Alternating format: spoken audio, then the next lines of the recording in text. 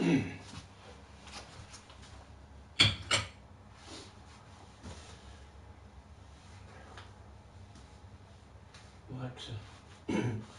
Alexa, talk radio, please.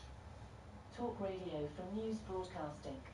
Anti-clockwise, very slow at the moment after a collision at junction 29, a turn off to Romford, and the A127. In the West Midlands, the M6 northbound is partly blocked by a breakdown just by junction 5, the turn off for Castle Bromwich. And in Berkshire, the M4 westbound is queuing into the roadworks, there between junction 14 at Hungerford and 15 at Swindon East. So do expect delays. I'm Adam. Some fall in love at first sight. For others, it takes a little longer. This February, experience the all-electric Ford Mustang Mach-E with a 48-hour test drive. Tech filled with Blue Cruise hands-off, eyes-on motorway driving and bred for pure comfort. There's a lot to get to know. And with 0% APR on 2-year Ford Options finance, plus a £7,000 customer saving, what's not to love? Ford. Bring on tomorrow. Search Mustang Mach-E 48 hours to book a test drive with your local dealer. Subject to availability, free post Ford credit.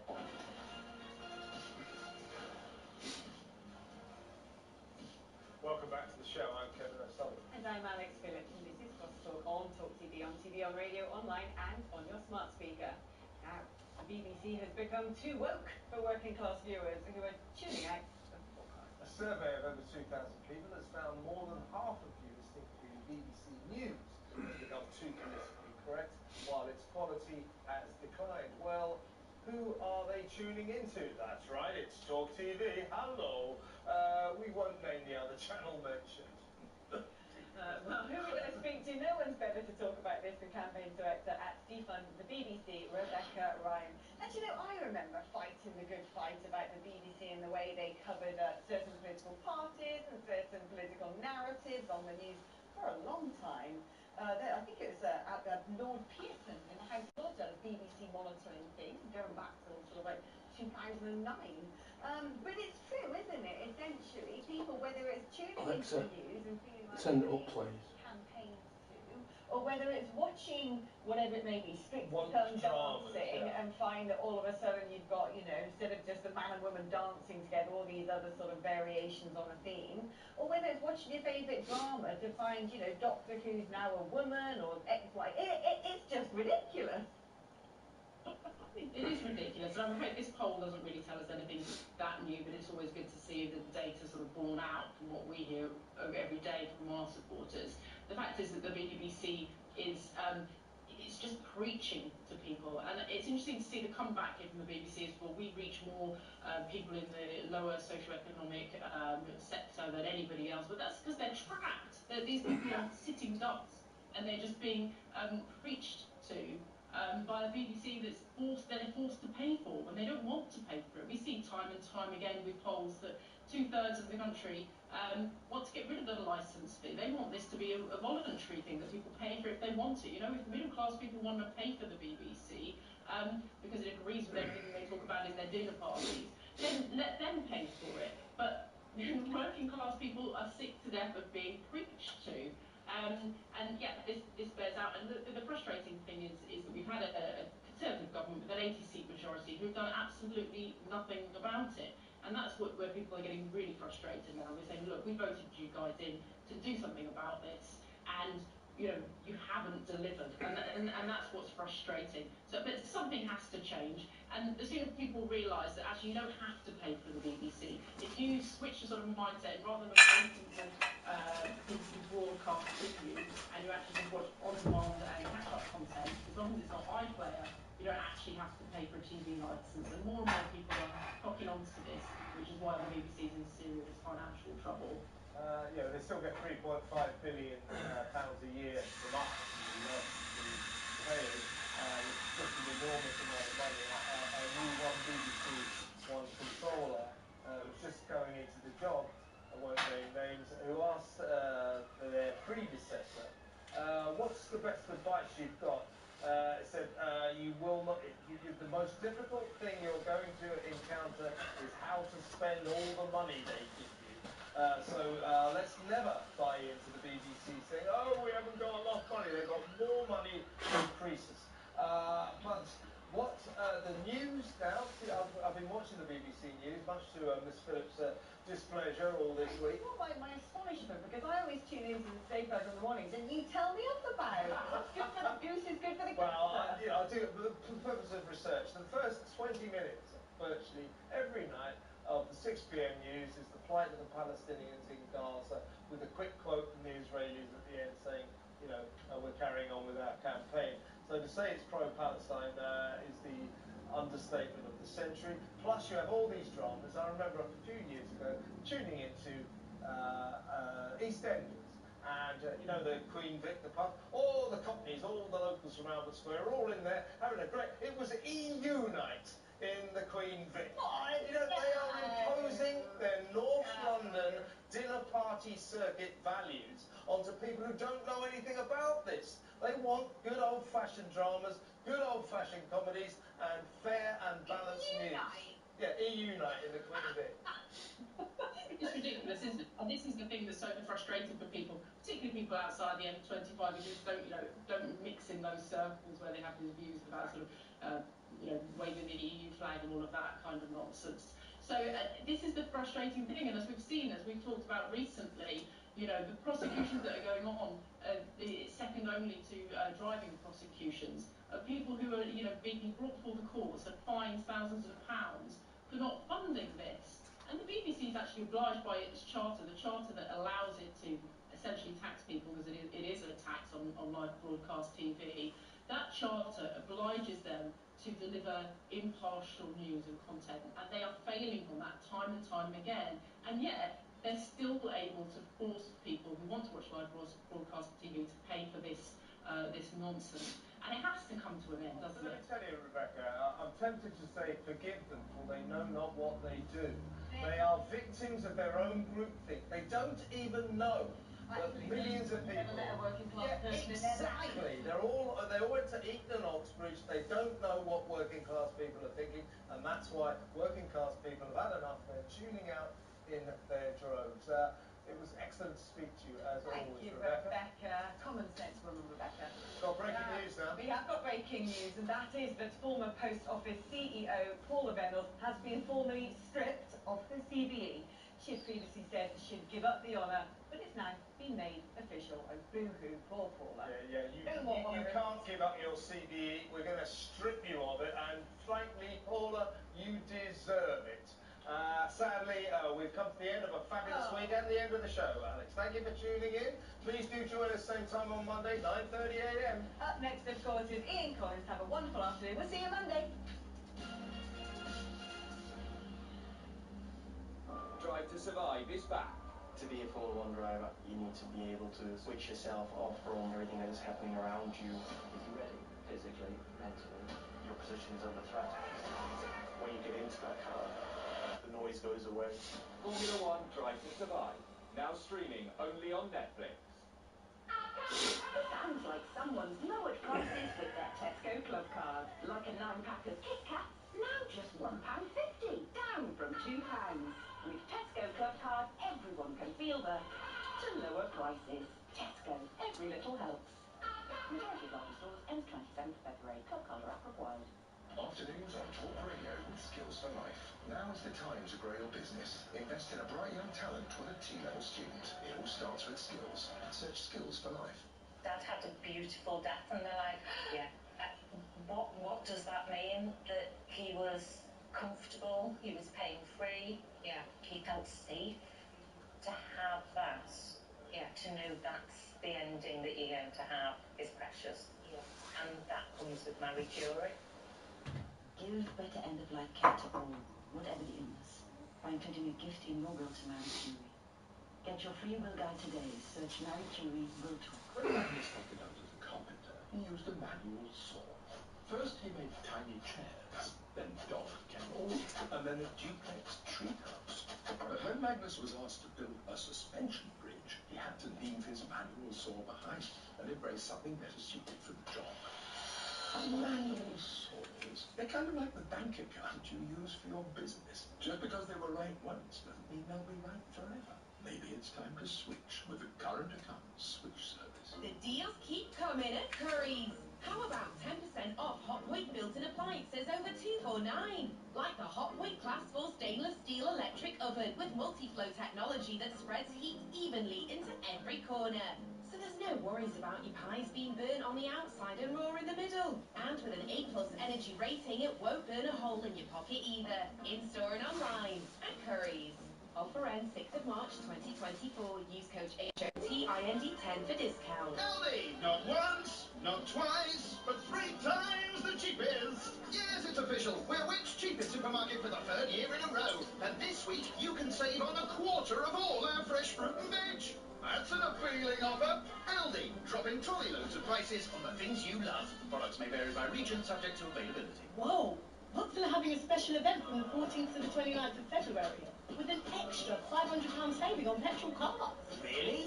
What about electric? Wow! An extra £2,000 allowance on electric cars with 4.9% APR representative. Including new Corsa? Yes. Astra? Yes. Mocha? Yes! Hey, where are you going? Vauxhall retailer. See ya! Electric allowance on PCP only, subject to status, T&Cs and availability. Stellantis Financial Services. At the end, there are 3 options: part exchange, paid to own vehicles, or return it. In People's Postcode Lottery's March draws, your ordinary postcode could deliver some rather extraordinary news. Because a share of £17.8 million must be won, and there's prizes every day. So join the 70% of postcodes across Great Britain that are already playing, and sign up your postcode before midnight on the 29th of February. Good things coming on. That's the sensible thing to do. You see, about me. 18 plus conditions apply. Players possibly not available in Northern Ireland. Like to beef up your lunch? Try a McDonald's Big Flavour Wrap. Get a kick with spicy veggie. Go big and bold with barbecue and bacon. Creamy with Caesar and bacon. Or go sweet with today's $1.99 wrap of the day, the sweet chili chicken one. Served from 11 a.m. Price may vary. Wrap of the day discount not available on delivery. Subject to availability. Discuss. The brilliant deliver. You're a laugh, are you? Talk Radio, the home of common sense. And good afternoon, I'm Ian Collins, and you're with Talk on TV, radio, online, and of course on your smart speaker. Coming up, Squire Brockman said Islamists are now in charge of Britain. The Commons Speaker admitted he'd been wrong to ignore protocol over security threats to MPs. Strong words, which the current Home Secretary James Cleverly has criticised. We'll look at that next. Also, Shamima Begum, the ISIS bride, has lost a court of appeal decision to regain her UK citizenship. The ruling means the 24-year-old must remain in Syria. But was that the right decision? And even AI now has gone woke. Google is racing to fix its powerful image-generating tool after claims it was overcorrecting against the risk of being racist. Our tech man, Will Dyer, will be here to tell us more. And of course, it's your call. This show is all about your response and your opinions. We're asking, on the back of everything that's going on, the madness out there, why has anti-Semitism been given a free pass? What the hell is going on? Lines are now open. 0344 499 1000. You can text 87222. You can find us on the socials at Talk TV. But let's get the latest news headlines. Good afternoon. One of the largest peacetime evacuations since World War II is underway in Plymouth as the military begins to move a 500-kilogram unexploded bomb through the city. The discovery has forced more than 3,000 people from their homes to set up a 300-metre cordon around the site with sandbags. A man digging his daughter's garden alerted police on finding the suspected World War II device on Tuesday. Former post office boss Paula Venables has been stripped of her CBE. Ms. Venables received the honour in 2019 for services to the post office and to charity. This comes as questions are being asked of the post office chief executive today after a newly published letter reveals he stands by 369 convictions in the scandal. Shamima Begum's lawyers say they will keep fighting after she lost her appeal to overturn the government's decision to remove her British citizenship. While she was still a schoolgirl in East London, she travelled to Syria in 2015 to join Islamic State at the age of 15. Her citizenship was revoked on national security grounds shortly after she was found in a refugee camp in 2019. After a series of legal battles, Miss Begum, now 24, lost her latest challenge at the Special Immigration Appeals Commission in February last year, but took her case to the Court of Appeal in October. The lady Chief Justice, Dame Sue Carr, made the ruling in the Court of Appeal, meaning she remains in Syria with no chance of return to the UK. We unanimously dismiss the appeal. It could be argued that the decision in Miss Begum's case was harsh. It could also be argued that Miss Begum is the author of her own misfortune. But it is not for this court to agree or disagree with either point of view. A left-wing anarchist has been found guilty of preparing acts of terrorism by compiling and sharing a bomb-making manual after declaring that he wanted to kill at least 6 politicians. 20-year-old Jacob Graham from Liverpool made 138 videos demonstrating how to make explosives. The boss of Ofgem says there are still big issues to tackle despite the regulator cutting its price cap by 12%. It means the average household will save around £20 a month. Ofgem says the annual price cap has now been set at £1,690. That's the lowest it's been for 2 years. Energy expert Will Hodgson says this does not change the real problem, Britain's huge reliance on gas. We're still paying over 50% more than we were paying before the crisis since Russia invaded Ukraine. So whilst there's cold comfort for British families, in the long term, we've got the same problem to sort out that we've had for 2 years, namely Britain's huge reliance on gas. Coronation Street's John Davenant has died at the age of 86. The actor was best known for his role as Fred Elliott in the long-running ITV soap, which he joined in 1994. A statement from his agent said he will be sorely missed by all who knew him. And now, with the weather, here's Isabel Lang.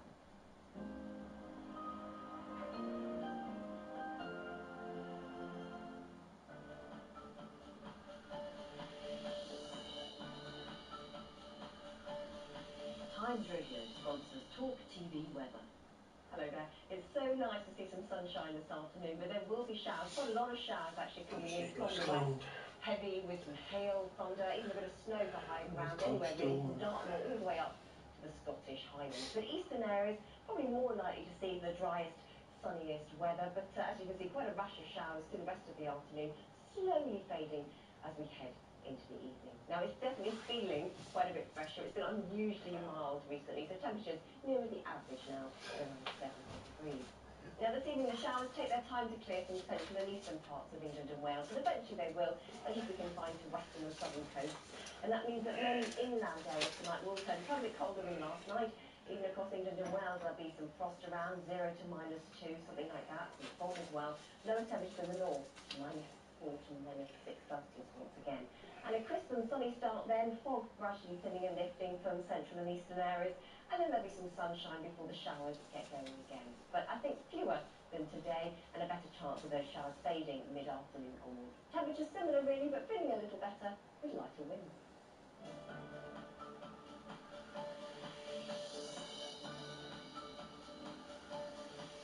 Times Radio sponsors Talk TV weather.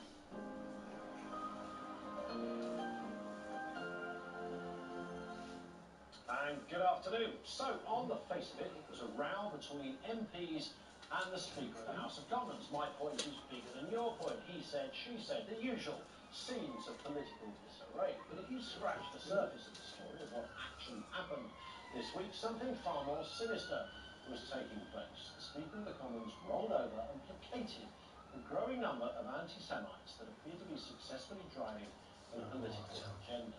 You can already hear the dissenters at the back bleating away that this is some kind of twisted version of events, a skewed interpretation of what actually happened. Well, let me save you the bother. Last night, the Houses of Parliament were lit up in big, bright colours as the words "From the river to the sea" were projected onto the side of Big Ben. 90 metres of anti-Semitic wording displayed for the capital, the nation and the world to see. From the river to the sea, writ large in illuminated letters, bang on the side of the mother of all parliaments. I mean, just let that settle for a moment.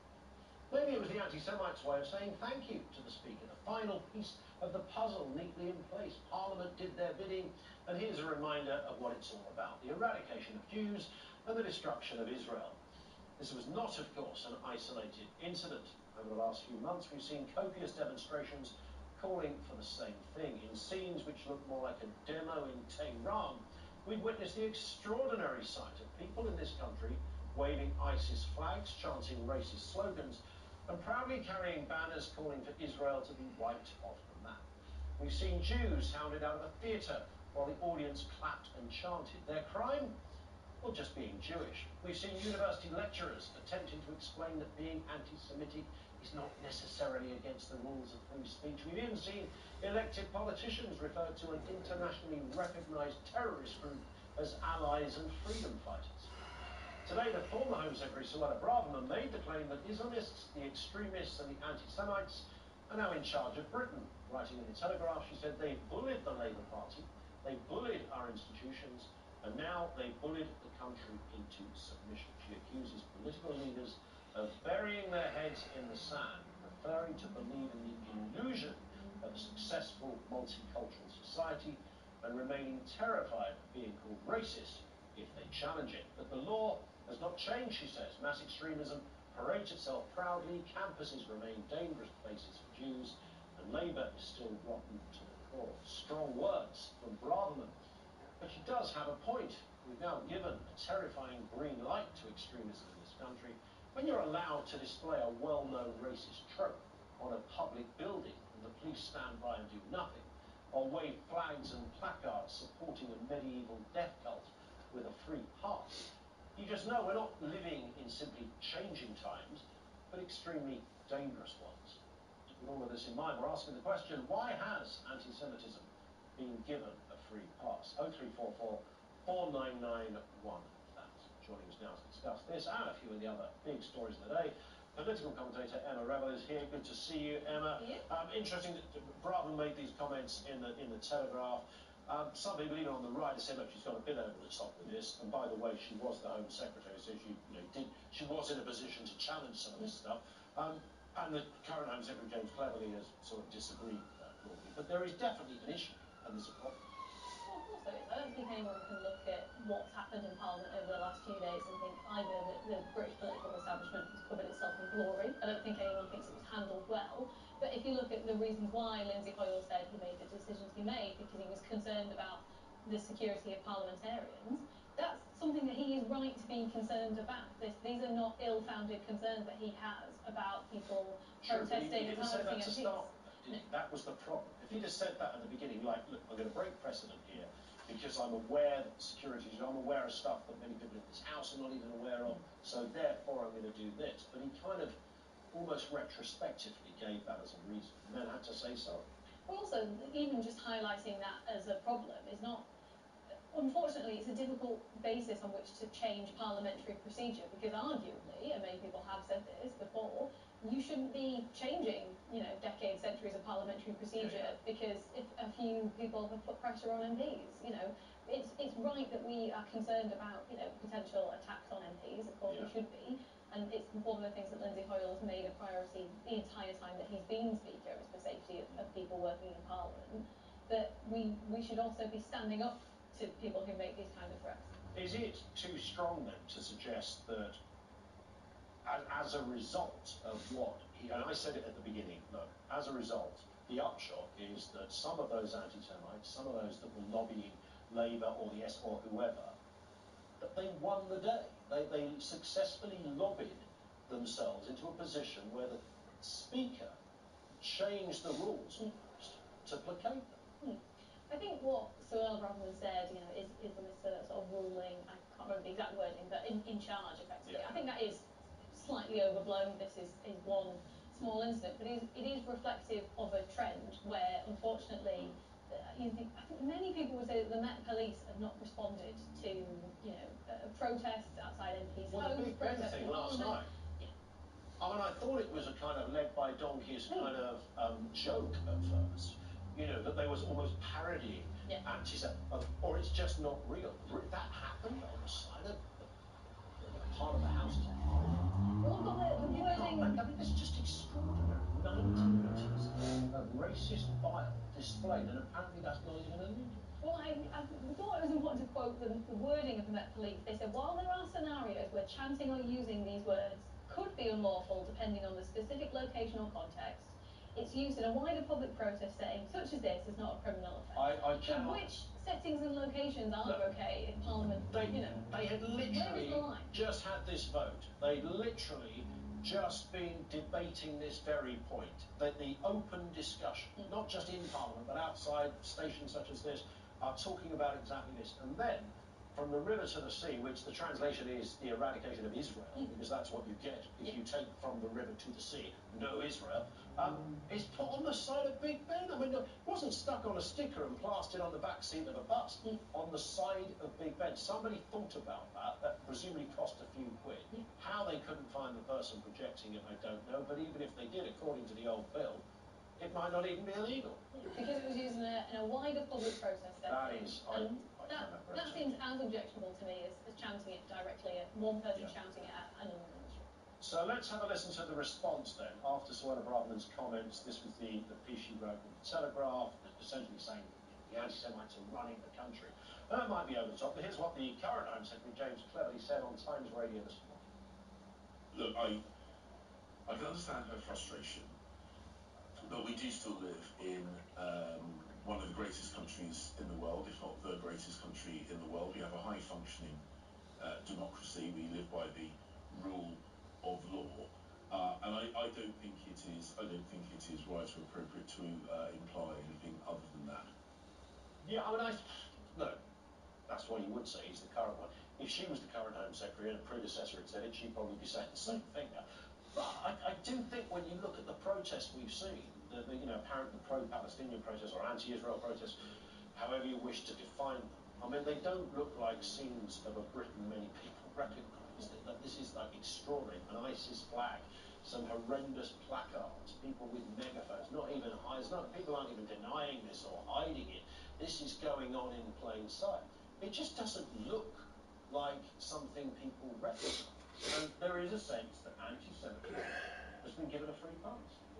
And if you're going to make the argument, which I think James Cleverly is, that people are entitled to free speech, there are some limits to that, and I think incitement, harm or hatred is one of them, and I think many people would say this kind of chant, falls into that category. But even if you have free speech, you have the right to say whatever it is you're feeling. That doesn't mean you're free from the consequences of that speech. And if it falls foul of the law in Britain, there should be consequences. I think that's where people are falling down. You shouldn't be prevented from saying it in the first place, but once you've said it, you should deal with the consequences of having said that. Indeed. Let's move on to the Shamima Begum story. She loses her latest appeal over citizenship. Tried to get it overturned. The UK government, or the Court of Appeal, essentially said no, she remains in citizen. What do we make of this? I think you have to set aside the fact that this is a court ruling on the basis of, was the legal decision correct within the current law? And they found that it is. They found, unanimously, so there is very little wiggle room in terms of subsequent legal challenge, although I'm sure her lawyers will. They weren't debating today the details of whether she should or shouldn't. They were debating whether the law was implemented correctly. Yeah. Did the Home Secretary at the time have the legal right to make the decision that he made? And the court was agreed 3-0, no objections, that yes, he did. And that was the right decision. So am I wrong to think, and I might be a rarity here, Anna, I think she should be back here facing trial in this country. I don't think I think there's a difference between the security services or whatever, go and fetch her and bring her back. No, I don't think that's a good use of public money. If she were to find her way back to Britain, in my opinion, she's entitled to British citizenship, and therefore she should be then put on trial and treated with whatever sort of security concerns we have around her, whether that's prison or something else. I personally, and this is more of a moral question than a legal judgment, I don't feel like you can strip someone of their British citizenship if they only have British citizenship. She is not a Bangladeshi citizen, even though there are comments, she is entitled to Bangladeshi citizenship for her parents. That's true, but she is not a citizen, and it is against international law to make someone stateless. But in this case, it's been found that the national security concerns relating to her and her being back in this country override that. So you see, I would have thought that if it's about security concerns, my own thought is that it would be a more secure situation if she was here rather than there. But actually, my overarching point, Emma, is that I don't like the idea that we have kind of obliterated a bit of our own law, bearing in mind a lot of the game that's played internationally and with terror groups and ISIS and the kind of people she was involved with. We correctly and rightly fly the flag of being a morally superior place. We have democracy, we have a rule of law, and we don't always like it. Everybody has an equal chance. Even if we hate the crime or the individual, everyone has the right to a fair hearing, etc. The idea that we've gone, but in this case, because we hate her so much and she was married to an ISIS bloke who chopped people's heads off, we're going to obliterate our own rules and laws to placate an emotion, which I think is what's at play here. I think as well there probably is still a chance that she could be used as an advertising tool for ISIS, a recruiting tool. Look at the way she's been treated by Britain, feeding into that sort of narrative. Sure. That's not a reason, I don't think, to bring her back. But I'd like to say, if she found her way back here, I think she should be treated under the British judicial and security services, rather than we've sort of abandoned any responsibility for this girl who is, at the end of the day, a British citizen. And just to find out, one of the problems I think is that if she did come back here and face a trial, she wouldn't get very much in terms of a sentence. So that, I think, are the headlines the government don't want to see. Final story of Rishi Sunak, green shoots of recovery. He says voters can see them. Let's have a look at what he said. I can tell, actually, on the ground, people are at the beginning of this year feeling that the economy has turned a corner. They do see those green shoots. They can see that things are getting better. Inflation has been more than halved. Mortgage rates starting to come down. Wages have been rising for 6-7 months in a row now. We just saw today, as I said, energy bills significantly down. Consumer confidence, business confidence, again, survey out yesterday, highest it's been in years. Businesses like yours feeling better about the future. And that is why it is so important that we stick to our plan. But do you know what? I thought life was a bit rubbish for a lot of people at the moment. I stand corrected. The Prime Minister's laid it all out there. The sunny uplands are here. I think it's the message that Rishi Sunak needs to convey politically ahead of an election is that we're on the up, and I think he's right. I think the economy has turned the corner, and we will begin to see, some form of growth, possibly not on the scale that we need, but at least growth later in the year. There's a budget coming up. Have we got headroom for tax cuts potentially that the Chancellor could deliver that will, give some sort of optimism?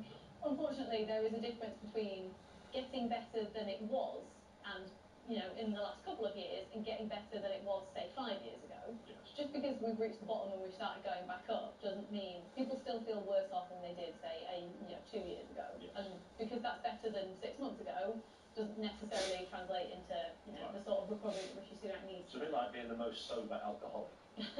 Maybe we're in that territory. Listen, good to see you, Emma. Nice Thank to see you. you. Emma Rebelman's here on Talk TV. Now, the Met Police reject claims that they failed to do more when an anti-Semitic message was projected onto the side of Big Ben because it isn't a criminal offence. Can you believe that? I'm Ian Cummins. You're with Talk on TV, radio, online, and your smart.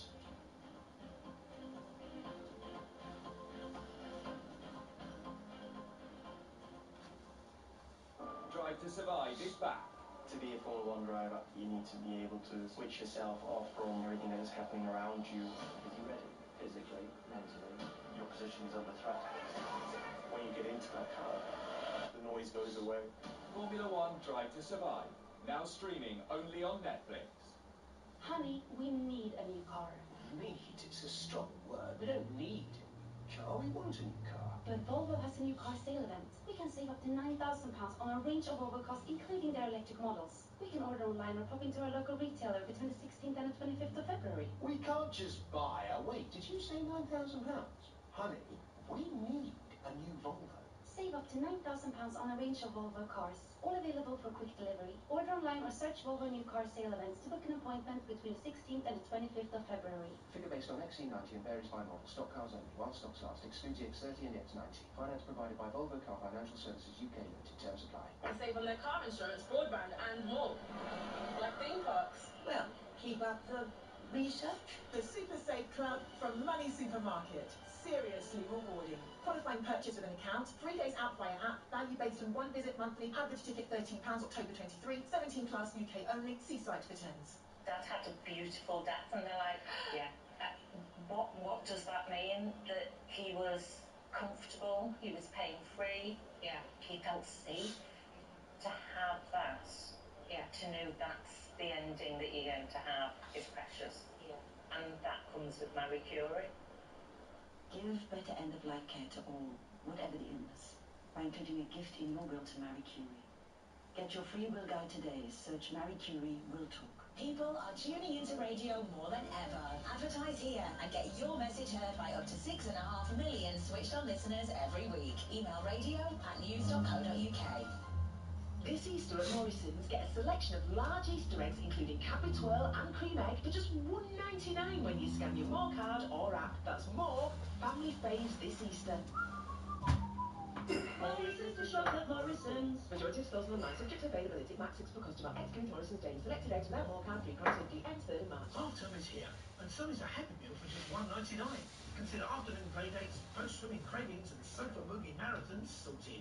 Exclusively available in the McDonald's app until the 25th of February. 18 plus, app only. One-time use daily. Ends 25th of February. Participating restaurants only. Subject to availability. T's and C's apply. Your way from driveway to motorway. Talk Radio. Travel update. In South Wiltshire, the M18 northbound is blocked after a vehicle fire between Junction 4 at Westmore and Junction 5 N180. Near Bristol, the M5 southbound, there are 3 lanes shut there after a multi-vehicle collision between Junction 18, the M49, and 19 for Portishead. And in Hertfordshire, delays on the London-bound M1. That's partly blocked southbound after a collision just before Junction 6 to turn off for North Watford. I'm Adam Moore. And welcome back to the show. I'm Ian Collins. You're with Talk TV on TV, radio, online, and of course your smart speaker. Now, the Met Police have rejected claims that its officers stood idly by whilst From the River to the Sea, a well-known anti-Semitic trope, was blasted onto the side of Big Ben. In a statement, the Met said they would understand the history and strength of feeling associated with the chant, the specific location or context, its use in a wider public protest setting, such as in on Wednesday night, but it's not a criminal offence. Meanwhile, the former Home Secretary Suella Braverman has warned that Islamists are bullying the country into submission. In a Telegraph article, Ms. Braverman said the UK was sleepwalking into a ghettoised. I managed to discuss this a little further with the broadcaster and Imam Ajmal Mazroor. Ajmal, good to speak to you again. Not sure where to start here. Let's kick off with the Big Ben thing. I mean, nobody is going to buy this idea that this is not offensive or anti-Semitic, are they? I don't know. I've not seen the slogan myself, and I've not been party to this conversation. I know I joined the conversation towards the tail end of what you were discussing with the earlier speaker. But if we go by the specific comment made by Suella Braverman, I'm afraid Suella Braverman lived off making headlines and making off-the-cuff remarks without thinking about the consequences. There are deep consequences in our country. You know, yesterday or today, in your own channel, we had a couple of discussions about the extreme rise in anti-Muslim bigotry, Islamophobia. And Suella Braverman has just added further fuel to this anti-Muslim bigotry by writing quite carelessly throwaway remarks about Islam and the Muslims and how Muslims and Islam and Islamists are taking over the government. It's just a whole load of... well, she does, just to correct something here, and I know that this may be a nuanced point, Ajmal, but she talks about Islamists as distinct from Islam or Muslims. You know, it's very difficult, Ian, for an ordinary person to make a distinction between Islam and Islamists. When this young boy, young baby actually, in America was stabbed more than 20 times because a politician associated a Muslim child with anti-Semitism. An ordinary guy who thought it was his God-given right to go and kill him. Now, ordinary people out there, many dimwits especially, are inspired by people like Suella Braverman. They look for this. But we know what she was talking about. She was talking about the fact that, you know, this country has one prime problem with extremism. There's lots of problems with extremism. There's a big old pie chart. I get it, right? Bring extremism, etc. But right now, in the current epoch, we've had 7/7, we've had Westminster, we've had various other attacks. We have some of the protests. We have people calling for the destruction, the eradication of Israel and Jews. People chanted out theatre. I mean, it could go on. Lecturers at universities saying, well, anti-Semitism is a right of free speech, etc. All manner. Right now, We have an Islamist problem, Ajmal. I know it. I'd just like to hear you as an imam, as a very decent man. I'd like to hear you say it as well. But Ian, you're not explaining for me what you mean by Islamist because you've conflated a lot in one sentence. I've just given you lots of examples. No, I know, but they're not all associated and they're not linked by one monolith. A group of people will come together and conspire to do something like this. It's not true. The marches that we're talking about, the images that you're showing, thousands of people, actually 90% of the participants are non-Muslim, Christians, atheists, people of all backgrounds. So associate them all and put them under this so-called Islamist. I'm really confused. What do you mean? Please explain. You don't know what I mean by that? I mean, if I'm looking, I don't know what the percentage, the breakdown is demographically of those. I've been to those marches myself. But this is in the name, as many people will argue and contest on whether it is something as horrendous as a terror attack, whether it is something that's meant to be peaceful, such as a march. People will argue that it is in the name of a faith, or their version of a faith. You do know that the demonstration was organised by Socialist Workers' Party. Yeah, no, I'm aware of that. Those people are as bad as anyone else that I'm talking about. Can I just finish my sentence? Let me finish my sentence. They're part of the extremist problem, some of these people. So to say that they are part of the Islamist problem... Well, she says Islamists and extremists. She makes that point. So I think the point we are making is the idea of Islamist or Islamism has been coined by people that I know very well, and I know where they're coming from and why they've coined it. Let's come back to the problem that we have. At the moment, the crisis in the Middle East could easily be solved. You know it, and I know it. What's the problem? It's called 75 years of occupation. If the Israeli government stopped illegal settlements, occupation of Palestinian land, and was serious about giving Palestinian people their right to having their own state, this will not be a discussion. Gaza won't be where it is today. Well, we could get, if Hamas, a recognised terror group, I'm sure you would echo those words with me as well, if they disappeared from the face of the earth, then this whole thing could move on, right? But can you imagine the same language Hamas is using? If Israel disappeared from the face of this earth, the problem will be over. I don't agree with it. Israel is not there's no comparison, there's no equivalence between them. We're talking about the rhetoric here. The rhetoric is very inflammatory. Hamas terrorist group, Israel, progressive first world country. Yeah, but it's a genocidal one country. medieval death cult, one elected democracy. 36,000 people, 80,000 injured, 80% of Gaza flooded. Nobody wants to see that. Listen, we're not going to disagree on those fundamental points. In terms of ending it, if we remove medieval death cults from the equation, we can all move on, Asma. But that's not true here. We know people like Ilan Pappé, professor with a Jewish background, has written extensively who said that's not the problem. Hamas was created by Israel too. Don't forget that. Nobody is going to... Well, again, it comes back to Bradley's point about extremism. Listen, Asma, I move on for no other reason than time. It's always good to have a chinwag, even if we disagree on certain elements of this. Thank you for your time. I want to bring in Paul Harris, editor of the Jewish Telegraph. Afternoon to you, Paul. I don't know how much of that you managed to catch, but I did begin by asking our previous guest, the Imam, what he thought about the lighting up of the river to the sea on Big Ben. He claimed he didn't really know much about it, which is a struggle, but nonetheless, that's what he said. That is, if you like, grade A anti-Semitism right there, lit up in big letters, 90 metres worth of racism on the side of our parliament. Is that a fair assessment? It is. I would like to pick Ajmal up on something else which you didn't correctly. He described Israel as a genocidal state. I don't think there's any suggestion that is true, or that's grossly slanderous. So I'd like to correct that to a start. The anomaly of this projection onto Parliament is that police say that, as far as they're concerned, no law is broken, and they've done nothing to prevent this. And yet, only a matter of weeks ago, the campaign against anti-Semitism had a trailer in exactly the same place outside Parliament with something completely anodyne, as far as it was concerned, which just said free the hostages, and the police told them to stop it, to get rid of it, and they moved them on, suggesting that this was a threat to peace. So, or safety, I don't quite understand, what the difference is here. I mean, on this particular one, I can, look, there's certain stories in all of this that have disturbed me, Paul, beyond anything I thought I'd experienced in my lifetime. I could pick out the obvious ones, a Jewish group being essentially hounded and chanted out of theatre in the 21st century. And then this, the Big Ben thing. When I saw it last night, I thought it was AI. I thought somebody had invented this for a social media purpose. And then to discover it was not only very real, but apparently doesn't break any laws, when it's about the most emotive, well-known racist trope you can say in this current context against Israel, against Jews. I mean, to me, it's unequivocal. It's a no-brainer. And for people to argue otherwise is, frankly, the language of a buffoon or a 5-year-old. Well, absolutely. I mean, this was grossly anti-Semitic. It's well known, the police must know what this means. I mean, without wishing to be facetious, this is simply a matter of interpretation by police on the day.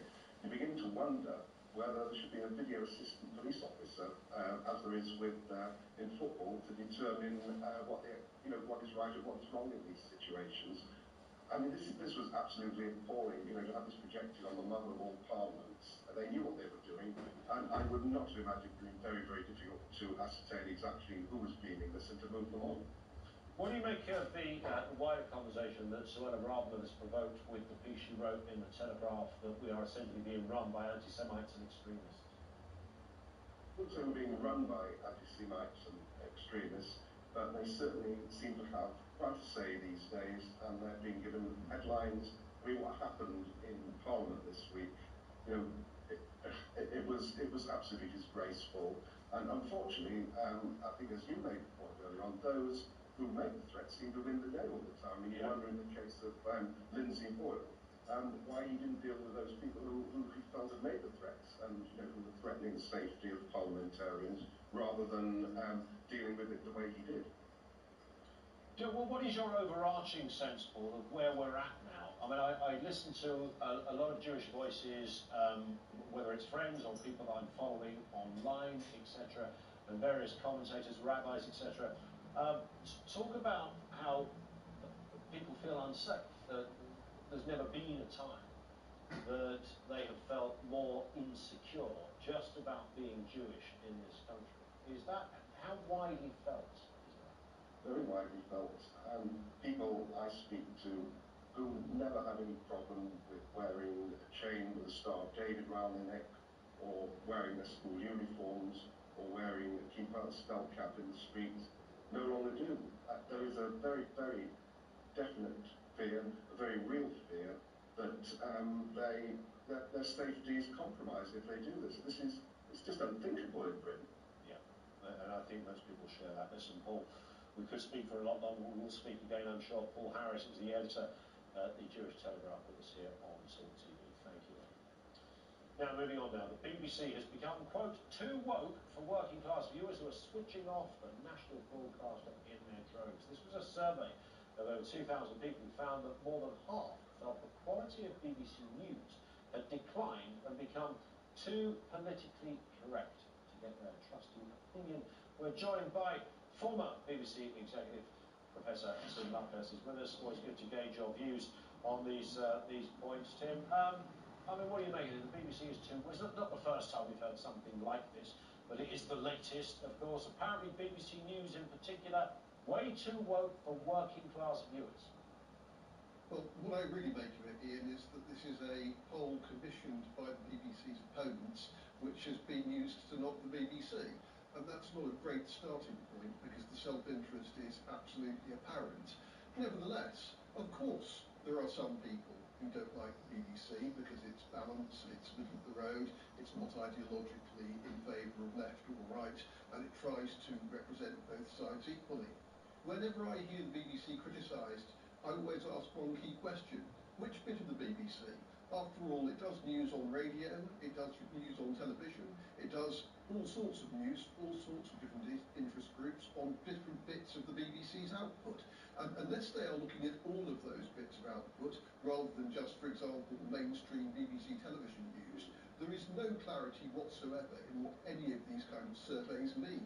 I think really what they're done for is to knock the BBC in the interest of the BBC's rivals, Now, I wish the BBC's rivals the very best of luck, but compete on a fair playing field. No one's going around trying to do knocking pieces about Talk TV or about GB News, because on the whole, we think competition's a good idea. So let the BBC compete as well.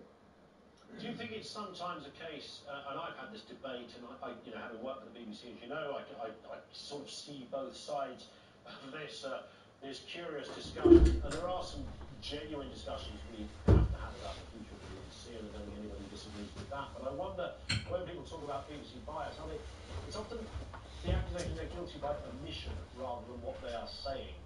Everybody has their own idea of what they think a news agenda should look like, and other than phoning everybody in the country before the 6 o'clock news and asking what should be the top 6 stories, I don't know how we ever placate that.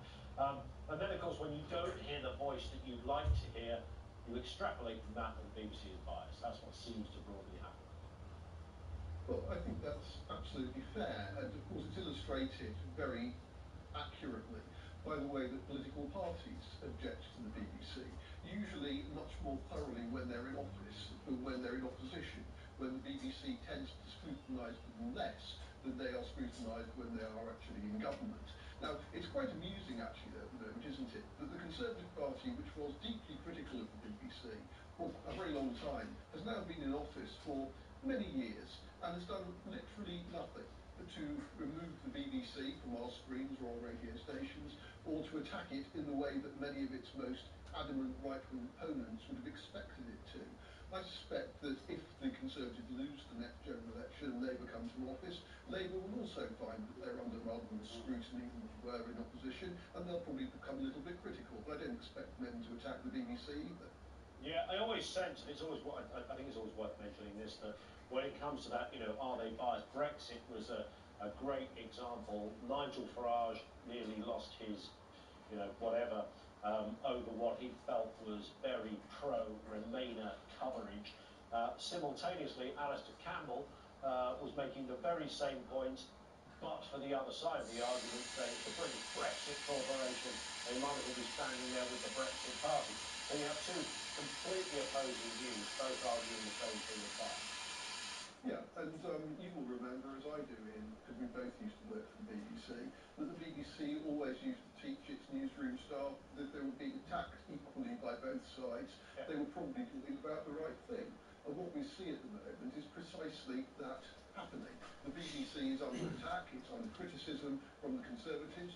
There are people on the left who think the BBC is right-wing, people on the right who think the BBC is left-wing.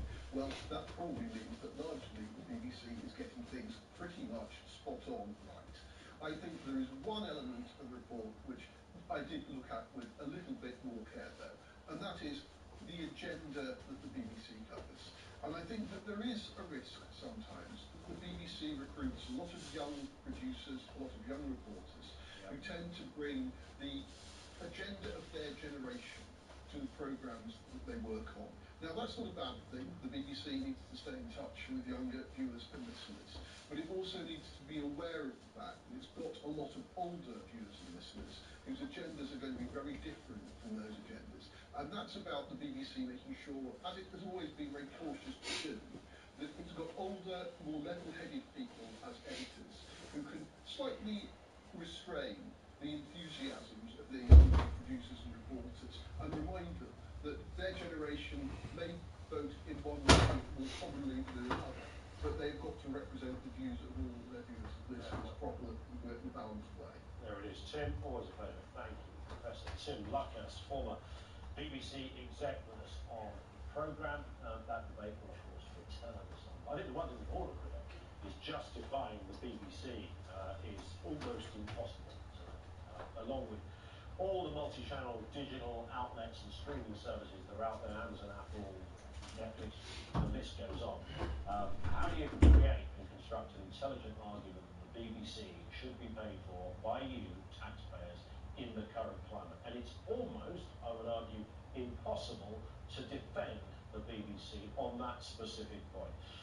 We move on. Coming up after the break, Google's new AI picture bot, this is classic, Gemini, has been branded woke and anti-white after it rewrites history depicting George Washington as black. I'm not making this stuff up. Our man Will Garrett's here to tell us more. I'm Ian Collins. You're with Talk on TV, radio, online, and your smart speaker.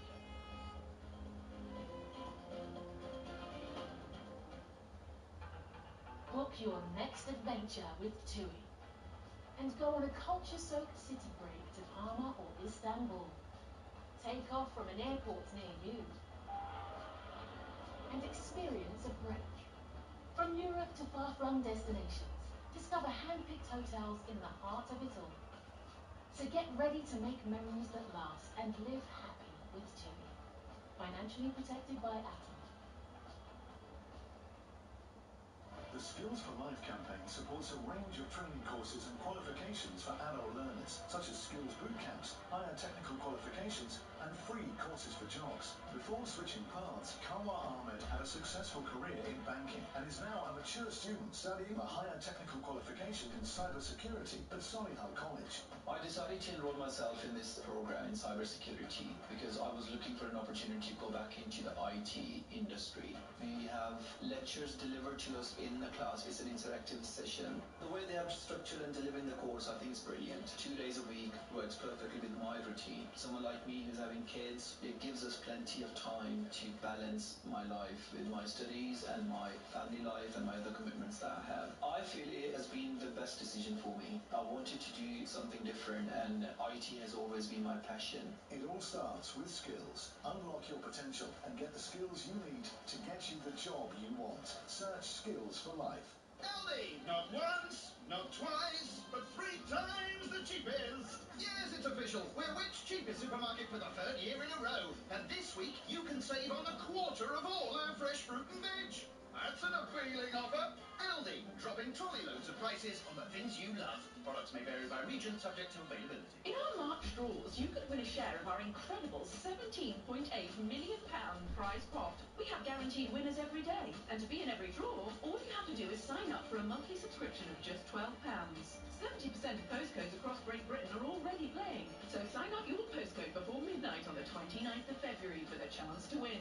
Good things come knocking with People's Postcode Lottery. PPL manage lotteries on behalf of good causes. 18 plus conditions apply. Play responsibly. Not available in Northern Ireland. Your way from driveway to motorway. Talk Radio. Travel update.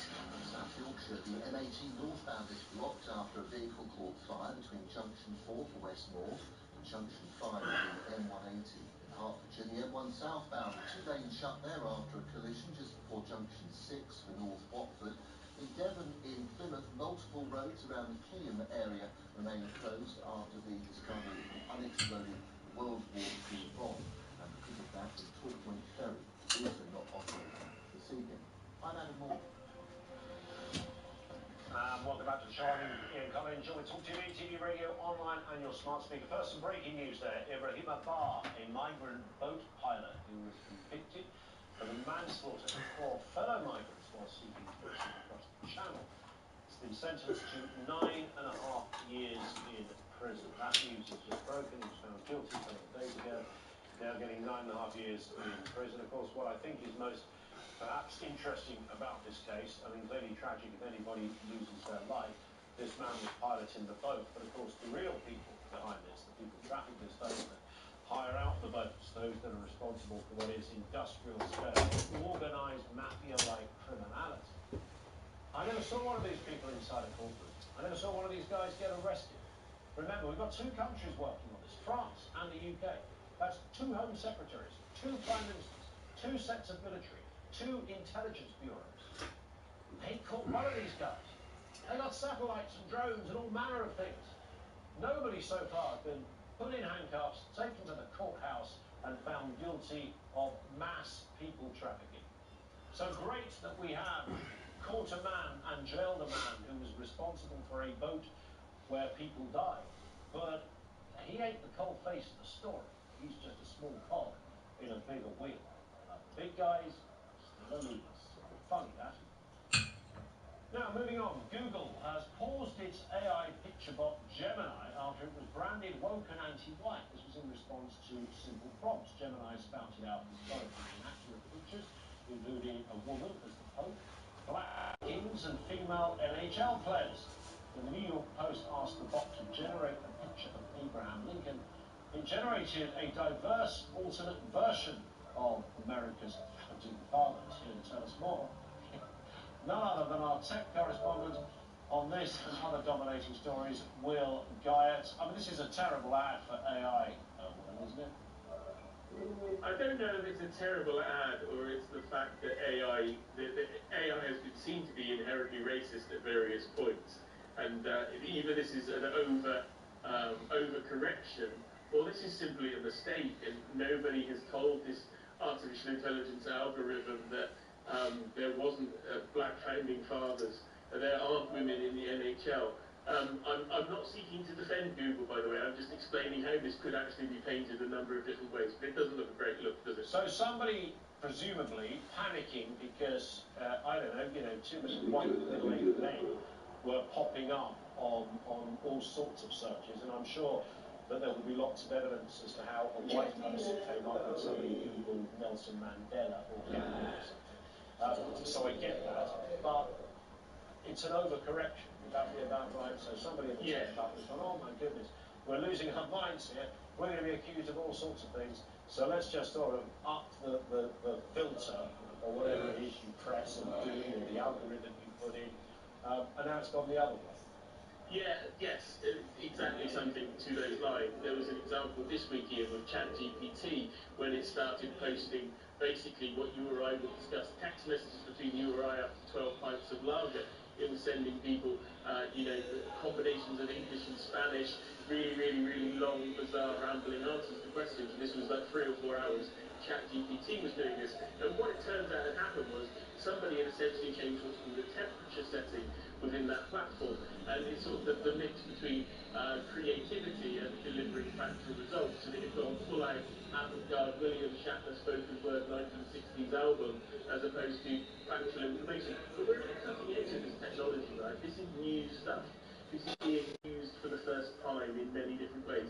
And yes, this is embarrassing for Google, because they have been spotted essentially, if you like, trying to overcalculate or overcorrect. But this is as a result of the fact that research has shown that these typical AI favours towards men and it favours towards white men in terms of how it's been generating, because those, unfortunately, the statistics that show those are the people that have been building these systems. So there is this kind of attempt to overcorrect, and we've seen it head on here.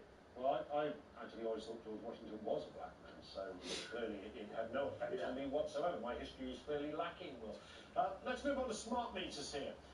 What's going on here? Smart meters going wrong, going AWOL? What's happening? Yeah, so there's about 30-odd million smart meters now in the UK across electric and gas. They've been bringing them out for around a decade. It's been an absolute hodgepodge of different systems and competing formats. The original smart meters that first came out really don't work very well, and are now being replaced with a newer generation. But it would appear from this research from which that a number of people that have had smart meters installed, whether they're the old ones or the new ones, still aren't getting them working properly with their energy company. And so far, I think around about 60% of energy companies have now signed up to replace them free of charge, because these meters haven't been reliable, they haven't worked how people have wanted them to, and the country is still struggling to switch everybody over to smart meters. Yeah, I got one, I might have forgotten to tell you this, got one about 3 or 4 weeks ago. Despite the fact, I think it was 3 or 4 years ago when you were advising me, don't get the first, when I first asked for it. That's not far off the mark, actually. It took forever for this thing to come. But I remember you saying there's the first version, don't get the first version, it's full of gremlins, and get the second one. I'm utterly fascinated. I wouldn't say obsessed, Will, but there is a moment, I think it's a rite of passage. I think every man in particular, I don't know why it divides up like that, but it seems to, will spend at least the first month, monitoring everything. I'm going around the house, I'm sticking on the dryer just to see what it does. I'm working out if I boil a kettle. Do you know it costs 18p to boil a kettle? I didn't know that. If I stick the dishwasher on, my usage per minute or per hour, whatever it is, it's intriguing to see it in action. And then, of course, you play beat the tariff, because you realise I spent 12 quid today. If I do that every day, my bill's going to be £400, so I'm going to get that down to under a tenner. Got it down to 6 quid the other day. Job's a good one. your kids are probably spending much of their day in darkness. But one of our mutual friends, Dale Vince, will be very. One of my our mutual friends, Dale Vince, he'll be very impressed to hear that you're looking at your smart meter usage and your energy usage there. They are good. They are. It's very interesting to get into this situation to realise just how much energy you can potentially use in your house if you've got items on standby, all of those kinds of things. Especially like you when you're charging up that electric Rolls Royce. I'm imagining that's costing you quite a bit. Well, the brand new one, yeah, it is costing a few quid. I've got a special team of people to charge that beast, so it's always ready for the chauffeur to take me around the place. I tell you what though, the apps that go with it, I mean the gas app that I've got is absolutely hopeless. Because of course that's the smart meter's meant to then feed the central system. The central system will tell your app, so you can look back on a calendar and go in. I can't get anything out of that. The challenge here is a company like an Apple or a Facebook hasn't designed this technology. That's the issue. It's been designed not by the top people. That's the issue here. Let's move on to Serco. Serco, of course, one of those organisations that get big government contracts to do all manner of things, from security to, I don't know, companies like this, you know, they look after school dinners, they clean toilets, they do passport office contracts, they find homes for migrants, all manner of things. So that just gives you a sense, for those who don't know who Serco are and what they do, but they've got into a bit of trouble over facial recognition. Yeah, quite rightly so. Why on earth would you be facial recognition scanning your members of staff? That's what they've been told to stop doing here. It's been seen as a disproportionate use of surveillance. The idea is that they were replacing ID cards and those kind of things with members of staff in these areas where they were testing it, and were using a facial recognition system instead, which I believe a number of members of staff complained, or unions complained, and the ICO, the Information Commissioner's Office, said it was overuse of technology. And we're going to see tons of this coming here. All companies are going to want to put facial recognition technology in. You know, some stage soon, your company is going to be able to work out just how happy you're feeling when you're walking through the door, just by looking at the kind of the tiny mannerisms and bits of information you're giving away. And facial recognition and other kind of artificial intelligence analysis of our bodies and how we react is going to be all this data that companies are going to be able to acquire. I mean, Serco's argument, I mean, they did give us a statement, I won't read the whole thing, but their point is that they've been doing this for years with no adverse effects. They say we take this matter seriously and confirm we will fully comply with the enforcement notice. So their reasons for wanting it, I mean, is this about what? I mean, are they trying to gauge people's mood from facial recognition, or are they just trying to gauge that they've turned up for work? I'm imagining some of this is testing of this equipment for a wider use for clients and those kind of things, and testing those systems, and also seeing how they work. And yeah, of course, while Serco have given you a statement, let's not forget that they have been told by the Information Commissioner's Office to stop doing it, because they see it as too heavy-handed, and those people are the data watchdogs in the UK. So Serco can be upset about it, but they've had a slap across the wrist and told to... Do you know what, though? I mean, the surveillance thing, for many different reasons. A friend of mine works for a big multinational company. They can monitor everything from, you know, whether your elbows or your hands are on your desk and fingers near the keyboard, or whether they're doing something else. How many sheets of toilet paper staff use when they go to the loo, although they are in the hygiene kind of business, this company, how many steps it takes for an individual staff member to get to the, I mean, the list goes on. So, shape of things to come? Yeah, I think unfortunately it is. Yeah, I think it is, Ian. We're also hearing companies now using artificial intelligence to help with job interviews and those kinds of things. And I just think this is all running a little bit too fast for society. There it is. Will Guy, as ever, thank you. Will, of course, is Talk TV's tech correspondent with us on the programme. A big, big thank you to him. A big thank you to you. It's been a cracking week, an interesting week. We've been busy. I have no reason to believe next week won't be much of the same. More stories to debate. Thank you for tuning in. We're, of course, back on Monday at 3 o'clock. Have a cracking weekend. Vanessa Feltz is up next right here on Talk TV. Have a good afternoon.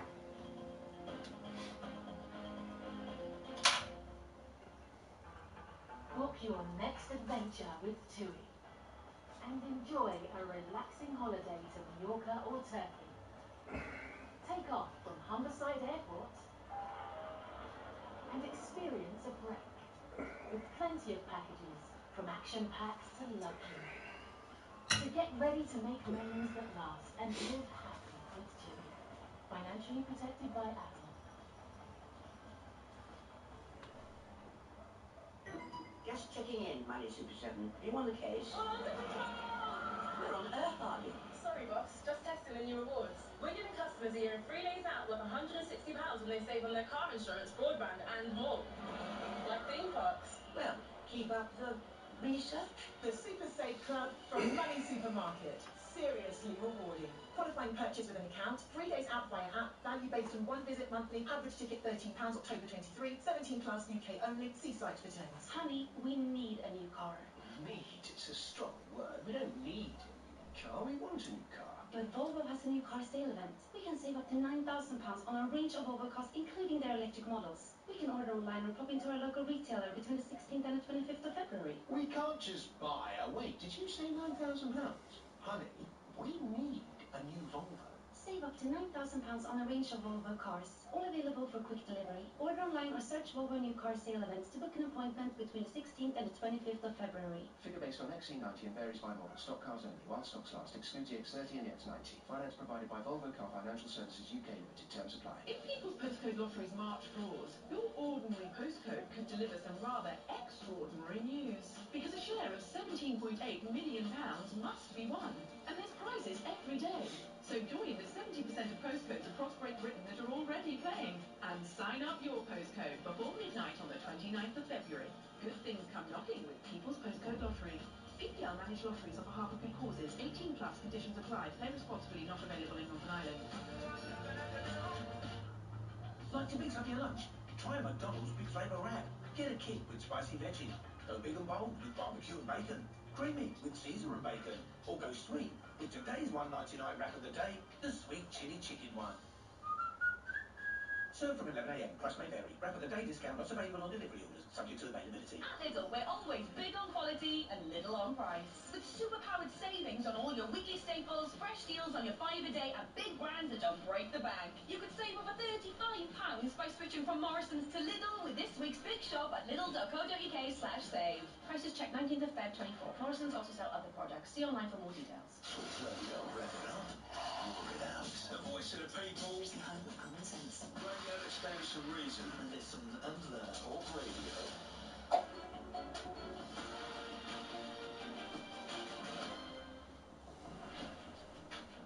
A very good afternoon to you and welcome to the show. I'm Vanessa Phelps. This is what's coming up. The appeal is dismissed. Application denied. A judge ruled that Shamima Begum cannot regain British citizenship after joining ISIS, meaning she must stay in a Syrian refugee camp.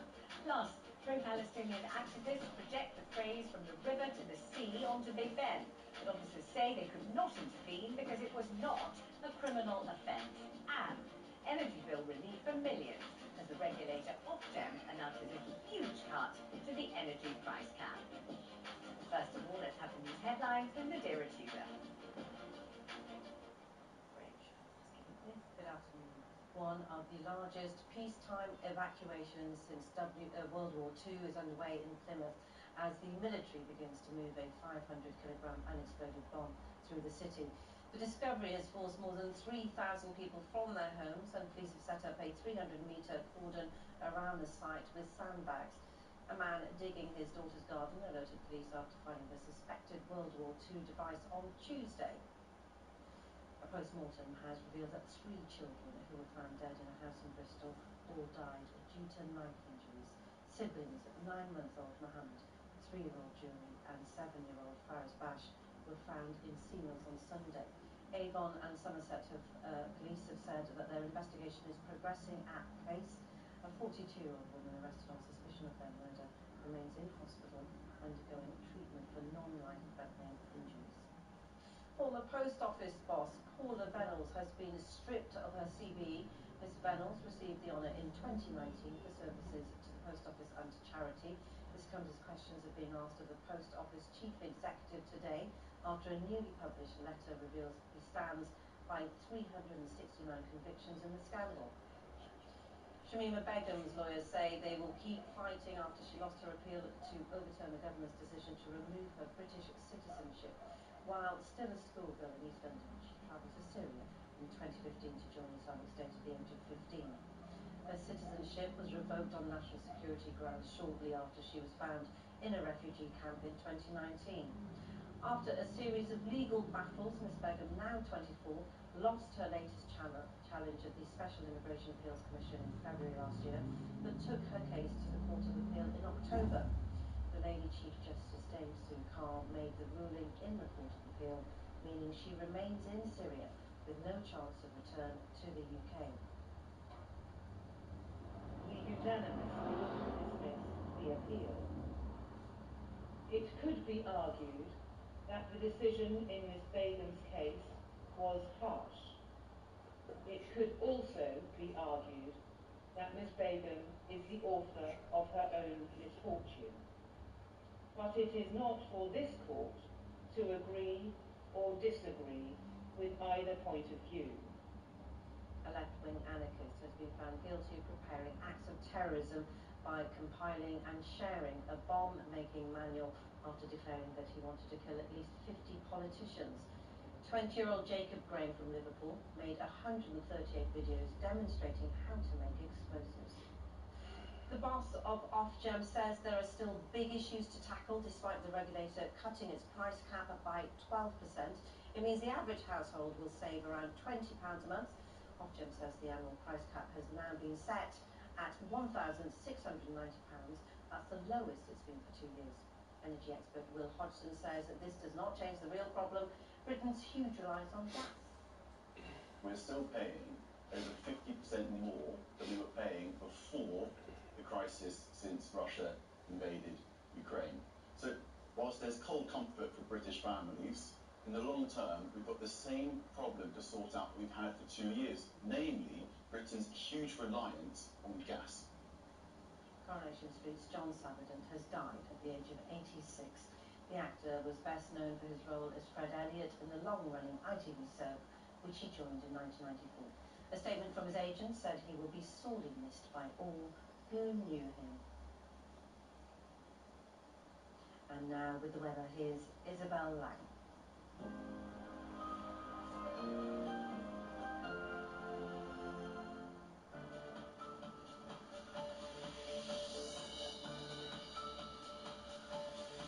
Times Radio sponsors Talk TV weather.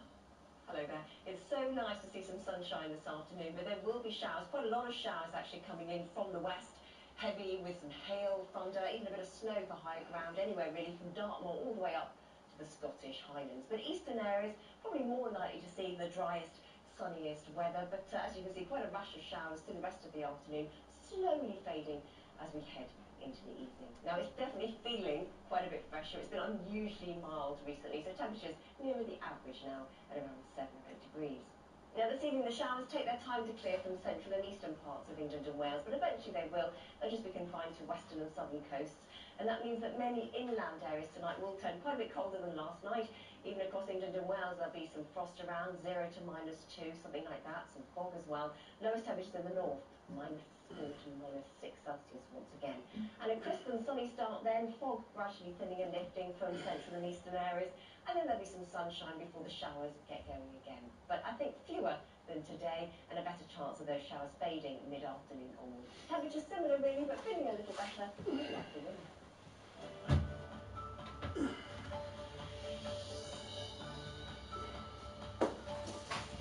Times Radio sponsors Talk TV weather.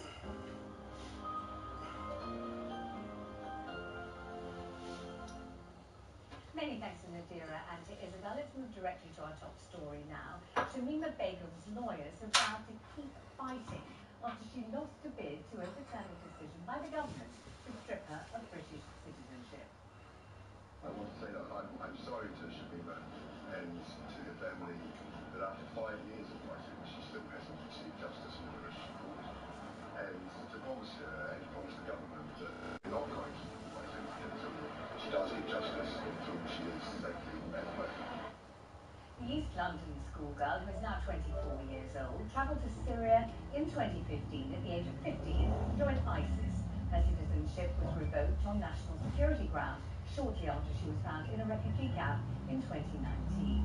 She's trying to return to the UK, but 3 judges at the Court of Appeal unanimously dismissed her appeal today, meaning she'll stay in Syria with no chance of coming back to Britain.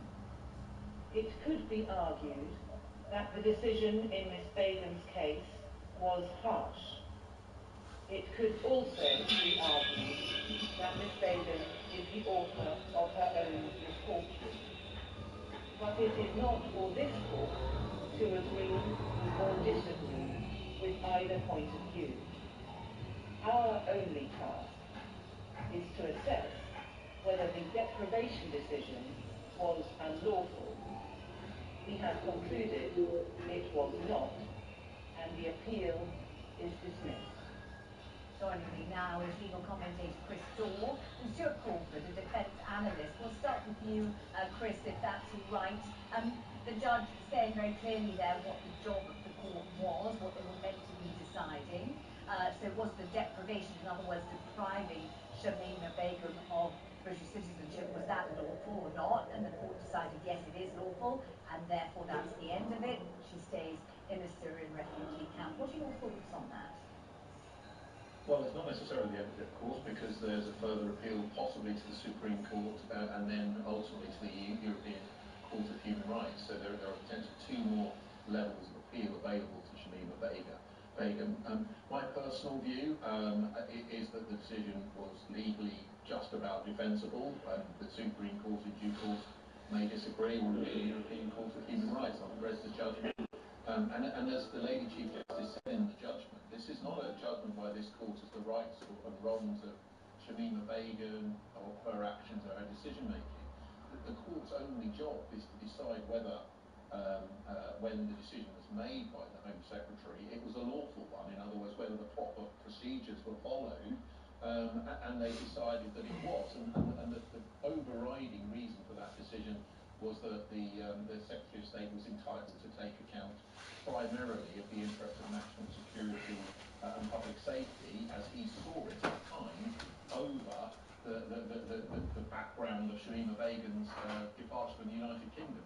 And you may recall that there was no dispute in this case, or at least it was accepted by the original appeals tribunal, that there was evidence that she had been trafficked from the United Kingdom at the age of 15 for sexual exploitation, and further that there was at least an arguable case that the local authorities in East London, where she was born and grew up, had failed in their duty to protect her from exploitation, schools, local authority and such like.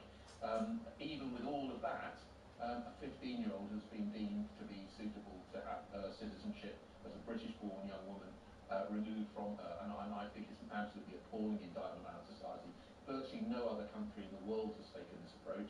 She has nowhere else to go, because the only other country she could have gone to, in theory at least, Bangladesh, have said that she can't go there, and I don't think she'd ever been there in her life anyway. So we have a young woman at the age of 15 who's lost a number of children, who've died, who was at least, on the evidence, sexually exploited, and one can well imagine how obvious that might be when you think about her age at the time, deprived of British citizenship and condemned to remain in a refugee camp indefinitely. Let me bring Stuart Crawford into this. Stuart, do you see it in the same way? Are you horrified by this? Do you think it's most unusual? Other countries in the world haven't behaved in this way, that it's a very unusual thing to deprive somebody of their citizenship, particularly when they were only 15 when this happened. What do you think of it all? Good afternoon, Vanessa. To be honest, I'm torn on this one, actually, because I do understand that Ms. Begum, when she undertook her actions to leave the UK at the tender age of 15 and travel to Syria and join ISIS by all sense of the word, and marry a Dutch jihadist fighter and have 3 children with her who have sadly died. She was conscious of what she was doing, and therefore actions have consequences. All I would say is it's a pretty early age to learn such serious consequences. And I have a daughter who is more or less the same age as Ms. Begum, and so I tend to see it from a father's perspective as well. And whilst mine, thank goodness, didn't take quite such radical action, we've all made mistakes in our youth. And I know I shudder when I think of some of the ones that I've made. So I'm torn. I also don't have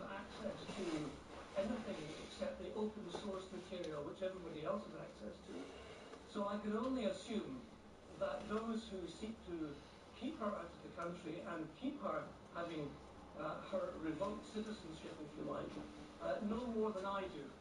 But at some point we have to really decide whether her existence does really constitute a threat to UK security in the future, or at what point that debt might be spent. And it's always possible, and I don't want to go into this really in any detail, that the UK and its security services maybe have other thoughts on how she might atone for her sins. What do you mean by that? Well, I mean, she will carry with her a lot of knowledge of those who seek to do us harm, presumably in Syria and also perhaps at home. And what, if she's in a Syrian refugee camp, how do you then choose to count that knowledge into the information bankers, wherever you think might need to know it? Well, I dare say that she's been interviewed by all sorts of people since she's been in that Syrian refugee camp where she's been for some considerable time. I mean, I'm only speculating here, but she is, a well of information which may be useful to the UK and others. Crystal, do you think that's true? Do you think she's a well of information, or do you think she was a trafficked teen who was put into an arranged marriage, very quickly pregnant 3 times with 3 babies she tragically lost, and will have been ignorant of almost everything and won't at all be a fountain of interesting or useful information to the British authorities? Well, obviously I have no idea what she knows about the operations of ISIS or other terrorist groups in the Middle East. Only she knows that. As your other producer just said, of course, many people have interviewed her. I'm sure the intelligence services have at least one means or another sought to identify information. And the other thing that is absolutely true, and it makes it rather difficult for everyone to understand these cases, is that part of these appeals, part of all of these things, are held in private. And they are held in private because the intelligence that's received by the court is sensitive intelligence about terrorist operations or other forms of military or intelligence operations in other countries. So the court does have more information than we do, and of course the Secretary of State who made the decision has access to all of that sensitive intelligence. So we're in something of a vacuum, but for me none of that is relevant, because for me the basic principle is this, and actually let's put it slightly differently. The elephant in the room here is that does anyone really think that a blue-eyed white 15-year-old would have been treated in this way? Frankly, I don't think so. And that's not to say that the courts are being racist. It's simply to say that when these people are targeted, particularly when they're children, the way in which they are treated and described in the media and by politicians, I think, is severely influenced by their race and their ethnic background and the fact that they are a first-generation or second-generation immigrant. I think it makes a huge difference to the perception of these issues, and I just can't believe that a young girl that was white and blue-eyed and had blonde hair would remotely have had her citizenship deprived, or indeed that so many people would have supported it. All right, now this is a fascinating hypothesis, obviously, of yours, Chris. Imagine, because I remember reporting on this story almost daily when the story broke, and when we had that picture that we've just shown of the 3 schoolgirls going through airport security, dressed obviously like young Western girls in their jeans and their t-shirts and their sunglasses and looking like everybody's 15-year-old daughter, and off they were going, and it was an extraordinary story at the time. And imagine if they had gone, not just the 3, but with a school friend, a girl who'd been in there in a highly academic London girls' school, very successful school, sending lots of girls to Oxbridge, almost all girls to university. Let's imagine they'd had a friend in their class, which they could easily have done, who was actually ethnically white, who was a white girl from a white family. And they were so close, and they were such friends, and they were such mates, and they shared all the conversations, and the friend wanted to go along on the adventure. I know this is hypothetical, but I'm just asking. And so instead of that picture of the 3, we had had a picture of 4, one of them the friend from the white family. Imagine that. And imagine that the 2 survivors had been Shamima Begum and the white girl who just happened to be the friend. Are you suggesting that the white girl would have been brought home and Shamima Begum would have been made to stay in the Syrian refugee camp? If they'd done exactly the same thing together at the same time, do you think the white friend would have been treated differently in terms of citizenship? No, I think they would both be back home in England by now, because the public would have accepted the white girl or any white child being deprived of her citizenship, having been born in London. I just don't think anybody would ever have accepted that. So Shamima Begum in that situation, had there been two, I'm sure would have benefited from that situation, because of course they couldn't have been treated differently. They would have had to be treated the same. My view is this is absolutely a classic case of making a racial stereotyping and racial prejudice.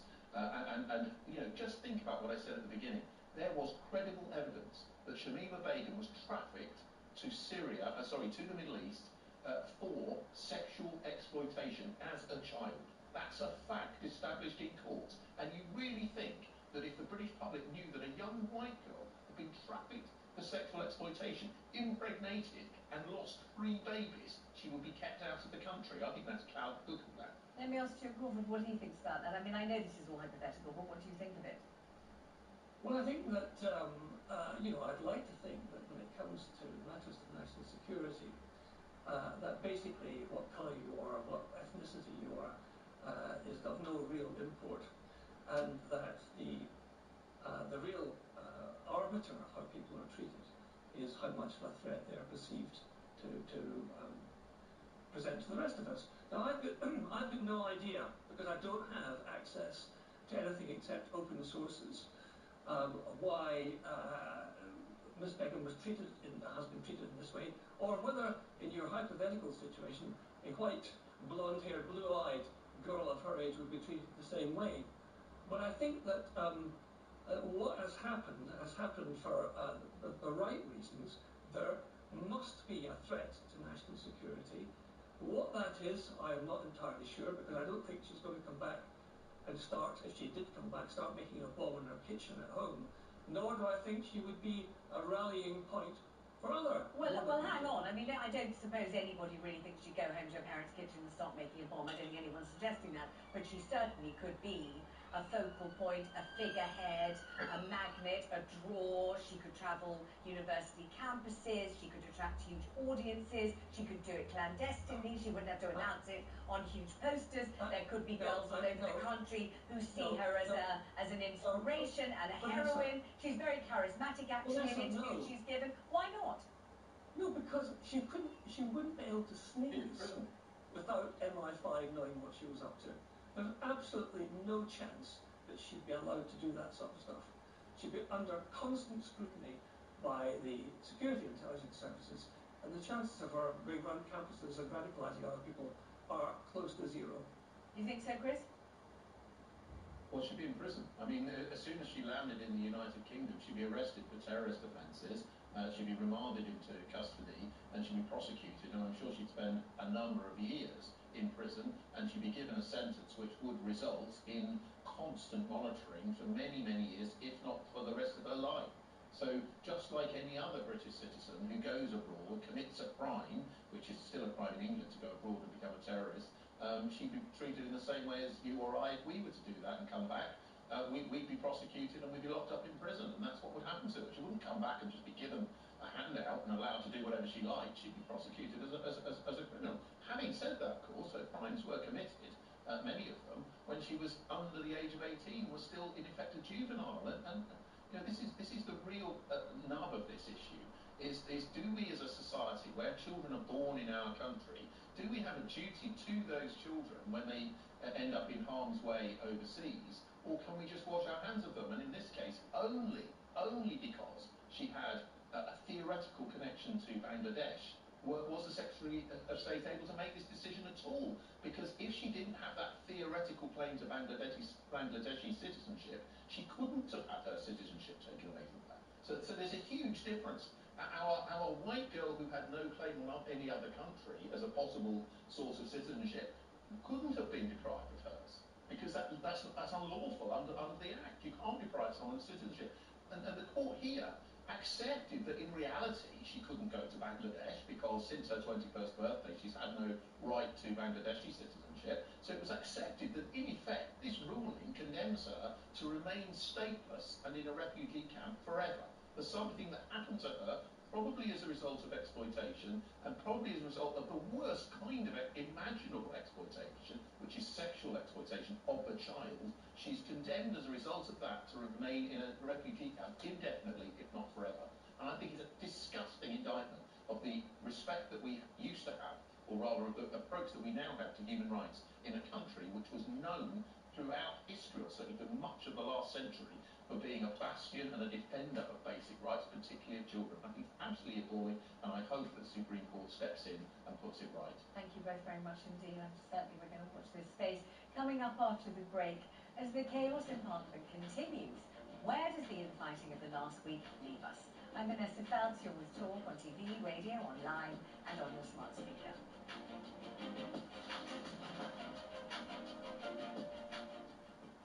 Want to build the bet you want in seconds? With Unibet's Bet Builder, you're on. Add shots, corners, cards, and more.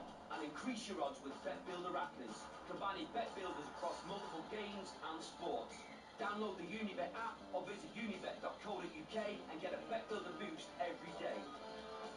Unibet, you're on. 18 plus, begambleaware.org, pre-match only, max stake £10 minimum, combined odds of 4 to 1 and 3 selections, T's and C's apply.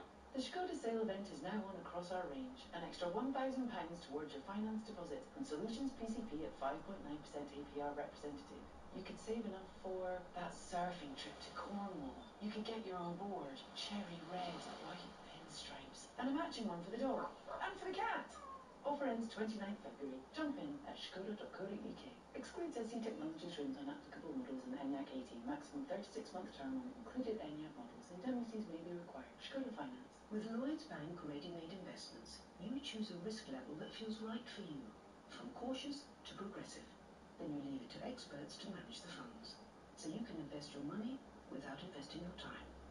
You can apply and manage online with internet banking or by using the Lloyds Bank mobile app. To get your money moving, search Lloyds Bank Ready-Made Investments. Capital at risk, internet banking customers only, account fees and charges apply.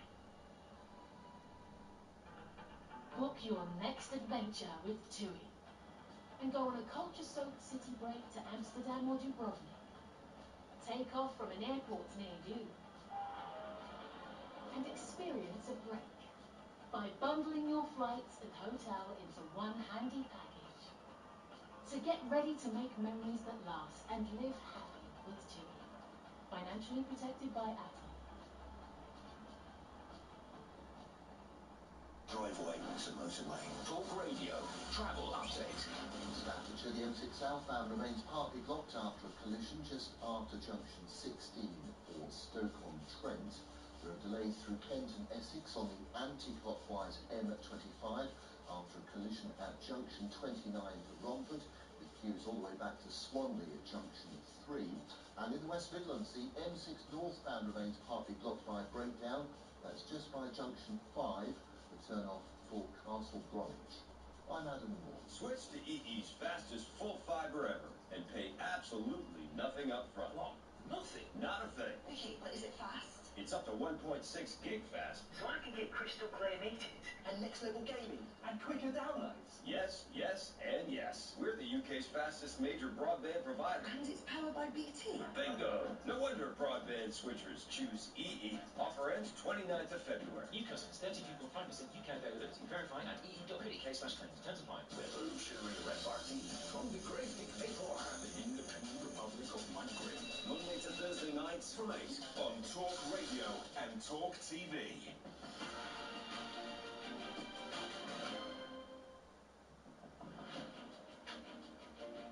Welcome back. The Prime Minister has again criticised the Speaker of the House of Commons after he dug Labour out of a hole over votes for a Gaza ceasefire. Well, what happened in Parliament earlier this week was concerning. The usual ways in which Parliament works, the usual processes which govern how Parliament works were changed. Now, the Speaker subsequently apologised for that and said that he made the wrong decision. More than 1 in 10 MPs are now calling for Sir Lindsay Hoyle to go after a row over him selecting a Labour amendment to an SNP motion which is against standard parliamentary procedure. He's being accused of helping out his old party, so will he survive the backlash? Joining me now in the studio, the Times chief political correspondent Aubrey Allegretti. Good to see you, Aubrey, thank you. And down the line, political commentator David Cohen. We'll go to David first. David, he's apologised not once but twice, close to tears, not once but twice. Talked about MPs being murdered if he hadn't done what he did, even though he regrets doing it. Is he pretty much safe now, do you think? Well, no, I mean, I suspect Albury will have a clearer sense of the parliamentary temperature, but 70 MPs signing to get rid of the Speaker from more than one party, from two different parties, that's quite dramatic. And he clearly, acted in a way that was contrary to the advice he was getting from the clerk of the House of Commons. He certainly did dig Keir Starmer out of a hole, and in one sense, Labour has had a very turbulent couple of weeks, and this is the latest action in it, with a by-election to come next week, in which there isn't a Labour candidate. But I think Hoyle really exposed himself to quite serious levels of accusation that his judgment was impaired at the very least. Whether the public actually care about any of this, I think, is a completely different and much more relevant question. A debate about Gaza is no small thing at the moment. A debate about Gaza in which the British parliamentary system can express an opinion, whatever that opinion may be, has been lost in this welter of parliamentary verbiage. And I suspect to most people at home, most right-thinking people, it's just a bit of pantomime, and Lindsay Hoyle is frankly not particularly relevant to the future of the debate about Gaza or very much else. I don't know how much of it is pantomime, whether the debate itself is almost pantomime, because it's not as if any power influence could be wielded in the turbulent area of the Middle East. I think lots of people have felt it's not merely a Lindsay Hoyle starring pantomime, but a pantomime of virtue signalling and showing off and tough thumping. None of it edifying. Well, I agree. I mean, if you read into the rooms, and it was the SNP calling this debate to embarrass the Labour Party going to Lindsay Hoyle to stop being embarrassed, the Conservative Party walking out theatrically, but all of it adding up to actually very little, because the impact of the British government on the Israeli government, or indeed on any of the movers and shakers in Hamas, seems to be virtually non-existent. So, it was a piece of theatre by the SNP. You would think, actually, if you were the SNP and you were facing an election in the next year, the future of Scotland, in some ways, might be more relevant to you than the future of Gaza. But I wouldn't know the SNP's thinking. But I agree with you, it was all pantomime theatre. It just became an unexpected bit of pantomime theatre, as far as I can tell. Absolutely. Let's talk about what you might consider, I don't know, David, I'm going to ask you, even more pantomime, even more tough thumping, even more kind of theatrical rhetoric. And this is that use this time by Suella Braverman, who has told us Israel is now in charge of Britain. She says in an article for the Telegraph, Britain is sleepwalking into a ghettoised society that threatens free expression. What do you make of that one? Well, I have to say, and I want to keep my language clean and safe, I don't think I have ever read a more irresponsible and disgraceful article by a politician who purports to be a serious politician. This is a woman who, until any time I've said the same sentence, who claims there has been, a sort of conspiracy, anti-Semitism of pro-Islamic politicians, including Keir Starmer, who, after all, if nothing else, has a long history on anti-Semitism, which has got him into all sorts of trouble within the Labour Party. And she's written a piece that is absolutely disgraceful. And I'm glad to see that the Home Secretary, the current Home Secretary, James Cleverly, has basically denied it has any impact within the Tory party. She should not be in the Conservative Party. She should not be able to get away with saying stuff that is actually responsible for, increasing tension between communities. If anybody here has been responsible for increasing tension among ethnic minorities, is Suella Braverman, Home Secretary, in the comments she's been making. The one thing I would say I agree with her about, strangely, is for anybody who is Jewish, including myself, to see what was being put on the Tower of Big Ben from the river to the sea, simply being, put onto the tower by somebody projecting it on there, and the police doing nothing about that. That, where I do agree with her, is it's remarkable that could happen, which is clearly for most people, a deeply anti-Semitic thing to put up. But Suella Braverman's reaction to that is basically to accuse a conspiracy theory of racism to be applied to the British government, in which she was the Home Secretary. It's absolutely appalling piece of playing to the theatre, and the Conservative Party should chuck her out. David, we're going to be discussing Big Ben and that projection straight after the break. But while I have the privilege of you on the programme, do you mind just spelling out for people who maybe aren't familiar with the phrase, maybe have seen it on placards but not really digested it, don't really may remember the beautiful Gail Porter's naked torso being projected onto exactly the same tower of Big Ben, and they think, you know, people can just pay and project anything they like, or not pay, and if they've got the technology, project anything they like. You brought the subject up, we are going to be dealing with it. I'd like to know from you while you're here, A, why is it offensive? Why is that phrase not just a lyric, not just from a song, but deeply and profoundly offensive and anti-Semitic? Why? And also, why do you think the police should have acted? Why do you think it is criminal rather than just reprehensible?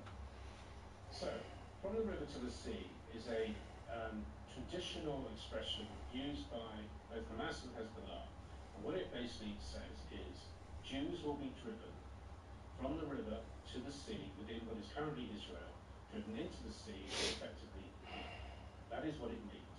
It's a long expression. It's an expression that's been used for many years as part of the ideology that Israel should not exist as a homeland for Jews or as an independent state. And whatever your view is of the current Israeli government, and mine is extremely negative, whatever your view is of what Israel is currently doing, the moment you start putting up the expression from the river to the sea, what you're essentially saying is it's perfectly okay to clear the Jews out, and for anybody who knows any of the history of Jews, either in Israel or indeed in the rest of the world, knows, the moment you start driving them out, the moment you start, as some of those placards did, calling for jihad, what's your call? Murder. And to answer your second question, I'm not a lawyer, but you would imagine that the police, if they have any sort of reasonable doubt about whether an expression is an incitement to racial hatred, would regard that expression as one that shouldn't be put on, of all places, the Mother of Parliament. I know you have to go, so I'm going to thank you there and say thank you very much indeed for joining me on the programme. And now let me turn to Aubrey Allegretti. Aubrey, let's start with the Speaker, Lindsay Hoyle, and the cacophony and the, I don't know, you may say the ignominy of the whole thing. It's been shaming and embarrassing, and I don't know what ordinary members of the public have felt about it, but it can't have been edifying for them either. So where has it left us all? So I would say that the campaign to sort of dislodge him has faltered slightly. I think in the initial first few hours, there was a great deal of heat and anger, and it was being driven by senior people in the Conservative Party, including some people in government. But there were slightly mixed messages about whether or not that was happening with the sort of tacit consent, if you like, of Downing Street. Now, it doesn't look as though Number 10 is doing anything to dissuade people from signing this early dating vision, but there are two coming out in support of Lindsay Hoyle. So that's people like Michael Gove, Ben Wallace as well, the former Defence Secretary. So he certainly has supporters on the Conservative benches still. I would say Lindsay Hoyle is safe insofar as there is no easy mechanism that can be used to dislodge him. It's not like a Conservative leadership contest where if they hit a certain number of votes, they can automatically get a sort of a vote on ousting him. This is something that's in the government's power to give. Penny Mordaunt is the leader of the House of Commons. Again, she has been quite conciliatory in recent days, describing him as a decent man. I suspect that the attention will turn from the Conservative Party towards Labour, that they will try and use this to say, look at the terrible position that the Labour Party put the Speaker in, and isn't Keir Starmer directly responsible for this? I suspect that some of them are scratching their heads and wondering, why are we wasting our time going after the Speaker of the House of Commons, who is somebody that is somebody that we actually mostly, on the whole, quite like, when it's an election year and we should be using every opportunity possible to try and attack Keir Starmer. All right, now let's tackle Suella Braverman. I mean, David Coburn was absolutely cogent, wasn't he, in his condemnation of every word, it seemed, of her article. He says that she's done a great deal to stir up racial division and animosity herself, and he really was condemnatory to the point where he said that the Tory party should get rid of her for writing an article like that. What do you think? I think this is part of a pattern, if you like, from Suella Braverman, her behaviour.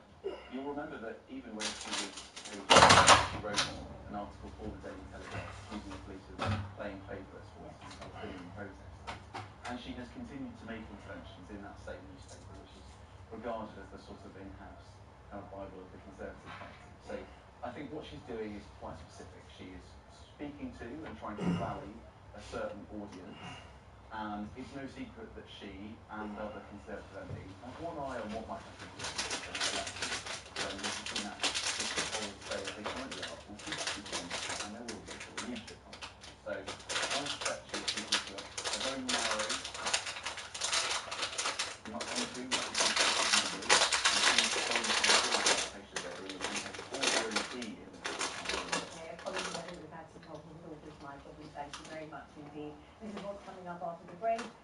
grows with police after they failed to act, as we've already discussed on the programme, when a controversial slogan was projected onto Big Ben. I'm Vanessa Phelps, with your talk on TV, radio, online and on your smart speaker.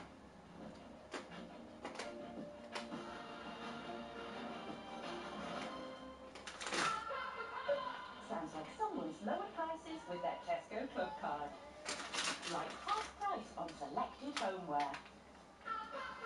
With Tesco Club card, everyone can feel the lower prices. Tesco, every little helps.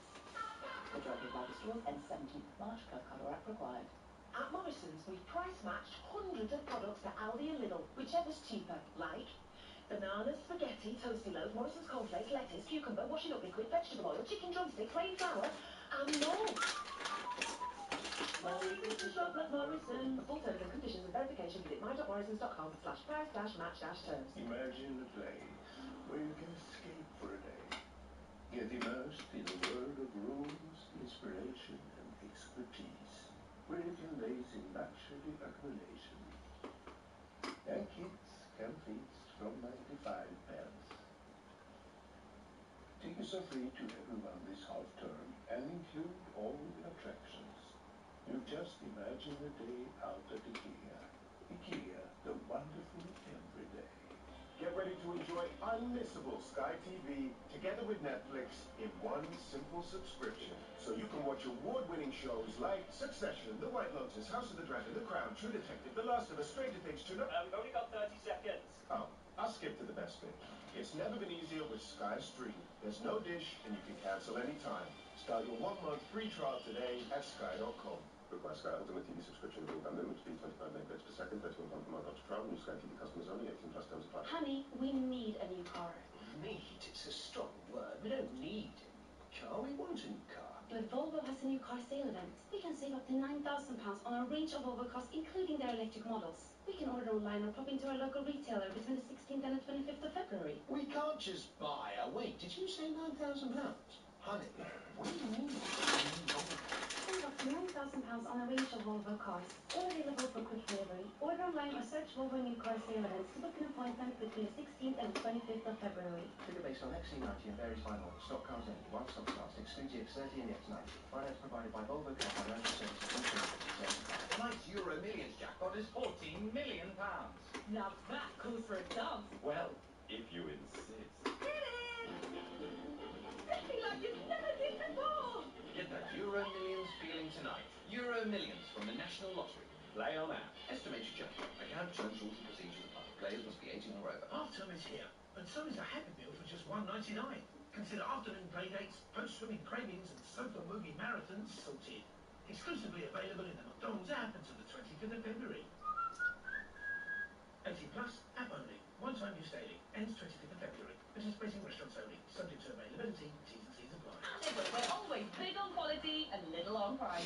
With superpowered savings on all your weekly staples, fresh deals on your 5-a-day and big brands that don't break the bank. You could save over £35 by switching from Morrison's to Lidl with this week's big shop at lidl.co.uk/save. Prices check 19th of Feb 24. Morrisons also sell other products. See online for more details. Hot radio. That calls miles imitation. Rewire your thinking. Talk radio. Oh, common sense.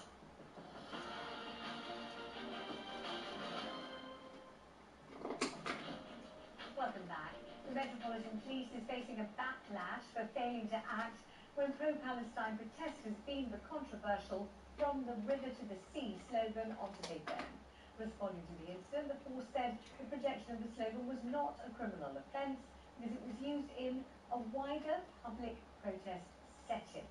Joining us is Gideon Coulter, founder of the Campaign Against Anti-Semitism. Gideon, thank you very much indeed for joining us. What does the police mean by a wider public protest setting? What's the meaning of that phrase even? I mean, it doesn't really mean anything as far as we can tell. I mean, this is something, it should be a massive wake-up call for Britain that the people who are responsible for our security have allowed all of this to happen. Not just projection of a genocidal slur on the side of Big Ben, but the fact that in the House of Commons itself, the Speaker felt that he needed to break with parliamentary convention and change the way that the Parliament works, essentially, out of fear for people's safety, that MPs, instead of voting according to their consciences and according to their hearts, apparently were voting out of concern for their safety.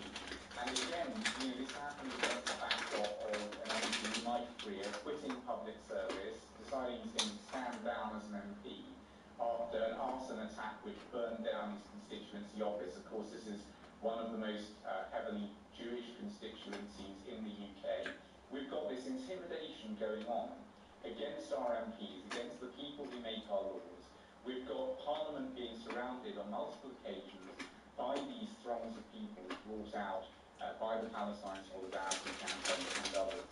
And when the Metropolitan Police are asked what are they doing about it, what are they doing to safeguard our MPs, what are they doing to make sure that our politicians can make laws according to their consciences and according to the wishes of the voters who put them there, they start coming up with excuses. And there is nothing more abhorrent, and that there is nothing that would be a clearer wake-up call than seeing Big Ben be one of the icons and symbols of our democracy and Britain itself being lit up in this way, and then the Metropolitan Police turning around and saying, nothing we can do here.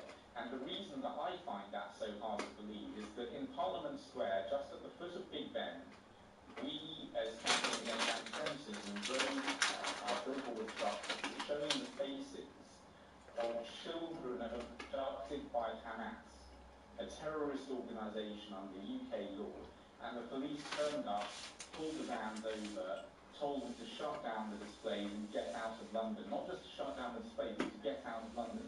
Now when the Palestine Solidarity Campaign, or whoever it is highlighting this, is shining this message onto Big Ben itself, the Metropolitan Police start saying, oh, there's nothing we can do about that. All right, let me interrupt you for a minute to ask you a question.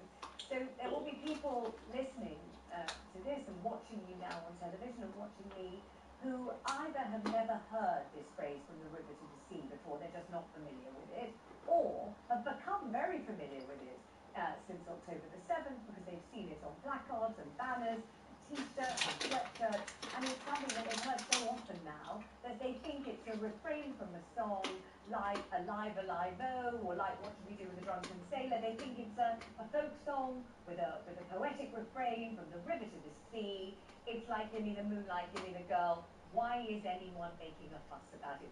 What is it that is so deeply offensive and in fact deliberately genocidal about that lyric? So it's not just a lyric, it's a philosophy, it's a sentiment, it's an intention, but why is it such a big deal that you, and David Coburn, who was on the show earlier to talk about something entirely different, but felt so passionate that he had to talk about it, that you are appalled to see it on the walls of Big Ben? Explain the significance of the phrase. What does it mean? Where is it from? And why should it not have been allowed? Well, you're right, Vanessa. It sounds so innocuous, doesn't it? From the river to the sea, Palestine will be free. Sounds perfectly innocuous. Until you actually ask which river and which sea. And what is actually being sung is from the River Jordan to the Mediterranean Sea.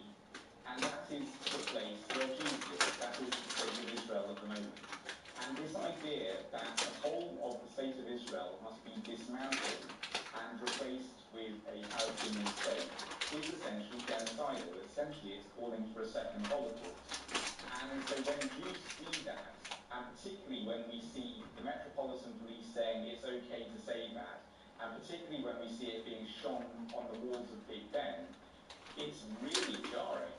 It's something which is extremely scary for people to see, and it's a deeply offensive thing for anybody to be chanting. A lot of people may not realise what it means when they chant it, but certainly the people who are shining it on Big Ben, they have a pretty good understanding of why they picked that message and what it means. And as you're here on the programme this afternoon, Gideon, give us an overview about the extent of anti-Semitism, particularly in London, not all over the United Kingdom, because we know that it has risen since October 7th by, innumerable percentage points to the point where it's, 1,200% increase or something of that kind. What sort of incidents, so that people can imagine it, envisage it, what kinds of things are happening to Jewish people in the United Kingdom?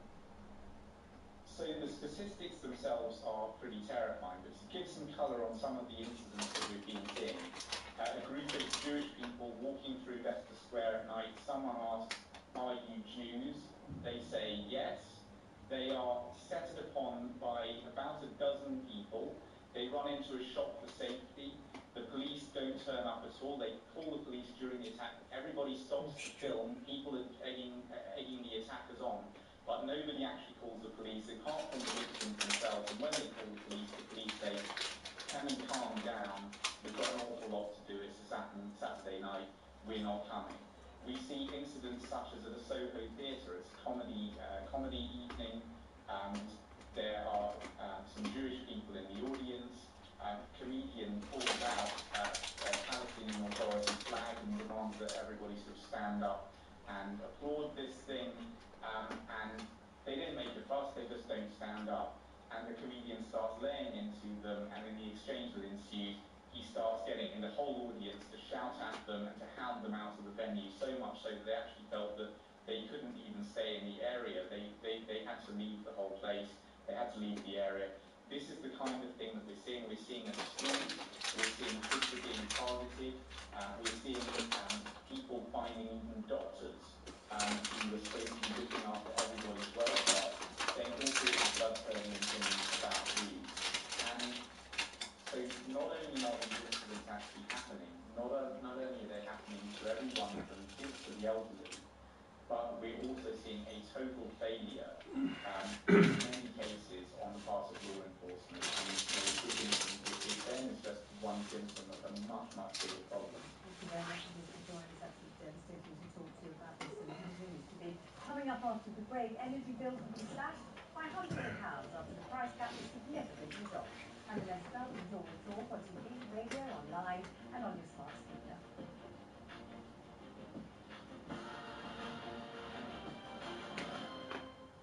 Whoa!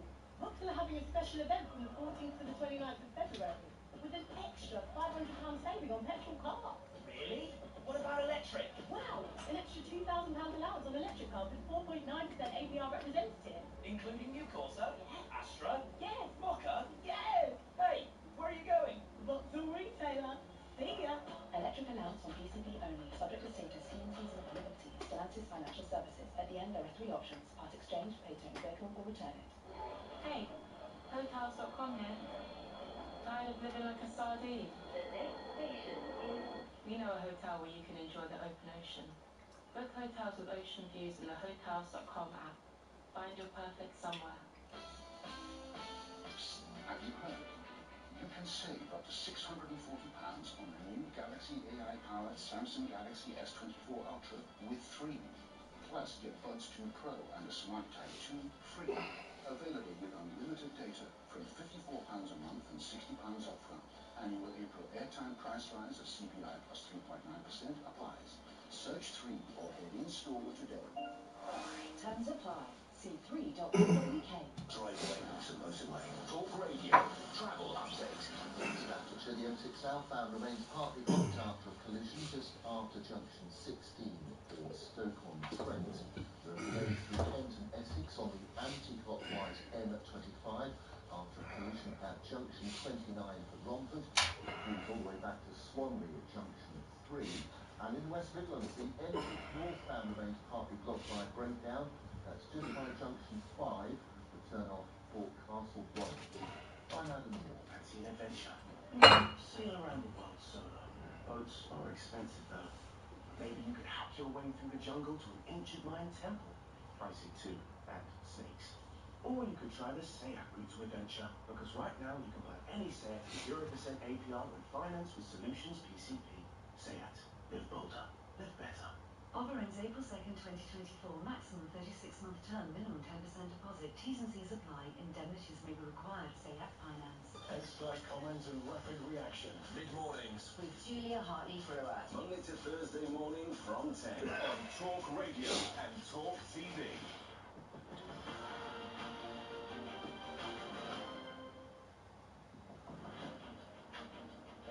Welcome back.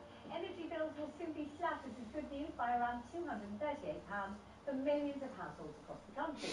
The energy regulator Ofgem confirmed this morning the price cap will fall by 12.3%. This will mean that it will fall from £1,928 to for £1,690, bringing relief to many struggling households. Joining me in the studio now with something to celebrate for a change, Jasmine Birtles, a personal finance expert from Money Magpie. Hooray! Yes, exactly. At last, we've got everybody going, oh, thank goodness for that.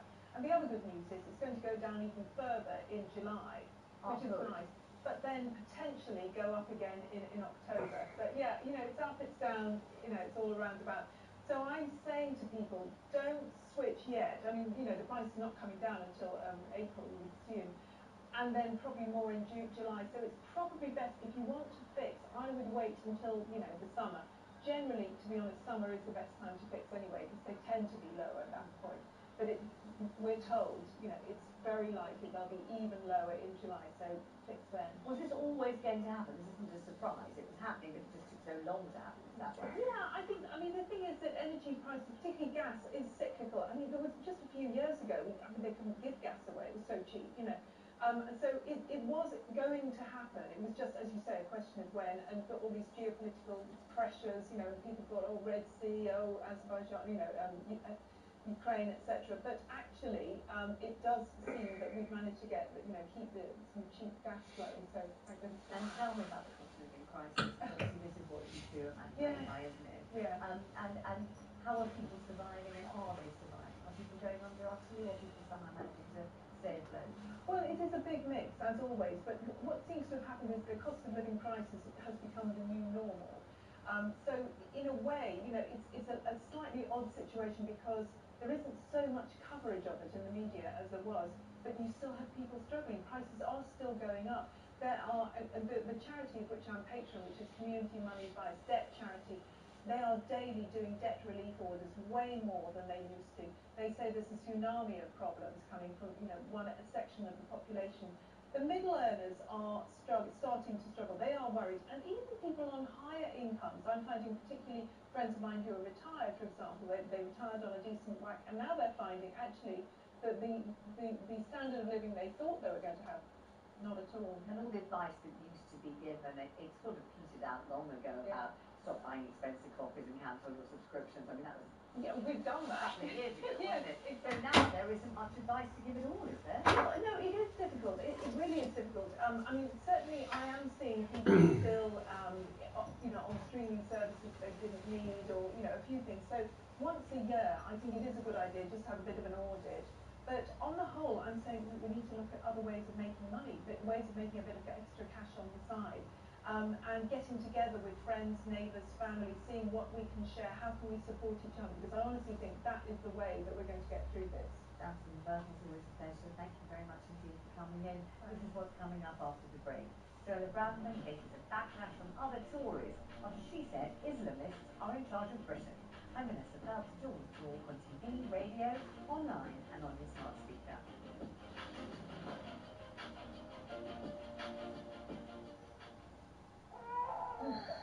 New baby next door. I remember that feeling.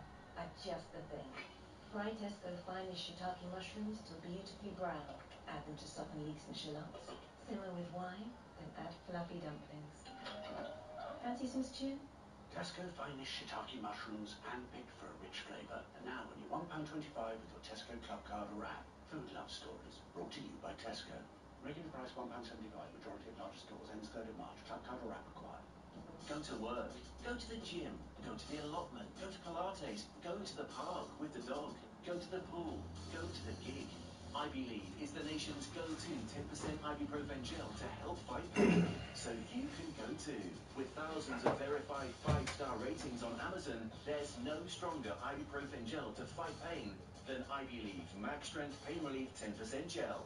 Nation's go-to based on sales data. Contact info@ivy.com for verification. Contains ibuprofen. Always read the label. Okay then, class. Class pass, Jade. See you all. Bye. Right? What? I've got 12 messages. Look what's trending. Go on, send it. Post it. Waifu. Why are they writing that? What are they saying? Growing up with phones isn't easy. EE Learn has free tools to help for every kid on any network.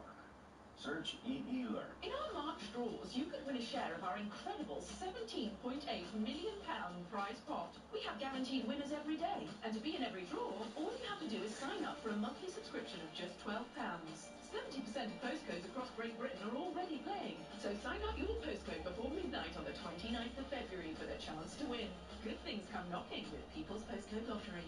PPL manage lotteries on behalf of good causes. 18 plus. Conditions apply. Play responsibly. Not available in Northern Ireland. The TalkSport Fan Network. Unbeatable club-dedicated content created by the fans, for the fans. Search TalkSport Fan Network. Supermarket shoppers of Britain, it's Lidl's pick of the week. Super save up to 35% on selected fruit and veg. Like a pack of cherries, just $1.49. A bag of British kale only 59p, and half a kilo of British carrots for 49p. Plus more heroic deals in store now. Now that's big on quality, and always little on price. Subject to availability, selected stores, GB only. Half term is here, and so is a Happy Meal for just $1.99. Consider afternoon playdates, post-swimming cravings, and sofa movie marathons sorted. Exclusively available in the McDonald's app until the 25th of February. 18 plus, app only. One-time use daily. Ends 25th of February. Participating restaurants only. Subject to availability. T's and C's apply. Talk radio. And bold brass. Ready up and ready out. Talk radio. The home of common sense.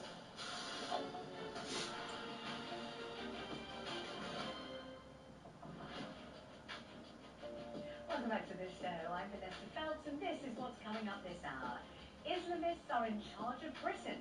That is the damning verdict of the former Home Secretary, Suella Braverman, who says the UK is heading into a ghettoised society. Plus, a huge drug bust. The shipment containing £450 million worth of cocaine has been seized in Southampton in a huge hit to crime cartels. And happily ever after. Divorce rates in the UK are at the lowest in 50 years. But is the news quite as good as it sounds? First of all, let's have the news headlines with Nadira Tudor. Good afternoon. One of the largest peacetime evacuations since World War II is underway in Plymouth as the military moves a 500-kilogram unexploded bomb through the city. The discovery has forced more than 3,000 people from their homes, and police have set up a 300-metre cordon around the site with sandbags. A man digging his daughter's garden alerted police after finding the suspected World War II device on Tuesday. A post-mortem has revealed that 3 children who were found dead in a house in Bristol all died due to knife injuries. Siblings 9-month-old Mohammed, 3-year-old Juri and 7-year-old Faris Bash were found in Seamills on Sunday. Avon and Somerset police said that their investigation is progressing at pace. A 42-year-old woman arrested on suspicion of their murder remains in hospital, undergoing treatment for non-life-threatening injuries. Shamima Begum's lawyers say they will keep fighting after she lost her appeal to overturn the government's decision to remove her British citizenship. While still a schoolgirl in East London, she travelled to Syria in 2015 to join Islamic State at the age of 15. Her citizenship was revoked on national security grounds shortly after she was found in a refugee camp in 2019. Legal commentator Chris Dorr told Talk TV earlier that there could be appeals made to the Supreme Court and the European Court of Human Rights. He disagrees with the latest decision. I think it's an absolutely appalling indictment on our society. Virtually no other country in the world has taken this approach. She has nowhere else to go because the only other country she could have gone to, in theory at least, Bangladesh, have said that she can't go there, and I don't think she'd ever been there in her life anyway. So we have a young woman at the age of 15 who's lost a number of children who've died, who was at least on the evidence sexually exploited, deprived of British citizenship and condemned to remain in a refugee camp indefinitely. Former Post Office boss Paula Venables has been stripped of her CBE. Ms Venables received the honour in 2019 for services to the Post Office and to charity. This comes as questions are being asked of the Post Office Chief Executive today after a newly published letter reveals it stands by 359 convictions in the scandal.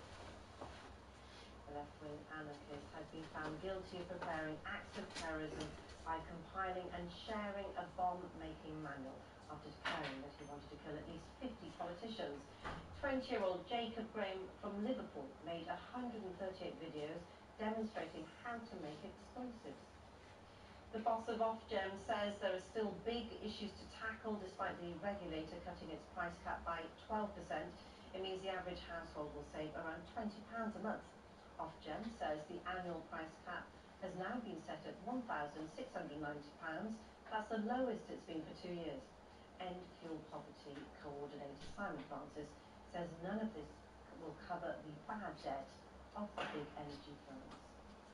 3 million households in debt to their suppliers, to the point that actually it contained within the price cap today is an extra 28 quid on everyone's bills to help cover the bad debt costs associated with the profits that have been made by the energy firms. So we're paying again for some of the problems that we are seeing in our energy system. Tributes are being paid to Coronation Street's John Sutherland, who has died at the age of 86. The actor is best known as Fred Elliott in the long-running ITV soap, which he joined in 1994. Sue Nichols, who played the long-term love interest Audrey Roberts, said her memories of working with John are a joy. And now, with the weather, here's Isabel Lang.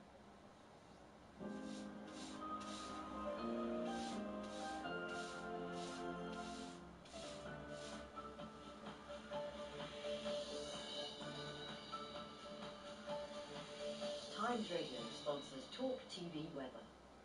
It's definitely feeling colder now, not exceptionally so, it's just because it's felt so unusually mild recently, but we have had a fresher change with this westerly wind bringing in showers. At least there's been some sunshine around, and we'll have some brighter skies through the rest of the weekend as well, but it does mean there'll be some chilly nights. The showers then in eastern areas gradually clear through this evening, and it looks as though there'll just be showers around the northern and western coast, and also some of these showers filtering down into the far southwest as well. But otherwise, long clear spells in central and eastern areas mean some frost tonight. Patchy in the south, a sharp frost across northern England and Scotland, lows of -4 to -6. There can well be some fog later in the night as well that will gradually thin and lift. And then it's a promising start on Saturday with some sunshine, but showers will develop through the day. Probably fewer than Friday, but 1 or 2 heavy ones around, particularly across the west. Temperatures around 6 or 7 degrees. And then the showers fade to leave another chilly night, Saturday night, with some frost and patchy fog before this next weather system comes in. Now this looks as though it will mostly affect northern France, but it will affect parts of southern Britain, so be prepared on Sunday for a wet day across the far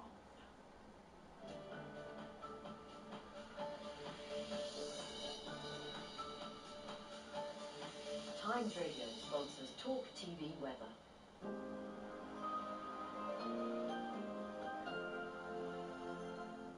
Many thanks to Nadira and to Isabel, bringing you some breaking news now.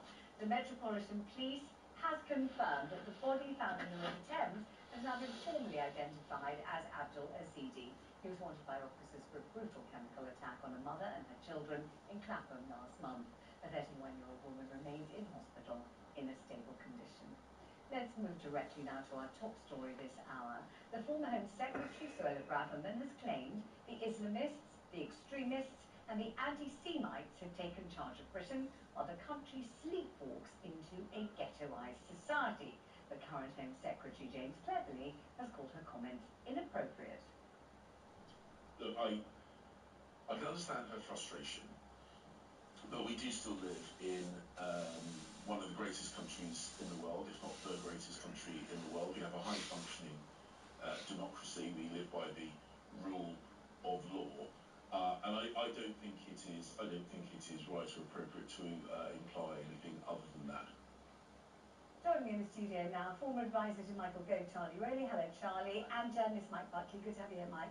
Why don't we start with Mike on this one? I mean, this is a piece in the Telegraph today written by Suella Braverman, where he had David Cogan in the first hour of the programme saying it is so grossly inflammatory. It is, he says, you know, inciting of all kinds of division and also derision, and that really on the basis of that alone, he felt that Suella Braverman should be, you know, exiled and sent packing from the Tory party. Do you regard the article as severely and seriously as that? I probably do, though clearly it's not my decision as to who should stay or go from the Conservative Party, but I think if Rishi, I mean, to be fair, when she was Home Secretary, Rishi Sunak would have done himself and the country a favour by sacking her a great deal of time before he did. If he removed her from the Conservative Party now, I think that would improve people's acceptance of the Conservative Party, because it would show him stamping down on the extremists, and not just she's there saying the extremists are in control. I mean, actually, the view that she represented while she was Home Secretary, and certainly even more so subsequently, I would say are very very little relation to reality. Our country has not been taken over by extremists of any kind. You know, we have a functioning democracy. It doesn't always necessarily result in the best outcomes, as evidenced by the state of public services, for example. But we do have a functioning democracy, and it's ludicrous for her to make. But we know why she was able to write that this week. This is in the wake of the debacle with Speaker Lindsay Hoyle, and Sir Lindsay Hoyle coming to his own defence while weeping gently, second time of apology, saying effectively, I did what I did, although I regret it, and it was a mistake, and it really backfired. I did it because I don't want to see, and he used the word murder, didn't he? I don't want to see an MP from any persuasion lying dead because I didn't. Implication so severe as the threat to MPs by and from extremists, and that's what she's saying, and that's why she was able to write that piece, isn't it? She was. I mean, it's worth remembering we've had 2 MPs murdered in 2016. David Davis and Joe Cox, exactly. It is not ludicrous to suggest that MPs are in danger, and there are reasons in both of those, very sad reasons in both of those circumstances. But it's wrong to extrapolate from that we don't live in a functioning democracy, or that parliaments are given up the ghost and will do whatever extremists tell us to do. Lindsay Hoyle, the speaker in the Commons, he has recognised that he made a mistake. He's put forward his rationale, and I think it's legitimate to say that Parliament should function and should debate if it wants to change its rules, rather than just have that imposed at the last minute, particularly on such a sensitive subject. So I do think I think he's recognised that. I mean, Charlie, obviously we're having this conversation the day after the phrase from the river to the sea was beamed on Big Ben, and the police deemed it I don't know, an act that needed no kind of police retribution or any kind of bringing to justice. They said it wasn't a criminal act. I've had 2 guests on the show so far talk about what it actually means, and what it actually means is, as we know, from the River Jordan to the Mediterranean Sea, if that is the case, it means every Jew in the land of Israel pushed into the sea, effective genocide. That's what it means. It's not a charming lyric from a folk song by Mary Hopkins. Whatever anyone pretends it is, it isn't. It's deeply offensive in intent, and that was why it was beamed up. So is Suella Braverman as out of line as maybe Mike is suggesting she is? Well, she has had to apologise before for some of the things that she says, and she said by her own admission she doesn't actually phrase things sometimes in the way in which she should or would, and that's why I think the current Home Secretary, James Cleverly, has called those comments inappropriate and unhelpful. I mean, as the Home Secretary, you've got to try and prevent crime, you've got to keep the public safe, and actually some of that is diffusing tensions as well as taking tough decisions where you've got to take tough decisions and act in the national interest. So you've got to get that balance right, and I think Suella probably has got it again slightly wrong. But I think what she's trying to say, which what I do think there is an issue, is that we've got to talk about free speech. There is a very, very different and a fine line, some would argue, between free speech and hate speech. You know, it is not okay just to turn up and start chanting hate crime, hate speech or hateful views at protests. It's not okay for other kinds of extremists like Just Stop Oil to be sort of chaining and gluing themselves to the roads or defacing public buildings. All of that through legislation needs to come in to try and take back control from what would be either extremists on whatever end of the spectrum, whether it's eco-mobs or whether it's Islamist sort of extremists and hate speech that's taking place in our streets. And I think that the police are trying to say today that there was no legal way in which they could take down what was being on Big Ben. There might not have been a legal power that they had, but they should have done it because it is inciting hate. It is stoking tensions within communities. We know how sensitive the debate is, which is why Lindsay Hoyle has apologised, and I think that's why he ultimately probably will survive, because I think he had his heart in the right place to try and calm tensions down rather than sort of ramp up them. And in fact, Julian Porter, who's the founder of the campaign secretary, said on the programme just now, he said that they had sent a couple of vans to the area, to the Big Ben area, to say, you know, whatever it was they were saying against anti-Semitism. And police found no trouble at all telling them to take a hike. In fact, he said that his van drivers were told, get out of here and get out of London, is what they were told. So, you know, to have the strong arm of the law feel your collar and say you're feeling that under Big Ben's son, go home, get on your bike. I'm not saying that the people feeling it have to be prosecuted or banged up in Old Stokely or put in the gallows or any of that kind of thing. But, you know, the police are able to tell people to move on, and they do it all the time. I mean, I don't know why the police asked people to move on. It may have been that they decided there were so many pro-Palestine protesters there that having this other group in the mix may have led to tensions, and they may have moved them peacefully. But obviously, you wouldn't go without asking them.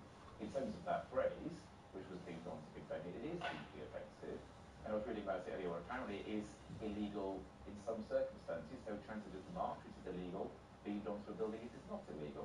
And I think it's up to Parliament to clear that up and to decide, is this phrase illegal in all circumstances or not? It's not the police's job to invent the law. If it were, we would be living in chaos. It's the police's job to enforce the law. And if an act is not illegal, and this one currently is not, they can't do anything about Say it. it's the police's job to use initiative, to use intuition, to use all that Dixon Dock Green experience, to know what's the thing to do to diffuse tension. They may have been Who able to to say, now listen mate, you know, sling your hook, and who to say, okay, carry on, that's all right, we're watching you though, we're keeping an eye. I mean, that's what policing is, isn't it? Treading a very delicate line, not necessarily slapping the rule book of the law down and saying, okay, carry on, it's within the law, isn't it? And I would imagine that last night they were probably seeking to try and keep the peace more than anything else. Hence, I would imagine asking these other groups to move on. But again, we won't know without asking. But that's the problem. That's what I think Suella is trying to articulate, is the inconsistencies in the piece. And you've got a pro-Palestinian march that is beaming not just as, you know, a sign onto a building, it's onto Parliament. You know, and that is,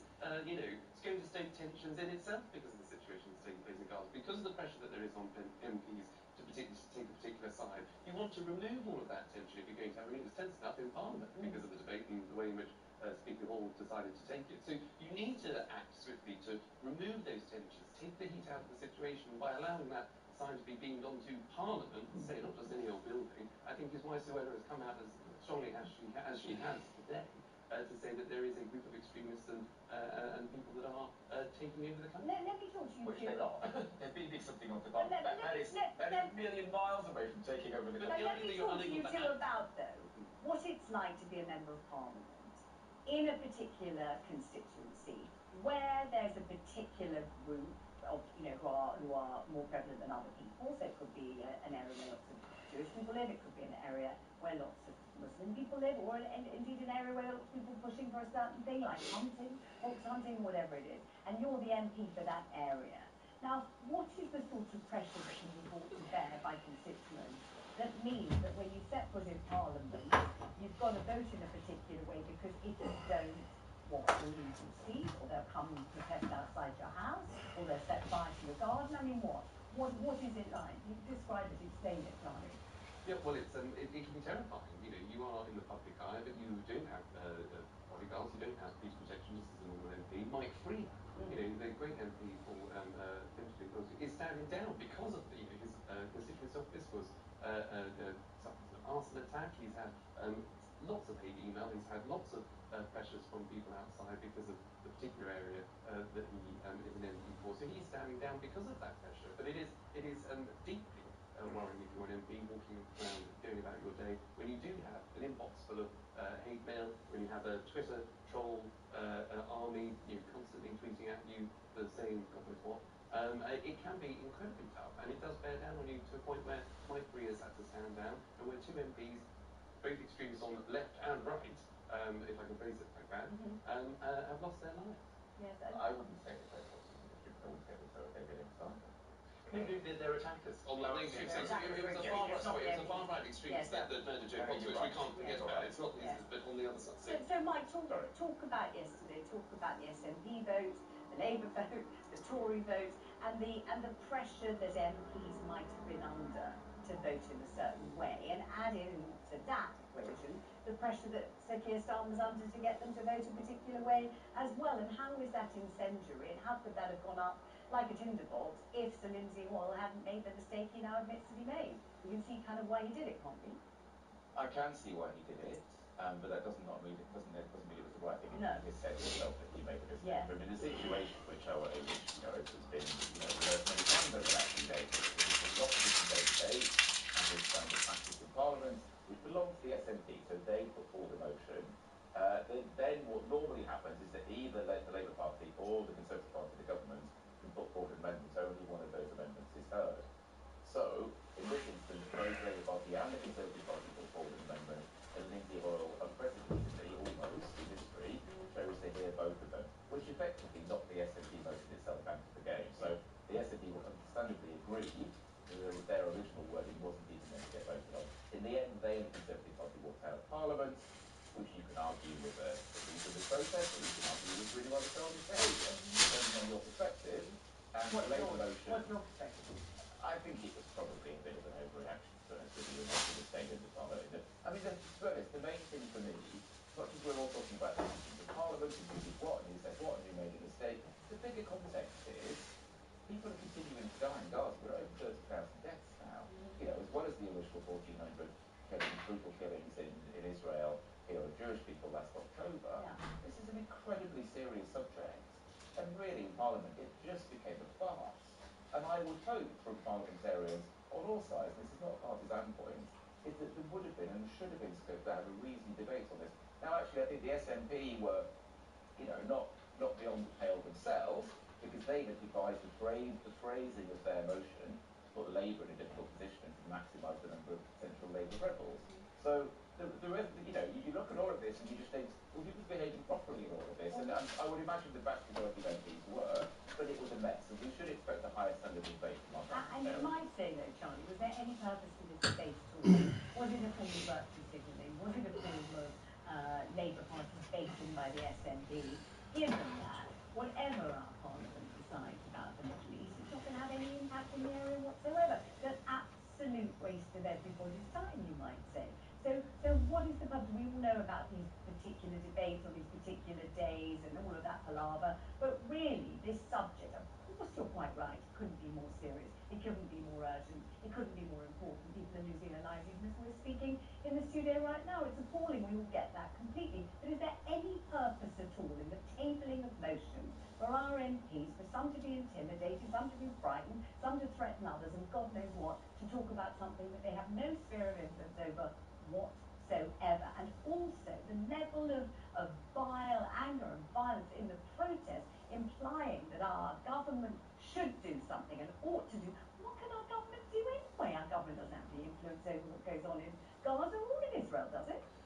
Well, it can certainly put pressure on key partners in the Middle East to make sure that you can get that aid into Gaza, which is absolutely needed. We can put pressure on people that are close to Hamas to make sure that they're freeing those Israeli hostages. So you can do a lot of diplomacy stuff, which obviously the UK is very good at. But you're right, at a time where tensions need to be de-escalated, I think maybe putting forward a motion to try and debate it in the House of Commons, I know it's in the public eye, I know it's in the newspapers, but it isn't something that the UK Parliament is going to do anything on the back of what an SNP motion brings forward. So the idea of debating at all, I think there are absolutely questions about, because the government is acting, it's acting as best as it can. It's actually united, I think, with the Labour Party in terms of the approach that David Cameron, the Foreign Secretary, the approach that he's taken. He's been out to the Middle East for 5-6 times, I think, now, just to try and help those negotiations between Israel and Palestine and free those hostages and get the aid that's needed into Gaza. He's acting. We don't need to debate about it. He's doing it. So a little bird has told me that one of the things that political pundits and cognoscenti are observing right now is the conduct of those who would like to lead the Conservative Party next. And what I have been told is that some of these contenders, or would-be contenders, are overtly lobbying and making it completely obvious that that is what they want. Others are doing it more covertly, subtly. And I wonder if I pump that theory in your direction, start with you, Mike, who are the runners and riders here, would you say? Who wants to be the next leader of the Tory party? Well, they're ready. I mean, I've just commented on our influence. I mean, we have influence with David Cameron, as you say, has been to the Middle East a number of times. Also, we're still selling arms to Israel. You know, I think it was recently said somewhere, as you said it this week, that we may stop selling arms to Israel if they go ahead with their invasion of Rafah, the city at the southern end of Gaza. So we do have influence. We have levers that we could pull that could make a material difference. But in terms of your question on the Conservative Party, I would imagine there'll be a whole host. I mean, the two most obvious are Kemi Badenoch, who of course has been getting herself into trouble this week for potentially lying to Parliament over the Post Office scandal. There was another issue as well where she said questionable things. Suella Braverman, I mean, this is the main reason why Suella Braverman was piped up this week. She hasn't got a cabinet position. She's found a reason to get herself back in the papers. She also wants to be leading the Conservative Party. I think Liz Truss would probably like to get back in the game. Let's hope that doesn't happen. The papers have been start addressing the Trumpian supporters. It's really unpleasant. In an almost empty hall. Did you see that? Ooh. Yes, I mean, absolutely. And there'll be a host of us. I mean, Charlie will know more than me on the contents of the Conservative Party. More questions. You're going to throw my name into the mix there. Why not? Not a bad idea. I'm sure you would be an executive leader of the Conservative Party. Probably better than those who suggested so far. But honestly, She's But done what about Robert Jenrick? I thought you'd say him first. Robert Jenrick, he obviously first as well. But I mean, he's in a similar policy space, of course, to Bradman and Baddock. I mean, to be honest, this does matter for the future of the I know, that's why I'm talking about it. That's why I asked you. The Conservative Party has shifted to the right.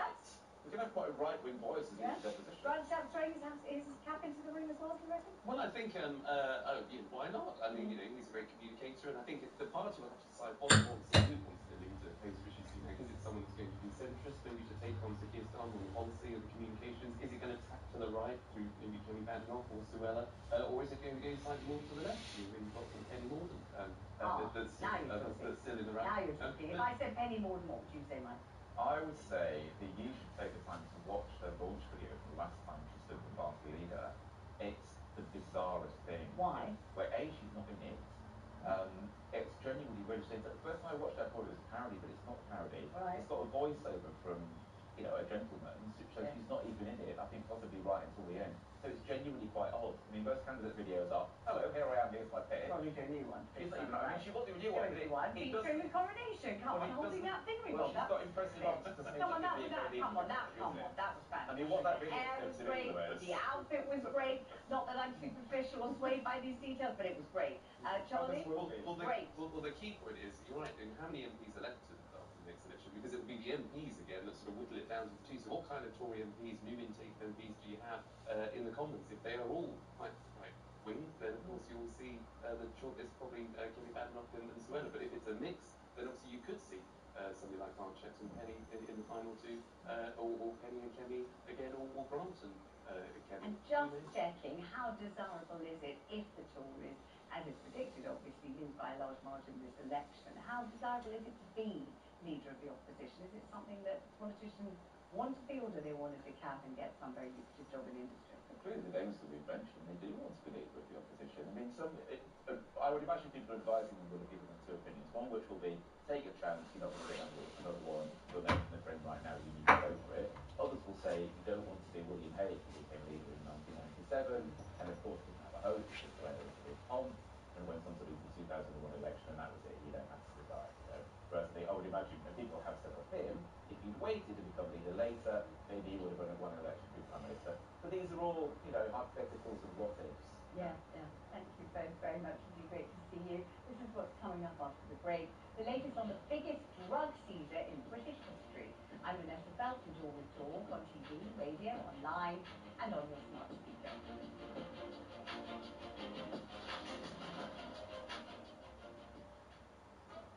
Hey you, do you love pizza? You can win a pizza. Just buy a bottle of Coca-Cola Zero Sugar and scan the QR code to get a chance to win one of 25,000 pizza vouchers or a trip to Naples, the home of pizza. Love pizza. Win a pizza with Coca-Cola. Promotion ends 25th March. Entrance must be 18+. For full T's and C's, visit www.coqrl.com/pizza promo. Hey, Hotels.com here. Tired of living like a sardine? The next station is... We know a hotel where you can enjoy the open ocean. Book hotels with ocean views in the Hotels.com app. Find your perfect somewhere. Picture this. You're at the beach this summer and the only Wi-Fi available is from Tony's phone. You could just ask him if you could use it. Tony sounds like a nice, approachable person. Like an uncle. Uncle Tony. Oh, forget it. You wouldn't have the social bravery to ask anyway. Nobody does. No EU roaming fees this year means no awkward hunt for Wi-Fi. This is Supermarket Mobile. Tesco Mobile. Every little helps. Until 2025. For terms and roaming destinations, see tescomobile.com/home from home. Honey, we need a new car. Need? It's a strong word. We don't need a new car. We want a new car. But Volvo has a new car sale event. We can save up to £9,000 on a range of Volvo cars, including their electric models. We can order online or pop into our local retailer between the 16th and the 25th of February. We can't just buy a... Wait, did you say £9,000? Honey, we need a new Volvo. Save up to £9,000 on a range of Volvo cars. All available for quick delivery. Order online or search Volvo new car sale events to book an appointment between the 16th and the 25th of February. Figure based on XC90 and varies by model. Stock cars only. While stocks last. Excludes the X30 and the X90. Finance provided by Volvo Car Financial Services UK Limited. Terms apply. Supermarket shoppers of Britain. It's Lidl's pick of the week. Super save up to 35%. of selected fruit and veg. Like a pack of cherries, just £1.49. A bag of British kale, only 59p. And half a kilo of British carrots for 49p. Plus more heroic deals in store now. Now that's big on quality and always little on price. Subject to availability. Selected stores GB only. Like to mix up your lunch? Try a McDonald's Big Flavour Wrap. Get a kick with spicy veggies. Go big and bold with barbecue and bacon. Creamy with Caesar and bacon. Or go sweet with today's $1.99 wrap of the day, the sweet chili chicken one. Served from 11 a.m. Price may vary. Wrap of the day discount not available on delivery orders. Subject to availability. Your way from driveway to motorway. Talk Radio Travel Update. In Plymouth, there are multiple road closures in and around the Keyham area after the discovery of an unexploded World War II bomb in a garden on St Michael Avenue. There's also major disruption to rail and bus services in the area. In South Yorkshire, the M18 southbound is partly blocked after a collision at junction 5 for the M180. And in Oxfordshire, the M40 northbound is partly blocked after a collision that's between Tamer junction 7 and Oxford services junction 8A. I'm Adam Moore.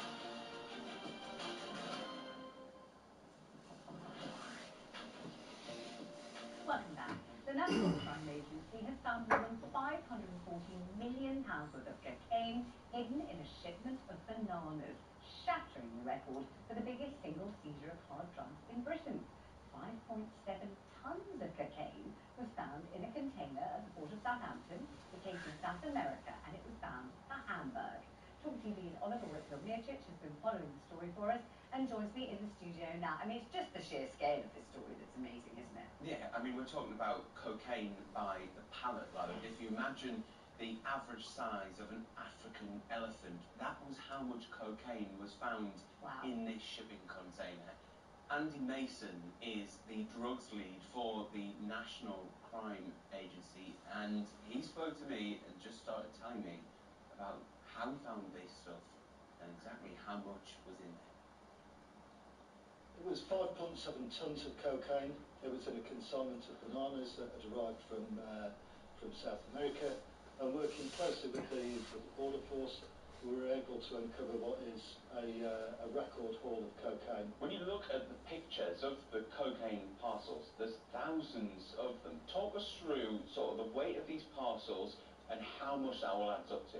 If we just take this one consignment alone, at UK street prices, it's worth £450 million. The cost to the importing crime group, about £25 million. So it's a huge hit against the crime group that's importing it. But it's barely scratching the surface. I wouldn't say it's barely scratching the surface. It's a big amount when you look at the UK consumption of cocaine, which is around about 117 tonnes per annum. So it's a fair percentage of that market.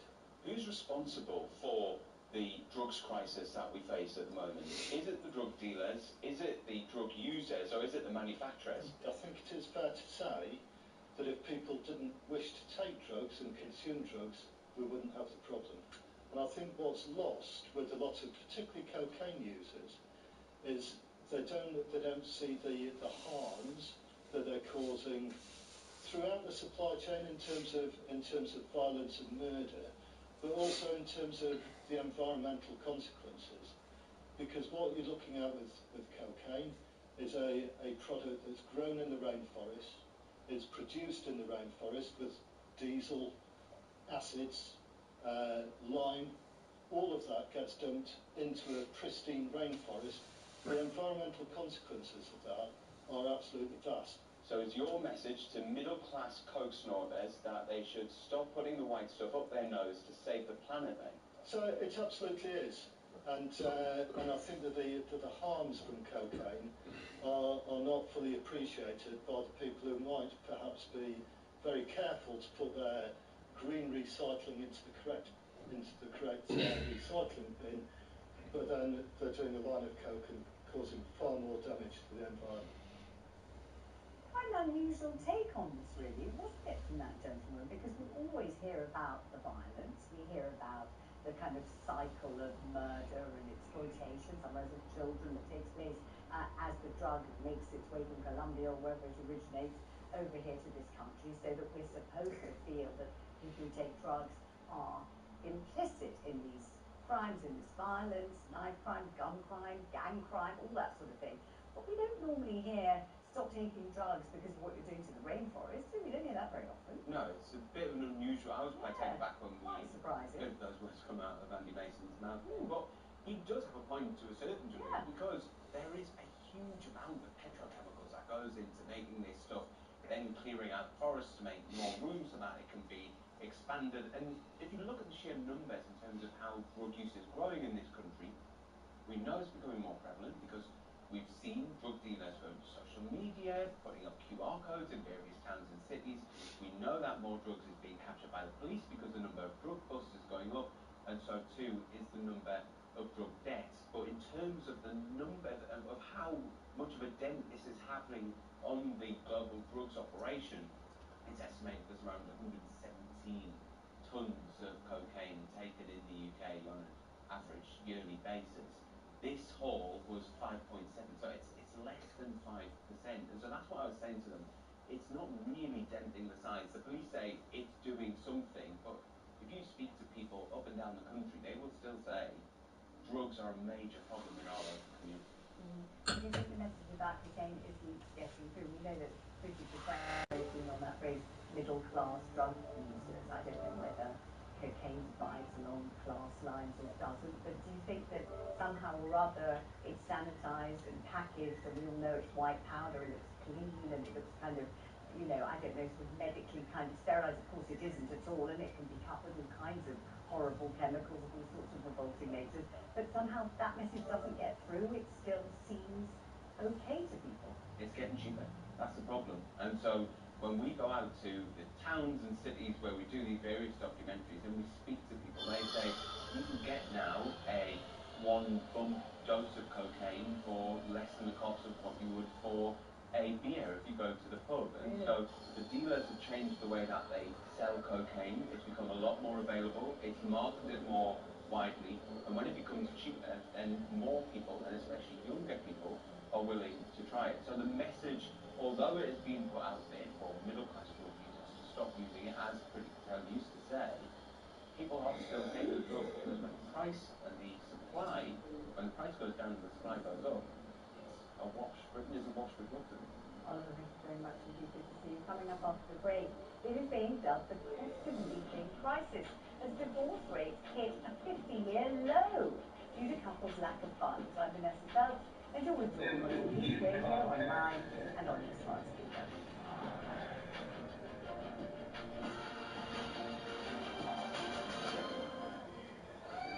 Hey, Hotels.com here. Struggling to keep up with your toddler? We know a hotel that'll keep them entertained. Book family-friendly hotels with pools in the Hotels.com app. Find your perfect somewhere. At Kia, we're switching on the Kia Power On event, featuring the award-winning Kia EV6 with a range of up to 328 miles. Available now with 2.9% APR representative, £1,000 PCP finance deposit contribution, 2 years free servicing, and 1 year Kia Charge Plus when you order by the 29th of February. Search the Kia Power On event. Take the lead. Drive electric. Kia. Movement that inspires. T's and C's apply. Kia Finance. Free servicing offer available until 29th of February. Range based on test conditions and may vary. Everyone's a winner at Currys because you can claim a guaranteed reward of between £10 and £2,500 on selected energy-efficient tech. Like the Hotpoint A-rated 10-kilo washer with active care technology. Not only does it remove tough stains like pizza grease, pen ink or bronzer, it does so at low protective temperatures. Now that's a double win. Going beyond expectations at Currys. UK only by selected appliances from 31st of the 1st to 19th of the 3rd, 24. Within 32 to 42 days post-purchase. Receipt 1 use only. T's and C's online. Get ready to enjoy unmissable Sky TV together with Netflix in one simple subscription. So you can watch award-winning shows like Succession, The White Lotus, House of the Dragon, The Crown, True Detective, The Last of Us, Stranger Things, We've only got 30 seconds. Oh, I'll skip to the best bit. It's never been easier with Sky Stream. There's no dish and you can cancel anytime. Start your 1-month free trial today at sky.com. Book my Sky Ultimate TV subscription and broadband minimum speed 25 megabits per second, £31 per month after trial. New Sky TV customers only, 18 plus terms apply. When Magnus started out as a carpenter, he used a manual saw. First he made tiny chairs, then dog kennels, and then a duplex treat house. But when Magnus was asked to build a suspension bridge, he had to leave his manual saw behind and embrace something better suited for the job. Manual saws. They're kind of like the bank account you use for your business. Just because they were right once doesn't mean they'll be right forever. Maybe it's time to switch with the current account switch service. People are tuning into radio more than ever. Advertise here and get your message heard by up to 6.5 million switched-on listeners every week. Email radio@news.co.uk. In People's Postcode Lottery's March draws, your ordinary postcode could deliver some rather extraordinary news. Because a share of £17.8 million must be won, and there's prizes every day.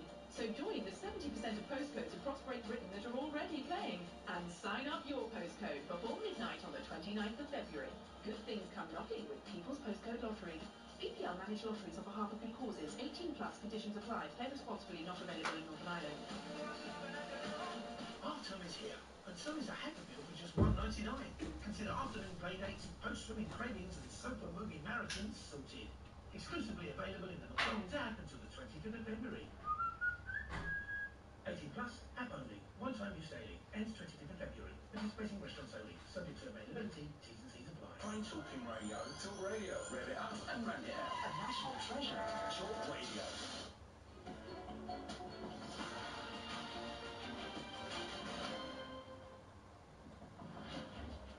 Welcome back.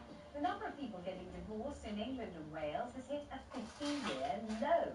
Data shows that there were 80,000 divorces in 2022, down by more than a quarter from 2021, when 113,000 divorces were granted. Many experts are attributing this to the cost of living crisis and the financial burden on couples separating. Well, we could discuss it before Sorry Vanessa Lloyd Black. Good to have you on the programme. Good afternoon to you. Good afternoon to you. I've lost count of the number of times over the years we've talked about divorce rates going up. So this seems to buck the trend, and I think lots of people will think, my goodness, this is one fantastic side effect of the horrible cost of living crisis, that actually people are going to have to stay together because they can't afford to split up. Is that what you're finding among your people? Unfortunately, no. Last year, yes. We certainly saw that when there was a threat of a full-blown recession, of course we saw the numbers drop. And that was the first time we'd seen that for a long, long time. But these statistics date back to nearly 2 years ago. Now, towards the end of last year was the biggest drop ever, because everyone thought the recession would definitely happen. Once we've seen a glimmer of hope, and certainly it has been since January, those numbers have gone through the roof again. And it's very interesting that your last section is about drug taking and the amount of cocaine swashing around Britain. Because one of the issues that's come to the fore since January is the number of people splitting up because one or other of them is taking cocaine, and it's impacting on their behaviour. And that, I'm sure all the practitioners across the country have seen a rise in that. And it's causing huge concern. So we have had a rise in injections because somebody has gone completely potty after they've taken it, or more cases about stopping the children seeing that parent until they've had drug testing, worried about them going in cars with the children. So it has now impacted, and so that is a very big problem. I think also what happened last year was the fear about what was happening on the world stage. What was happening in Israel, people very frightened about life generally, and people not going out because they were frightened and saying, well, maybe we should stay together. But that has changed now at the turn of this year.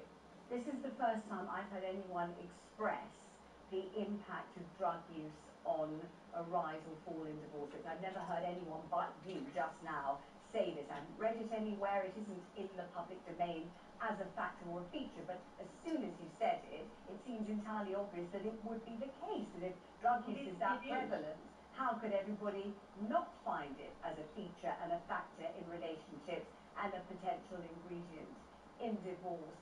I mean, do you think that what you're seeing is people who believe there was such a thing as recreational drug use, who may well be as a couple started using cocaine together as a kind of weekend thing that they thought was going to be a kind of adjunct or fillip to their marriage, and then the whole thing got out of control for one partner, not so much the other. Is that what's happened?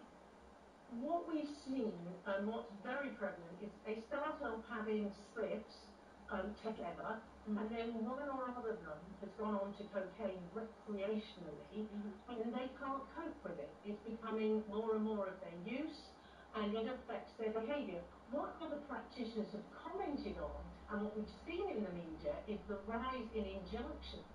But no one has analysed why people are behaving in this way and what is causing this peculiar behaviour. A lot of people have been putting it down to just the what happened in COVID and the after effects of COVID.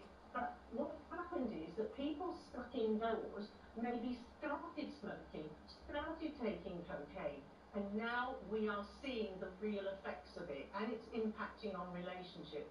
And we shouldn't be in any doubt that it's going on out there. And, you know, people refer to middle-class cocaine use. That is the area where it's really impacting, because we are seeing the evidence of it in the cases that we're doing. So it really is happening. It was very interesting that the gentleman you had on highlighted that this is swashing about all over England, because it is, and it has got cheaper. And it was one of the things in the cost of living, that if it gets cheaper, and that's what the drug people know is happening, it's the cheap thing people can buy. Yeah. So we need to address that issue in relation to relationships and their breakdown. Tell me about no-fault divorce. This is something that was campaigned for many years. It was felt that it was going to make divorce procedures simpler, quicker, more efficient, easier for the courts, easier for the couples concerned. Has it had an impact, and has it worked? Well, the time when it came in, we saw an enormous surge of people, hundreds of thousands of people, race to then use the no-fault process, so that we've wiped away the need to talk about adultery, unreasonable behaviour, separation, etc. All swept away. Has it had a major impact now? Well, no. Now it hasn't, because it's evened out. But as we see the numbers start to rise, I think it's good that it came in to sweep away the grounds, because that's one area that people don't have to fight about anymore. But what we are seeing is a rise in the number of people behaving very badly, very violent behaviour. We are seeing people arguing more over the children than they ever have before. And so we have got a rise of those kind of cases. We're also seeing an increase in people who live together, cohabitees, coming to us for advice about splitting up. But the other major area of increase is where men and women are coming back who have had orders against them for maintenance, and sort of wealthy women have had those kind of things against them. And they are coming back now for variations of their maintenance orders because of the cost of living crisis. Let me ask you something I know I've asked you many times before. It never does quite sink in, it seems to me. People never do quite understand this. Is there such a thing as a common law wife or a common law husband in the United Kingdom? No, there is not. That was a phrase that was coined by a newspaper years ago. If you live together with someone, you don't obtain rights just from living together. You are a cohabitee. Now, you can draw up a cohabitation agreement before you move in to designate who should pay what and what will happen if you break up. But you have much less rights than if you are married. You don't have automatic rights to maintenance. You don't have an automatic right to a share in that other person's property unless you can show either that the property is in joint names, or you have made a contribution towards a deposit or repayment, or in other ways in the relationship that can be taken into account. So it's called direct or indirect payments. But as a cohabitee, you have very limited rights. There is no such thing in English law as a common law husband or common law wife. And this has hit many people who have been caught out that they can live together with someone for years and years and years, 20 years, and they don't have rights other than through the children.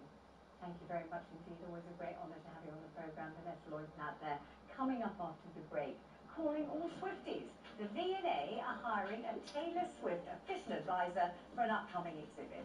I'm Vanessa Phelps and you're with Talk on TV, radio, online and on your smart speaker.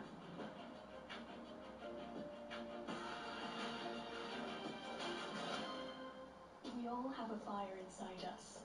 It gives us energy and spirit to do the things we love. Every morning we get to feed that fire and set ourselves up for the day with a warming and satisfying bowl of Quaker Oats. Because when we feed it right, when it's fully ablaze, we can take on anything the day might bring. Feed more than just your body. Feed the fire inside. Quaker Oats.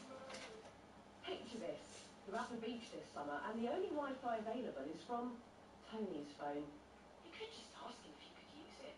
Tony sounds like a nice approachable person. Like an uncle. Uncle Tony.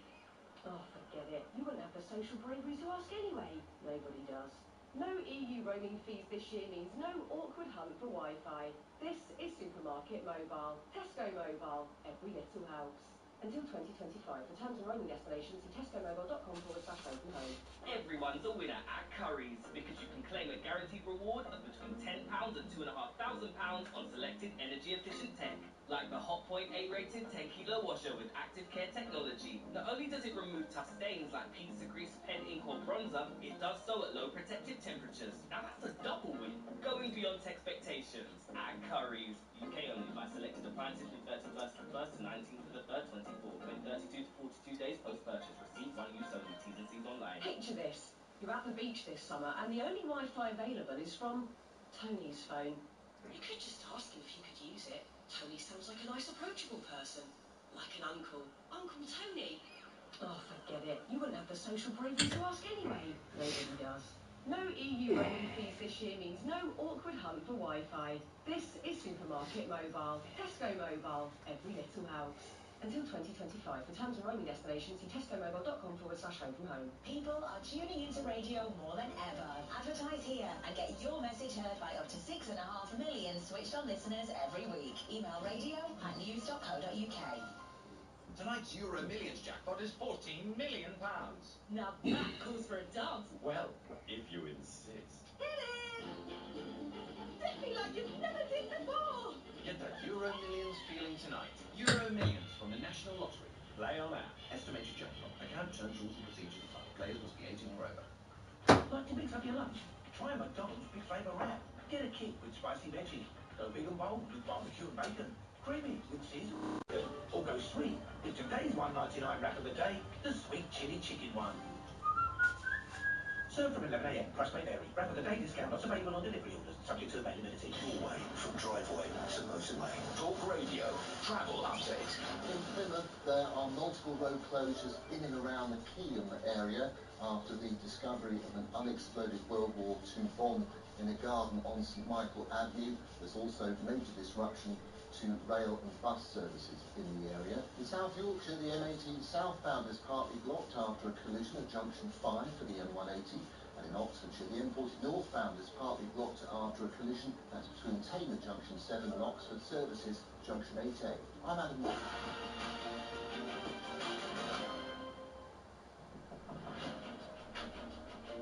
Welcome back. If you know Taylor Swift, I'm not gonna have my shit there, then here's a job for you. The V&A are looking to hire a Swift superfan to help curate an exhibit on the pop sensation.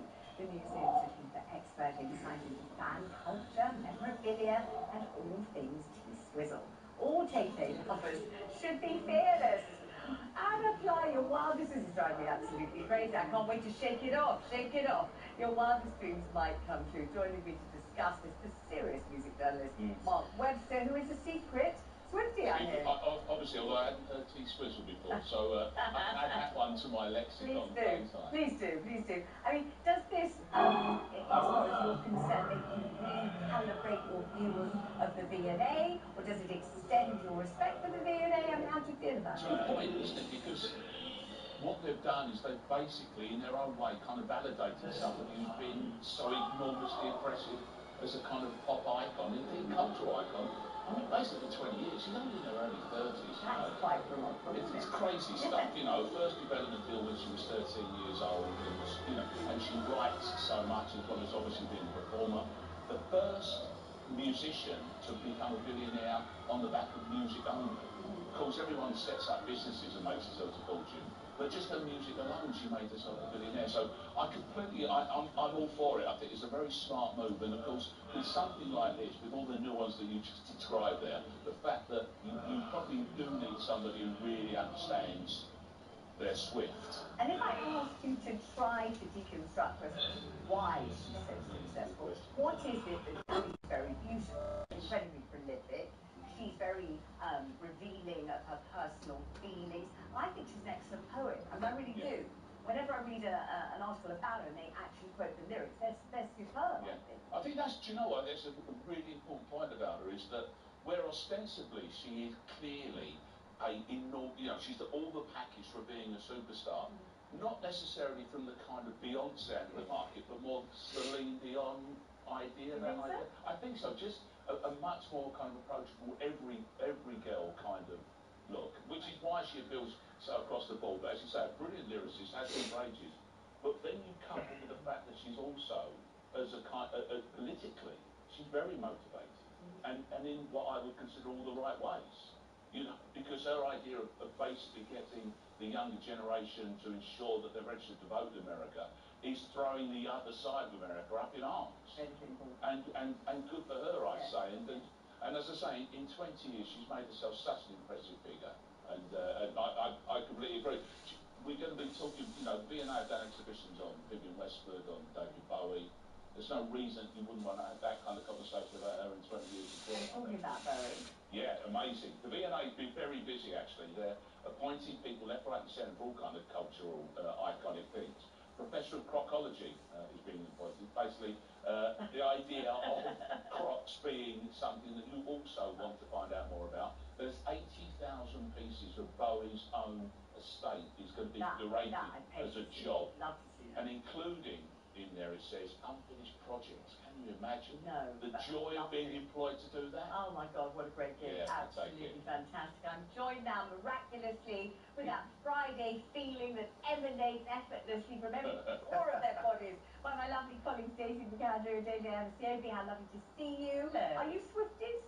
No, but I'm going to petition for a Feltz exhibition at the V&A. Oh, you're too young. You'd be too young to go. You'd be X-rated. You'd be banned. Definitely a fan of Taylor Swift. She's amazing. She's so vanilla. She's so boring. Is she? Yeah. She's fantastic. So honest and incredibly I want rock and roll. I want sexy. Is that what we're getting? Sex and rock and roll on your show tonight, or what else? Loads of that. We're basically, we're just going for it big time. We obviously will be talking about the Sharima Begum results. We will be touching on Taylor Swift and but not too much. Not too much. What else have we got? Great Ormond Street Hospital. Yes. They've been Incredible story. Yeah, apparently they've been employing some charity people who've been doing a little bit too much pushing. And we call them chuggers, and they've been really and these are the ones that ring your doorbell constantly and say sign here, sign here. Absolutely. All kinds of Looking tricks. forward to it enormously. What a great mix. Very sad who comes into the show. The talk's coming up next as we see. Thank you so much for tuning in. Please join me on Monday, same time. Lots of love.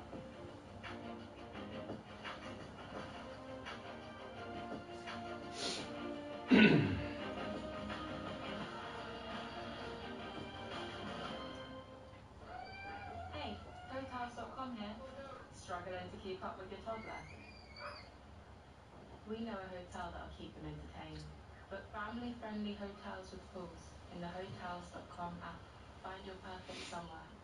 Get ready to enjoy unmissable Sky TV together with Netflix in one simple subscription. So you can watch award-winning shows like Succession, The White Lotus, House of the Dragon, The Crown, True Detective, The Last of Us, Stranger Things, We've only got 30 seconds. Oh, I'll skip to the best bit. It's never been easier with Sky Stream. There's no dish and you can cancel anytime. Start your 1-month free trial today at sky.com. Goodbye Sky, we're going to keep your subscription in broadband minimum speed 25 megabytes per second, £31 per month after travel, and Sky TV customers only, 18 plus terms apply. Polly cinched it. Yes! The Pollock family have cinched it. Yep, the nation have cinched it by buying their perfect car online. With helpful financing options, and an instant online part exchange price for your old car. Plus a guarantee for the price quoted.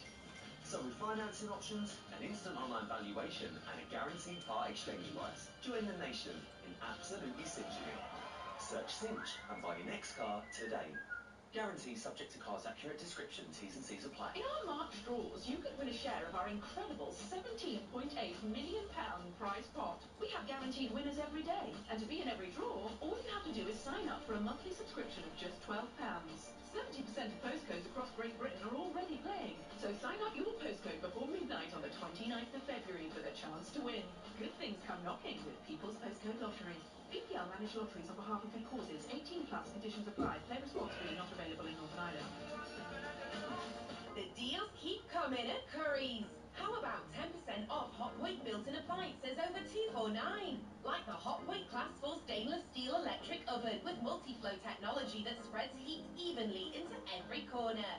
So there's no worries about your pies being burnt on the outside and raw in the middle. And with an A+ energy rating, it won't burn a hole in your pocket either. In-store and online at Currys.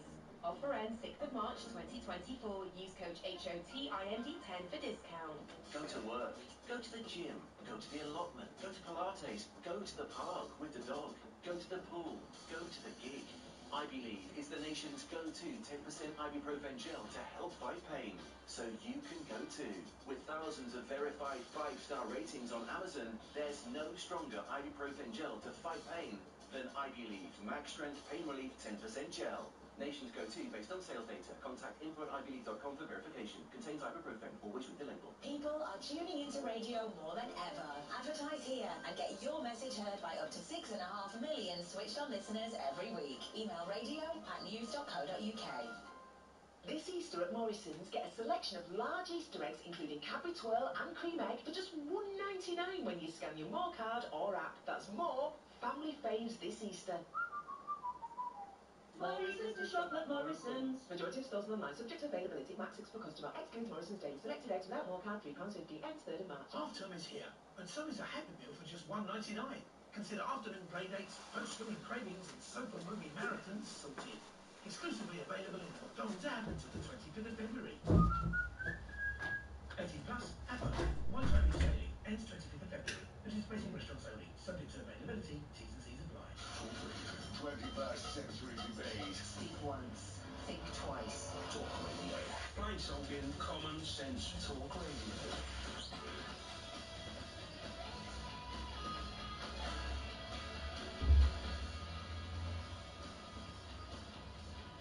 Hello and welcome to the talk. I'm Daisy Candy. Tonight, Shamima Begum's lawyers vow to fight on after the ISIS bride loses her citizenship appeal in court. Plus, top Tories lock horns as former Home Secretary Suella Braverman claims Islamists are now in charge of Britain. And a shocking undercover investigation reveals the dirty tactics employed by doorsteppers working on behalf of the much-loved children's charity. Joining me on the panel tonight are James Clancy and Isabel Oakeshott, JJ Aniseri and Emma Wolf. First, Shamima Begum's lawyers have vowed to continue fighting for her return to the UK after she lost a controversial appeal against the removal of her British citizenship. Begum, who is now 24 years old, left London as a schoolgirl in 2015 to join ISIS, before having her citizenship revoked in 2019 by the then Home Secretary Sir Sajid Javid. Shamima's lawyers have been battling to overturn the decision ever since, with the case reaching the Court of Appeal last October. Begum's legal team claimed that judges had failed to consider whether Shamima had been groomed or trafficked when she left the UK 9 years ago. But the Home Office hit back, successfully arguing the key feature in Begum's case was national security. Earlier, one of Britain's most senior judges ruled Begum was the author of her own misfortune. We unanimously dismissed the appeal. It could be argued that the decision in Miss Begum's case was harsh. It could also be argued that Miss Begum is the author of her own misfortune.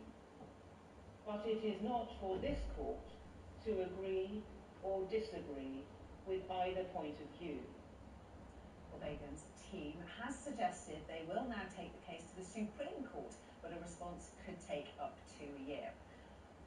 I think I'm very out of step with public opinion on this case. I have absolutely no sympathy whatsoever with Shamima Begum. I think she's scum. I think what she did was appalling. I think the interview she gave afterwards showed how stupid she is and immoral. However, I think she's our problem. I think we created her. I think she should be here facing a British justice system. I think she should be in prison, having presumably been taken to court and found guilty of supporting a terrorist organisation. And I don't approve of people becoming stateless, because then any country can just, they could dump somebody in our country and say, well, we're revoking their citizenship, whatever it might be, and we wouldn't be able to deport them They back. do that anyway, don't they? I mean, they already do. Well, in some Half ways. of our asylum seekers have no paperwork, and we don't know where to send them back to. And she's not an asylum seeker. For them, well, she's born here. I think one of the issues here is what responsibility does a 15-year-old or a child have? Because on the one hand, we're talking about giving votes to 16-year-olds. Some people are talking about giving them to people younger. You can join the military at 16. So at what point do you take responsibility? The other point that they're trying to make, which is she's a national security threat. Is she really right now a national security threat compared to some of the other major issues we have going on in this country? I don't personally believe that. However, I think it does set a good precedent that we can revoke people's passports or their citizenship if they do pose a risk. But I think she's been made an example of politics. She completely There are is. better people that we could be chucking out this country. Oh, okay. No, I think she's completely being made an example of, very clearly so, but I think we have to make an example of her, and I think we've been doing far too little of making an example of people lately who have done quite egregious things. Yeah, exactly, but there are better cases. There are clearly people that, we can't seem to get rid of anybody. No. And in this case, we're getting rid of... No, I would agree that she's being made an example of, but we have to make an example of her. I'm afraid I have far more sympathy for her 3 dead children than I do for this woman. I think one might even, I would always err on the side of forgiveness, if possible. We've all done silly things with children. But A, we didn't dump her in Syria. We haven't dumped her anywhere. She planned her trip out there quite carefully. And secondly, I think one would have more sympathy and more sense of forgiveness for her if she hadn't then embarked on this. I mean, she's a very, very canny operator. She's tried to be quite a media savvy operator, not so successfully. But I mean, the interviews that she gave, sort of from around 2021, when she decided actually things weren't going so well for her out there, she quite wanted to come back. I think that kind of makes you feel less sympathetic. I'm not sympathetic to her, and I don't feel forgiveness for her, but I do think she's our problem. Yeah, she was born here. So if this was a person who had she was born in England, let's say she's of Irish descent, her parents were Irish, but she was born in this country, we would not be saying, well, we're taking off the passport and I don't have to deal with her. Like, she clearly been made an example of. She was 15, no matter whether you agree with what she did, no matter whether you think that actually that's what she's doing, she was still a child. She was 15. She wasn't a 16-year-old, she was 15 years old. She's our responsibility. At the very least, we should bring her back here, have her tried, and then she should spend some time in jail, at the very least. But if it feels immoral to say to a child, you made a mistake, but we're going to treat you like you're an adult, even though she was quite clearly a kid when this happened. But the thing that she said as an adult... But the act that she did was as a child, and that is the point. We could say that she was trafficked. There's plenty of reasons why she what she did. There's actually not much proof that she's been trafficked. I think she should be brought back and taken care of here. The UK is second only to Bahrain for stripping people of their citizenship. 2011 212 people on the grounds that they are expecting. 200. Is that it? 212, yes, in 2010. But as you say, thousands of people on watch list. But as you say, James, to me, this is not. She's no longer a threat to us. No, I don't think she is at all. I mean, she's just, as we've all agreed, she's being made an example of. But I do think that her PR offensive has backfired badly, because in none of those interviews did she really express any real remorse. And all those posed photographs of her looking really glossy, I think that really, really stuck in the throat of a lot of people here. I'd be quite happy to see her sent back to Syria, because it's the Syrian people ultimately who she hurt with her actions. I'd quite happy to see her sent there and put in prison in Syria. But for us as a country to say, if you are born in this country new quota rules put into Yes, force. because this was the politicians at the time when they were arguing that she should have her British citizenship revoked. They were saying, well, she has dual nationality and she can get Bangladeshi citizenship. And the Bangladeshis said quite flatly, no, she can't. She's never set foot in Bangladesh. She doesn't have citizenship. And I think that was difficult. And I do think that Sajid Javid at the time saw a political opportunity. Yeah. And now, politicians do that. She's stateless, yeah. I mean, how many cases are there in Britain of us making someone stateless? Very, very few. I'm not aware of any other ones. Yeah, and so, I mean, we're in sort of unprecedented territories, but I think it's still a good example. I still believe that we need to have this, have the ability to strip people of citizenship. She's not actually stateless. She can stay where she is. Right. In the refugee Well, she's camp. officially stateless. Yeah. That's the official term for having no citizenship anywhere. She's a citizenship of nowhere. She's a citizen of nowhere. Meanwhile, the Home Secretary James Cleverly has slammed his predecessor's incendiary claim that Islamists are in charge of Britain. Suella Braverman, who was sacked after criticising the Met's response to the pro-Palestinian protest, penned the fire article following this week's chaos in the Commons. Former top Tory accused Labour leader Keir Starmer of hatching a grubby backroom deal with Speaker Lindsay Hoyle over his party's amendment on a Gaza ceasefire. And while parliamentarians bickered over Commons convention, outside, thousands of pro-Palestinian protesters voiced their anger, even projecting this inflammatory statement onto Elizabeth Tower.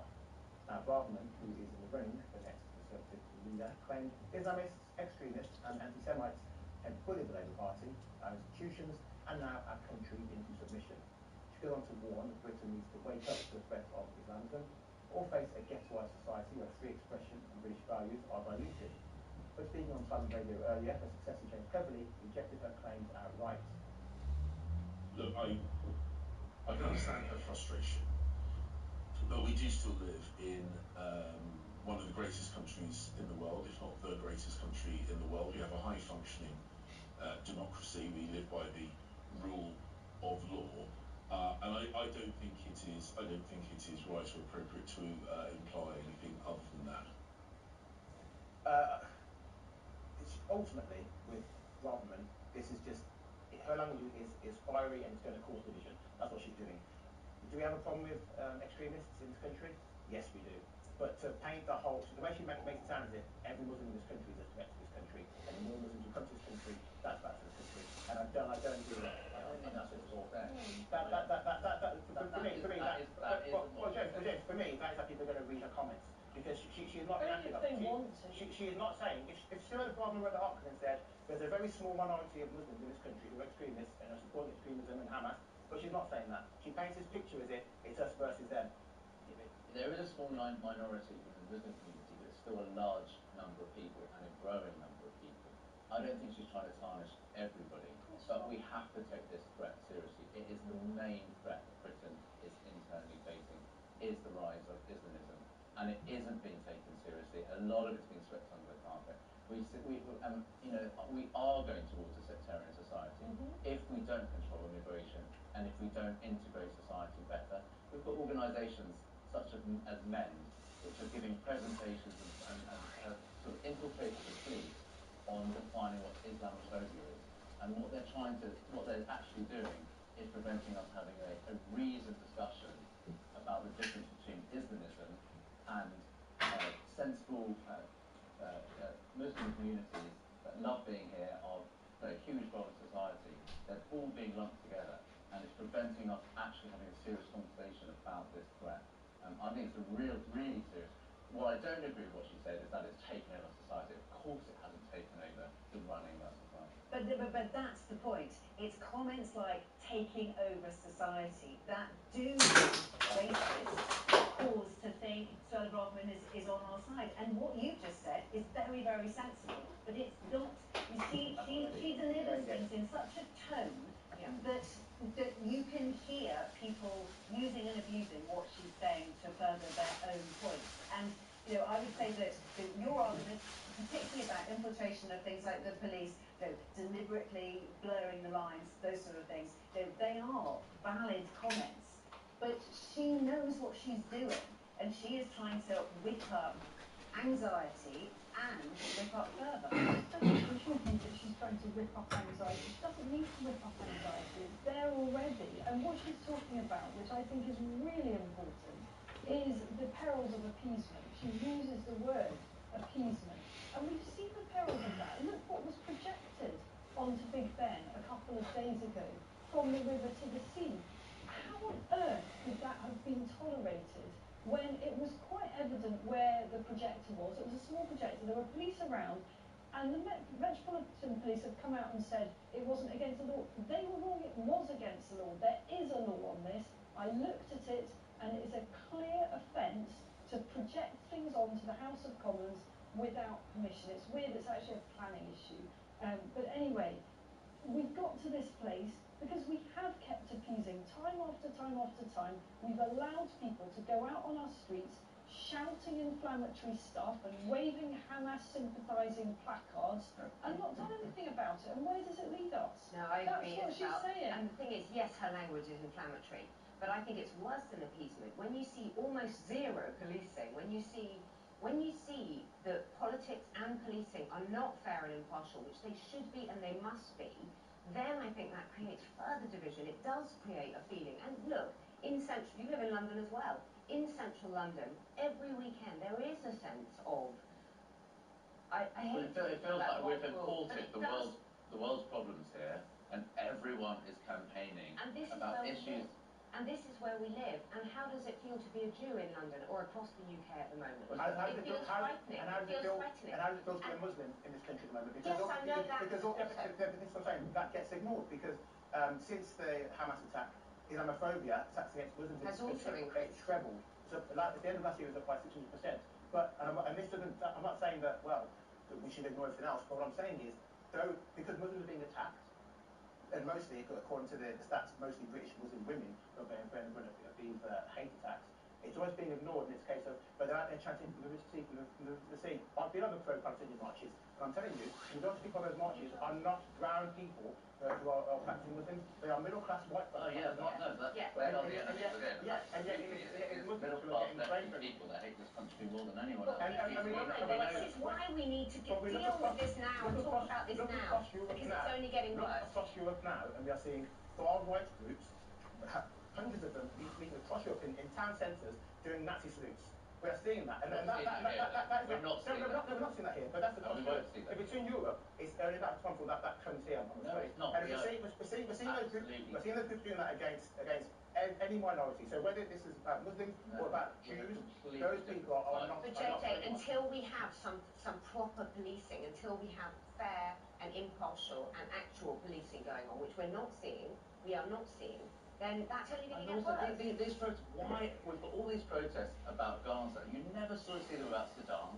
You never saw them about Syria. You never see them about Eritrea and the Tigray.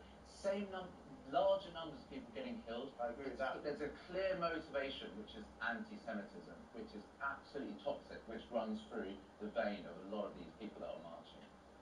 All right, time to move on. And coming up, the disgraced former post office boss Paula Bennells is formally stripped of her CBE by the King, bringing the honours system into disrepute.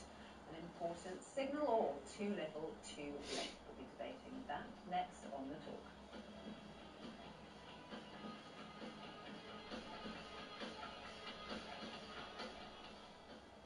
At Tesco Mobile, we're putting your contract price on ice. So right now, you can save £198 on the epic Samsung Galaxy S24 Ultra, with 25 gigs of data for just £54.99 a month with Club Card prices. And it will say that price for your whole contract. That's value frozen in. This is Supermarket Mobile. Search Tesco Mobile. Every little helps. Ends 24th of March. Club Card and 36-month credit agreement required. Club Card prices frozen for contract duration. Subject to status. Terms at tescomobile.com/term. Girls! Sean! It's bedtime! One more eat! I'm almost done! Okay, kiddos. That's enough. Time's up. Over to the app. Your Wi-Fi is going off. Going off. EE Broadband lets you pause the Wi-Fi on your kids' devices, helping them to switch off and drift off. Search EE Home Eligibility criteria apply. New EE broadband customers. Get ready to enjoy unmissable Sky TV together with Netflix in one simple subscription. So you can watch award-winning shows like Succession, The White Lotus, House of the Dragon, The Crown, True Detective, The Last of Us, Stranger Things, we've only got 30 seconds. Oh, I'll skip to the best bit. It's never been easier with Sky Stream. There's no dish and you can cancel anytime. Start your 1 month free trial today at sky.com. Goodbye Sky Ultimate TV subscription and broadband minimum speed 25 megabytes per second, 31 pounds per month. Travel, Sky TV customers only, 18 plus terms apply. The TalkSport Fan Network. Unbeatable club dedicated content created by the fans for the fans. Search TalkSport Fan Network. Supermarket shoppers of Britain, it's Lidl's pick of the week. Super save up to 35% on selected fruit and veg. Like a pack of cherries, just £1.49.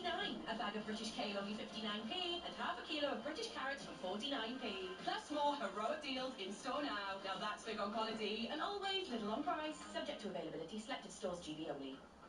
Like to mix up your lunch? Try McDonald's Big Flavour Wrap. Get a kick with spicy veggie. Go big and bold with barbecue and bacon. Creamy with Caesar and bacon. Or go sweet with today's $1.99 wrap of the day, the sweet chili chicken one. Served from 11 a.m. Price may vary. Wrap of the day discount not available on delivery orders. Subject to availability. Your way from driveway to motorway. Talk Radio Travel Update. South Yorkshire, the M18 southbound is still partly blocked after a collision at junction 5 for the M180. In Oxfordshire, the M40 northbound is partly blocked after a collision between junction 7 for Tame and junction 8 for Oxford.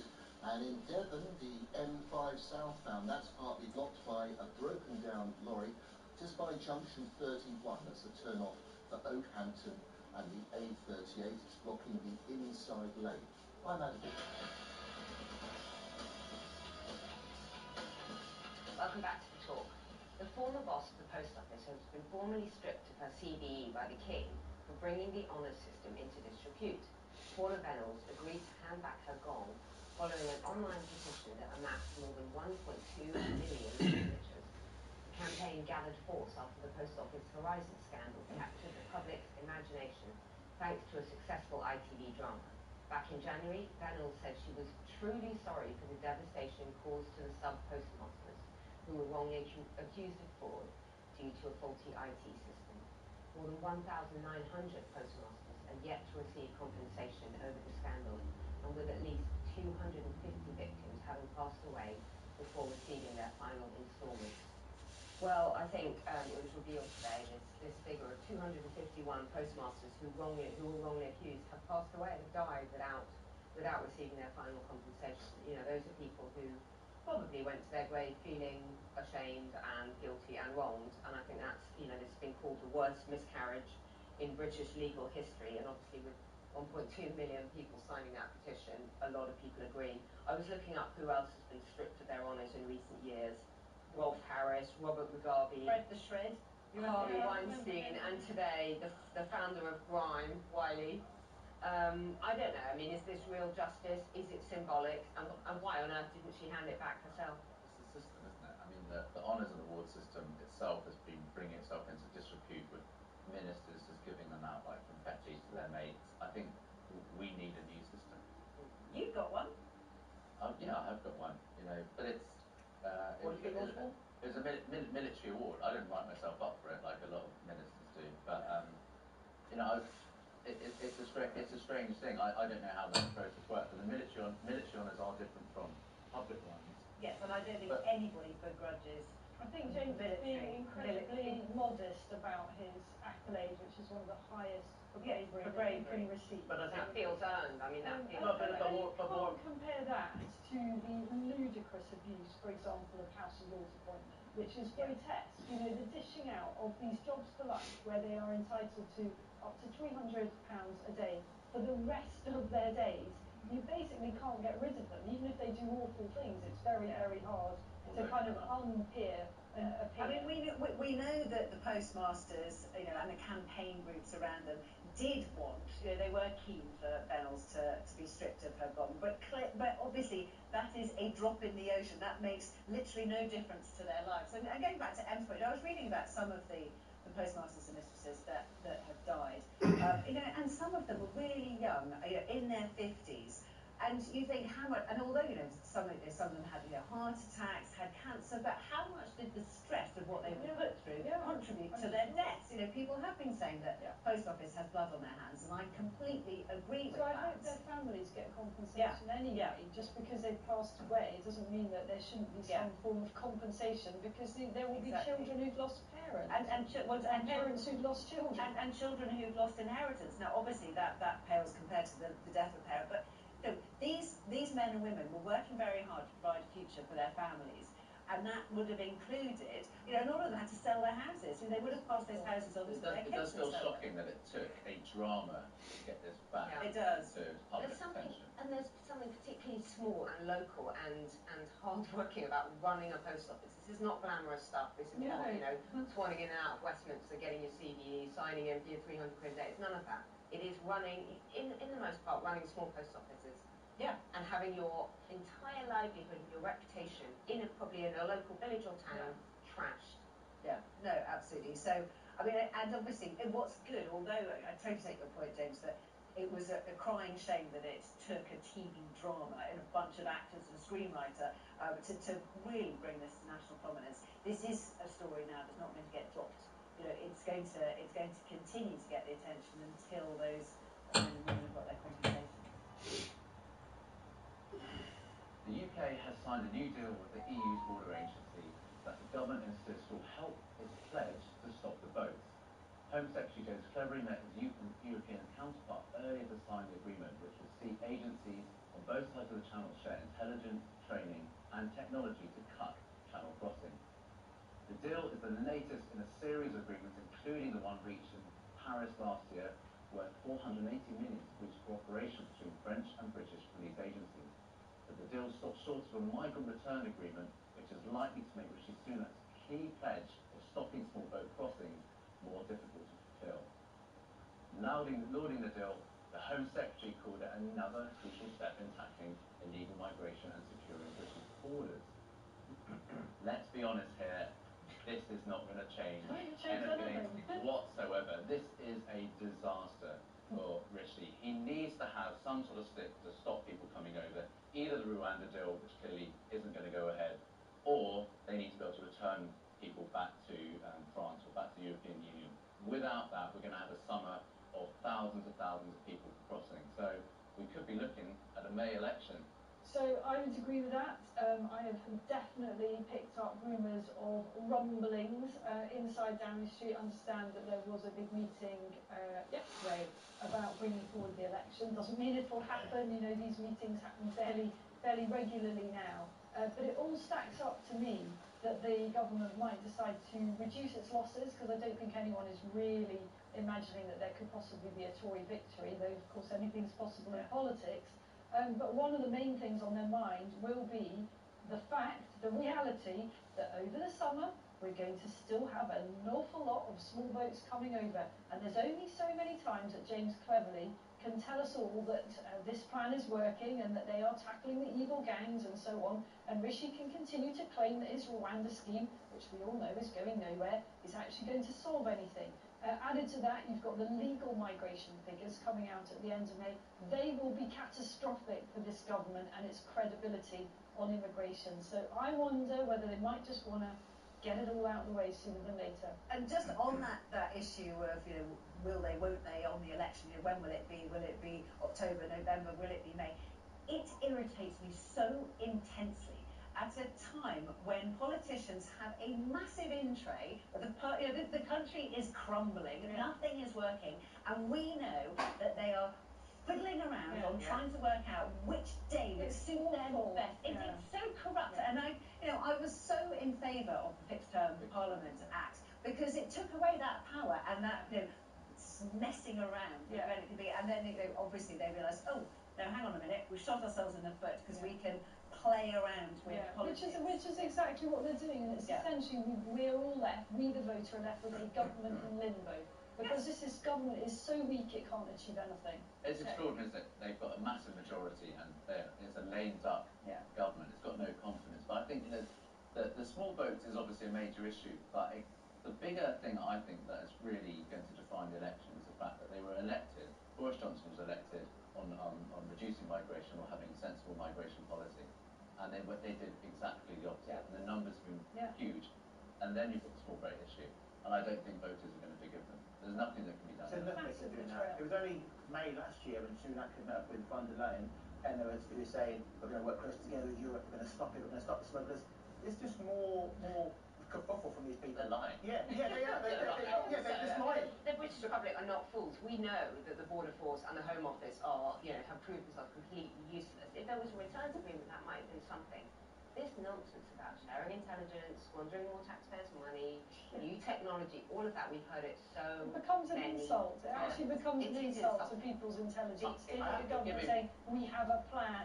It feels Stick like with the plan, though. Stick with the plan. It feels like we're closer to Europe now than we were before Brexit.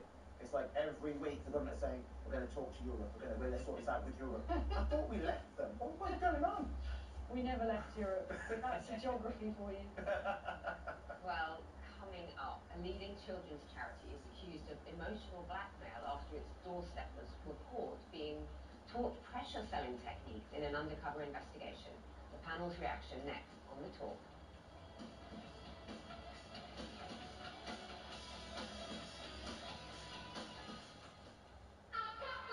Sounds like someone's lowered prices with their Tesco Club card. Like selected Tesco Finest sausages and bacon, now 2 for £5.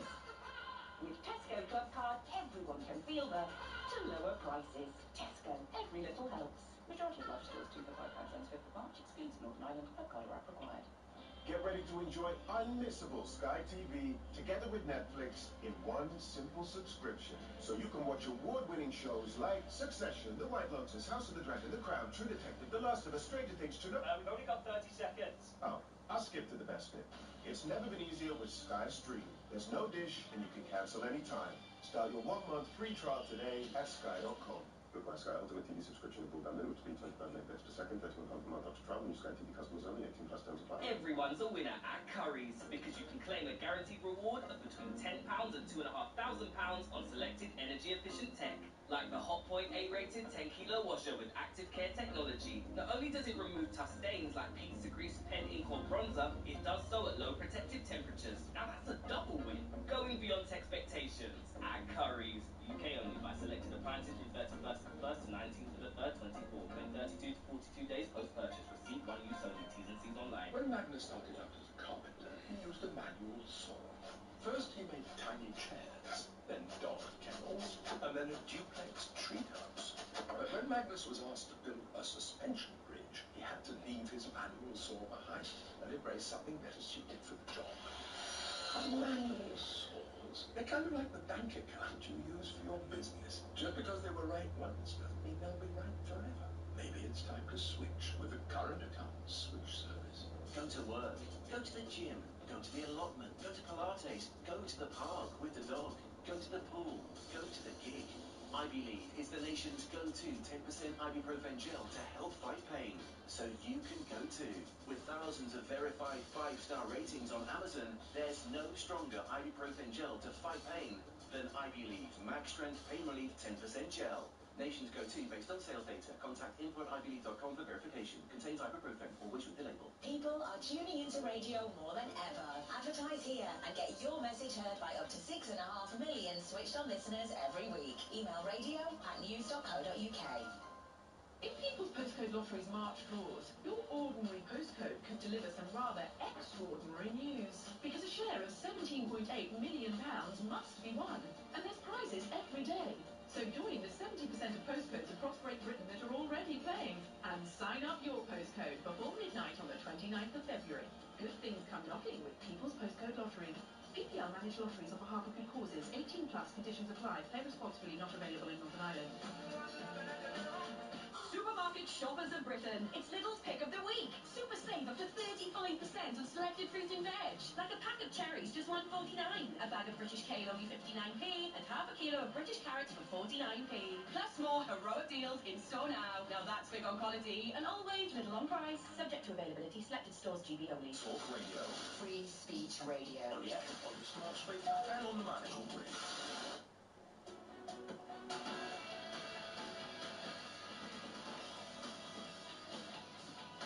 Welcome back to Hospital. Well, you know that old saying, charity begins at home, but fundraisers for a historic children's hospital have been taking that a little bit too literally. An undercover investigation has revealed shocking tactics being used by fundraisers to guilt and pressurise Good Samaritans into handing over more cash, and this is for the Great Ormond Street Hospital. So secret footage shows trainees being taught tricks by a third-party marketing firm, such as crying on cue in order to elicit sympathy on doorsteps. One senior fundraiser even claimed he would pretend to be deaf in order to get householders to answer the door. I remember, this is very cheeky when I used to do National Deaf to Society, okay? And then people that we know whatever, I just they come and they go back on it. I'm so sorry. Nobody will know that to me. I'm working on behalf of them. Thank you very much for your time. I'm not like that. Well, Great Ormond Street Hospital says it's deeply concerned by the findings and has referred itself to the fundraising regulator. These charities and the agencies that teach them how to get better at fundraising, they get ever more creative and imaginative, don't they? And you know, some of it really is heartstring pulling stuff. You know, we get some incredibly effective material sent just through the post, and you're often sent things that clearly cost quite a lot to create. You know, fancy stickers which are personalised, which are quite often aimed at children. And you're almost sort of emotionally blackmailed into paying for them. You know, they tell you that these stickers cost X amount to make, but if you only give £1 more than that, then they'll make back their losses. I don't know, I mean, of course the overall motive is a good one, but all too often I think charities, especially the larger ones, are using their money unwisely. Well, I think it's also the fact that, you know, for every £1 that you give to charity, understanding how much of that actually gets to point of delivery. Absolutely. And the horrible thing here is that the marketing firm behind this particular scandal is getting 50% of it. So say they get £1 million raised, £500,000 goes to the charity.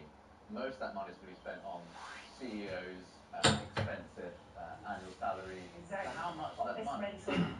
How much of the money actually getting to where it goes? You know, I live in London and we get these people running up and down the street. I generally use my young children as an excuse not to engage, but I do feel for some people the emotional pressure. Do you remember that case of an old lady who died almost penniless because she was signed up to hundreds and hundreds of these people? Jane, this is the point. I think doorstepping and chugging, you know, charity mugging in the street should be illegal because it is targeting. People at home during the day is going to be mostly older people, poorer people, more vulnerable people, people maybe not working. But charity mugging, the chugging in the street, is going to be, I mean, I'm in a rush, and, you know, people that stop or want to have a chat, it's often older people.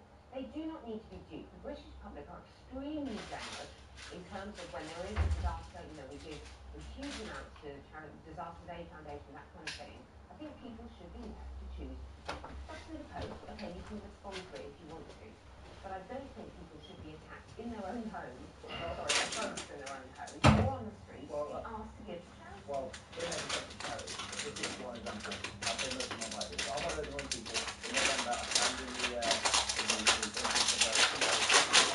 and we're told quite clearly what we're talking about here. There is no harassing people. I'm not even allowed to say to you, would you like to buy a copy, sir? Can't even say that. Then you're not a tugger. All I can do is I don't let anyone get past you. You're selling copies. You're not chugging. Yes, but I would say that most people who work for charities on the street are not there trying to. You may find this is some kind of hustle.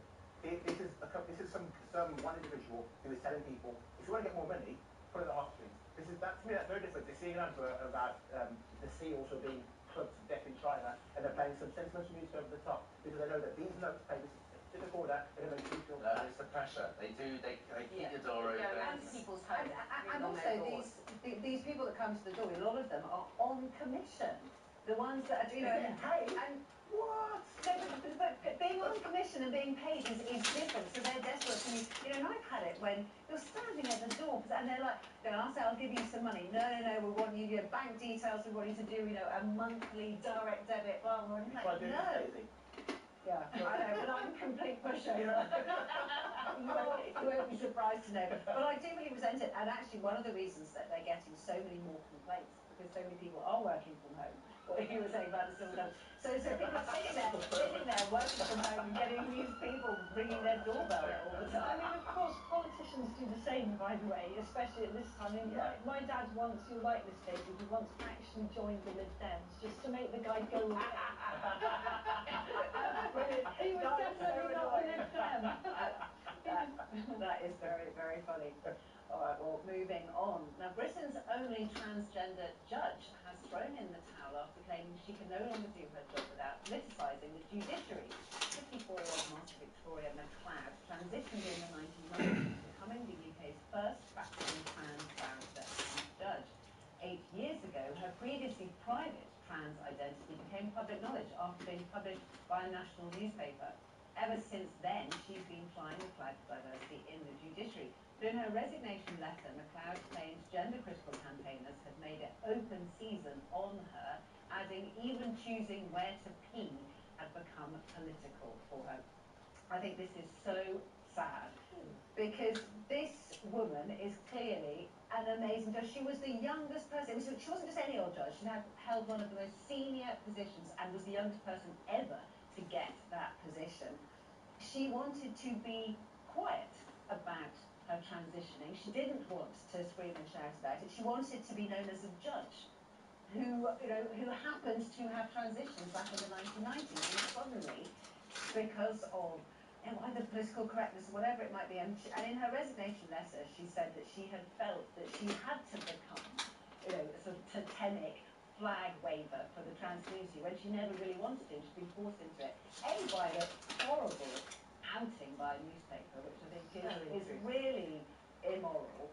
And so the judiciary has lost, I think, a great asset. I think it's terrible. It's so intrusive. It just beggars belief that a newspaper would have outed her in this way, when, as you say, all she was doing was choosing to A, be a judge, but B, live her life as a woman.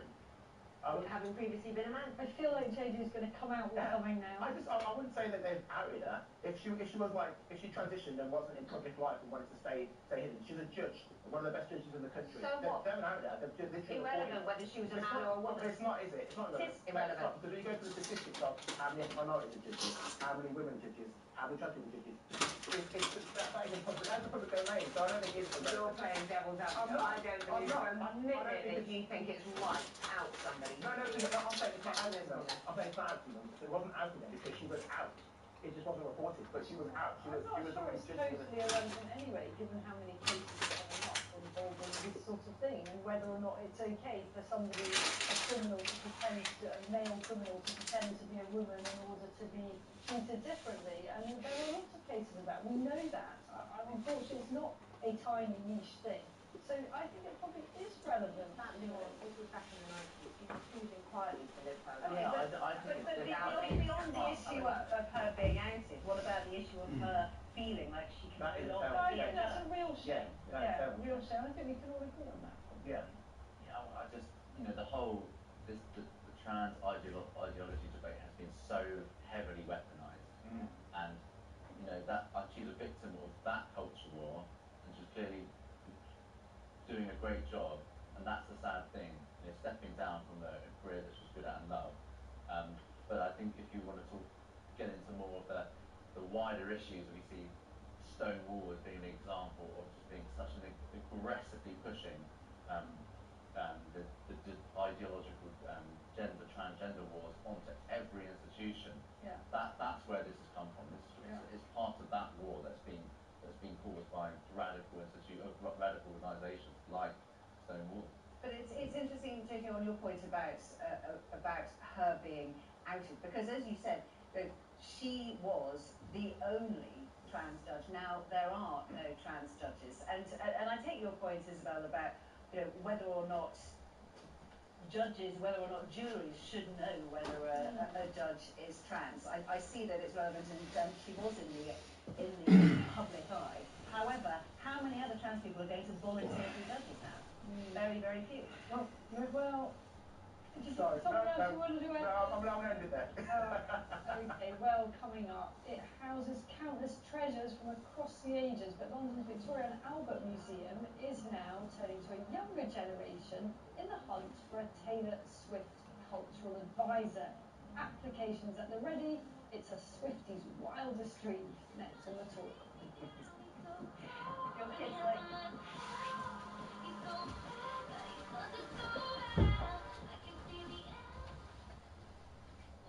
Hey, Hotels.com here. Tired of living like a sardine? The next station is... We know a hotel where you can enjoy the open ocean. Book hotels with ocean views in the Hotels.com app. Find your perfect somewhere. Tonight's Euro Millions jackpot is £14 million. Now that calls for a dance. Well, if you insist. Step me like you've never did before. Get that Euro Millions feeling tonight. Euro Millions from the National Lottery. Play on app. Estimated jackpot. Account terms, rules and procedures apply. Players must be 18 or over. Honey, we need a new car. Need is a strong word. We don't need a car, we want a new car. But Volvo has a new car sale event. We can save up to £9,000 on a range of Volvo cars, including their electric models. We can order online or pop into our local retailer between the 16th and the 25th of February. We can't just buy a... Wait, did you say £9,000? Honey, we need a new Volvo. Save up to £9,000 on a range of Volvo cars, all available for quick delivery. Order online or search Volvo new car sale events to book an appointment between the 16th and the 25th of February. Figure based on XC90 and varies by model. Stock cars only. While stocks last. Excludes the X30 and the X90. Finance provided by Volvo Car Financial Services UK Limited. Terms apply. Quick delivery! You in? Now that is what I need. Why didn't I think to order one? Been craving it all week. Right, now focus. What to have? I'd have a Big Mac, fries, oh, and a dip. But what dip? Could dip them in a McFlurry, to be honest. Or am I too old to be doing that? Teacher, the film's about to start. Yeah, sorry, got distracted. I'm in. There's nothing quite like a delivery. You in? At participating restaurants only, 18 plus. Serving times, delivery fees and terms apply. See app on mcdonalds.com for details. At Lidl, we're always big on quality and little on price. With super-powered savings on all your weekly staples, fresh deals on your 5 a day, and big brands that don't break the bank. You could save over £35 by switching from Morrison's to Lidl with this week's big shop at lidl.co.uk/save. Prices check 19th of Feb 24. Morrison's also sell other products. See online for more details. Your way from driveway to motorway. Talk Radio. Travel update. In Kent, there are long queues on the anti-clockwise M25 approaching the Dartford tunnels. This is because of the collision through the Essex stretch of the Most Wayne Junction 29 for Romford. In South Yorkshire, the M18 southbound is partly blocked after a collision near Junction 5 for the M180. And in Oxfordshire, the M40 northbound is partly blocked after a collision. That's between Junction 7 for Tame and Junction 8 the turn-off for Oxford. I'm Adam. Welcome back to The Talk. As a society, we tend to turn our noses up at the nerds and the geeks, but perhaps people like Daisy McAndrew are about to have the last laugh. The V&O Museum in London is looking for a Taylor Swift superfan to act as official advisor to the museum. Curators are hunting for a Swiftie under the age of 35, sorry Daisy, who can share expert insights into current fan culture and the extraordinary memorabilia that her devotees collect and create. The museum is specifically interested in the trend of fans offering friendship bracelets and handmade signs at the Meg Stars concerts. The role is one of a number of fan advisors to help the August institution develop its collections and exhibitions on everything from Pokemon cards to Toby Jobs. The museum is also seeking those who are passionate about Crocs footwear, emojis and drag. Listen guys, I'll be honest, I can't stand Taylor Swift. I think she's really boring, very vanilla. Well done to them, but I was willing to entertain this, and then I read that they wanted Croc fans as well, and what was the other thing? Drag queens. Drag queens and Toby mugs. Toby jugs, that's... Like old school things for ale, and you've got Yeah, other person's the face. face of Do these people get paid for this as well? At least that's a And what do cultural they get paid? artifact. I mean, in what way? Taylor Swift is she's a cultural phenomenon. No, she's a modern phenomenon. Why? The V&A attracts people from all around the world. If we start filling it with all this modern nonsense junk, then and dumbing down this, if we start, I like Taylor Swift, but she's a pop singer. If we start filling it, and this is meant to be a seat of learning.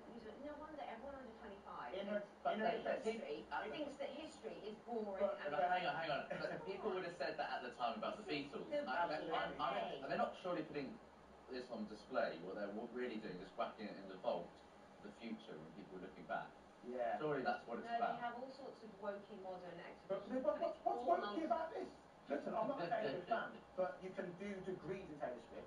When Taylor Swift puts on a concert in a country, the economy boosts. Like, she is a cultural phenomenon. She's not just a pop star. She is a global... There's a difference between stuff that's happening right now, like Crocs and Taylor Swift, and things that V&A should be showing, which is our cultural history. But this will be cultural in 50 years. This will be cultural history. Yeah. In 50 years, good. Which is what they're doing. They're preparing for that time. That's what, but they're not putting it on now either. No.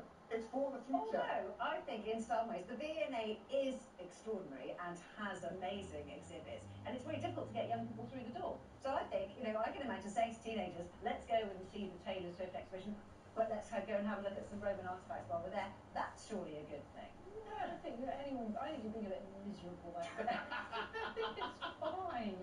Come on, this thing is massive. I think it's a good idea. You don't think it's a crop of... I don't think it's a crop of anything.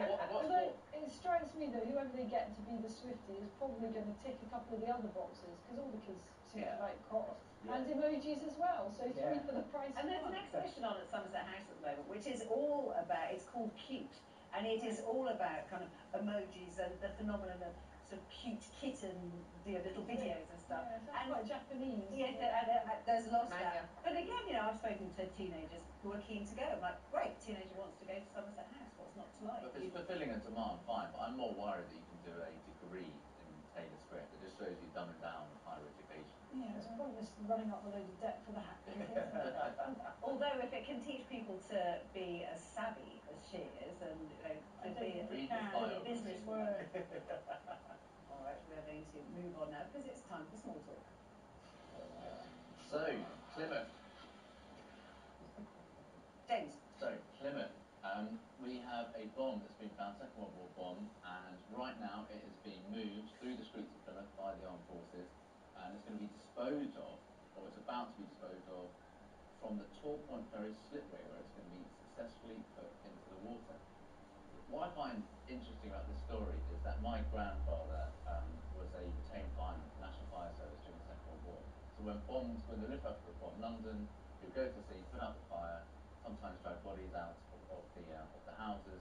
But he said, quite often there would be unexploded bombs, UXOs it's known as, that he'd be working next to. And sometimes bombs would be in the street in Croydon, and they just put a sort of rope round it, and people walk past it on the way to work. But now, obviously health and safety, have evacuated most of Plymouth.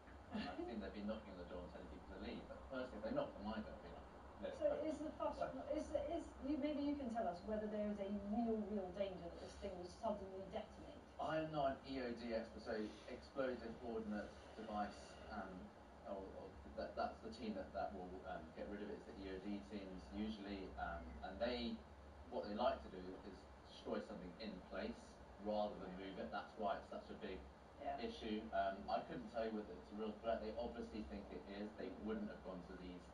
Well, exactly. Well, talking of which, why don't we have a look and see exactly what is going on? We're going to have to look at the live shots. What are we looking at? So it's in the water. So it's being taken to the bay. It could go off at any moment. It's been put in the water. It's an imminent threat. Let's hope there's no dolphins or seals that goes off. But I think it's unlikely to. They can still. Usually, when they explode something like this, the EOD teams, they're putting explosive charges next to it, and that usually is the detonation. I mean, just leave it where it is. It's Plymouth. It's not doing damage, is it? Can't get any worse there.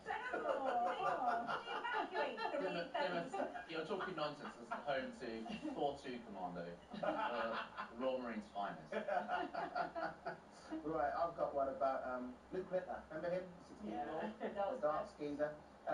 So he has revealed he may retire at the age of 27, despite having rocketed to the top of the darts world. In an interview with the Times, Littler reflects on how he's been playing professionally since 16, but he doesn't want to be a name that exists simply for newcomers to beat. What's he going to do? Go down the pub and play darts? I'm afraid, given his daily diet, he might have a heart attack by the age of 27. Oh, yeah, Emma. well, I know it's not fair, but starting the day with with kebabs Just and a misery cup. I'm saying, It's bringing us all down. spending your days in the pub and eating kebabs and fry-ups for You're being breakfast. very snobby. What makes you think he'll do that? He might be studying for a degree or, you know, all sorts of things he could be doing. Why do you think starts, I think, 23 out, 24 hours a day. So, listen, he's made a lot of money already, and he's still a teenager. I think if he quits by the time he's 27, he'll be a multi-millionaire by then. It's not something you quit, is it? You see a dartboard, it's almost impossible not to have a go, whatever age you are. I know, it's almost like, you know, Andy Murray saying, oh, my body just can't take top of my sport. Well, I think you're all being very snobby. This is a cargo crate full of bananas. Seeing a crate full of bananas would normally fill you with joy, but not this time. £450 million worth of cocaine has been discovered under a cargo shipment of bananas from South America in the largest Class A drug seizure in the UK.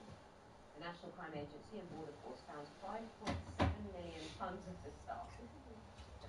The container carrying the bananas at Southampton. And according to NCA, agents were checking the handbag in Germany on delivery.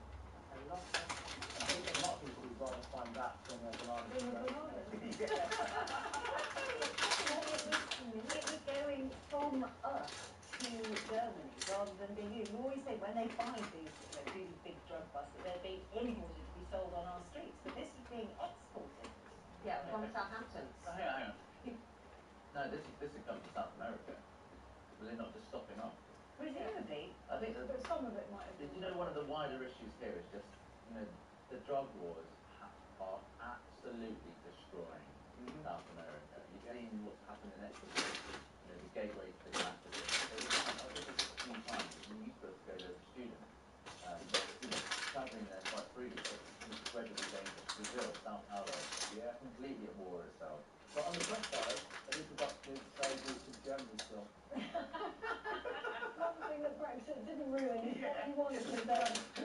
Right, on to, this is a really weird one. So, a woman found a diamond ring in a jar of peanut butter on Valentine's Day.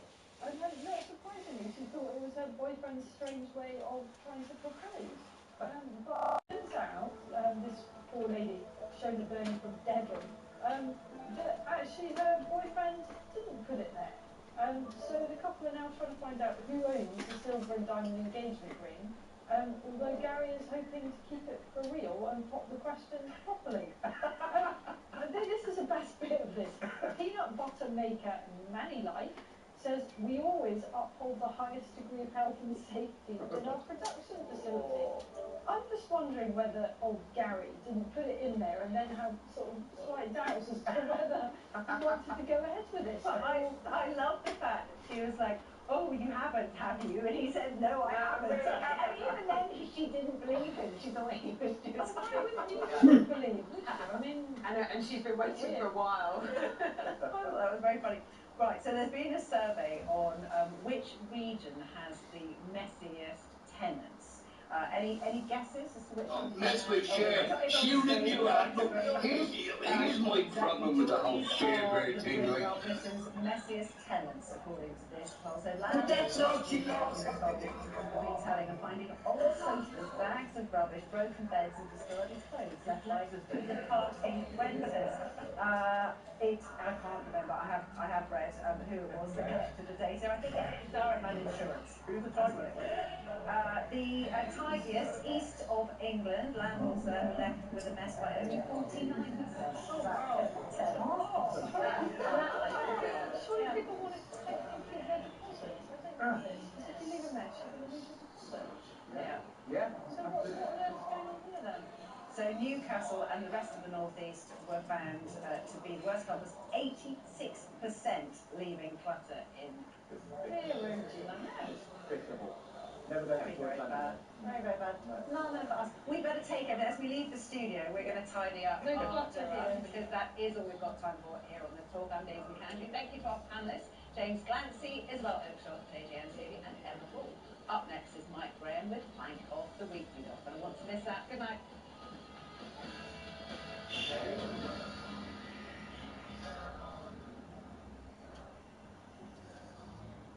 At Tesco Mobile, we're putting your contract price on ice. So right now you can save £198 on the epic Samsung Galaxy S24 Ultra with 25 gigs of data for just £54.99 a month with Club Card prices.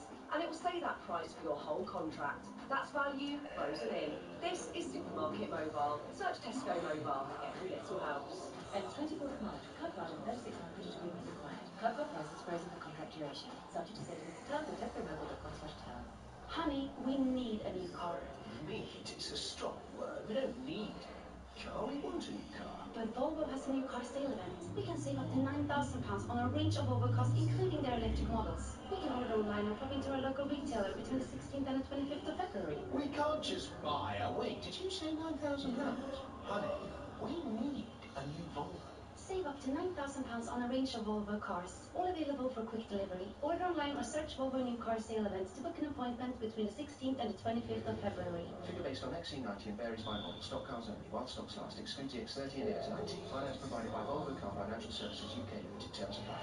Get ready to enjoy unmissable Sky TV together with Netflix in one simple subscription. So you can watch award-winning shows like Succession, The White Lotus, House of the Dragon, The Crown, True Detective, The Last of Us, Stranger Things, Tudor. I've only got 30 seconds. Oh, I'll skip to the best bit. It's never been easier with Sky Stream. There's no dish and you can cancel anytime. Start your 1 month free trial today at sky.com. Book my Sky Ultimate TV subscription with unlimited speed, 25 megabytes per second, 31 pounds per month after travel, and Sky TV customers only, 18 plus terms apply. The deals keep coming at Currys. How about 10% off Hot Point built-in appliances over £249? Like the Hot Point Class 4 stainless steel electric oven with multi-flow technology that spreads evenly into every corner. No worries about the pies being burnt on the outside and raw in the middle. And for the simple energy rating, it won't burn a hole in the pocket either. In-store and online. And Currys. Offer ends 6th of March 2024. Use code HOTIME10 for discount. Why, mate? Do you know anybody? Yeah. You know Danny? Well, he lives next door to this woman who's engaged to this lady who went to school with a bloke called Gary. Is he a plumber? No, he's not, no. But he knows a bloke who walks his dog with this woman. Debbie, I think she's called. Well, she gets her hair cut with sand. Don't worry, you already know somebody who fixes toilets. British Gas. And you don't even have to be one of our customers. Our engineers are local and their work is guaranteed for 12 months. That's British Gas Oil Repairs. So, is he a plumber? Technically, no. Well, he's got a van. Tonight's Euro Million jackpot is £14 million. Now, that could break down. Well, Ripping like you've never seen before!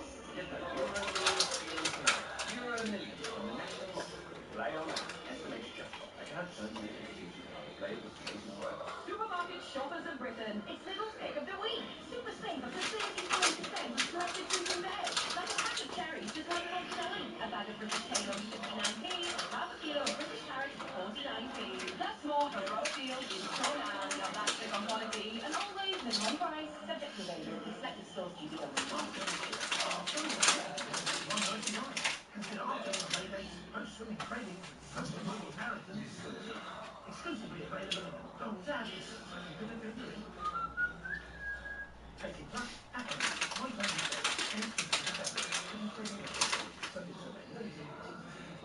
Hey, very good morning to you. Thanks for joining us. You're with Talk TV, on radio, online. I mean, there's quite a lot of gameplay going on. Oh, that's start me on that. There's a sort of feeling they ought to look as if they're doing something. So don't you think anyone else has social culturals? Such as the smoke of liberty, of politics. Ruminating and fulminating and debating and voting and God knows what said they couldn't back the party's position. But the government's got to be more flexible. It's starting to sound like a very expensive service, but it is.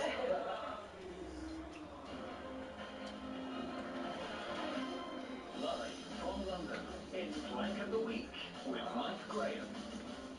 Good evening and welcome to Friday night on Talk TV. I'm Mike Graham and this, of course, is the Flank of the Week. So you don't have to worry about judging anything because we do it all for you. There's been much flankery going on this week. We've got loads of those great nominations. We've got a fantastic panel with which to choose as well. Starting off with Lester Cracken, Peter Hudson, George McGrath, and of course, all the social because you are outstanding. We're all fighting, of course, for this Flank of the Week. And I'm sure you'll agree with me to start off right with Lester Cracken. You win. Yeah, exactly. Because I can't believe this is true. But the image, I don't know if that's in fact, inside of saying that trans women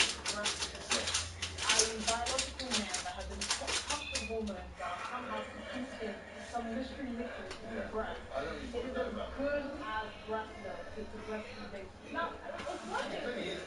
Well, because the thing is, it's one thing to treat actual babies like guinea pigs, but it's another to pretend like this strange liquid that's being secreted from male breasts is somehow edible or is anything of value. It's or so, consumable. yeah, has anyone tested what's in there? My breastfed our kids. No, you didn't. I mean, we've all, as fathers, had the bottle at night and done the duty and done all that. I mean, even that is no substitute for breastfeeding, I'm afraid. So the idea that an actual NHS trust would say, this is just as good. Well, we know that the NHS promotes breastfeeding, breastfed, They call it chest feeding. Well, I mean, that's just, but the thing, but to go, are you so desperate to promote breastfeeding that you're literally going to promote some mystery liquid? No, they're not. No, they're not promoting breastfeeding, are they? They're promoting the alternative breastfeeding, which is not breastfeeding because it's trans. That's what they're promoting. Well, the thing is, we don't even know what the secretion is. Yeah. Well, yeah, I mean, I can't even throw up to them. They're just diminishing women's Yeah, role in it. exactly. Saying human feeding rather than women breastfeeding. Right. But yeah, I mean, it's a whole process. If you read about the drugs you need to get pumped full of, it's a whole process. You grow the breast tissue, and then you have to start taking these drugs, which are linked, I think, with heart problems and all sorts. It's very untested. It's very rare. Why on earth they're doing it? Sussex NHS, I think, says a lot. That it's in Sussex. They're quite pro on this, but yeah, it does seem very, as you said, guinea pigs and babies. How do they know that this liquid is even Well, but the thing is they don't, because if they've done extensive research on this, I'm pretty sure they would never even come out and say this. Because no one actually knows, who has ever sat there and thought, I wonder what will come out of a biological man who like pump him. That's what said that last The thing is, the NHS is in absolute crisis, and you know, they should be concentrating on the proper things. My son had some fight, he had to go to an A&E department. He spent 8 hours waiting there for somebody to see. And that's the state of the NHS, and that's completely normal. And the description of the A&E hospital that he was in was unbelievable. There were people lying on the floor, bleeding, people vomiting into buckets. You know, I mean, it sounded like a scene from, you know, some horrific, you know, medieval swamp. You know, and that's what the NHS should be doing. Did they ask if he's pregnant? No, I didn't ask him that. Right? They probably did. Yeah. I mean, that's fine. By the time they actually got to see him, he could have been dead. You know, he didn't know what it was. Yeah, it's so out of kilter. I honestly haven't seen pain when you go. So if you could just hang your ass at 17. I'm terrible. So do all your dangerous things on a Monday or Tuesday morning. Well, he went at 2 o'clock in the afternoon on a weekday, and he was there until 10 o'clock at night. So that's not a very busy time. But anyway, so much for the NHS. Peter Blexel, what's your first? So the carnage there in London. Right, that's a surprise. Yeah. Once again, Mr. Carnage made the team. He's only missed one so yeah, don't let it happen again. No, sorry. Yeah. And of course, the fourth Clinton palace. Yes. For the last 20 odd years or more. Yeah. Why do they keep arguing about this? Well, it's been a competition, and you know, you can express yourself, you look modern art pieces on there. Yeah. They get to stay there for a couple of years and then they swap them every now and again. Well, bearing in mind how recently the late Queen passed away, there was a suggestion by some that maybe it was nice to put a statue of the Queen on the fourth cliff. Mr. Khan apparently wasn't too keen on that. I'm sorry. I know what's coming and I can't stop laughing. I know what's coming and I can't stop laughing. So he suggested alternative. Yeah. There's a sweet potato. That's quite a small statue though. Well, I did. It's going to take up much room, is it? I think it's an oversized one, but it's designed apparently so that people can learn about the difference between a sweet potato and a yam. Oh yeah. Which may be important for those who like a bit of cooking. Right. There's a black cat. Right. Try doing that in Italy so they can see how you get. Yeah, right. That's unlucky, isn't it? Yeah. Yeah. That won't end Talking about up well. white cat. Yeah. Eh? And there's other pieces of modern art. Nice green band from Bombay playing Bollywood music. Don't Yeah. forget that one. Yeah. It's apparently, on top they invented ice cream in India. Yeah. That's what they reckon. Again, try that with the Italians. Yeah. I'm not going to say I wouldn't do that in Sicily if I were you. No, exactly. Right. And And then so the list goes on. Wasn't there also a prostitute? Ah, thank you for the reminder. A trans sex worker. Right. I mean, you don't really need one of those in Trafalgar Square. You've just got to walk up to Soho. So 40 yards up the road, you can find a real trans prostitute. Near Chinatown. Why do you want it? Because I know everybody. Okay. Thank you. And I have to confess. Born and bred in London, you've got to know these things.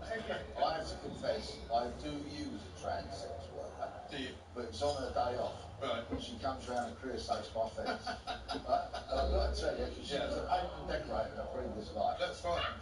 And doesn't crack. Brilliant. Absolutely. Yeah. Well, listen, there's no reason to suggest that she wouldn't do a crack job.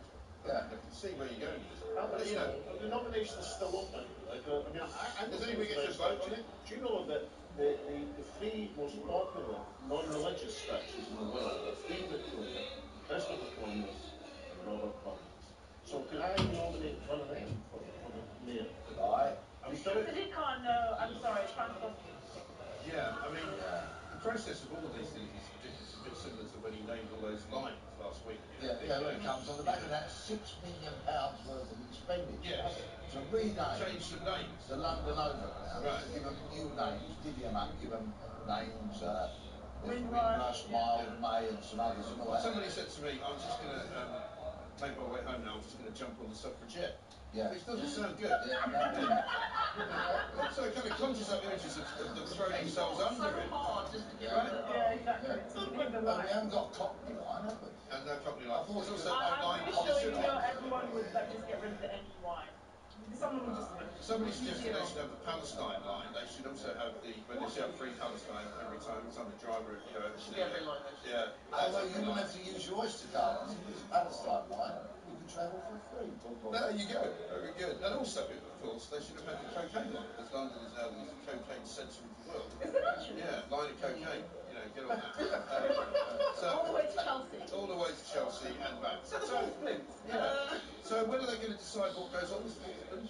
Soon. That's all I know. I mean, I watched a debate on this earlier on in the week or something. There was a guy, an artist, who was very funny. He said, actually, why would you want to be on display at Trafalgar Square? You're basically surrounded by Chinese tourists, crack addicts, and hookers. Because Trafalgar Square is not what it was. Pigeons who crap on you, all the time. Oh, we've got a clip of Sadiq. We're going to call this Plaintiff of Sadiq.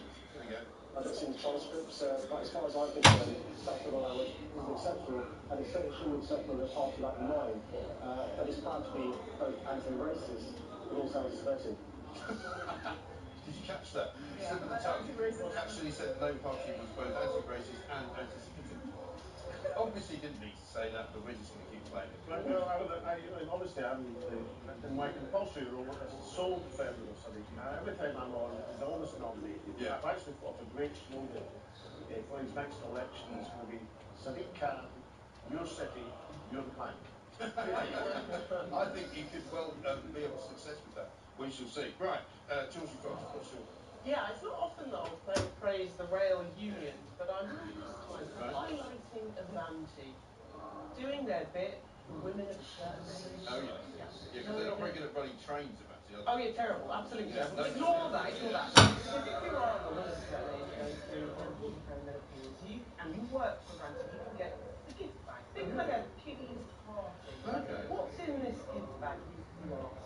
There is, I've had to write it down, by the way, because I'm a woman of a certain age and I might forget. A pencil. Right. To write down things you might forget. We'll talk about that, okay? A fan, ideal with hot sweats. A paperclip. This together. A tissue in case you're feeling women. And a jelly baby, in case you feel like biting someone's head off. Like your manager, maybe. Who gave you this? Tim is just behind you there. He's got some gift bags for Like, everybody. ignoring the fact that the menopause Thank you, Tim. completely, for some women, debilitating. 10% of women leave the workplace at that age, 25% think about it. Right. It's linked to things like osteoporosis, dementia, diabetes, heart problems, all sorts of issues. But don't worry, if you work for Vantage, you get a gift back. They said, oh, that it was designed to leave the workplace in the menopause support group. Oh, yeah. Yes, but probably because women are so used to having to make a joke out of women's issues. This is how low we've got. Bite off the heads of your jelly baby. Jelly baby. You feel better, love? Yeah. Well, oh dear. I'm a man-eater. Yeah, she's got it. Can you opt just This goes fried, very well, so. can you opt just fried jelly beans? Yeah, but also, Just you have know a what's pencil, missing etc. from the goodie bag? Yeah. They've got a paper clip there, for your paper, they've got a pencil to write the things down, but there's no paper. So you become insane, because you go, where's the bloody paper? You can't write anything down by the time you find the paper, you forgot what you wanted to write down. Yeah, it's true, but you can buy your jelly baby. I just think it's absolutely ludicrous. Well, we got some information out from the Equality and Human Rights Commission today, which was saying that workplaces have a duty of care to women who go through it, and they need to show them certain flexible working, etc. And they've likened it to a disability. Yeah, because what they're using, we use reasonable adjustments clause that's meant to Promote policies that encourage women to search out ways in which they can go through this with HR, for example, GPs that actually have to have training in this, and good workplace policies, not goodie bags. Don't get me wrong, I like a good jelly baby. Are you going to have it? No. Only if you don't want it, then I'll offer it to Esther. You know the most beautiful. Yeah, I am a man eater. But I knew of someone who went to a conference and said they were coming to see and they literally handed out potential female candidates. They handed them mail files that was supposed to be just for the women candidates, because we appreciate we want to get more hireable women, so we just handed them mail files as kind of like an incentive. Yeah, come and work. It's a bit condescending. Well, literally, and I'm like, these are women with PhDs. And now they have a PhD and an LPhD. Still, you'll notice no paper. I don't know if these are advantage jelly babies, but there's nothing wrong with these jelly babies. They're excellent. Are they good? I see they're in a Waitrose. Well, I'm allowed to say they're in a Waitrose bag. Yeah, well, I've got some good news for you. We've got a little jelly baby advert. Check this out.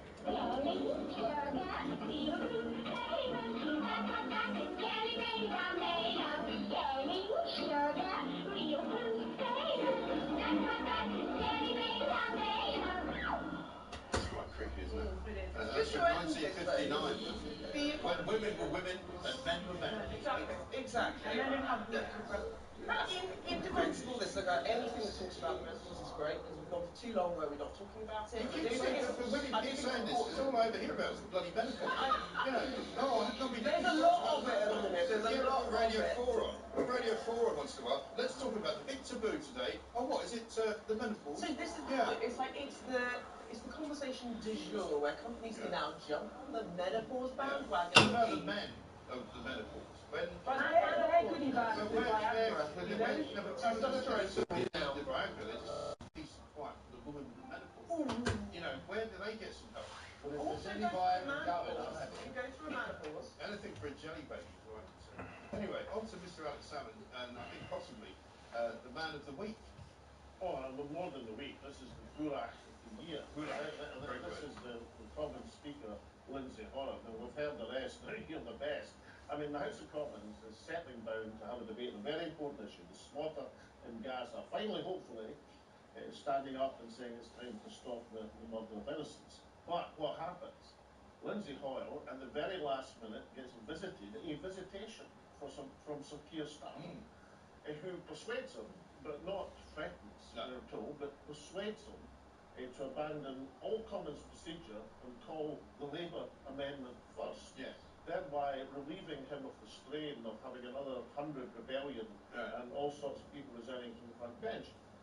Now this was being done, the meeting, which was no threats at all. No. Also, we should point out that Labour at first denied that they'd even bothered to see Lindsay Hoyle. They denied that anyone from Labour had actually talked to them. No one denied that. Right. So while this is going on, Labour MPs are having a filibuster to stop the debate starting. Right. We're probably giving a clue that something was going on behind the scenes, and then in comes Lindsay to announce he's breaking with all Commons procedures on the SNP's supply day, basically to get Labour off the hook. Yeah, let me just stop you there. Consternation breaks out. We're going to watch how this unfolds. So here's what happened. Literally strict. Order!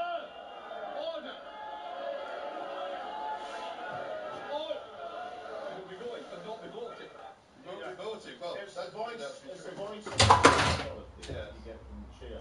And what makes it worse is the Speaker, after committing this, heinous act in terms of Commons procedure, causing total chaos, a complete breakdown of order and the debate itself wasn't bad actually, but when they came to voting and people realised it was all a big fiddle, then riots broke out, people walked out, and the whole thing left the House of Commons looking like a bunch of chumps. But where was Lindsay Hall when this was happening? Nowhere to go. He's sent in his female deputy speakers to try and calm the troubled waters. Stephen Flynn from the SNP demanded that he show his face, didn't he? Several times, looking, one of our speakers is missing, and since they only have one, this is a bit of a problem. So he's managed to project the Commons in the worst possible way. He's managed to, any reasonable person will say, why are we letting these people decide on anything, or call that's for what it. the country's actually saying. Even Lena Moran said it was embarrassing. But because they caused the embarrassment, people, I thought the most interesting thing was some of the Tory MPs were shouting, bring back Bercow. Yes. They never liked John Bercow, but there were two things about John Bercow. He went on a bit, but he knew his Commons rules, and he had guts. Lindsay Hall. He also controlled the chamber in a way that this guy didn't. Here he is when he came back in finally, sort of weepingly apologising. I thought I was doing the right thing and the best thing, and I regret it, and I apologise for how it's ended up. I do take responsibility for my actions, and that's why I want to meet, with the key players who have been involved. He sat on the verge of tears there. Well, he's playing at being Speaker. It's so pathetic. We're not a serious country. No. I mean, there's all this huge fiasco of a vote which realistically will not affect things. I mean, if they really wanted to actually impact this, they would, put sanctions on Israel or whatever. They wouldn't have this meaningless vote over a country that's not Britain. I mean, that's the fundamental issue. This is just a huge exercise in virtue signalling when there are actually real issues in this problem, real problems in this country. I don't agree with that at all. I know. I think I think this is an issue the Commons should debate and despite the reason that Netanyahu is acting like he's been doing is because he's been allowed to get away with it by the international community, and it's time to call we're not having that conversation here. This is bloody question. The way that the debate was worded was an almost impossible bind for the Labour Party. It would have turned them in on themselves. What's the issue is Lindsay Hoyle came out and said there was concern of the safety of MPs. That's why he made the decision.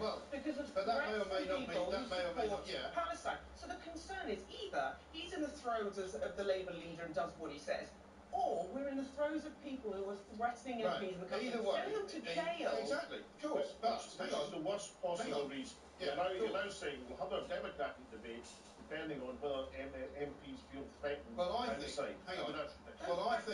that what the Parliament has this week has shown is that they're not capable of having debates about important things like what's going on in Gaza, and they should stick to just throwing insults at each other about swimming pools. Completely incapable. There was a time in years gone by when they had some better MPs. Have a look at this. Order! 1 second. A point of order, Mr. Sutton. It's quite clear that the Honourable Lady had not resumed her seat, sir.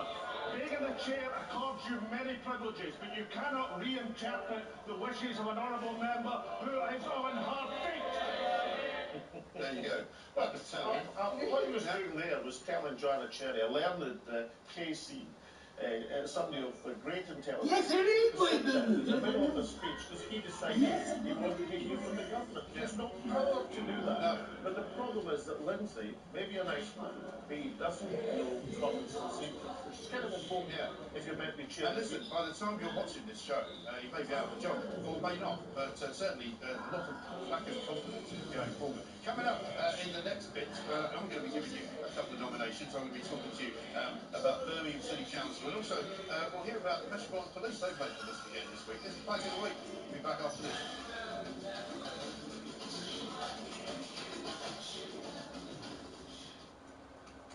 Hey, Hotels.com here. Tired of the everyday? We know a hotel that's ready to unwind this weekend. Book hotels and spas in the Hotels.com app. Find your perfect somewhere.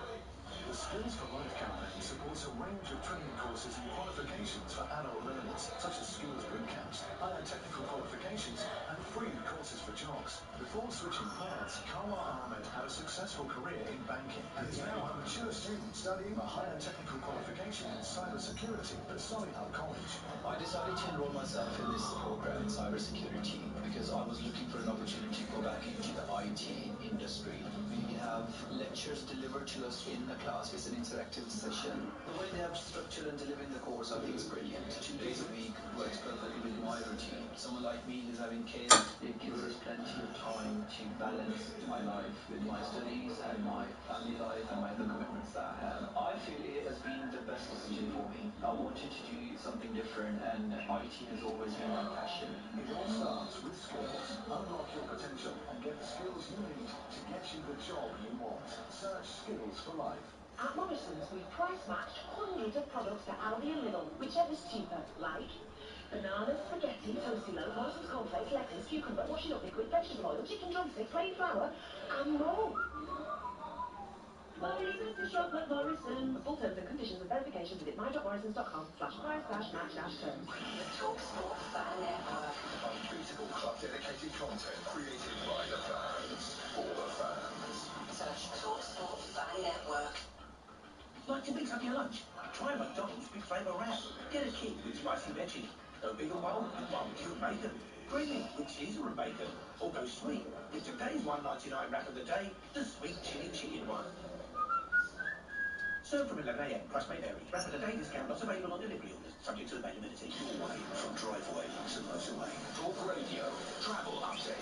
Starting in Leicestershire on the M1 northbound between junction 22 Colville and junction 23 Loughborough. There's an ongoing accident. One lane is closed with slow traffic. 1 of 3 lanes is closed. South Yorkshire M18 southbound at junction 5 Doncaster North services. There's still that ongoing accident with exit slip road closed. Traffic is dead to be as well. And in Kent, anti-clockwise on the M25 at the Dartford tunnels, there's congestion at junction 3 M21 lane change, with Dartford also heavily congested. Long delays are taking place. I'm Keith Durham.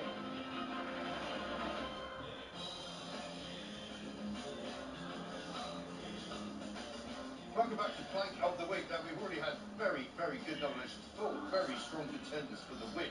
But I'm going to bring you my first one, and it is, of course, Birmingham City Council. Birmingham City Council, which not long ago declared itself completely bankrupt as a result of its completely mismanaged finances, basically. They had some IT program which they spent 85 million on, which apparently didn't work. They've also had to actually apply for bankruptcy protection. But now they've decided they're going to put the council tax up by 21%, because that's the only way they can pay for all the mistakes that they've made in the past. Well, they don't actually, because they've been given special permission apparently to do it. They want to make £300 million in budget savings, and as a result of which they're going to dim the street lights, right, to be in line with the councillors, who are also pretty dim. They're also going to make sure that they don't pick up your rubbish very often either, and they're going to cut back on all sorts of actually quite important stuff like social care, you know, looking after the elderly, looking after kids. The bins that used to be collected once a week will now be collected once every fortnight. And they'll basically not fix the roads, they won't fix anything else, they probably won't cut the grass. You know, they'll basically fall into disrepair, and they think the answer is to just charge everybody. And if you think about 21, say people are paying, I think on average now £2,000 a year or something. You know, that's a lot of money, isn't it? Cost of living crisis. Cost of living crisis. Whack the old council. But how have they been given special permission to do this? Well, because if councils can, if you apply for it. they're allowed, yeah, because if they're allowed to go into bankruptcy and they cease to trade, they won't be picking up any of the bins, they won't be putting on any of the lights, and they won't be really a functioning council at all. Well, then that's good. They might fail and start over again. Well, that would be a good idea. That would be my suggestion. Another bunch of councils. I mean, well, the thing is that don't have the amount of power to censor flagrantly. That's the solution. It's not allowing them to just increase council tax or provide worse service. I mean, yeah, well, it was the need to pay. This is something that went all the way back to Tony Blair's time, when councils were told that, you know, they needed to pay equally men and women for the same job, which all got turned around. It wasn't just the same job that they talked about. They started comparing different jobs and saying, well, hang on, whether they're advisors, there. And so the social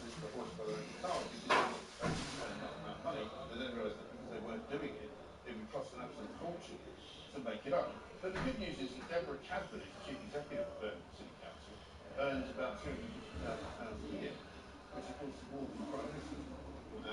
And there'll be plenty of other people at the council earning 6 weeks' time. I think maybe they could take a 10% pay cut. Just a suggestion. I mean, I think the overarching point. Yeah, that's a good question, actually. I don't think he gets massive. I don't know. I don't think it's a bonus.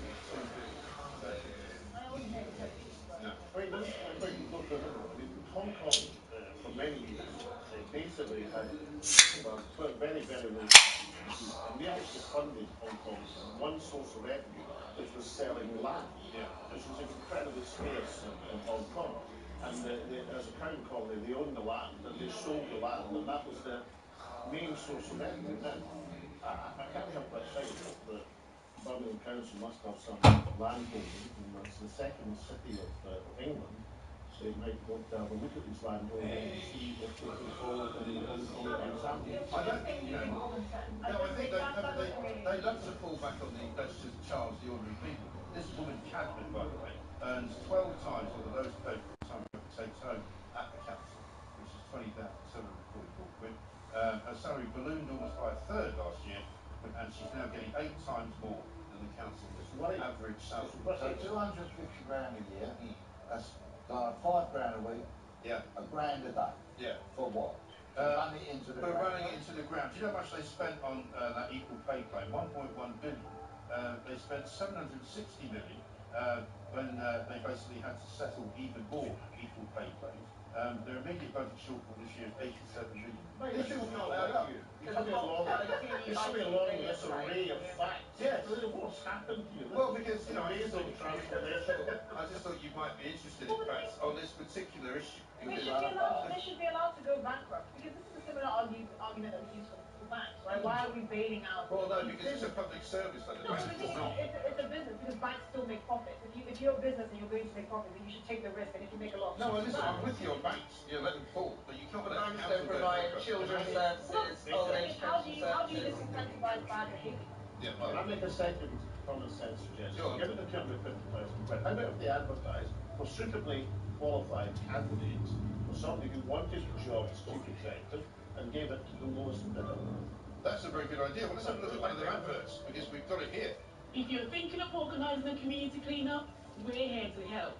Ask your friends, family and neighbours. Use social media and community notice boards to advertise your event. Whether it's 5 hours or 5 minutes, every bit helps. We can provide you with equipment. Our litter picking kit includes high visibility vests, litter pickers and refuse bags. Maybe they could save some money by not giving everyone a high visibility vest. And things are so bad, as you can see in Birmingham, that picking up litter collectively is an event. But I noticed no jelly babies. No jelly babies. Well, Mr. Tree. They've also said they're not going to pick up littering. I think the answer here is obvious. You have to cut back on some of the services that you offer. But the thing is, they're not going to do that. They're actually charging for but the trouble is, they will be coming back on some of the services they shouldn't be coming back on. But anyway, never mind. Over to you for the next one. So my next nomination is the National Multiple Sclerosis Society. Yes. For firing a 90-year-old volunteer who has been volunteering with the society for 60 years because she had a member of staff ask her to use her pronouns, her preferred pronouns in email, and she was like, "What is that? What?" And she's 90, mind you, and they were like, "That is not part of the inclusive attitude we have here at the National Multiple Sclerosis Society." So they fired her. Someone who's given 60 years of her life volunteering for this organisation. And the thing is, if you don't laugh... With no regard for money or anything like that. It's like the Susan Hussey thing. If you don't laugh, you'll cry. Yeah. Because it just beggars belief. Why would a 90-year-old person who's lived a life almost like, basically like a century, be bothered about what pronouns are? Yeah.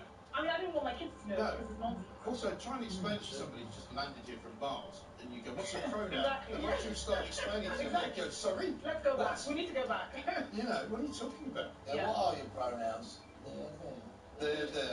Yeah. Oh, yeah. I mean, it's ridiculous. So she was fired. Right. Like, they didn't even... That's nonsense. They have apologised since, and I think she's allowed back. Well, nobody's going to she's been on a bit of diagnosis.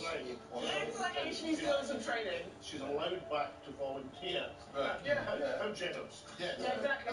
This is how mad the world has become. You know, you're now banning people who want to do good because they said something that you didn't like. But the thing is, the person who was offended by this, do they not have a brain?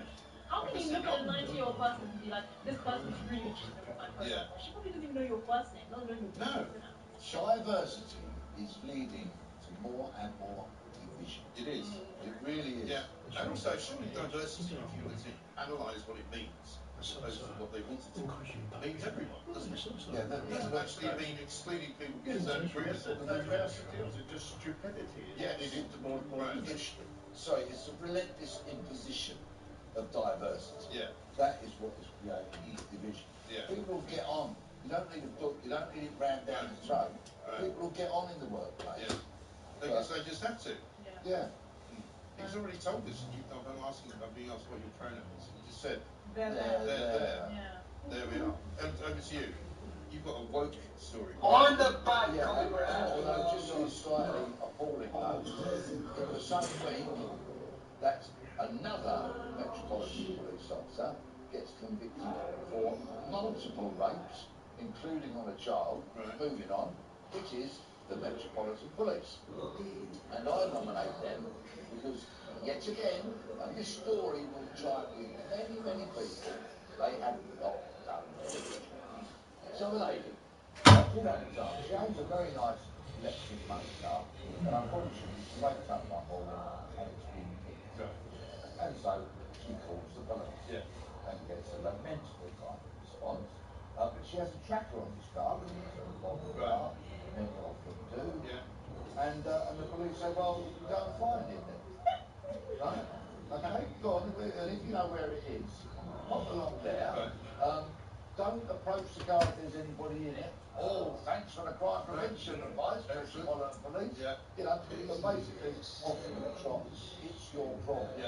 Which is what's happening all the time now. Now, I live in the Met Police motor crime hotspot, right? Don't have a car down my way, so right? And of course, this is happened to this lady. So, yet again, the Met Police refused to do their job, refused to help the victim of crime, and they released this really loud statement that didn't have anything to do by way of admitting that they did nothing, of course. And so once again, the ever-failing Metropolitan Police is my nomination. Brilliant. And did they, do you think, write this down or tick a box and say that is a crime that was committed in London, so that it goes into the stats? Or would they not record it? I suspect because the owner found her own car, they'll probably show it as sold. Actually, if you Google it, though, it's not the only one. There's other cases of Essex police. Well, most people who have their houses burned don't see the police at all. My favourite story was somebody who actually rang me once and told me the story that they reported to the police when they came back from holiday at 7:30 at night that their house had burned. They got a call from the police at 9:30 at night to say the case had been closed, and they hadn't even come round. They just had opened the case and shut it and gone unsolved. Let me tell you another recent story about the Met, if I may. The Met is divided up into 12 borough commands, okay? And it has an officer in charge of each 12. They're called a borough commander. They're not a commander, they're a chief superintendent. Stick with it, right? So the Met called this meeting of all 12 leaders of those boroughs. So the 12 chief superintendents gathered together. Like the Last Supper. The Last Supper. Yeah, right, very good. I like it. 7 of those 12 chief superintendents entered the police as direct entry superintendents. Really? So in essence... So they've never done the job? They know diddly squat about policing, mate. If you want to launch any kind of investigation, specialist operation, resources, or just knowing how the front line works, they ain't got a school. Right. Let's have a look at the wokest police chief you ever seen. I would like to apologise to Scotland's blind community. I hear your concerns, and I promise you they will not fall on deaf ears. I would like to apologise to the deaf community. I would like to say sorry. I realise what I said. I honestly had a fit. I apologise unreservedly to all of the epileptics in Scotland for my use of the word fit. I completely understand why you've got a bee in your bonnet. Tragically, that's probably more true to life than you think. It really is. I mean, only this week we saw the words "from the river to the sea" actually projected onto Big Ben on the House of Parliament on the night of the vote that we were talking about a little bit earlier. The police just stood by and watched. Meant to be illegal. They didn't do anything. Never mind. Coming up next, we've got loads more for you. Of course, we're going to be talking about a big shop that lots of people have heard of, and Mr. Salmon's been in another argument. Or a thrash, as you might say. This is Pipe of the Week.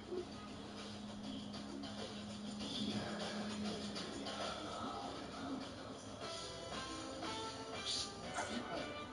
You can save up to £640 on the new Galaxy AI-powered Samsung Galaxy S24 Ultra with 3. Plus, get Buds 2 Pro and a Smart Tag 2 free.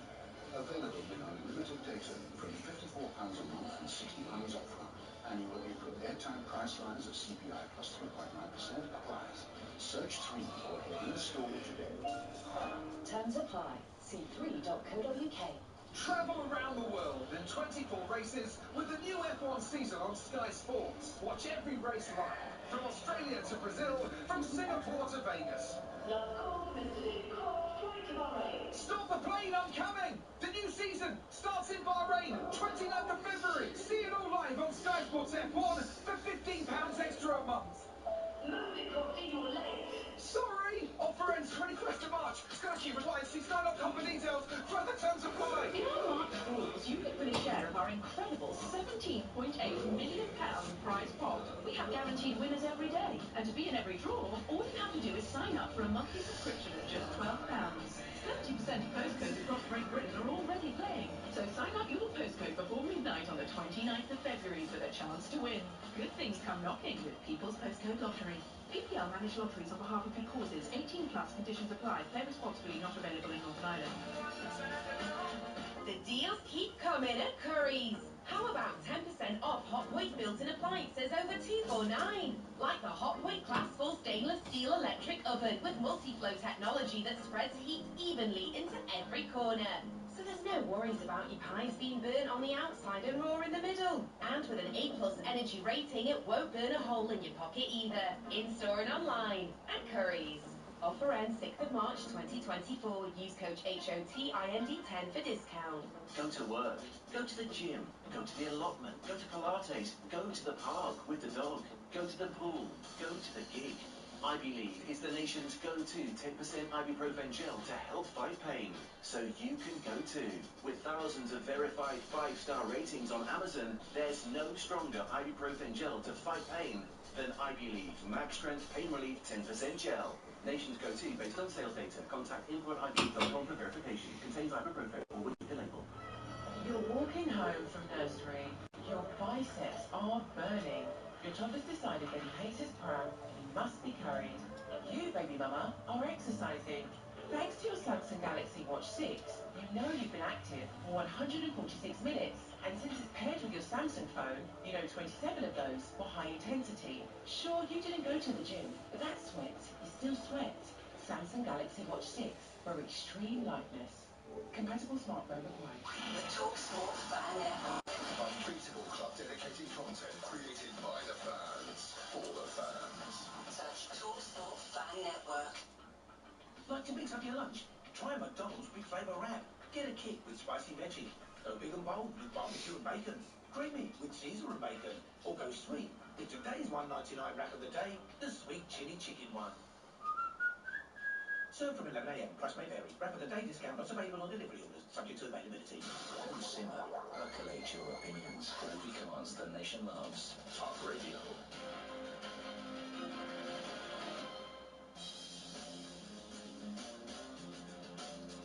Welcome back to Plank of the Week. It's Friday night. This is, of course, Talk TV, the one place you need to be. We're going to be finding out exactly who's going to win it in a short period of time. Georgie Frost, what's your final nomination? It's John Lewis. John Lewis. Yep. For their staff magazine, it's called Identity. They have 70,000 staff members, and you might expect it to include, I don't know, how to check your pension, perhaps, or dates of the summer fair, or indeed information about redundancy rights, because they're talking about making a load of them redundant.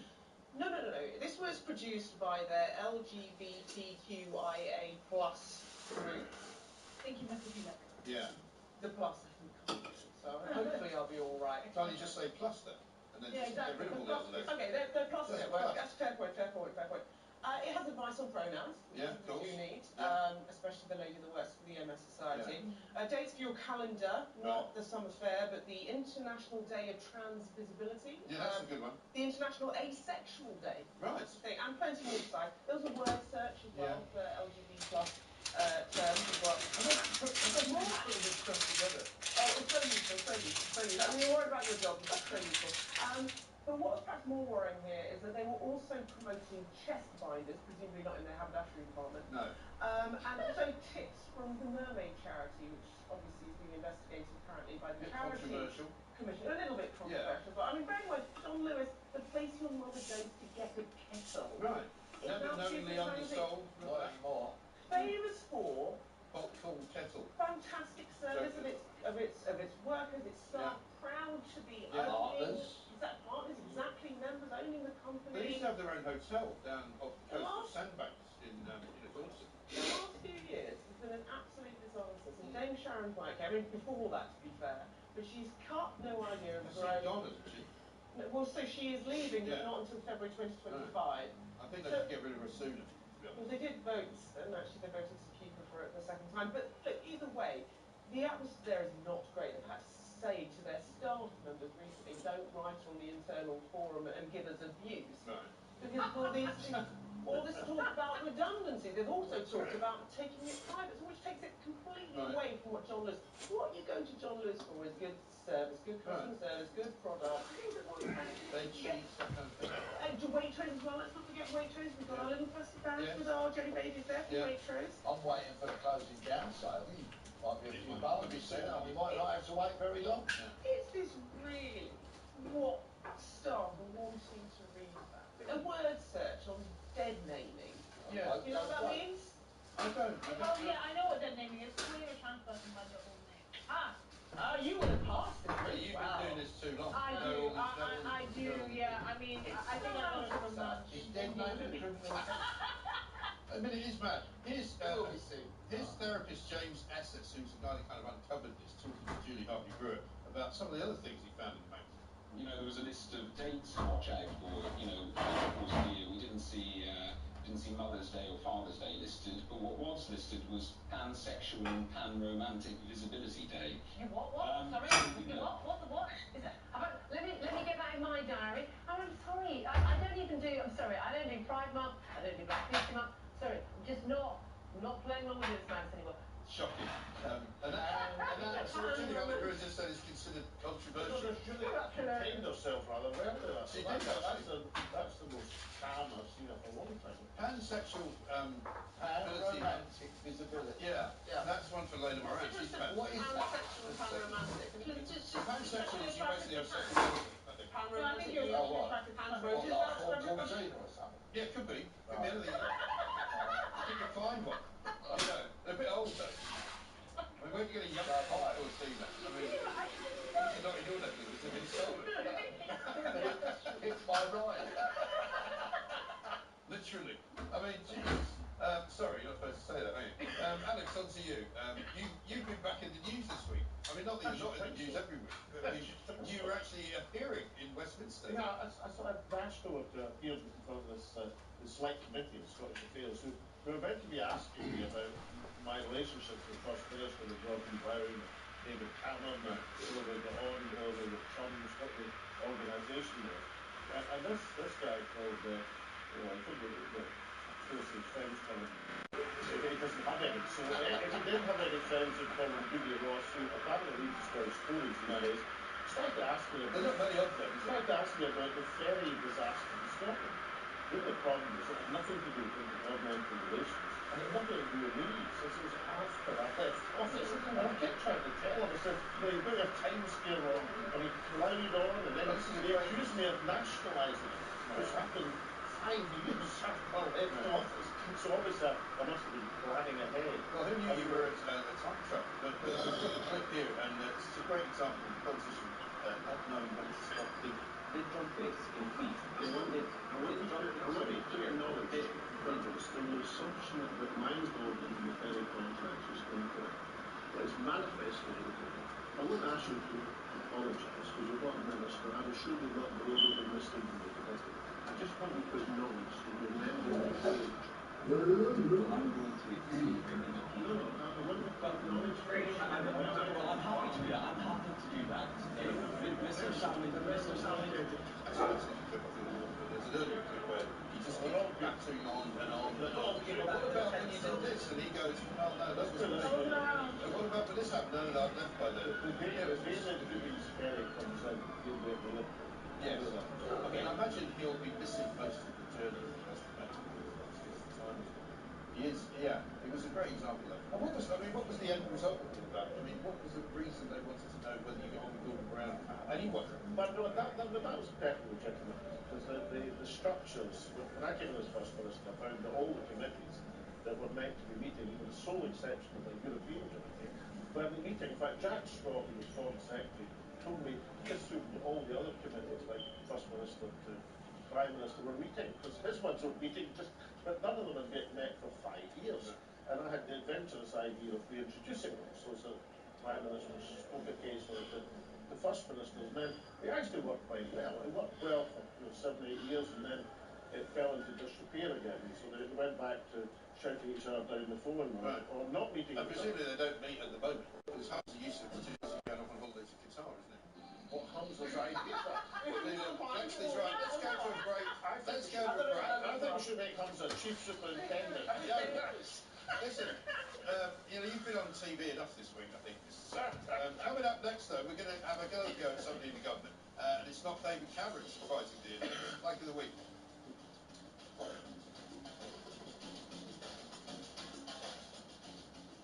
Don't miss out. Double Club Card points at Tesco ends 25th of February. Until then, you'll get double points on things like shampoo and shower gel, and even Easter eggs. So get cracking. To get double points, shop online at Tesco or tap the app when you check out in store. Club card required. Exclusions apply. See tesco.com/double club card points terms. At Morrison's, we've price matched hundreds of products to Aldi and Lidl, whichever's cheaper. Like bananas, spaghetti, toasty loaf, Morrison's cornflakes, lettuce, cucumber, washing up liquid, vegetable oil, chicken drumsticks, plain flour, and more. Morrison's to shop at Morrison's. For full terms and conditions and verification, visit my.morrisons.com/price-match-terms. If People's Postcode Lottery's March draws, your ordinary postcode could deliver some rather extraordinary news. Because a share of £17.8 million must be won, and there's prizes every day. So join the 70% of postcodes across Great Britain that are already playing, and sign up your postcode before midnight on the 29th of February. Good things come knocking with People's Postcode Lottery. PPL managed lotteries on behalf of good causes. 18 plus conditions apply. Play responsibly. Not available in Northern Ireland. Honey, we need a new car. Need? It's a strong word. We don't need a new car. We want a new car. But Volvo has a new car sale event. We can save up to £9,000 on a range of Volvo cars, including their electric models. We can order online or pop into our local retailer between the 16th and the 25th of February. We can't just buy. Wait, did you say £9,000? Honey, we need a new Volvo. Save up to £9,000 on a range of Volvo cars, all available for quick delivery. Order online or search Volvo new car sale events to book an appointment between the 16th and the 25th of February. Figure based on XC90 and varies by model. Stock cars only. While stocks last. Excludes the X30 and the X90. Finance provided by Volvo Car Financial Services UK Limited. Terms apply. Like to mix up your lunch? Try McDonald's Big Flavour Wrap. Get a kit with spicy veggie. Go big and bold with barbecue and bacon. Creamy with Caesar and bacon. Or go sweet with today's $1.99 wrap of the day, the sweet chili chicken one. Served from 11 a.m. Price may vary. Wrap of the day discount not available on delivery only. Subject to availability. Your way from driveway to motorway. Talk Radio. Update. Beginning in South Yorkshire, southbound in the M18 at Junction 5, Doncaster North Services, there's still that ongoing accident with exit slip road closed. London, anti-clockwise on the M25 at Junction 29, Romford, Basildon. There's been a serious accident on the roundabout. The exit slip road is closed with delays taking place. And in Hertfordshire, clockwise on the M25 at Junction 21A, in Albans, there's a broken down lorry. One lane is closed. Delays are taking place with lane 1 of 3 being closed. I'm Sarah.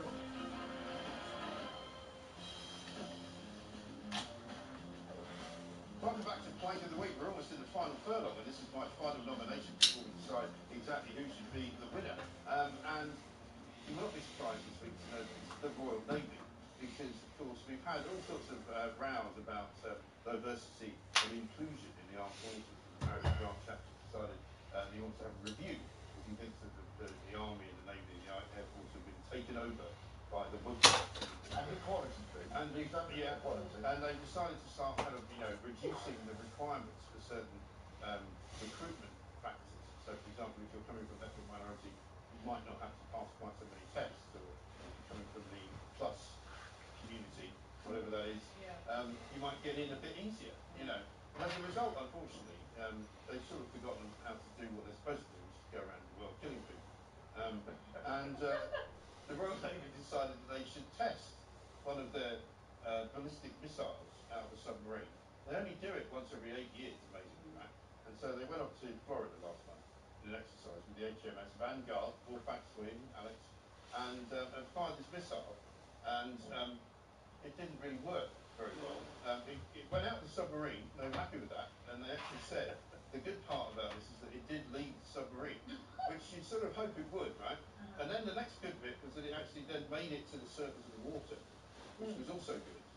It then went up in the air, as it was meant to, but unfortunately not very far up in the air, and basically came straight back down again, right on top of the submarine, having not exploded, and having not gone anywhere near where it was meant to go. It's a good job it didn't explode, really. It is a good job it didn't explode, and of course they said, but don't worry, because if we do a real one, it will definitely work. And I'm going, well, how is there logic to base that on? As a deterrent, it's because, not very... the last time they fired it, which was 8 years ago, the last time they fired one, 8 years ago, that didn't work either. Well, it went off course towards the US, yes. They had to shoot it down. So out of the two recent firings of missiles from submarines, at a time when the world is a very dangerous place, where we might actually need submarines in the Royal Navy, both of them have failed. I wonder if they put 12 pints of lager and 6 tequilas in the fuel tank. Because the last time I drank that amount, my rocket didn't work either. Very good. I see what you did there. Thank you very much indeed for lowering the tone.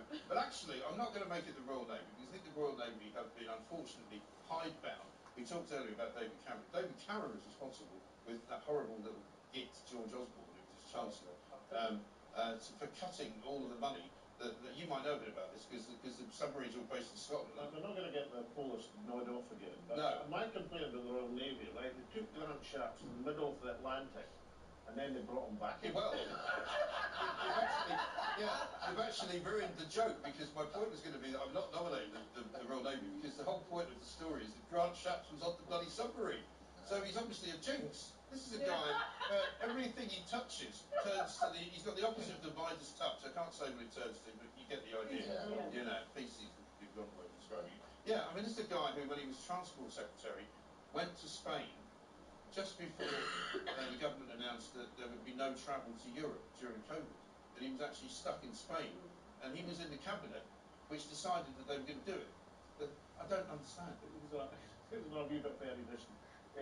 General de Gaulle, when the French president was once asked where the Frappe Français was aimed at, where the French nuclear missiles were aimed at, and he said, tout le monde, everybody. Right. And literally, it's true as far as Trident's concerned. They've got no bloody idea where they're going. They've got no idea. And of course they say, well, it must be that they'll work when we really need to use them. Well, it's not really very reassuring, is it? Well, when we do need them, there'll be total world obliteration anyway, so no one will give them up. I mean, I think Alexander might win just for saying they should have left Grant Shapps where he was. They found some atoll somewhere near, the Caribbean to leave him on. But I think there's been some great nominations, I have to say. They've all been very, very good. Many of them for the first time. But I think this week has been dominated, it has to be said, by Lindsay Hoyle. It has been. And Lindsay Hoyle, who Alex assures me will still be in a job by the time this goes out, has won Plank of the Week. So well done, Lindsay. The mother of all parliaments. Some people are calling it something else this week. Thank you to Esther Cranky. Thank you, of course, to Betsy. Thank you to George Cross. Thank you to Alex Salmon. We'll be back, of course, same time next week. Coming up, though, at 11:30, it's The World According to Mike Graham. We'll see you later.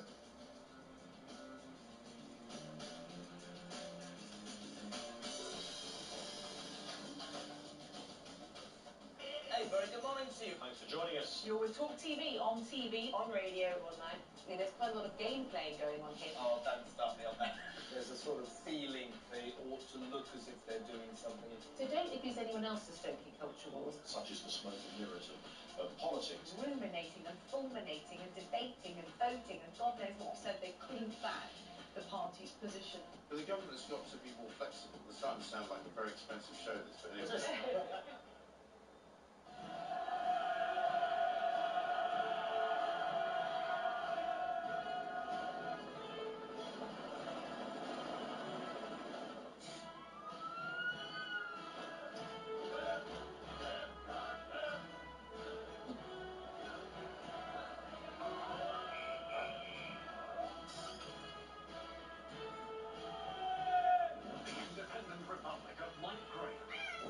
tonight on Talk TV. The deals keep coming at Curry's.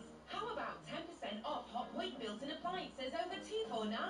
Like the Hot Point Class 4 stainless steel electric oven with multi-flow technology that spreads heat evenly into every corner. So there's no worries about your pies being burnt on the outside and raw in the middle. And with an A+ energy rating, it won't burn a hole in your pocket either. In-store and online at Curry's. Offer ends 6th of March 2024. Use code HOTIND10 for discount. At Morrison's, we've price matched hundreds of products to Aldi and Lidl, whichever's cheaper. Like semi-skimmed milk, carrots, onions, bananas, British steak mince, chopped tomatoes, British chicken breast fillets, tiger bread, pasta, and more. Morrison's to shop at Morrison's. For full terms and conditions and verification, visit my.morrisons.com/price-match-terms. When Magnus started out as a carpenter, he used a manual saw. First he made tiny chairs, then dog kennels, and then a duplex treehouse. But when Magnus was asked to build a suspension bridge, he had to leave his manual saw behind and embrace something better suited for the job. Manual saws, they're kind of like the bank account you use for your business. So you know they were right once, but they'll be right forever. Maybe it's time to switch with the current account switch service. When Craig and Melissa from Brunswick sold their car with Motorway, they got more money. They then used that extra money to fund their dream honeymoon, an African safari. That line looks hungry. They said the entire motorway experience was so effortless. Wow, those are big teeth. It makes them wonder why they didn't do it sooner. Ah! Sell your car the more money way, where 84% of sellers sold for more. Motorway. Validated against 2 independent sources. Visit motorway.co.uk/claims. You're a mate. No, my boiler's knackered. Do you know any plumbers? Yeah, I do, yeah. You know Danny? Well, he lives next door to this woman who's engaged to this lady who went to school with a bloke called Gary. All right. Is he a plumber? No, he's not, no. But he knows a bloke who walks a dog with this woman. Debbie, I think she's called. Well, she gets her hair cut for Saturday. Don't worry, you already know somebody who fixes boilers. British Gas. And you don't even have to be one of our customers. Our engineers are local, and their work is guaranteed for 12 months. So it's British Gas boiler repairs. So, is he a plumber? Technically, no. Well, he's got a van. Picture this. You're at the beach this summer, and the only Wi-Fi available is from Tony's phone. You could just ask him if you could use it. Tony sounds like a nice, approachable person. Like an uncle. Uncle Tony. Oh, forget it. You wouldn't have the social bravery to ask anyway. Nobody does. No EU roaming fees this year means no awkward hunt for Wi-Fi. This is Supermarket Mobile. Tesco Mobile. Every little helps. Until 2025. For terms and roaming destinations, see tescomobile.com/home from home. At McDonald's, we always listen to our fans. So, to the 716 people who've recently told us how much they miss the iconic breakfast wrap, we want you to know we heard you clear. That's why we're finally bringing it back. Grab yours from the 7th of February. Served until 11 a.m, subject to availability. Hello and welcome to the latest Royal Roundup from Talk TV. So, pop the kettle on. This is The Royalty. I'm Sarah Houston.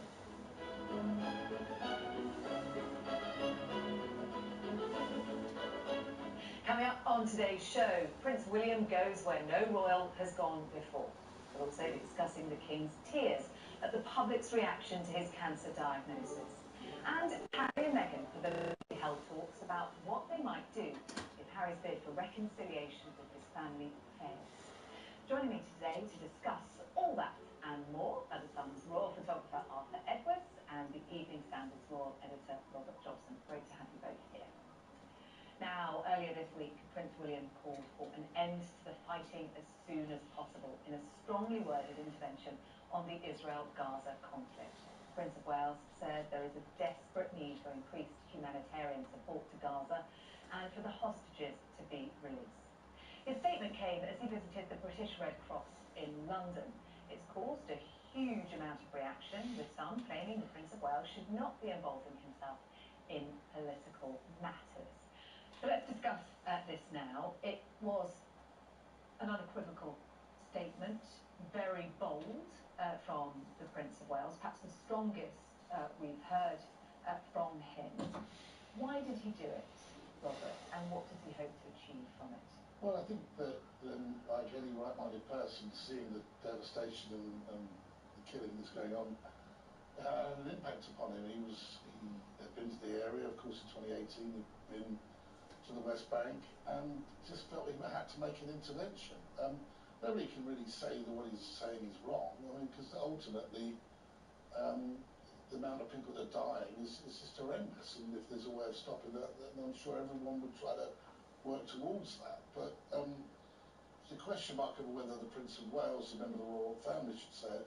Well, I think if he can't say it, then nobody else can, because the king can't really, because that's the only time it becomes a constitutional problem, if he's in conflict with his own government. I think William cleared it with the Foreign Office.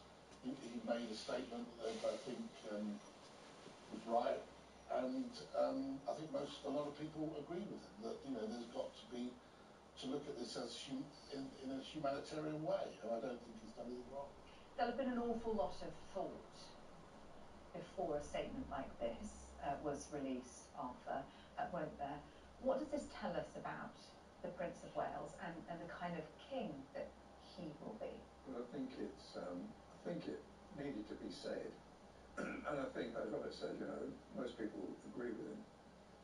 But he's not an elected politician, and he's straying into politics, and that's kind of dangerous if you're a member of the royal family. You're there by the will of the people, and it's an accident of birth that you are a member of the royal family. But at the same time, the killing that's going on there, and he said stop the killing, and it's got to stop. I think every decent-minded person thinks the same, and so in many ways, I'm glad he said it. Although reading, the Times leader this morning just took him to pieces on it, actually criticised him for it, saying that he should never have done that. He's not a politician, and just a member of the greatest royal family in the world, but nevertheless, But as Robert said, he got clearance from the Foreign Office. We went to Israel with him, and we went to the West Bank, and that is what that has inspired this statement, hasn't it? Because we were told from Kensington Palace this was a very personal statement, and ever since that visit in 2018, he was the first member of the royal family to visit Israel and the West Bank. That's had a profound impact on him. It was, and I think that's where he became of age as a statesman, because I think it was brilliant. Because going from Israel and then to the occupied territories, it was brilliant. And in fact, I think when we were coming back on the plane, I think I meant to mention that to him. It was a great piece of statesmanship. The most diplomatically sensitive thing he has done. But the thing is, he saw what it was like in the occupied territories. So when you cross over from Israel there, the difference is immense. And he obviously, it affected me when I saw it, and for the first time, and it must have affected him. And I think he must be thinking about that. And he thought, I've got to say something now.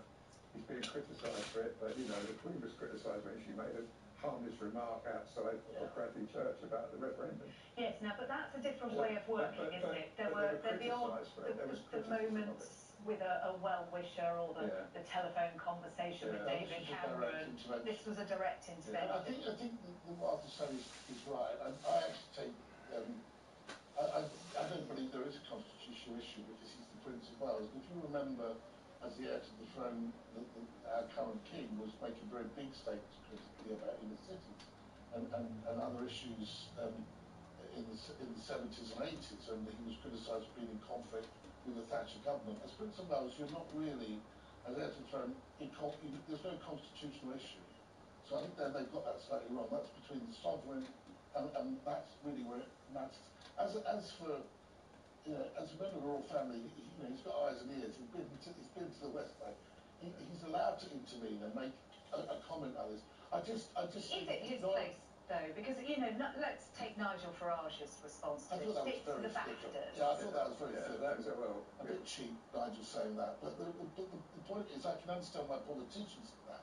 But have a look at what's been happening in Parliament only yesterday. They look like a bunch of school children behaving with absolutely no decorum and no respect for what the situation involved. I thought that was all to do with procedure and party politics, and it just made us look very cheap as a country. But actually, this was quite statesmanlike. But the timing of this, coming as it did the day before this crunch vote in the Commons, was that all choreographed and coordinated? The visits to the Red Cross had been postponed from last month, haven't they? But how... Nothing happens by accident. So No. I think he knew that he was going to create a stir. I think he knew that people would react in this way. He'd spoken to his father, we believe, at Sandringham the weekend beforehand, and he'd cleared it with the Foreign Office. I don't think he could have done much more, but really, at the end of the day, a lot of people are now speaking out against this. Also, Robert, it needed to be said, but, you know, I mean, you're right, the politicians couldn't come to say it yesterday.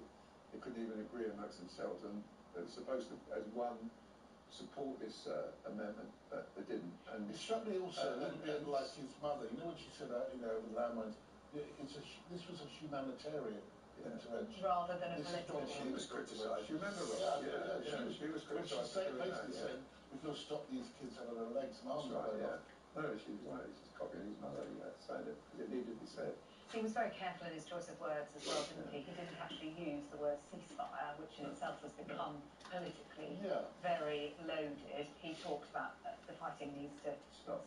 But you said, what sort of king is he going to be? I don't think the two roles equate. As a king today says, I don't think as king he can operate in the same way. But are we seeing in William someone who is less prepared to sit back in the shadows and somebody who does want to use his voice and his platform? Because I think there have been a number of occasions where he has spoken out on issues. I'm thinking about the royal racism row, for example, where he has been pretty quick actually to come out and speak. And I wonder whether that tells us something about who he is. He's not necessarily prepared to be that never complain, never explain. Yeah, I think he's right, but then again, sometimes coming out with a quick response is not always the best way because things unfold.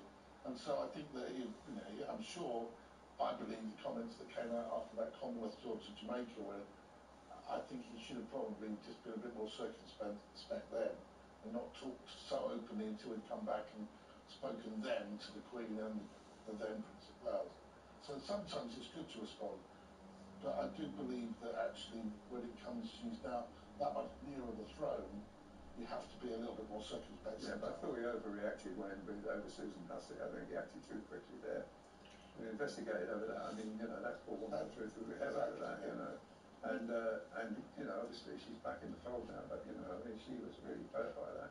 One of the issues we talk a lot about with this royal family, and particularly since the death of the late Queen, is its relevance, and particularly to a younger generation, how they reach out to a younger generation. And I wonder if members of the royal family, like the Prince of Wales, speaking out on issues of global significance, the issues that everybody cares about, actually is a way of becoming a little bit more relevant. Well, I mean, my son's at university at the moment, and this obviously Gaza and what's going on is, hugely important to on the campus and people talking all the time. So the relevance of the under-25s, which are not engaging with according to the polls with the royal family, is quite important. I can see why William is not only intervened because he wants to intervene, because he feels that, but it just shows you that he is more connected with what is going on and what is being discussed. It's more global and less focused on the UK, more about humanity as a global phenomenon rather than all this worry about ourselves. And I think that in that way it shows you that he is in touch. Now, prior to this, William was at the BAFTAs on Sunday night at the Royal Festival Hall, and he apologised for his wife's absence, adding she does love the BAFTAs. Saw him there on the red carpet after, flying solo, and actually this is normally one of those engagements, the two of them together, looking extraordinarily glamorous on the red carpet, those kind of photos that you... The year before, when they walked down the carpet together, Roy and White, it was a stunning picture. Couldn't agree more that, he supported it, and, he did cut back on his work after Catherine had her operation, so, but this is, is important. We support the film industry, and he turned out, and he as usual, was brilliant. I mean, one of that pictures we saw earlier, when he's... There's a picture that's gone viral, isn't there, when he's talking to some of the rising stars on the list. I mean, I love that. I wished I had taken that picture. It was a cracking snap, and I thought it just shows that, he's got a great sense of humour, and he does see the funny side of things all the time, like his father. And so what a position. 1 minute he's making sort of incredible statements about stopping the and next minute he's, you know, laughing and joking with actresses, you know, what a life they've got. But Williams doing a brilliant job, I think, and with Catherine back soon, hopefully they'll conquer the world, that couple. You know, they're just everything they do it right, and they're just a great. We're so lucky that this royal family and the future is in such good hands. That is it for part one. We'll see you after the break.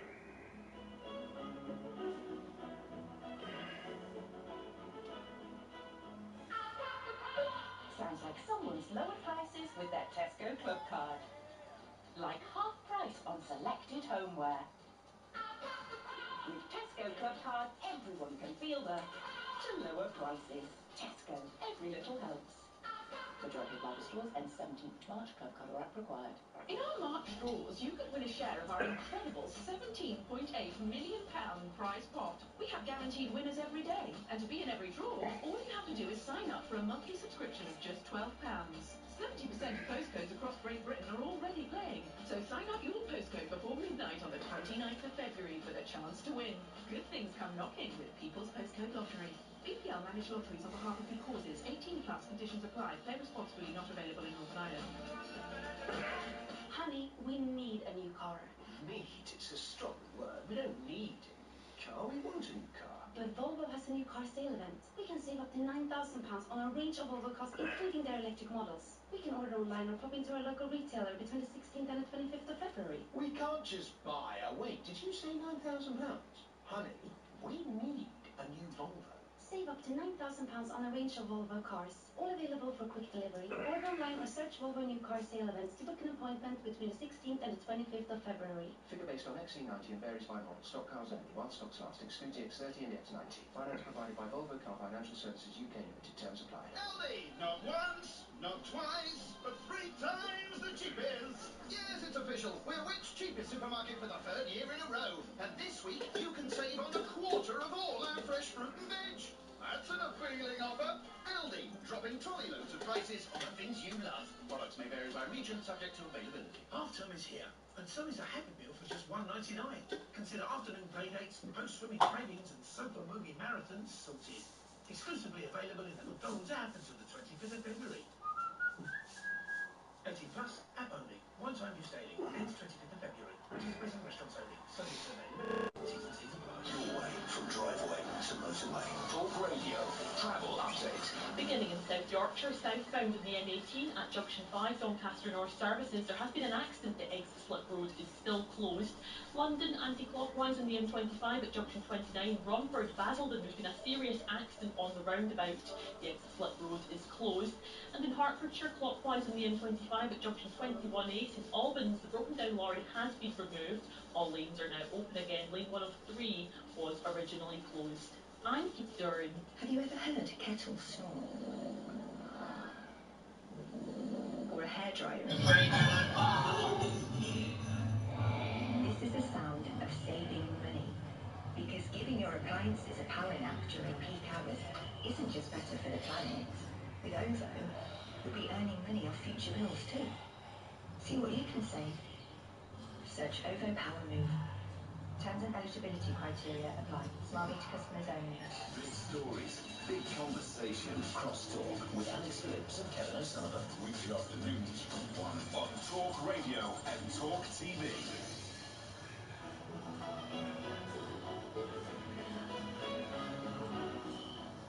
Welcome back to the royalty. Now, King Charles said messages of support had reduced him to tears as he was seen for the first time back on official duties since revealing cancer diagnosis. He was meeting Prime Minister Rishi Sunak at Buckingham Palace, who said it was wonderful to see him looking so well. Now, Arthur, this was the weekly audience with the Prime Minister, but it was the first time it had happened since mid-December, I think, because of Christmas and then the King's health, first time in person at least.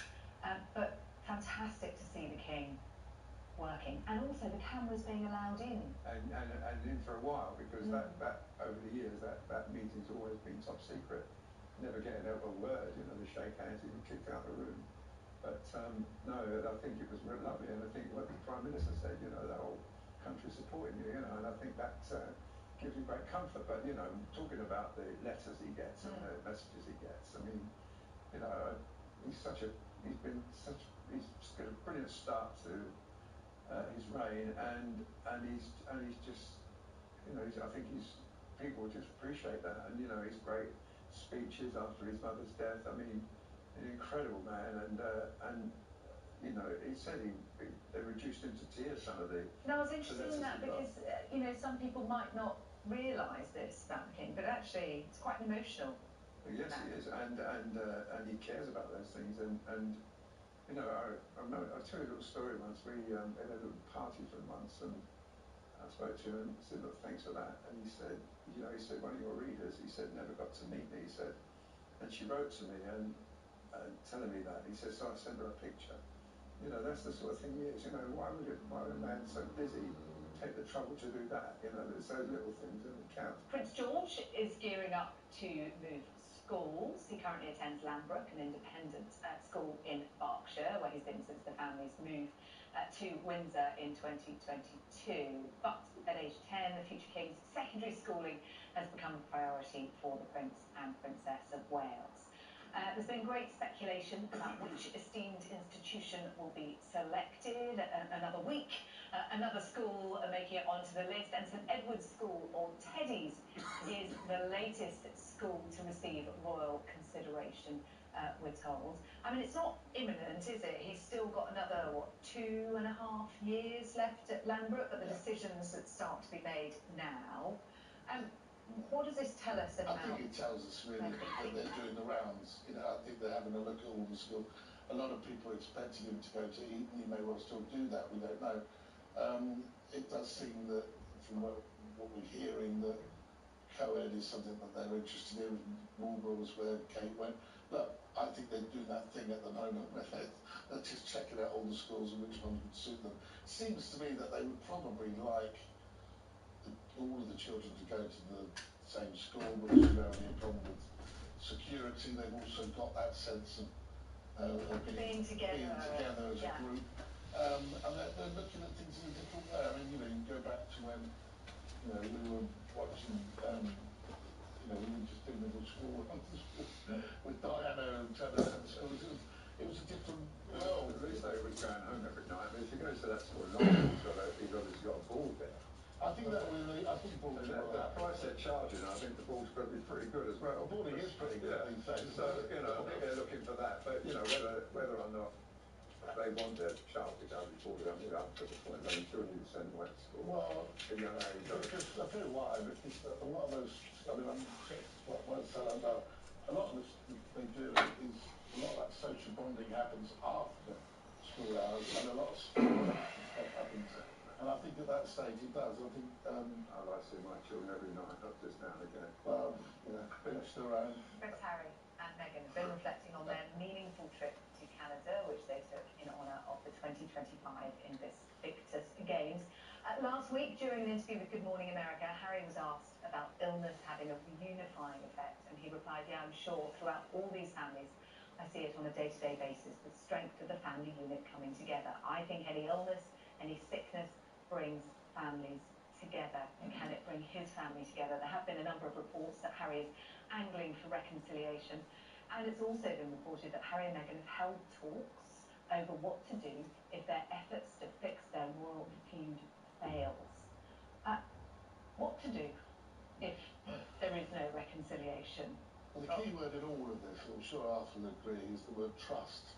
Given what's gone on in the last 2 years, it's very, very difficult for anybody really to trust Meghan and Harry. Meghan doesn't seem to be really bothered about coming to the UK at all. There's been all this fuss made about the children being given the titles Prince and Princess. Well, I don't really see the point that if they're not going to be part of the royal family. I mean, in fact, might even hinder them. And look at Zara and Peter Phillips. Peter Phillips, the oldest grandson of the Queen, he had no title. That's certainly the impression I was given when, before Archie was born, that was the kind of model they wanted to follow for their children. But now you've got that title. They do now have those titles. I mean, they are entitled to the title. No, they're absolutely entitled to the title. But I'm not saying that. I'm just saying that in America, which basically was formed on getting rid of a king, it does seem that ironic that you should hold out for those titles, but that's what they wanted to do. My feeling is that every penny they've made since they've gone to America has been basically associated with trashing the family, being members of the royal family and connected to the royal family. Yeah. So no wonder they want to somehow try to reconnect with the family. But as I said before, trust is not there. Yeah, and away from the kind of minutiae of the feud and what has happened, news like this about his father is a big wake-up call, isn't it, to Harry, who's a long way away. Yeah. And I think you notice a shift in his tone, more conciliatory language now.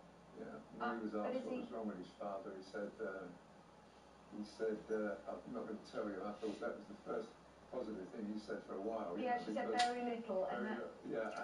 Because, like Robert says, trust, you know, it's got a lot to make up. I mean, some of the things he said about Camilla and his brother, trashing them, and I just feel, and Catherine, you know, he's got a lot of penance to do, in my view, before it can be a reconciliation. And he only spent 20 minutes, half an hour with his father.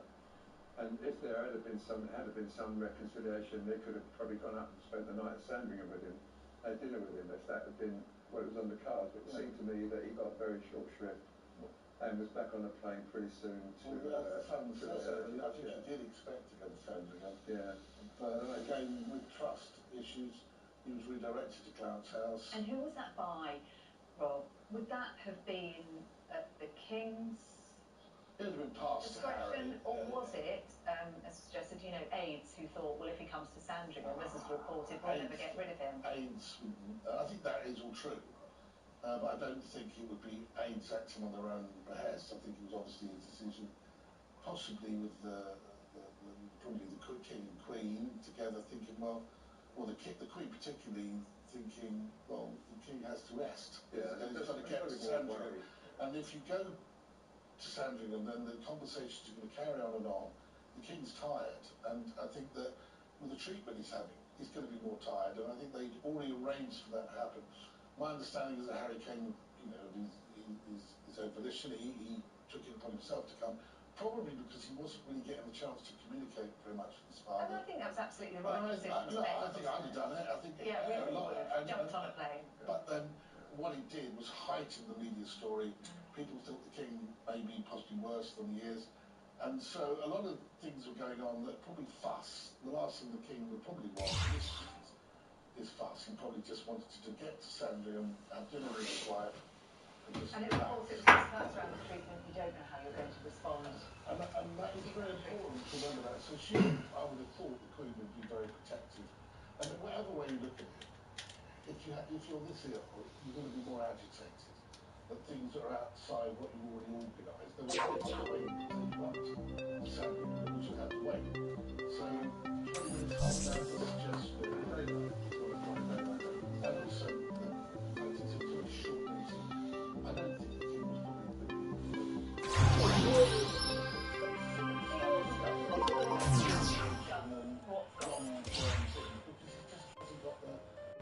attention. They do that all the time. It's emotional. You don't need that. It certainly doesn't need that. It's a starting point for Harry, not necessarily for the rest of the world. Certainly not William. I mean, that's where the skills are really good. And that's pretty bad. Everybody has a fight with my brother. I say no credit. I feel my brother. You don't like that. Or you can complain about it, which is what he did, and I thought that was pretty neat. Also, the fact we are not really in a position to go back as damage and meditation. That was the bond between his brother and his father. I know he wasn't that kind of aware about his father from the story. However, he did write about it. So did Charles write in the little people spoke about his own mother and father. So you can look at him in other ways.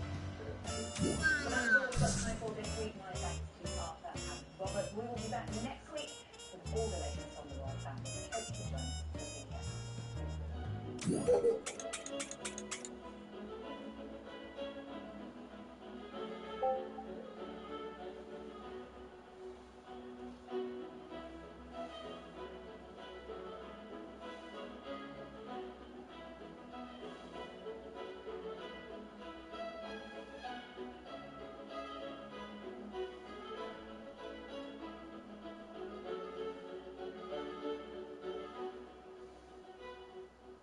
do I love thee, Big Tasty? Let me count the ways. I love thy bacon with the taste so crisp. Your tomatoes so juicy, so perfect. Oh, yes. Your smoky sauce, its true I adore. But here, just 5 weeks, please stay. I want more. You're everything I'm so in awe of. I love you, Big Tasty. Big Tasty. Big love. Until the 12th of March, 11 a.m. Participating restaurants only, subject to availability. When Danielle from Southampton sold her car with Motorway, she got more money. She put that extra money towards everything she needed to welcome her first child. Plus, the process was so quick and easy, it was one less thing to think about. Who got more money with Motorway? That's right, Mummy did. Oh yes, she did. Babies love me.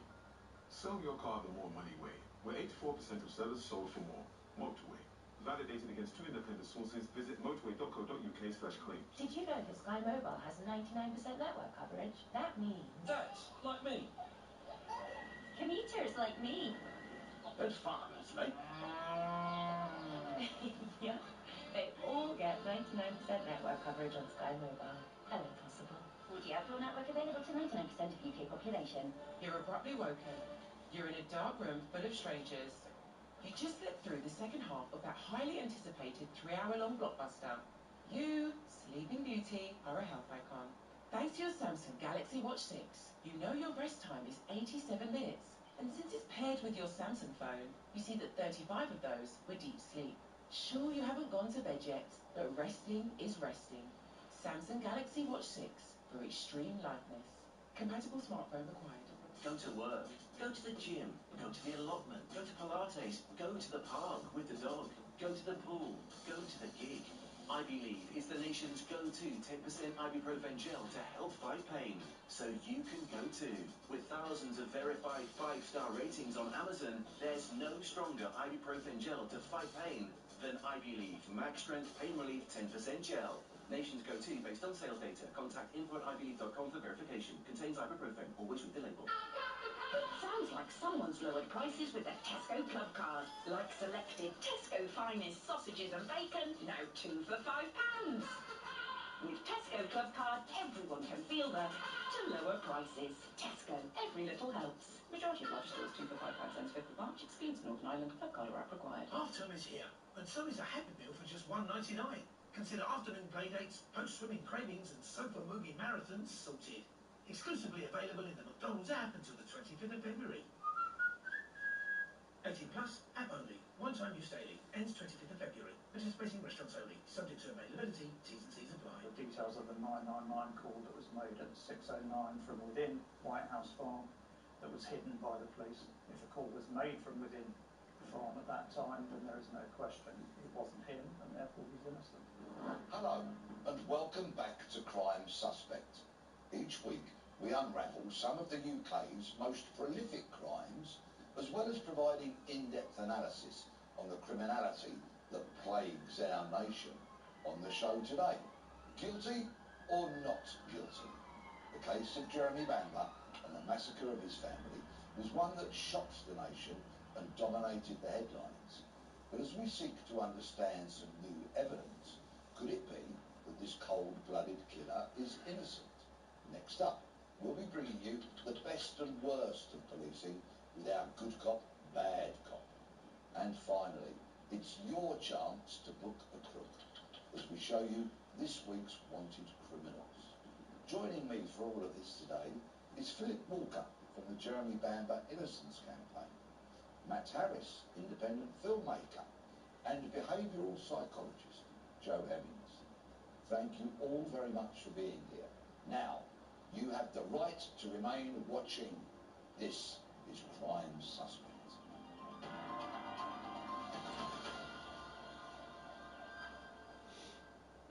This was one of the worst mass slayings of a family in the UK's history. In 1985, in the idyllic village of Tollesham Darcy in Essex, 3 generations of the Bamber family, including 2 young children, were shot 25 times at close range at their family home, Whitehouse Farm.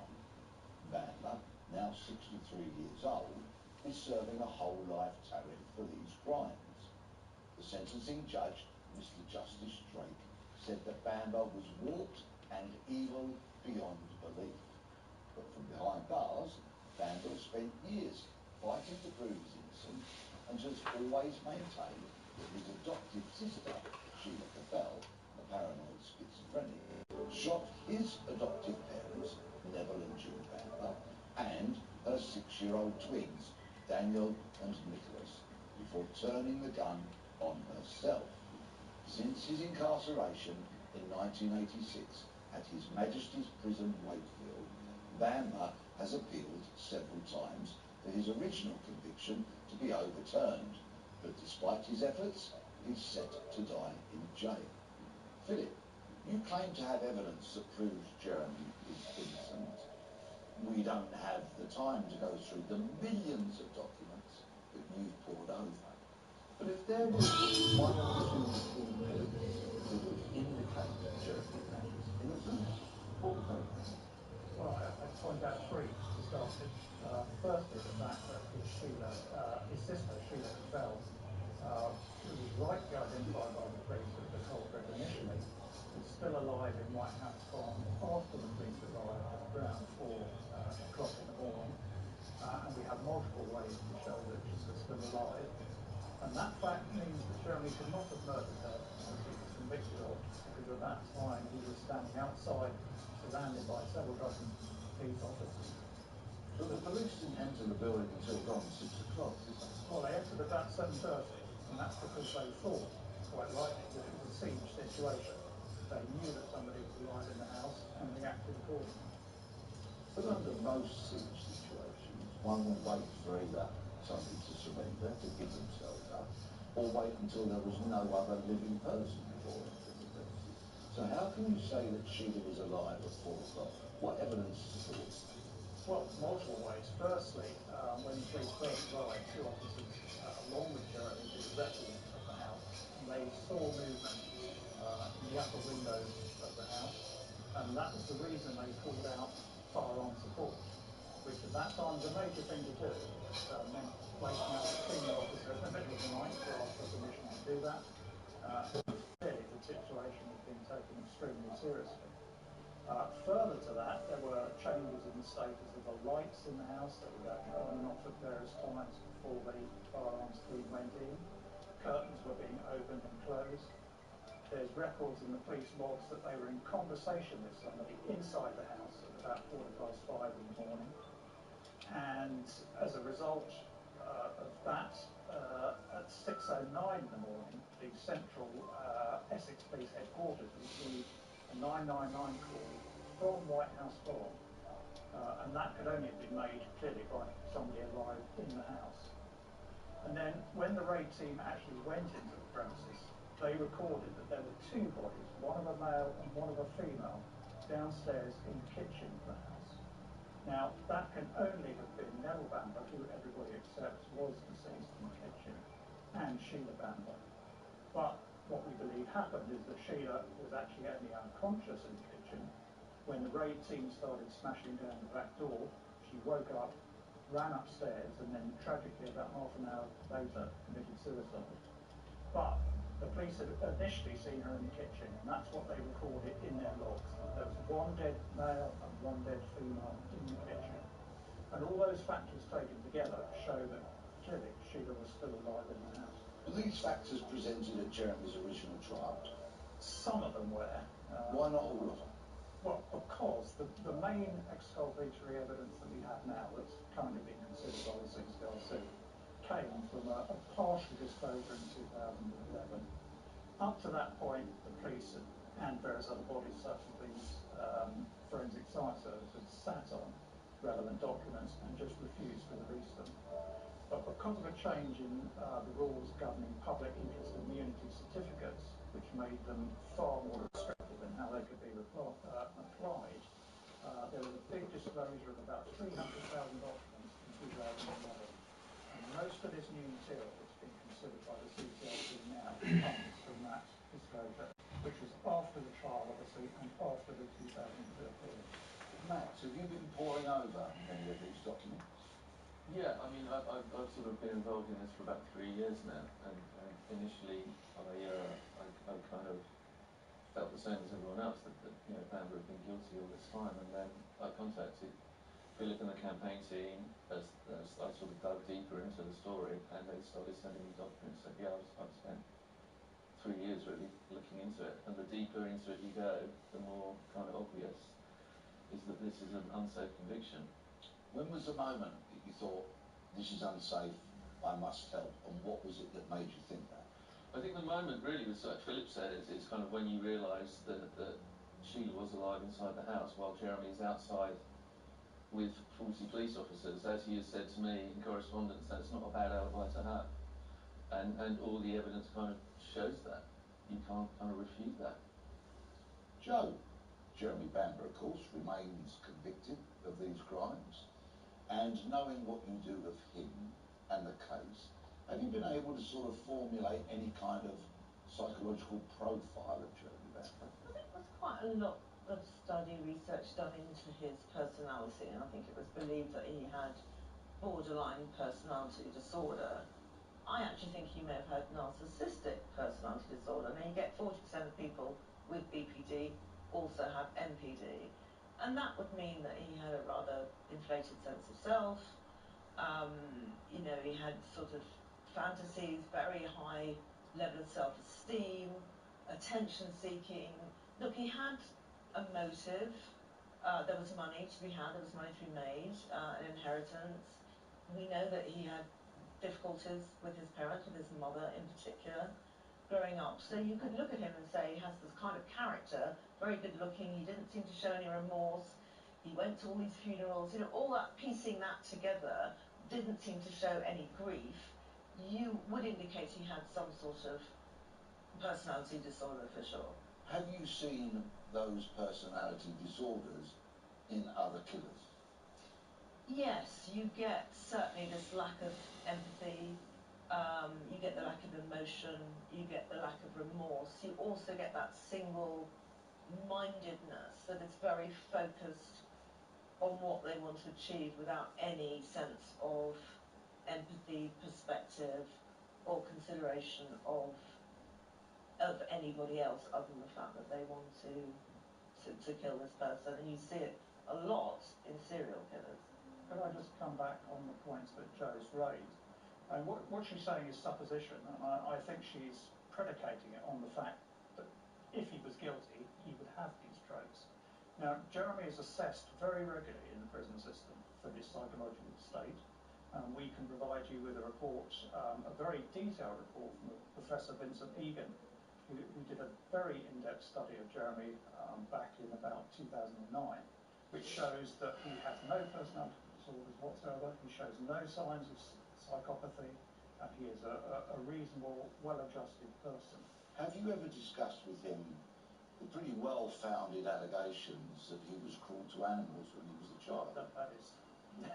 Well, what you should remember is that when all these stories were coming out, Jeremy was on remand in prison, his family had been wiped out, nobody was defending him, and it was the police and the relatives who benefited financially from his conviction that were putting all these stories into the press. Do you think that there is any likelihood at any stage that these convictions will be overturned, or is it simply a man who has been incarcerated for 38 years and faces the prospect of dying in jail? What else would he do? Yeah, well, no, I know his convictions will be overturned because the evidence on which they all base is totally unsound.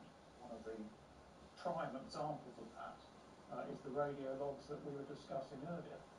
And one of the key exculpatory factors that we put to the CCLC is that the police received a phone call from Neville Bamber, Jeremy's father, at 3:26 in the morning, alerting them to the unfolding drama at White House Farm. And if that phone call was made, as the police recorded it, from Neville Banda at White House Farm at that time, there is no way that Jeremy could have completed the shooting, because he was in Goldhanger, 3 miles away, and the police accept that he made a phone call to them at either 3:36 or 3:26 from there. We're going to take a short break now. Don't go anywhere, because we'll be back in a beat.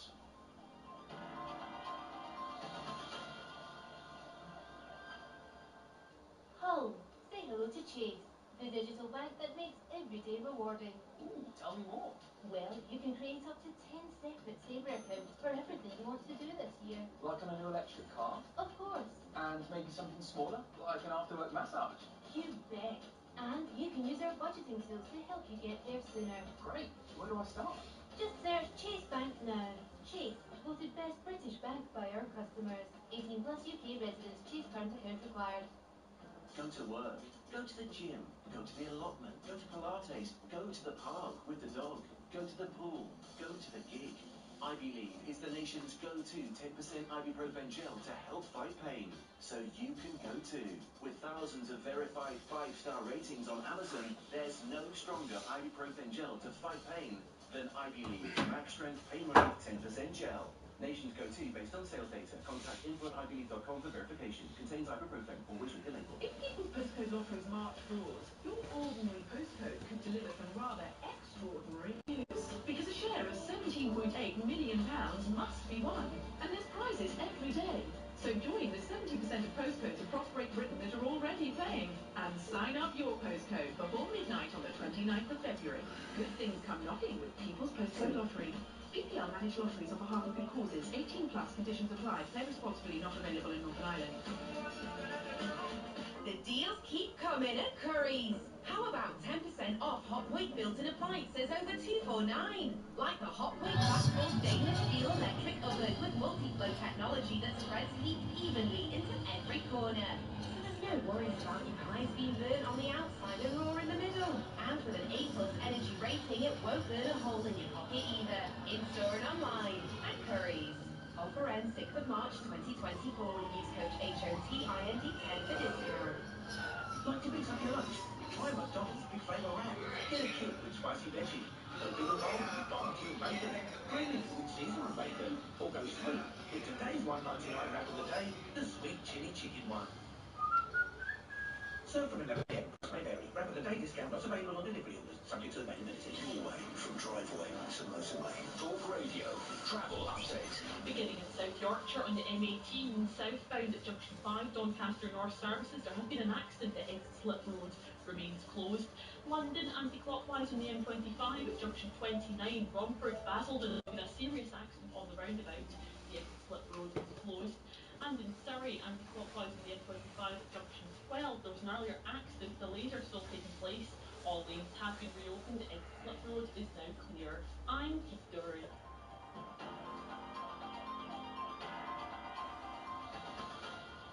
Welcome back to Crime Suspect.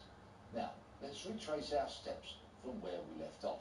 So it's 1985, very much an analogue era. Digital clocks were on the walls of police control centres and stations and all of that. And I know that because I was there at the time. Not here, but in various police buildings. You seem to lay great store on discrepancy between... TalkSport, please. TalkSport from News Broadcasting. Leeds will be out of build from the back, looking for an equaliser before half-time. So what interesting with Archie Gray, he's playing slightly higher as the half's gone on, and it's actually negated the threat of Mavididi because he's following him back in. So if they can find that ball to him, as I mentioned, that ball into him needs to be a bit flatter that he can run onto rather than loot. It could be an area for Leeds to exploit. I think Daniel Barker would have seen some positives. He would have seen a few potential avenues back into this game, but he knows that his front players have to be sharper in and around the edge of the penalty area. That's where they've let themselves down tonight, as well as switching off defending a set piece. Fast scored from that, and talked on the half-hour mark about the fact that Leeds haven't had an attempt on target. They still haven't, as we go into the final minute of first half stoppage time. And that will be a frustration for the Leeds boss, but Maresca will be delighted. I know that he's sort of had a couple of let-offs with the early Peru chances, but he'll be really pleased with the scoreline and with many facets of the performance. Fast. If you want a free kick, he has inside the centre circle, and that will mean that Leicester are going to go into the break 1-0 up. Yeah, and I think it's been a mature performance at time from this Leicester City side. And you're right, I think Farke will be so disappointed because for me, Leeds have had the better quality of the chances, but they've not been clinical, and I think Leicester City, you see, they're managing the moments of the game really well. Free kick has been taken more quickly than many would have anticipated, and Justin almost gave it away, but Chowdhury is there. Turn forward by Fatawu, Daka goes down, play goes on. Carlo Pereira making a third-man run ball through the midfield, but Meslier was able to pick the ball up on the edge of his own penalty area. Ball it out quickly for Gruev, who can find Somerville. 2 minutes have now elapsed, and Greg Morton puts the whistle to his mouth. And this Championship Summit showdown is being led by Leicester at half-time. Belfast with a goal on 15 minutes. Leeds so quickly out of the traps in so many games this season, conceding an early goal tonight. They've had chances to get themselves back on level terms, but are yet to hit the target. And the break in the big one. It's Leeds 0, Leicester 1. Joe Rodon has just been booked by Craig Pawson for that tackle on Patson Daka just before the end of that first half. But I think he still would have got boos from these Leeds fans, even if he hadn't have shown it, to be perfectly honest. Not his greatest 45 minutes. As it stands, Leicester heading 12 points clear at the top of the table. It's been a full-blooded first half. It's been tight and tense. Leeds have had the better chances, but Leicester have the lead, albeit you feel like this one has a long, long way to go. Courtney Streetman-Kirk, great game so far. Oh, it's been fantastic. The reaction from Leeds after going a goal down was exactly what you'd expect and what you'd want from this side. The only thing they haven't done is scored, or at least not even hit the target. And I think I just mentioned it. For me, they've had the better quality of the chances, but haven't had that composure in front of goal. And Leicester City's goal, I think we didn't give Daka enough credit.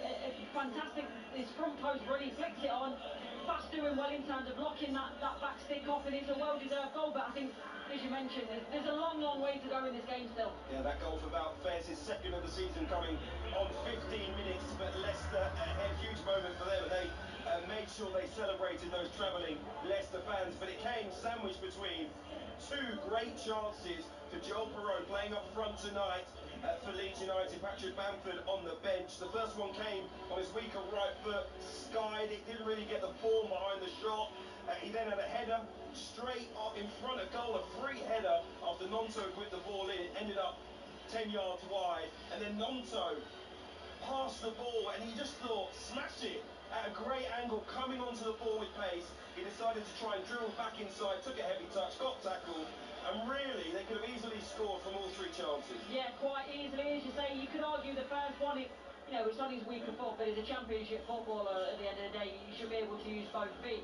The header's the big one. I think he does everything right in terms of you want to head it back across the goalkeeper where the cross has come from, but got to hit the target. But Gnonto, the form is in. I just can't get my head round why he's not hitting that first time. As you mentioned, the touch gets away from him. As soon as you take that touch inside, it's got to be one of them short, sharp ones, almost like, I always think about Jermaine Defoe.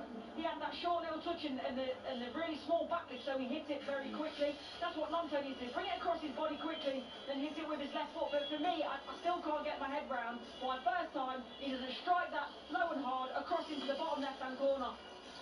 They've had their chances, so you can say it's been quite positive from Leeds United. They'll be disappointed conceding from a set piece. But what have you made of Leicester's approach coming away from home tonight in such a key game? We asked the question before the match, what would they do? Would they still play their short possession game? Would they be a little bit more direct? It's been controlled from them at times, but it hasn't always worked going forward.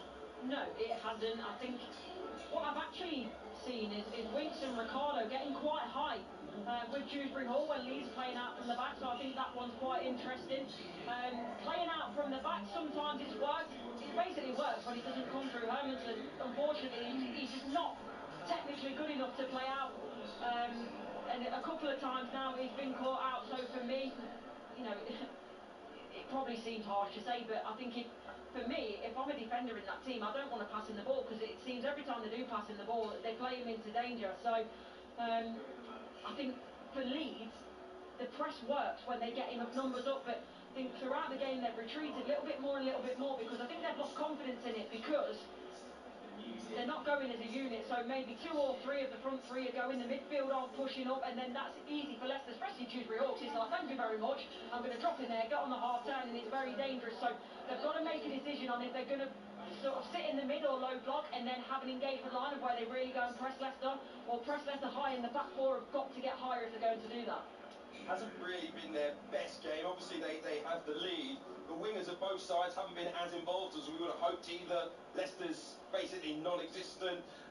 Somerville, haven't seen much from him. Gnonto's been the most involved in the game because maybe it's been a target for Leeds United. The left-back area for Leicester where James Justin is. Archie Gray on the overlap from right-back for Leeds has been an area of real joy.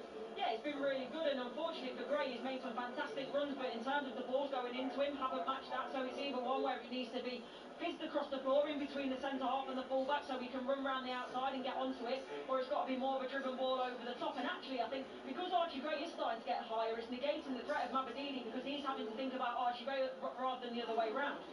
We will see if there's any changes at the break. It has been an intriguing contest tactically, but also in terms of the great atmosphere here at Ellen Road. Everyone's been basically kicking every ball, heading every ball, making every tackle themselves. They've been on the back of the referee. It's had just about everything as well. A terrible yellow card given to Is that a Western, by the way? I mean, the yellow card given to Ricardo Pereira is one of the worst yellow cards I think you're ever going to see. Not because it was a bad challenge, because it's one of the best tackles you're ever going to see. Clean as a whistle, and yet Craig Pawson somehow went into his pocket. Hopefully the game doesn't get away from him in that second half, because there is plenty still to come. We'll be back with Courtney Sweetman-Kirk and Jim Proudfoot very, very shortly. Just to let you know, over in the other game in the Championship, it is half-time. Let's see if we can get a synopsis of it from Ian Abrahams, who's watching Coventry against Preston North End. Time is Coventry 0, Preston 3, and Preston in charge really before a minute and a half had been played here. A corner taken short to Alan Brown, and he had a cross which was converted by Emil Rees into the top corner. No real chance to Ben Wilson, who was last year's Golden Glove winner. And before the half-time whistle had gone, Preston had added to the lead with a 12th goal of the season from Will Keane. This time a shot well saved by Wilson, and Keane snaffled up the rebound. And a good move down the left-hand side. Ball into the air, looking for Mads Jensen, and in the end it was Bobby Thomas who turned it past Wilson for an own goal. To add insult to injury, or injury to insult maybe I should say, Sakamoto went off injured. A long challenging, I think he fell awkwardly, but a long period of play held up while he got treatment on the pitch. He was eventually carried off on the stretcher, so that's not good news ahead of Monday against Maidstone, nor indeed is the half-time scoreline for Mark Robbins below me. It's been a terrible first half for Coventry. Damage limitation, or can they actually do something and get back into this game in the second half? At the break, it's Coventry 0, Preston 3. Ian, thank you. And Coventry's 5th round game in the FA Cup against Maidstone, live for you on TalkSport 2 on Monday evening. One game in League One tonight, and it's Cheltenham who lead by a goal to nil away at Wigan just into the second half. If the Robins can hold on to that, they'll be out of the relegation zone, and that would be 4 straight wins for Darrell Clark's side. A big, big second half for them. Let's head over to the game that we had live for you on TalkSport 2 tonight. England's women are taking on Austria in a friendly. They are now into the second half in that game. Charlotte Richardson. It is England 3, Austria on the line. This is comfortable at the break, courtesy of goals to Melissa Russo, Grace Clinton and Beth Mead. We are underway for the second half. Lauren James and Lotta Wubben-Moy are on for Manchester City pairing Alex Greenwood and Lauren Hebb. I'm expecting more goals and I'm expecting more changes in this friendly as Serena Wiegman looks to exercise her entire squad as much as possible as preparations for the Euros 2025 qualifiers. To turn up a notch, we've got full commentary of this one over on TalkSport 2. We have played 51 minutes here. England 3, Austria 1.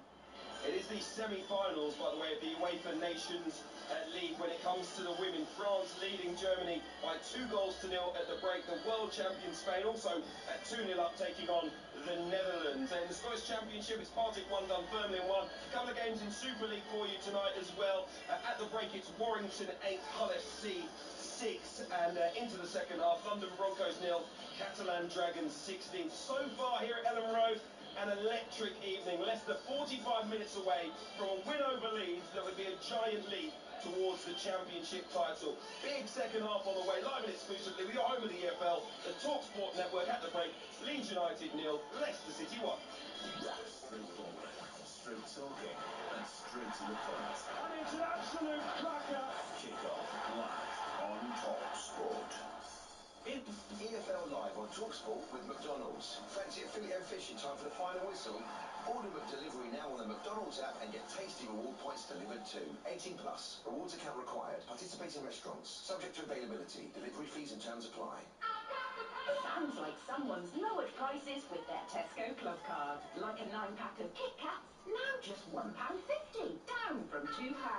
With Tesco Club Card, everyone can feel the lower prices. Tesco, every little helps. Majority of larger stores ends 27th February. Club Card or app required. At TalkSport, we absolutely love it when our fans get stuck in. That's why we want you to join us in The Dugout, a brilliant new TalkSport listener community. It's a place where you can tell us what sports you're into and who your favourite teams are. And tell us what you think we could do better, like big guests and new sports and that. You could win a £100 Amazon voucher for taking part. What are you waiting for? Visit talksport.com/dugout and get stuck in. 18 plus, terms and conditions apply. Sport was just as important as the goals, the glory, the roar of the crowd. Yes, it's the half-time break. Time for a breather, a reset, to keep everything on track. In sports betting, Betfair's safer gambling tools help you do that too. Like timeouts, so you take that all-important half-time break. Or deposit limits, to help you keep count. Manage your play at safergambling.betfair.com. Simple ways to stay on top of your game with Betfair. 18 plus begambleaware.org. EFL Live on TalkSport with McDonald's. Fancy some extra fries for extra time? Order McDelivery now on the McDonald's app and get tasty reward points delivered too. 18 plus. Rewards account required. Participating restaurants. Subject to availability. Delivery fees and terms apply. At Wickes, get Dulux Standard 2.5 litre coloured emulsion was £21, now 15. Be house proud with Wickes. Ends Wednesday. Terms apply. Relax. Let the fact that you've woken up to a cold shower just wash over you. With British Gas Home Care Cover, you can get your boiler repaired again and again. And an annual service is included too. Repeat our mantra. Home Care. Search British Gas Home Care Cover. See website for terms. On average, Rift get their customers £3,000 back. I like the rubber ball like a mountain. Let's get the ball rolling. Search Rift Tax Refunds. The TUI Live Happy sale is back, where you can save up to £250 per booking. Holiday, here we come. Lock in your holiday today with a £0 deposit and spread the cost by direct debit. Holiday deal booked. TUI Live Happy. Financially protected by Atom. Booking T's and C's apply. Selected departures, direct debit, minimum 26 weeks from departure. Minimum spend applies. See website for details. Half term is here, and so is a Happy Meal for just £1.99. Consider afternoon play dates, post-swimming cravings, and sofa movie marathons sorted. Exclusively available in the McDonald's app until the 25th of February. 18 plus, app only. One time use daily. Ends 25th of February. Participating restaurants only. Subject to availability. T's and C's apply. The FFX Winter Trade Event is now on for 1 week only, with great savings across thousands of power tools and accessories. Get 10% off to Walton when you spend £250. Max discount £75. 20% off all FFX brand tools and accessories. Free gifts with selected purchases across the Bosch and Ricoh range, and so much more. The FFX Winter Trade Event at ffx.co.uk ends Sunday. FFX, ready when you are. Here they come, racing lovers of the UK in the Coral Flat Derby. We've got the women with hats the size of houses boxing in the armchair experts. Neck and neck, it's the number crunchers. Their pencils sharp, their expertise sharper. The parents on a day out are the ones to catch. But moving up on the outside are those who backed a horse because it's got a funny name. They've snatched victory and they don't even know it. However you enjoy it, we know it's the fans that make horse racing what it is. Coral, we're here for it. 18 plus. T's and C's apply. Take time to think. The Emirates FA Cup on TalkSport with Carling. We're talking last-minute thrillers and epic giant killers. A non-league fairy tale cup. Underdog Park. We're talking game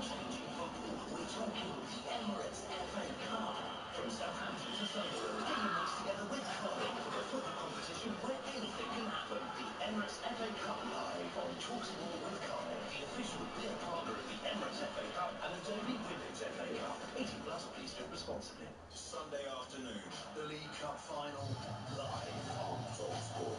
Chelsea versus Liverpool. Oh, that's magnificent! Coverage from 2, kick-off. Yeah, the Sunday afternoon. Feel the glory on TalkSport. It's a sensational goal! Kick it. Welcome to the Championship's game of the season so far. Second against Spurs, wasn't it? But great little quick header, and Bass puts it in. It's 1-0 at Leicester City. Ecstasy in the away end, away to our right-hand side. They're looking for an immediate response. Gnonto firing and crossing, and a header from Peru goes wide, and it's Leeds 0, Leicester 1. Val Fez's goal, an unlikely goal scorer here this evening, is the difference. The leaders Leicester and second place Leeds United. As it stands, Leicester moving 12 points clear at the top of the table, or for me, would be an insurmountable figure in terms of that title. Leeds United could end the weekend as low as 4th, but a big 45 minutes on the way. It's been a great first half. Elsewhere this evening, Wigan have equalised against Cheltenham. A Bonds own goal. Wigan 1, Cheltenham 1. They are into the second half in that game. Remember, over on TalkSport 2, still England 3, Austria 1. That's England's women, of course, in a friendly against Austria. And as we told you, if you're just joining us, in the second half, Coventry trailed Preston by 3 goals to 0.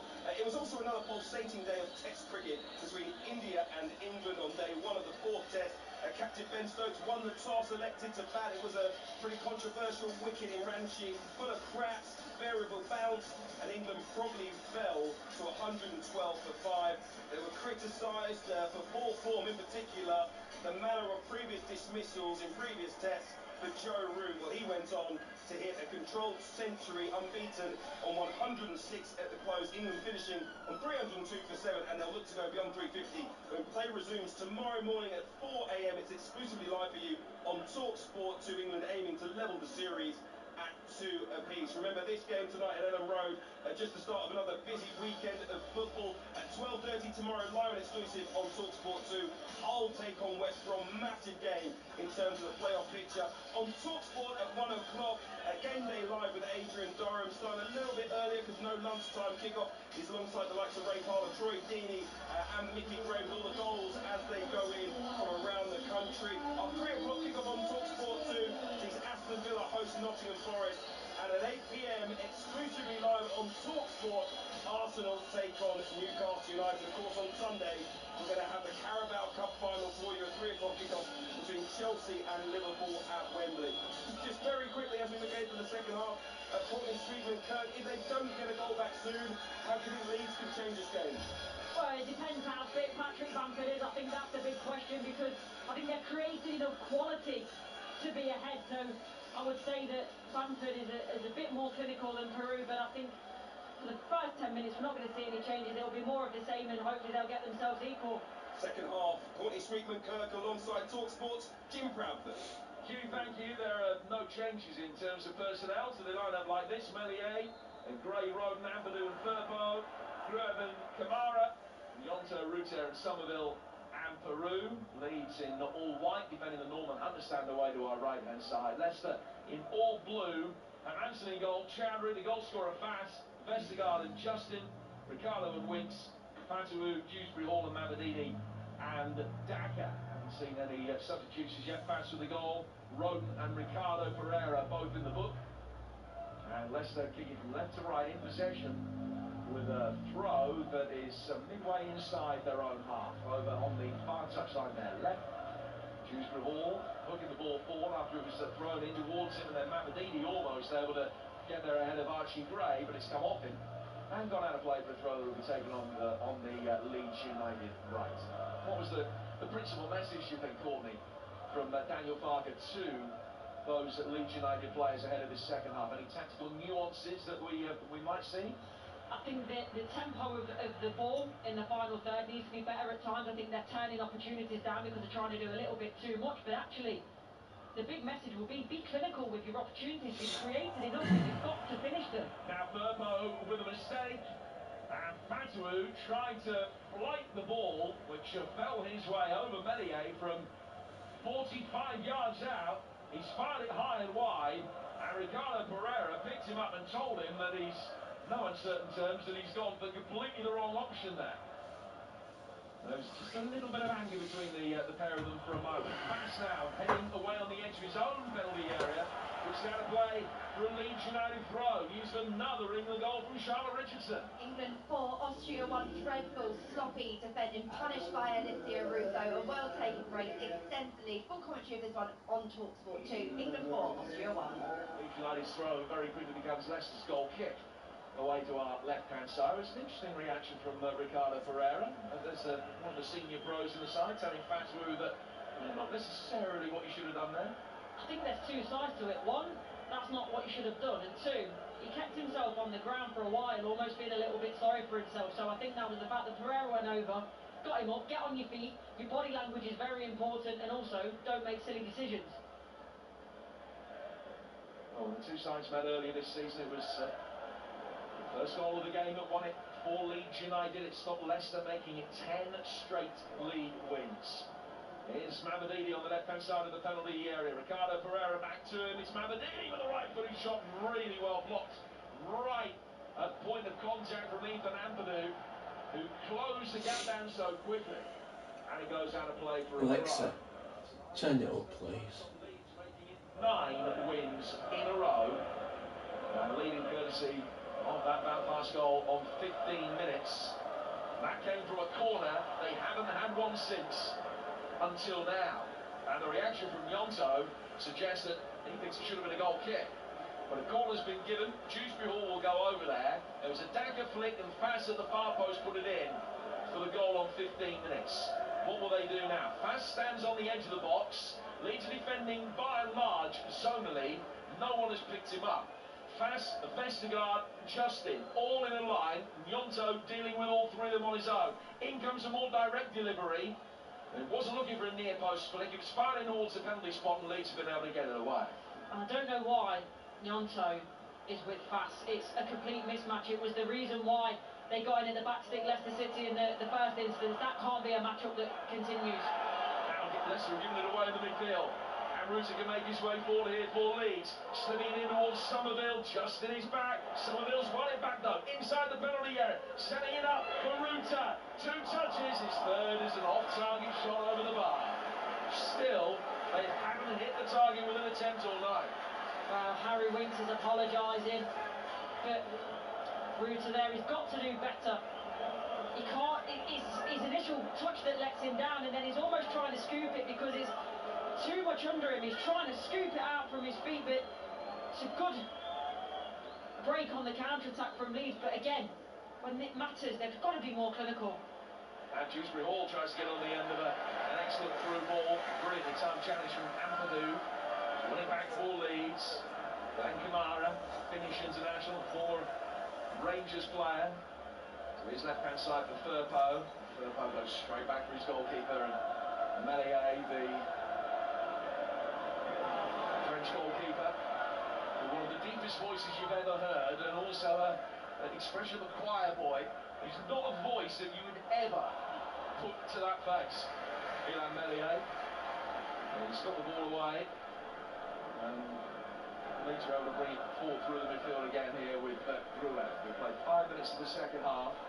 With TalkSport, it's Leeds against Leicester in the EFL Championship. Our coverage brought to you with McDonald's.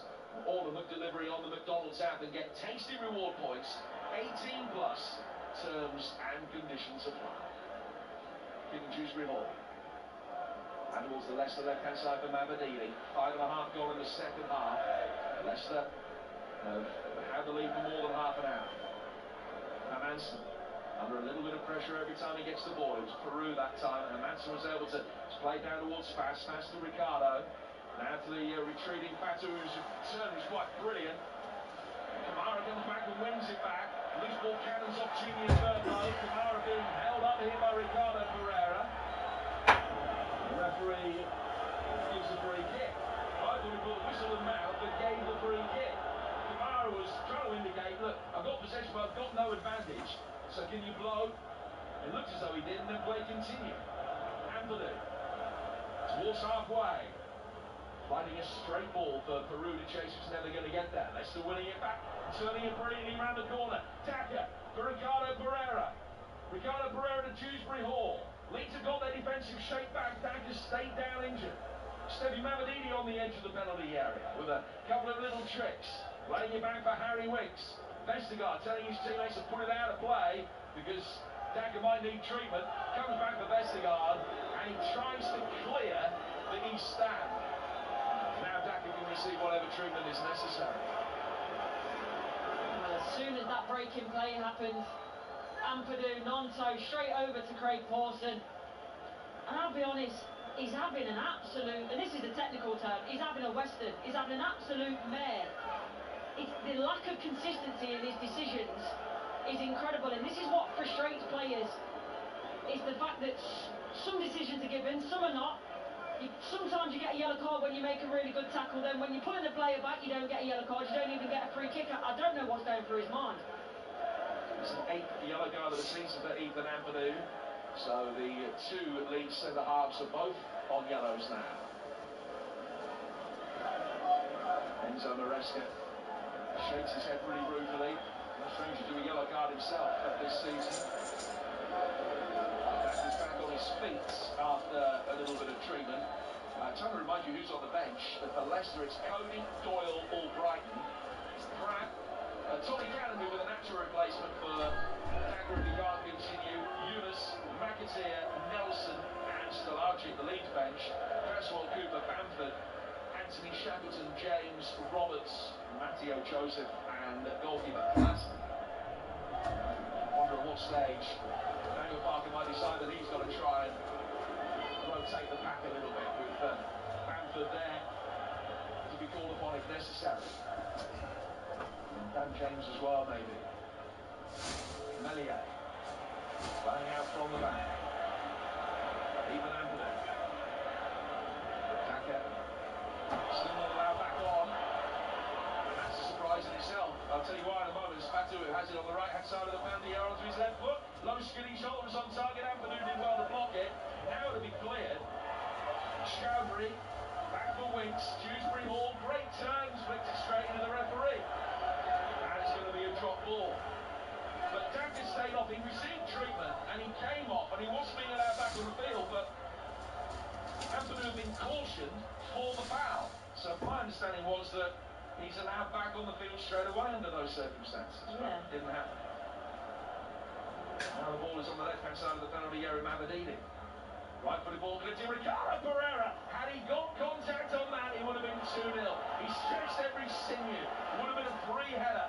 The ball was 3 inches too high for him. Leeds survive, it's still 1-0 Leicester. Yeah, and it's interesting again, it's that little interplay where Daka, he comes off the back four and he just opens up the space for Pereira. Ghostin does so well and he's stretching absolutely everything to get there. Just can't get a touch on it for love nor money. A 5th goal now for England, Charlotte Richardson. Oh, well, we can't get yet, but it is England 5, Austria 1. And it's been a good night for the Lionesses. Jess Carter scoring goal number 5. That pass gets the ball away, but not too far. Leeds winning it back. Harry Winks, though, very quickly dispossesses them, turns away in the midfield. He's had an excellent night apart from that one unpunished mistake. Daka flicking the ball back for Ricardo Pereira. Dewsbury Hall to Vestergaard. Vestergaard back for Hansen. Here comes the Leeds United press. Hansen on the edge of the D. Puts the ball calmly down towards Fass. Pass now for Hamza Chowdhury and Leicester will build from the back.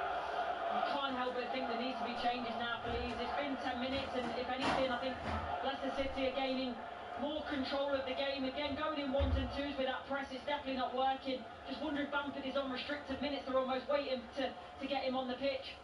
Well, that wouldn't be a surprise if it was the case. Now Ricardo Pereira can play it forward. Daka out towards the left-hand side. Mavididi, plenty of space. Running at Gray in the penalty area. Good save from Melier. Now, how significant that will prove to be, we'll only know at the end of the night, but it could be very significant the whole season. That goes in. You would fancy Leicester would surely win. Mavididi inside the penalty area, cutting it onto his right foot. Long shot towards the bottom right-hand corner. Melier did brilliantly at full stretch. Left palm to it, tipping around the post for a corner.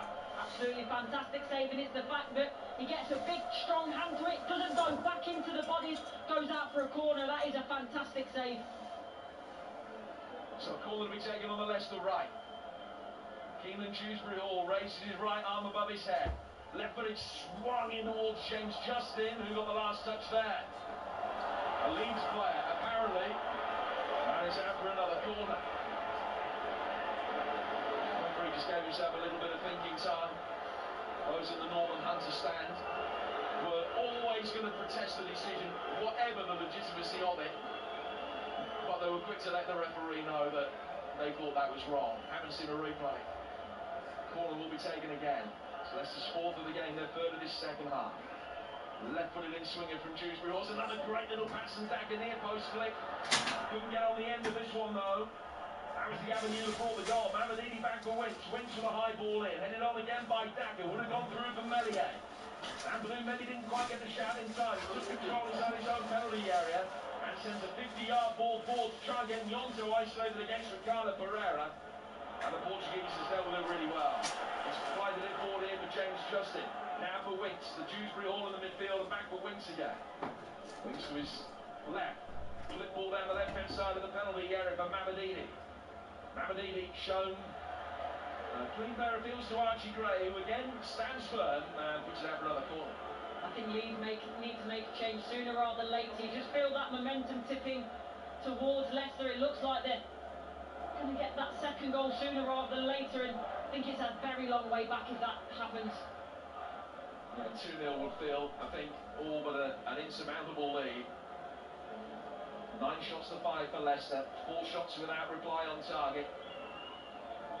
Better possession for Leicester in the second half. A header comes in, it's hit the bar, and then the rebound is scuffed in, but the offside flag comes up, and the lead remains only 1. And they've come inches away from doubling the lead twice in that phase of play. Hansen Dagger putting the ball in the net, judged to have been marginally offside. It was James Justin's Vestergaard actually with the initial header has come back off the bar, and Dagger is there to tap the ball in, but the flag was up against it, and it remains 1-0. Now Dagger playing the ball, and Melier stumbled, but Anthony got there ahead of Dewsbury Hall and was pushed. And it's a free kick to Leeds inside their own penalty area. Leeds are living on the edge and on their nerves. They're wobbling, they're absolutely wobbling. But for me, the marking and just the game intelligence of the players from corners is absolutely terrible. The mismatch is unreal. Now Mamadini has it inside the penalty area. Leeds giving it away. Mamadini with a shot. Melier able to grasp the ball as he dived to his left-hand side. That is the cue for some action on the Leeds United bench, and replacements are being called off. There is a nervousness permeating its way around Ellen Road now from the home support. They know that, whereas at times in the first half we were saying that 1-1 probably would have been a fair scoreline.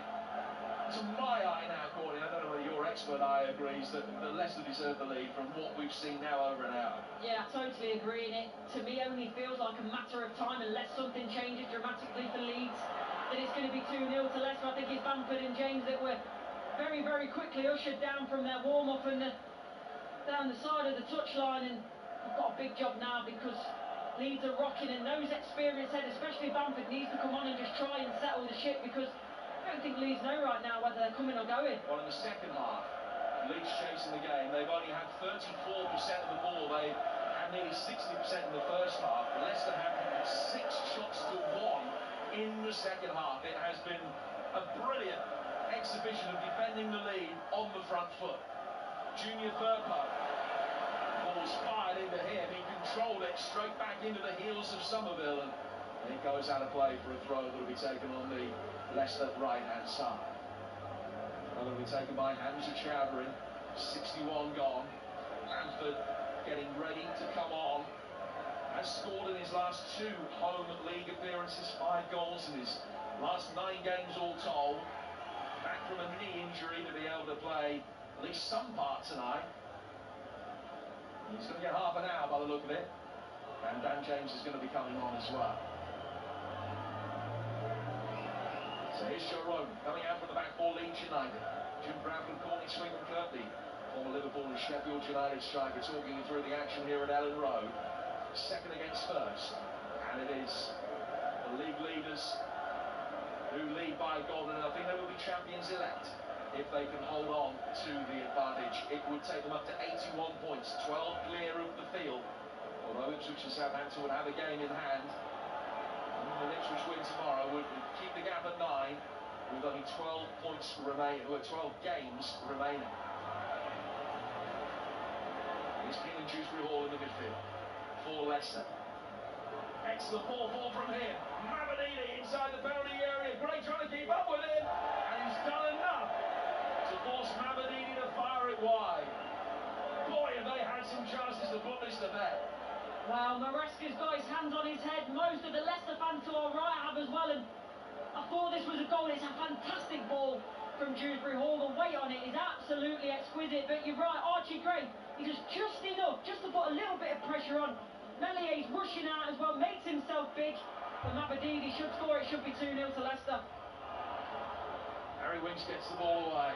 They've hit the bar. They've missed a really good chance there. It could be 3 up by now. It's still just the 1, and while it's just the 1, Leeds will certainly believe, even if they're still waiting in vain at the moment for their first shot on target of the night.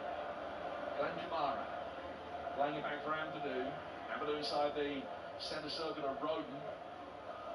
Roden now to Gray. Back to Joe Roden again, the centre half on loan from Tottenham. 4 from Somerville. Somerville to Nyonto, Junior Firpo presenting the whip on the left-hand side for Somerville. He's just trying to go down the really congested central midfield channel. And there are too many blue shirts there for it to be effective. Leeds have got to try and get the ball out in wider positions. That's where they had the joy in the first game between these two. And that's where they had the joy in that really good 10-minute purple patch they had in the first half. But they've moved away from that. Here come Bamford and James. Nyonto's the first player who's going to be replaced. So James for Nyonto. And the working Ruta or Peru. It is the latter, Peru, that's not. And Bamford on for him.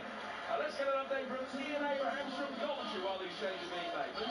Coventry 0, Preston 3. Best chance of the second half of Coventry. Latibodiere, shot well saved by Freddie Woodman. Preston coming forward looking for a 4th. Coventry 0, Preston 3. And it remains live over on TalkSport 2. England 5, Austria 1. They've got 10 minutes to play in that game. 12 minutes left in the League 1 game between Wigan and Cheltenham, which is 1-1 in League 1. Bamford, first touch from here. Laid it back, and then the crossing of ball through the midfield, away from Somerville, and Daniel Farke comes out the edge of his technical area and tells his players, look, just calm down. Still 25 minutes for them to get themselves back into this. It's a question of more haste, less speed, really. Yeah, it is, although I think it's the right idea, and that'll be good for Bamford. He comes on his first touch, the layoff's a good one, but then the ball to Somerville, it's just not good enough. It needs to be in front of him, it's behind him. Rutter, isn't it? Just doesn't get the right connection on the ball whatsoever. Burpo plays it forward and wins the throw. And Ethan Ampadu is quick to take it. Quick to present himself to take it. Only a few options. There weren't too many for him. He now hurls it up the line, the Leeds United captain. One back in the midfield by Dewsbury Hall, but only after Fatu's given a free kick away. Free kick that Glenn Kamara wants to take. It's laid it back for Grue. 25 minutes to go. Leicester almost halfway through this second half. And their lead is still look comfortable. Here's Ruta. Ruta sliding it in. It's Somerville inside the area. Right-footed shot that hit a combination of Chowdhury and Fass. Somerville can't get into a shooting position again. Little 1-2 though with Glenn Kamara. Somerville. Ruta. Somerville. Quick feet. Fass with a good block. Chowdhury clips it away, and Fatu can potentially lead a counter-attack here, although he's played it in towards Ricardo Pereira under pressure. Wings with a brilliant turn with Leeds players coming in on him. And he's just emerged with possession and found Dewsbury Hall, and that turn took about 4 white-shirted players out of the picture. Leicester haven't made the most of it. They've given a throwaway on the far side. That was brilliant from Wings. Yeah, it was unbelievable, but also there's some really nice intricate play from Leeds, but a couple of times Somerville, I think he's got to use his left foot. Here's Ruta inside the area. Somerville. Bamford stumbled. Somerville still got it. It's behind Patrick Bamford. He comes away on the edge of the area. Right footed shot. Deflected straight into the hands hands of the keeper. But that's the first shot on target, and it comes in the 67th minute here on TalkSport. Yeah, and you know what? I don't mind that from Bamford. I said to Somerville, try and use your weak foot, get on your left foot. See Bamford there, he uses weaker right, takes a deflection. How many times have you seen them deflect past the goalkeeper? I think at times Leeds have tried to do a little bit too much, almost tried to create the perfect goal, but now's the point where they've got to start getting shots off, trying to put Leicester under pressure. So much to digest in this game, and you sense there's still more goals to come. Adam Catterall and Jermaine Cannon will be taking your reaction. We'll also be hearing from the headline makers. The View will be down interviewing both of the managers live into the sports bar after this brilliant match tonight here on TalkSport. 03717223344 is the number that gets you through. Sports bar with you just after 10 o'clock tonight here on TalkSport. A reminder that Arsenal Newcastle comes your way this time tomorrow, right here, 8 o'clock on TalkSport. You can hear it nowhere else on national radio. Arsenal will be trying to respond to Manchester City, who go to Bournemouth tomorrow, and Liverpool, who of course beat Luton the other night. Liverpool in action themselves on Sunday in the Carabao Cup final against Chelsea. A 1:30 builder from Wembley with the award-winning Adrian Barham ahead of a 3 o'clock kickoff. It's live on TalkSport Sunday. Here's Anthony finding Drouet, Rove inside the centre circle. Midway through the second half, and it still Leeds 0. Leicester City 1. Also, let me just flag up the cricket. England 302 for 7 at the close of play this morning, and the second day starts at 4 tomorrow morning with the TalkSport cricket team over on TalkSport 2. Shrewsbury Hall for Leicester. Clear and switch. Cannon into Bamford, who's then flagged in an offside position. Penalty free kick to be taken by Leicester outside their penalty area. 22 to go. Leeds 0, Leicester 1. Just watching the bench, I don't know if McAteer might be imminent. Just seeing the conversation with him and Maresca, he went off and did a little bit of a more in-depth warm-up. He's going out again, he's shed a couple of layers, so I think we might see him sooner rather than later. And a really good start of the season. In case McAteer then got himself injured. He's going to be coming on presently, you would imagine. Manson, Bamford will belatedly apply the pressure, and the Leicester goalkeeper just whacks it long straight through the middle and straight to his opposite number, the Leeds goalkeeper Illan Meslier. And still here on TalkSport, it's 1-0 to Leicester. I feel the changes though for Leeds have certainly made an impact. They were rocking just before that, but some nice intricate play. Bamford has provided a focal point. James, we know that the speed that he possesses, and it's just about putting the cherry on the top now for Leeds. Leicester have had their fingers burned in some of the big games early this season, not being able to take chances and get a second goal, and it's cost them. You think of the 2 games they played against Ipswich. They led the first one for 70 minutes and the second one for 16. They didn't win either of them. Led for 35 minutes at Coventry and lost. And so far tonight they've been ahead for the thick end of an hour, not quite there yet. Not too many signs of a Leeds equaliser at this point, and Leicester have played really, really well. And certainly, I think it's the best display that I've seen of Leicester's this season. Played much better in this than they did in the 2 games against Ipswich, or the game at home to Leeds. They've only got the 1 win in matches against top 4 opposition this season, where Leeds have won 3 out of 4. Here's Vestergaard, and he's been robbed of possession. He very quickly won it back from Bamford. Boy, was his heart beating fast for about half a second there. Lucky, very, very lucky Vestergaard, but Bamford times that well. And that's where you do see the frailties of Leicester at the back. And then it's one of those, if you know you're a bit frail at the back, you probably need to score more than 1 goal. And as you mentioned, sometimes, Jim, it has come back to bite them. They do concede quite a few late goals in games as well. We're not quite in the period where damage has been done, but they had a run at the back end of last year, early this year, where nearly every goal they conceded seemingly came in the last 15 minutes of games. I think that defeat they had against Coventry, I think they let in 3 in the last 12 minutes. They'll be mindful of stung by Ipswich in those 2 games you just talked about in stoppage time on both occasions. So Leeds will know that, as well as Leicester being aware of it. Bamford can't get past Vestergaard. He's slewed out of play for a throw that will be taken over on the far touchline, the Leeds United right. There's more action on the Leeds bench, and we're going to be seeing Connor Roberts in a moment. Defender on loan from Burnley. Here's Ampadu. Ampadu for Gruev. Gruev bring the ball forward over the halfway line. Bamford made an early run, would have been offside with his play. Gruev's then lost it. It's lost to Ricardo Pereira. Ricardo Pereira just dances his way past Joe Rodon. He's running inside the area. He's hit a Patson Daka, who has side-footed it inexplicably wide. He's 10 yards out. He's missed the target by 4 yards.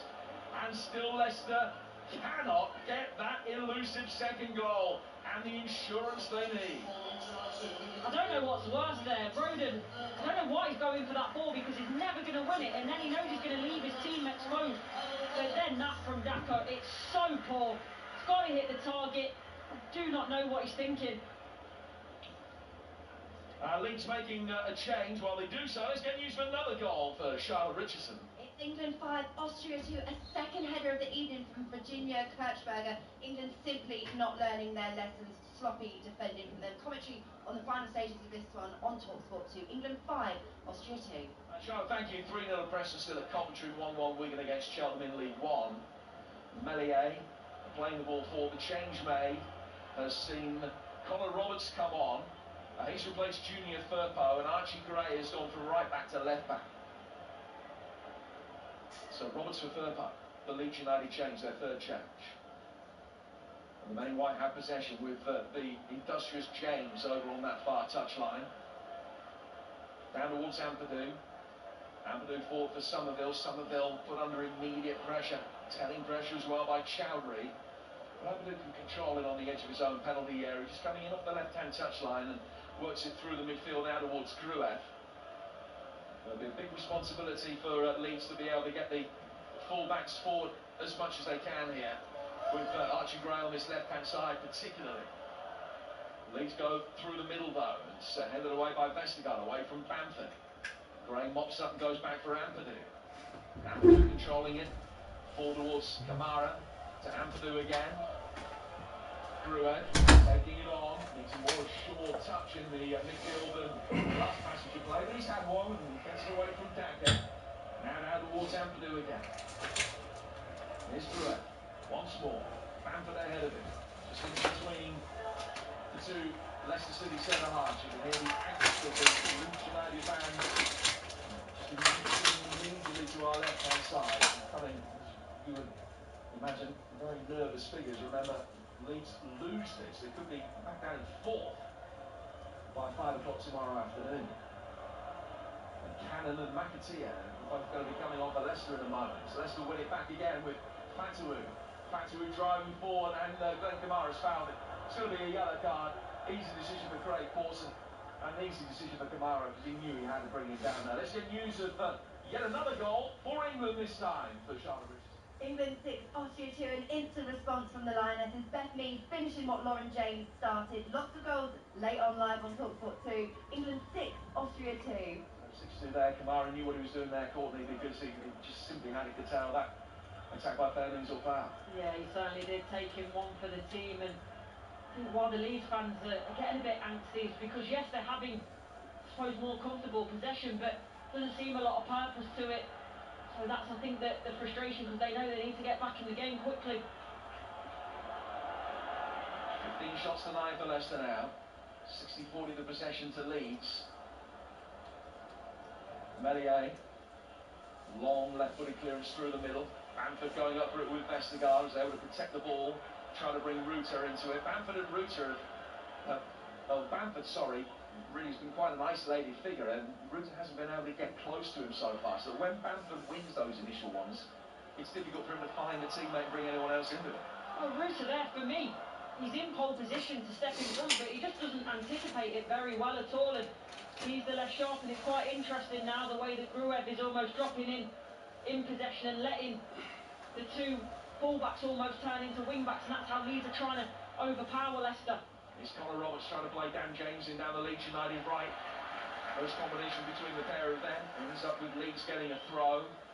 Leicester's double change is imminent. Is it going to happen now? It is. So the first player coming off is going to be Mavididi. Mavididi, who's one of the players who's missed a really good chance. He will McAteer will come on to replace him. Against McAteer, who's scored 6 goals this season, and they've all come away from home. So he'll come on, and you would imagine it'll be Daggett that will come off to be replaced by Cannon. Mavididi is being told in no uncertain terms by the referee that he shouldn't be taking liberties and he should at least be trotting off rather than walking. He's now pointing to his watch to indicate that time's going to be added on. So it's Daggett and Mavididi coming off, and McAteer and Cannon coming on. Well, Andrew's having a bit of a conversation with Craig Pawson. I understand why. Now, I don't know whether it's because there's a thought process with the home fans, but Mavididi was completely over the other side of the pitch, so he should be going off over that side. As I say, I don't know whether it's something to do with the fans, but I agree with Ampadu there. He should be coming off to the nearest touchline. I think you're right. I think that there must have been an instruction with the game of this profile, but that rule, that ordinary rule, has been temporarily suspended tonight, because otherwise the referee would have forced him to go off over on that far side. So I can only imagine that he called it absolutely right, and that the players were told beforehand that they were to leave down towards the dugouts on all occasions. It does happen occasionally. Leicester bring the ball forward with Winks, finding Dewsbury Hall. Dewsbury Hall now out towards the Leicester left flank. McAteer involved in the action straight away. Winks back inside his own half of Vestergaard. 12 minutes of normal time to go, but there is going to be a fair bit of stoppage time, not least because of Mavididi coming off the field time. And Manson sending another ball forward, and it'll be picked up again easily at the back by Meslier. And Meslier will bowl it out for Joe Roden, a 7th England goal. Charlotte? Austria 2, Rachel Davies' well-timed run beat the offside trap, was met with a powerful strike into the roof of the net. A late flurry of England goals live over on TalkSport 2. England 7, Austria 2. Putting a little bit of gloss on the night for Sabrina Beaton. Leeds looking for a little bit of gloss themselves. Leicester leading 1-0. If it stays this way, just to reiterate the situation, Leicester will have 91 points. They'll be 12 clear of Leeds, 12 clear of Ipswich, who will have a game in hand, which is at home at Birmingham tomorrow. 14 clear of Southampton, whose game in hand is at home at Millwall tomorrow. And around the grounds with Adrian Dunn will keep you abreast of the goals in those games and everywhere else as they go in across a very busy afternoon of football. Leeds with Jorginho Ruta towards the edge of the penalty area, trying to bulldoze his way through single-handedly. It might break. It does break. It's Connor Roberts. What a time for Leeds United to get themselves back on level terms. His first goal for the club. And with 10 minutes to go, it's all level again. And that string of misses away to our right-hand side looks decidedly costly now. Connor Roberts in the right place as a loose ball ricocheted his way inside the penalty area.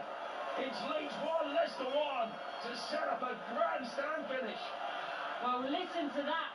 What a finish by Roberts, and I like this because he takes it early, just strikes it when it's coming through bodies. And the fact he's up there so high is because I mentioned earlier the way that Trueb is dropping in. It's letting Roberts get really high, almost like wing-backs at time. And now we're in for a grandstand finish. 1-1, another goal conceded by Leicester in the last 15 minutes of games. They've led tonight for 65 minutes. So many opportunities, good opportunities for them to put this to bed, and they haven't taken them. Might be academic at those misses, but it's Leeds with their tails up now. The fans believe again, it's 1-1. And the pass clearance ricochets around the edge of the penalty area. Pereira gives it back to pass inside the box. And pass will now clear. Ampadu mops up, gets it away from Tommy Cannon, and goes back to Meslier. And you can hear the crowd, you can hear the difference in the atmosphere. A little bit of the nervousness has gone. Now it's belief again.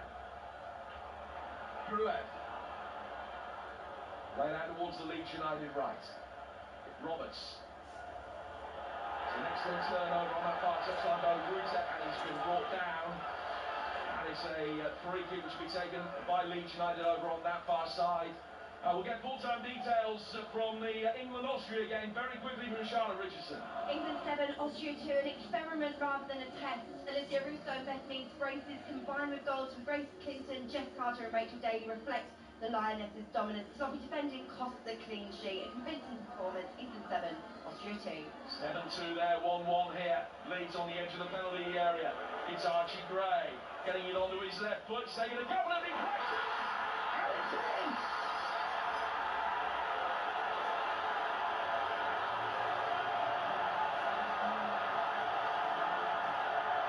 Ecstatic Ellen Road.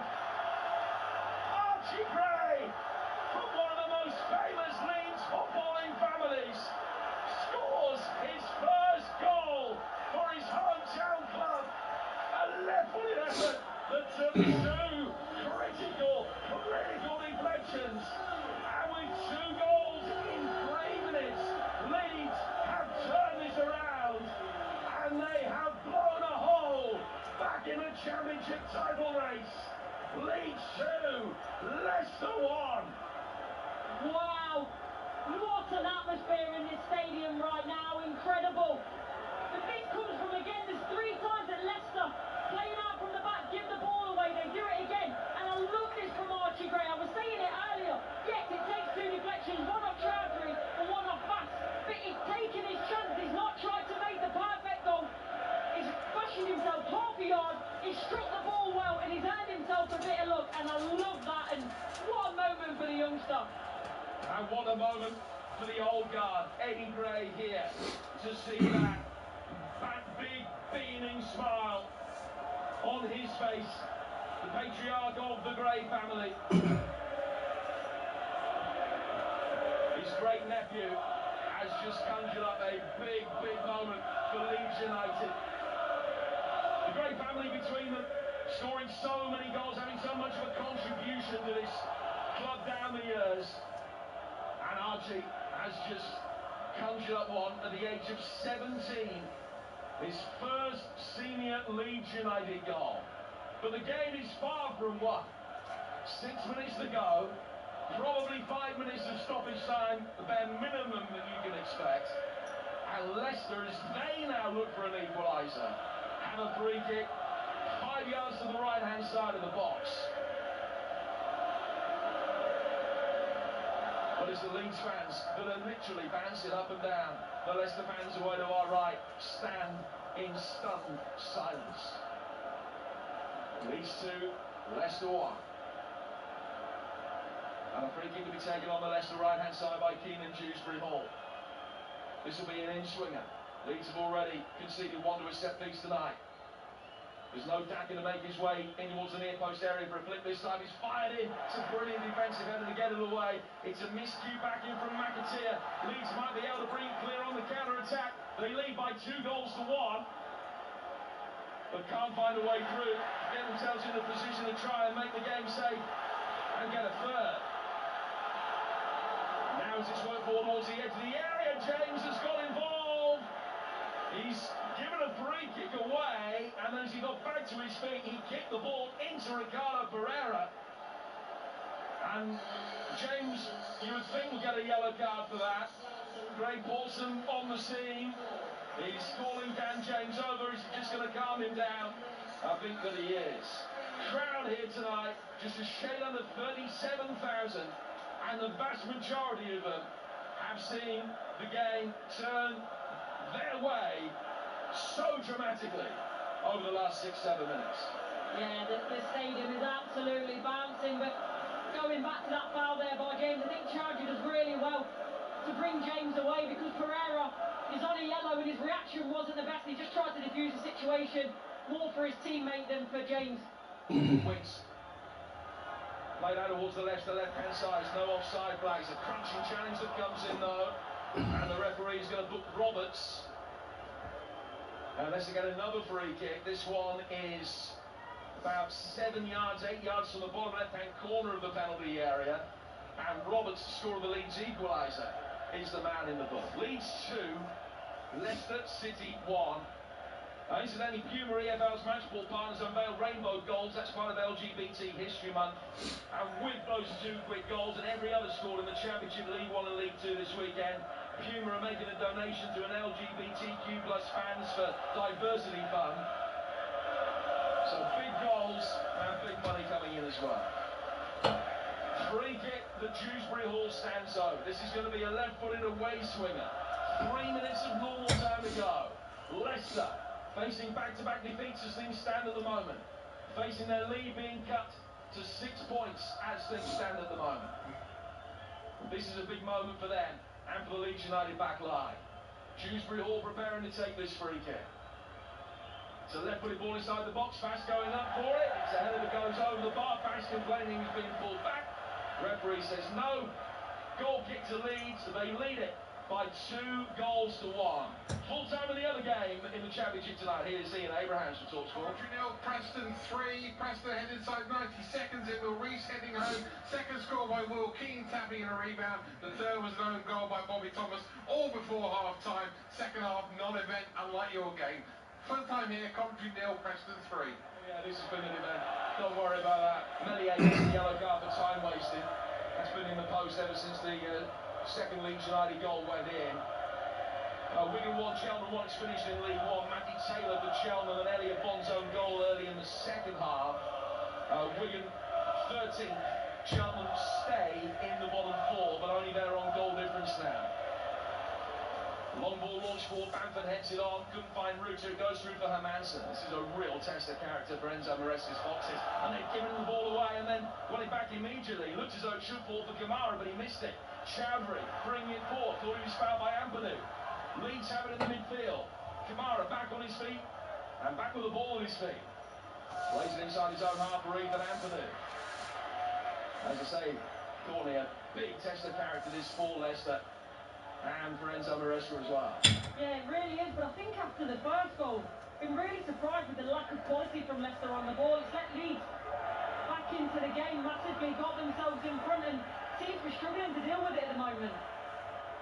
It's Chris Somerville, left-hand side of the box for Leeds United. Ball inside the area looking for Bamford, he's headed away. Back from Gruev, who did really well, got the better of Cannon, who's not been able to get into the game since coming on. Somerville inside the penalty area. Chris Somerville, right footed toe poke towards goals, blocked. By break for James, by break for Roberts. His effort also blocked. Leicester will try and bring it away with Dewsbury Hall. Gruev with a sliding challenge. Ruter, I beg your pardon, on Dewsbury Hall. And it is going to be a free kick to Leicester inside their own half. We've got 30 seconds of normal time to go. And probably 5 or 6 minutes to be added, and Leeds are going to make another change. And it's great to see Jayden Anthony back, who's been missing because of family leave, but our best wishes to Jayden and his family. He will come on to replace Somerville with stoppage time remaining. Well, he's probably not been at his best tonight, Somerville, but he's still made an impact. That ball through to him just now was exquisite, tries to drop the shoulder, get the shot off, and lightning nearly struck twice for Roberts, but he'll be so happy to come off, and with Leeds 2-1 up, and it's just about if they can see it out in this last 5 minutes. Yep, 5 added minutes here on TalkSport. That's all that separates Leeds United from being back within 6 points of Leicester. Remember, at one stage in January there were 17 behind them. But they're not too far away from being back within 6 with an easier run in. Chowdhury getting it forward. Kamara's won it back. Kamara for Anthony. Anthony in behind Bamford. Might have been offside anyway. Winks getting it forward. Cannon. Now out towards the right-hand side of the penalty area. Patu will give chase and go straight out of play. Leicester, in terms of attacking options, have still got the attacking midfielder Dennis Pratt they can call upon, or Yunus Akgün, the Turkish international loan from Galatasaray. But it doesn't look as though there's any real action on that Leicester bench. They've got 4 minutes to try and conjure an equaliser up. Well, that last ball, I say into Fatu, it was nowhere near him, but to try and find it was symptomatic of Leicester really. Since Leeds have taken control of this game, they've looked rushed, hurried on the ball. There's been a lack of composure. It's not what we used to see from Leicester City. Winks Giggs trying to get the ball away, steered it straight to Grued. James pulling it back, didn't find Anthony, didn't travel far enough. Chowdhury inside his own penalty area. Down towards the towering batter, is a really good turn from him. Grace fouled him. And it'll be a free kick to Leicester in the right back position. Chowdhury very quickly retrieves the ball from one of the yellow cones on the side of the pitch and takes the free kick almost immediately. He's found fast. 3 minutes of stoppage time to go. Here on TalkSport. Sports Bar will take your reaction after the game to a stunning night of Championship football. Vestergaard's giving it away. Ruta foul on the edge of the area by Vestergaard, who gets a yellow card. And it's a free kick to Leeds, 19 yards from goal. Tell you what, Jim, I don't think that could have been any closer to being a penalty. It's great technical ability by Rutter in terms of the feet moving the ball, quickly manipulating the ball. Goes past Pereira, goes past Fass. Can't quite get past Vestergaard, has to bring him down. It's brilliant.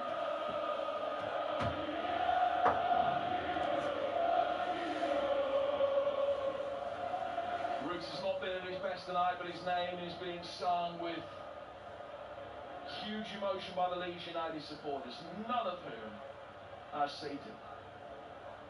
Every single person watching on.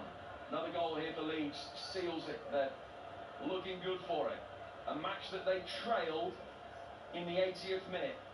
They lead it 2-1 in the 90th. Leicester, 8 minutes ago, 10 minutes ago, had a 12-point lead at the top of the division. That's been halved in the last 10 minutes. Now, big moment for Leeds United, Dan James. Leicester have got a 5-man wall, and they've got McAteer lying down behind it. James has blasted it through the wall, and the keeper. Leeds United have won it. The title race is back on. Yet again, the Foxes capitulate late in a big game. It's become a recurring theme. And Leeds, who were bang average for an hour of this, have scored 3 in the last 10 minutes. They're going to win it. They're back within 6 points at the top of the table. And they will believe not just that they can get back into the elite, but they might yet be able to do it as Championship champions. Well, you know what, Jim? I think that could be Bamford's goal. I was wondering what Leeds were going to do with this in terms of, do they go backwards with it and just try and keep the ball? There's only a couple of minutes left because, how many times have we seen it? You take the free kick, you lose it, the team go up the other end of score. And Storey hits it really well, James. I do think it comes off Bamford's knee, but either way, Leeds don't care. They're 3-1 up and it's a massive 3 points in the bag. Bamford standing almost on the end of the wall. And James firing it, and it's just flicked him. And it's wrong-footed Hermansen. Leeds United about to do the double over Leicester for the first time since 1995. And what a time to do it. They won 1-0 at Leicester. They played better that night than they played tonight, but this has been infinitely more dramatic. They lead 3-1. And the 5 minutes of stoppage time are up. Ampadu taking the free kick. Chowdhury heads it away. Back it comes from Grued. Brought down by Jadon Anthony. Anthony flicking the ball back inside for Bamford. Anthony's been fouled. And the whistle is music to the ears of the Leeds United players and fans. It's a free kick for Leeds, deep in Leicester territory, and they can just run the clock down. Well, I was debating what they were going to do with the free kick they scored from. I don't think there's any debate here. This isn't going in the box, this is going in the corner. Can only be seconds left now.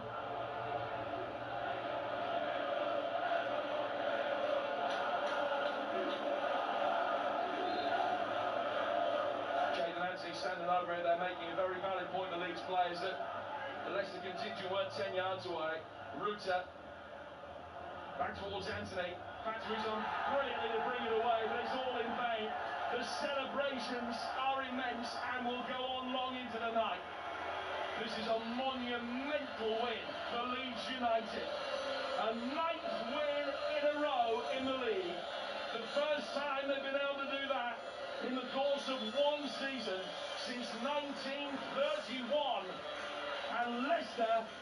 to back-to-back defeats, beaten in consecutive games again by Middlesbrough and Leeds for the second time this season. But how costly will this one prove to be? Leeds United, to all intents and purposes, dead and buried in this game. Leicester, a goal up, had chance after chance after chance to put it to bed.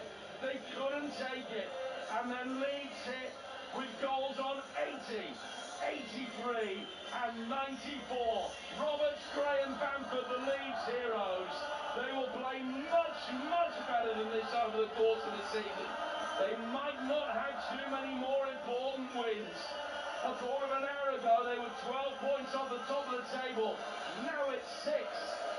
And the title race is on. What a night of championship football. Leeds United 3, Leicester City 1. The atmosphere inside Ellen Road is unbelievable. Because these fans smell blood when it comes to that title race. Daniel Barker spoke about using momentum. You can't deny it. Leeds are like a runaway train right now. Simply unstoppable. Equally a club record of 9 straight league wins. Doing the double over Leicester for the first time since 1995. Closing the gap to 6 points. They're now 3 points ahead of Ipswich, 5 ahead of Southampton, albeit having played a game more. But it's a statement victory.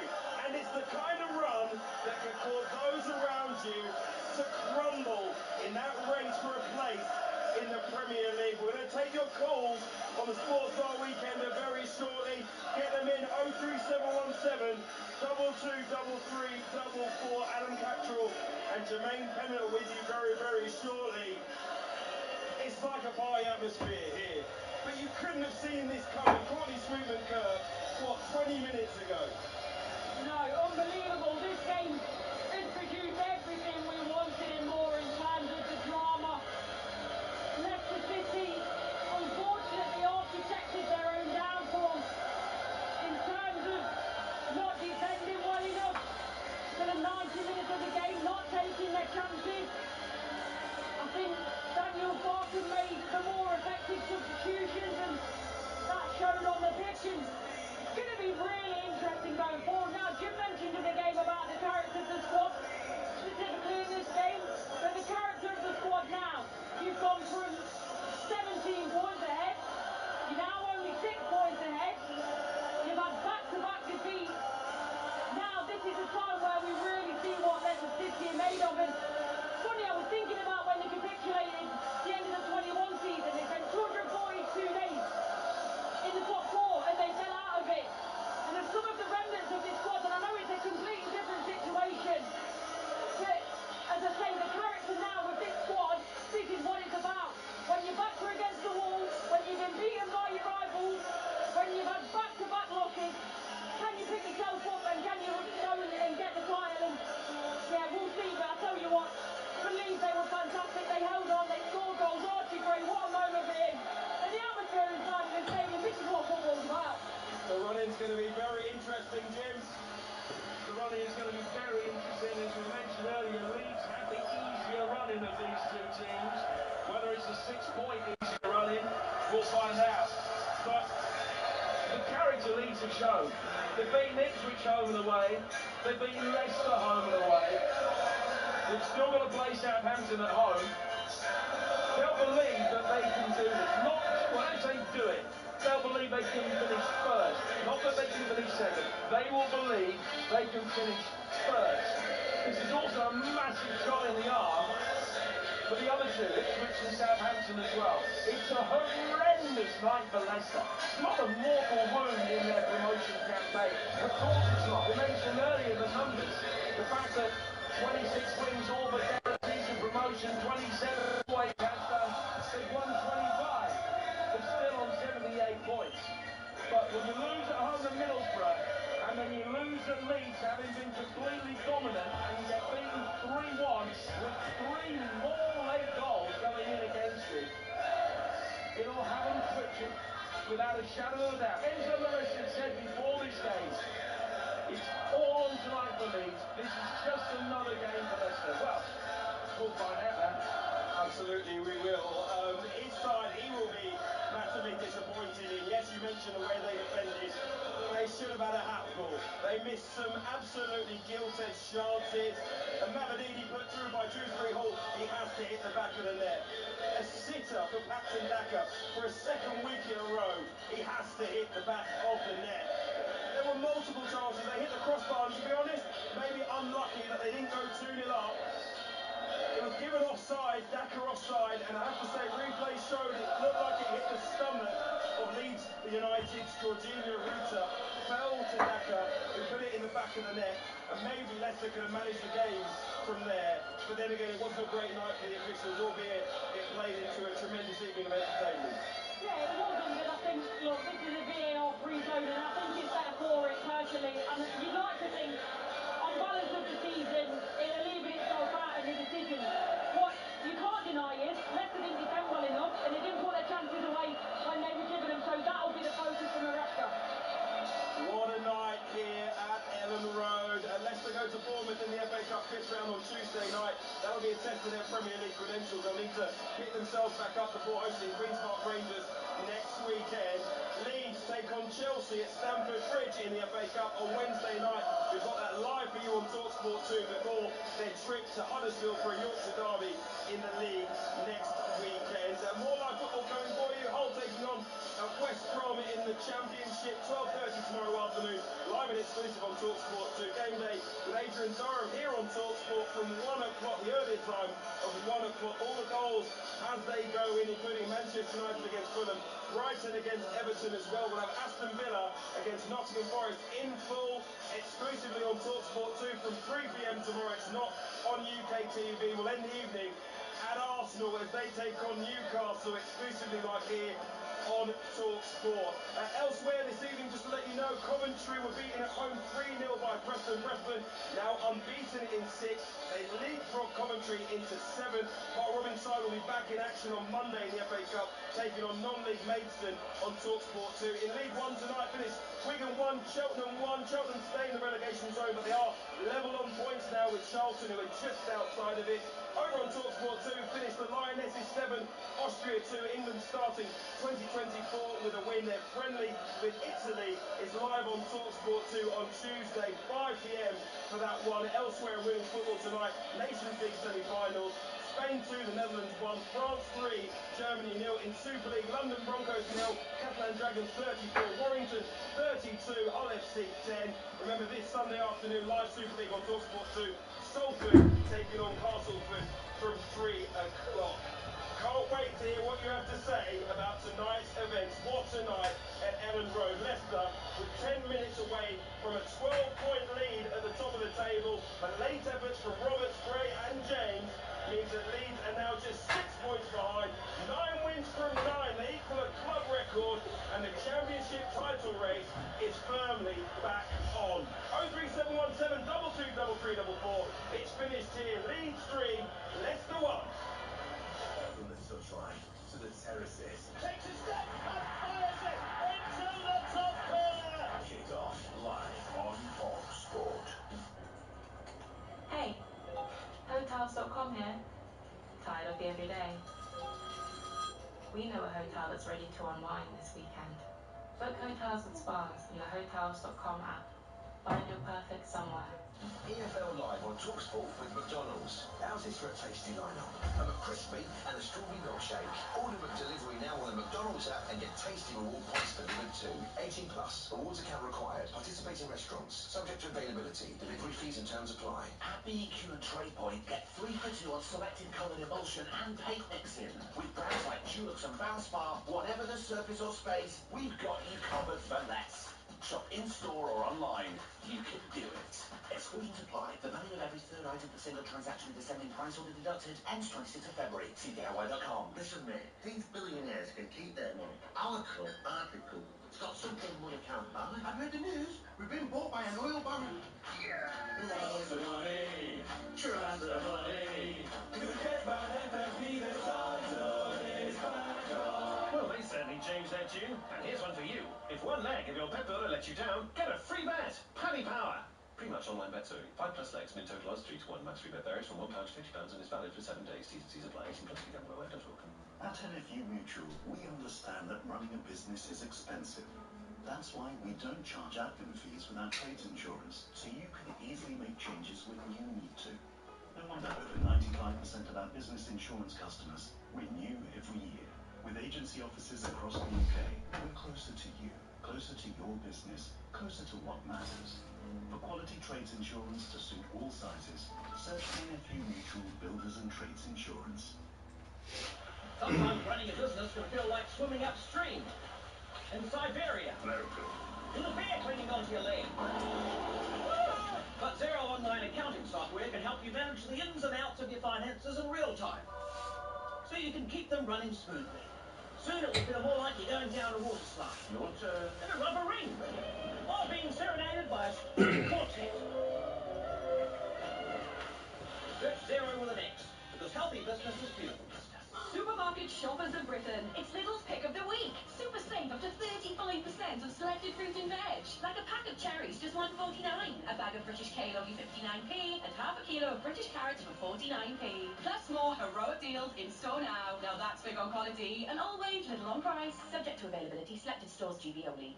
Here they come, racing lovers of the UK in the Coral Fan Derby. We've got the women with hats the size of houses boxing in the armchair experts. Neck and neck, it's the number crunchers. Their pencils sharp, their expertise sharper. The parents on a day out of the watch to catch. But moving up on the outside of those who back the horse because it's got a funny name. They've snatched victory and they don't even know it. However you enjoy it, we know it's the fans that make horse racing what it is. Coral, we're here for it. 18 plus, T's and C's apply. Take time to think. The FFX Winter Trade Event is now on for 1 week only, with great savings across thousands of power tools and accessories. Get 10% off DeWalt and Makita when you spend £250.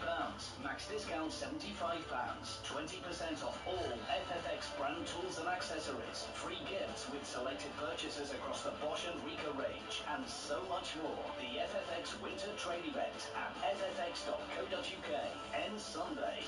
FFX, ready when you are. Whatever kind of racing fan you are, saddle up and play Coral's Cheltenham Fan Face-Off all next week on the Superstar Breakfast on TalkSport.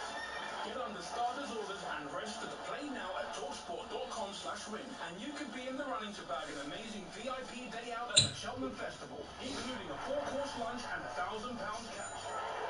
Play Coral's Fan Face-Off all next week on the Superstar Breakfast on TalkSport with Coral. We're here for it. 18 plus and gambleaware.org. 1089 and 1053 medium wave. On your mobile and on your smart speaker. Football February. Talk Sport. Good evening, I'm Max Scott here with your sports headlines. What a moment for Leeds' 17-year-old star Archie Gray. Leeds on the edge of the penalty area. It's Archie Gray.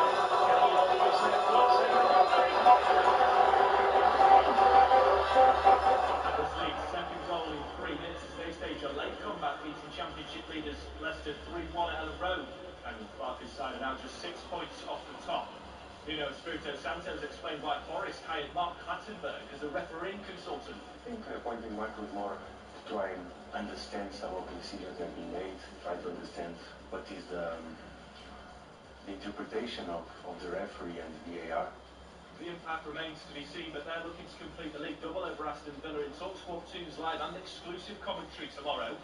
Pep Guardiola's responded to Sir Jim Ratcliffe's admission that he wants to knock City off their perch. He said he's not worried by the new investment at Old Trafford, but believes they will be back. And Beth Mead and Alessia Russo both bagged braces as the Lionesses breezed past Austria 7-2 in their friendly match. TalkSport News. The convoy has successfully moved an unexploded bomb through the streets of Plymouth, disposing of it at sea. It was found in a back garden earlier this week. Thousands of residents in Kiev have now been allowed to return to their homes. And Shamima Begum's lawyers have said they'll keep fighting after she lost an appeal against the removal of her British citizenship. Back in 2015, she travelled as a 15-year-old to Syria to join ISIS.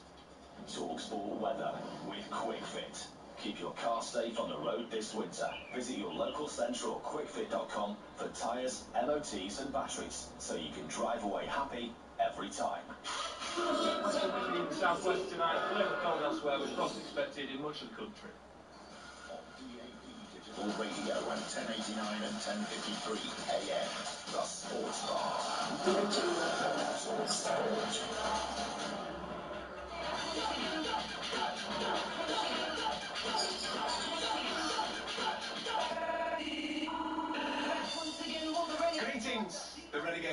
are back. It is Friday night on TalkSport. It is the Sports Bar weekend. I'm Adam Catterall. Jermaine Pennant is alongside me. And when that combination is up front, you know that all hell is going to break loose. 03717 223344. That is your telephone number to get in contact with the show. Leicester City fans, what's going on? You bottling it? What happened, man? 80 minutes in, 1-0 up, another 3 points in the bag. Then all of a sudden, capitulation. Leeds United getting the job done. 3 goals in 14 minutes, and the march is on back to the Premier League. Surely it's just a blip, Leicester. You're not worried, are you? 03717 223344. Rio Ferdinand has been discussing world-class players. First question, what constitutes world-class? And 2, have you seen his list? 12 players have made the list. That's it. There's only 12 players currently playing that he classes as world-class. I love this. Do you agree with him? Did he miss any? Has he over-egged it? 03717 223344. It's going to be an action-packed night. We've got trivia coming your way as well. Buckle up, Buttercup. It's a big one.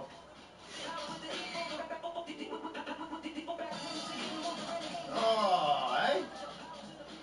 How are you, Jay? I'm good. I'm just, I'm buckled in. That's it. Passing that seatbelt, man. Seatbelt's going to be a fast one. It's going to be a fast one. We've been causing all hell in the TalkSport office this evening. Yeah. And we're going to bring it to the airwaves this evening as well. 03717 223344. You ready? You ready? Yeah, let's go. There's no point in setting it up. No point in setting it up, right? 1-0 up, 80 minutes, get beat. You ready? Brian, Leicester City fan, how are you? Well, absolutely sick, because that's the most unjust result I've ever seen in my life. Not just because I'm a Leicester supporter. The referee, he's supposed to be a Premiership referee, the linesman. The second goal, they've already showed on Sky, it was a perfectly good goal. And everything went against us. And some of the foul, they're going back to the old days with Leeds, the dirty old Leeds. Whoa, right. Proper game of football, mate. It wasn't. We should have won the game. We were the better side. Yeah, but sometimes that doesn't necessarily play out like that. If you don't take your chances, if you don't put the ball in the back of the net. I'm praying now that Southampton get that second place, and we hopefully will get first. Or Ipswich. I don't want Leeds up. They don't deserve to be in the Premiership anyhow. They're a disgusting side. Brian's not happy, is he? Not happy, mate. That's what happens when you 1-0 up at 80 minutes and get beat 3-1. Yeah, Phil, it's not like a normal loss. Listen, Leeds have got a march on at the moment. Obviously, I pay a lot of attention to the Championship because my team's in there and not doing amazing at the moment. But Leeds United in recent times absolutely turning it around. Is that 6 on the spin now that they've done? 6 wins on the spin? I think it was 5 on the way in tonight. And listen, they're at home this evening. They're taking on one of the best sides in the league. Leicester City, I think, are going up automatically. But they kept going. They kept going. They kept asking questions. And yes, every single goal is ping pong. It's like deflection here, deflection there, deflection there, all flying into the back of the net. But they kept going. And there's something special about Ellen Road. You've been there, man. Oh, it's when that crowd gets bouncing. There's probably not many better places to play at. It is unreal. And Farker as well. He knows how to win in this Championship. With Norwich, always coming back up and then obviously getting relegated, then back up again. He knows the Championship like the back of his hand. He can never write him off whatever team he's in. So that's going to play definitely in Leeds' hands as well, along with Ellen Road. Mate, the Championship running towards the title and automatic is getting very interesting at the moment. I believe we've got Enzo Maresca on the. Can we with Hugh Wiesencroft? Is that who? Let's go over to Hugh then. Hugh's with Enzo Maresca right now. Let's get over to Hugh and Ellen Road. Gentlemen, thank you very much. Enzo, a difficult night. How do you assess your team's performance? No, just if you know. TV will turn on automatically. Very proud of the Please performance. select OK to keep your TV will turn on. We Time dominated left. the game, create many 66 chances. select Again, forward this it's to a matter close. of take chances. We didn't take chance, but we lost bad feeling, but at the same time the way we play has been very good. It's a philosophical response from you, but I think a lot of Leicester fans will feel very disappointed that the gap wasn't extended. What's your message to them? Anyway, I think this is your thought. I don't know if they are disappointed. The only thing I can say, probably they can be proud because we came here, we show ourselves, We create many chances for 80 minutes, and then last 10 minutes has been a shame. It was an excellent second half until those 2 goals went in a short space of time. What do you feel contributed to that? No, also first half I think it was very good. As we said, created many chances. Then in this kind of game, it's easy when you concede a goal, then because the environment is very good. And yeah, but we keep it going. Do you feel the atmosphere, the occasion affected your players at all? I don't think so, because for 80 minutes we were in control of the game. As I said, dominate the game. Then probably for the last 10 minutes, but it's normal. Second week in a row, there were lots of very good chances for your side. Missed. Any concerns there? No concern, because at the end, the most important thing is create chances. As we said, for sure it's much better when you take the chance, but we will take it. Key moment in the game, a goal disallowed for Patson Daka. Looked like it came off a Leeds player before it fell to him. Have you seen the incident? What did you make of it? No, I didn't see the goal, to be honest. I didn't see the goal. I don't know. It was a night where we felt Jamie Vardy could have had an impact. Missed the game through injury. Update on him? No, just he had the muscle problem yesterday, and he will be out for a while. And just finally, how confident are you that your side can react positively to tonight and go on and lift that title? Well, I think with the performance that we showed tonight, as we said, to come here against this kind of team in this stadium, come here and for 80 minutes control the game, dominate the game, create chances. This is the response that we give tonight. And so, thank you very much. Leicester City manager with Hugh Woozencroft, Ellen Robertson. There's nothing to worry about.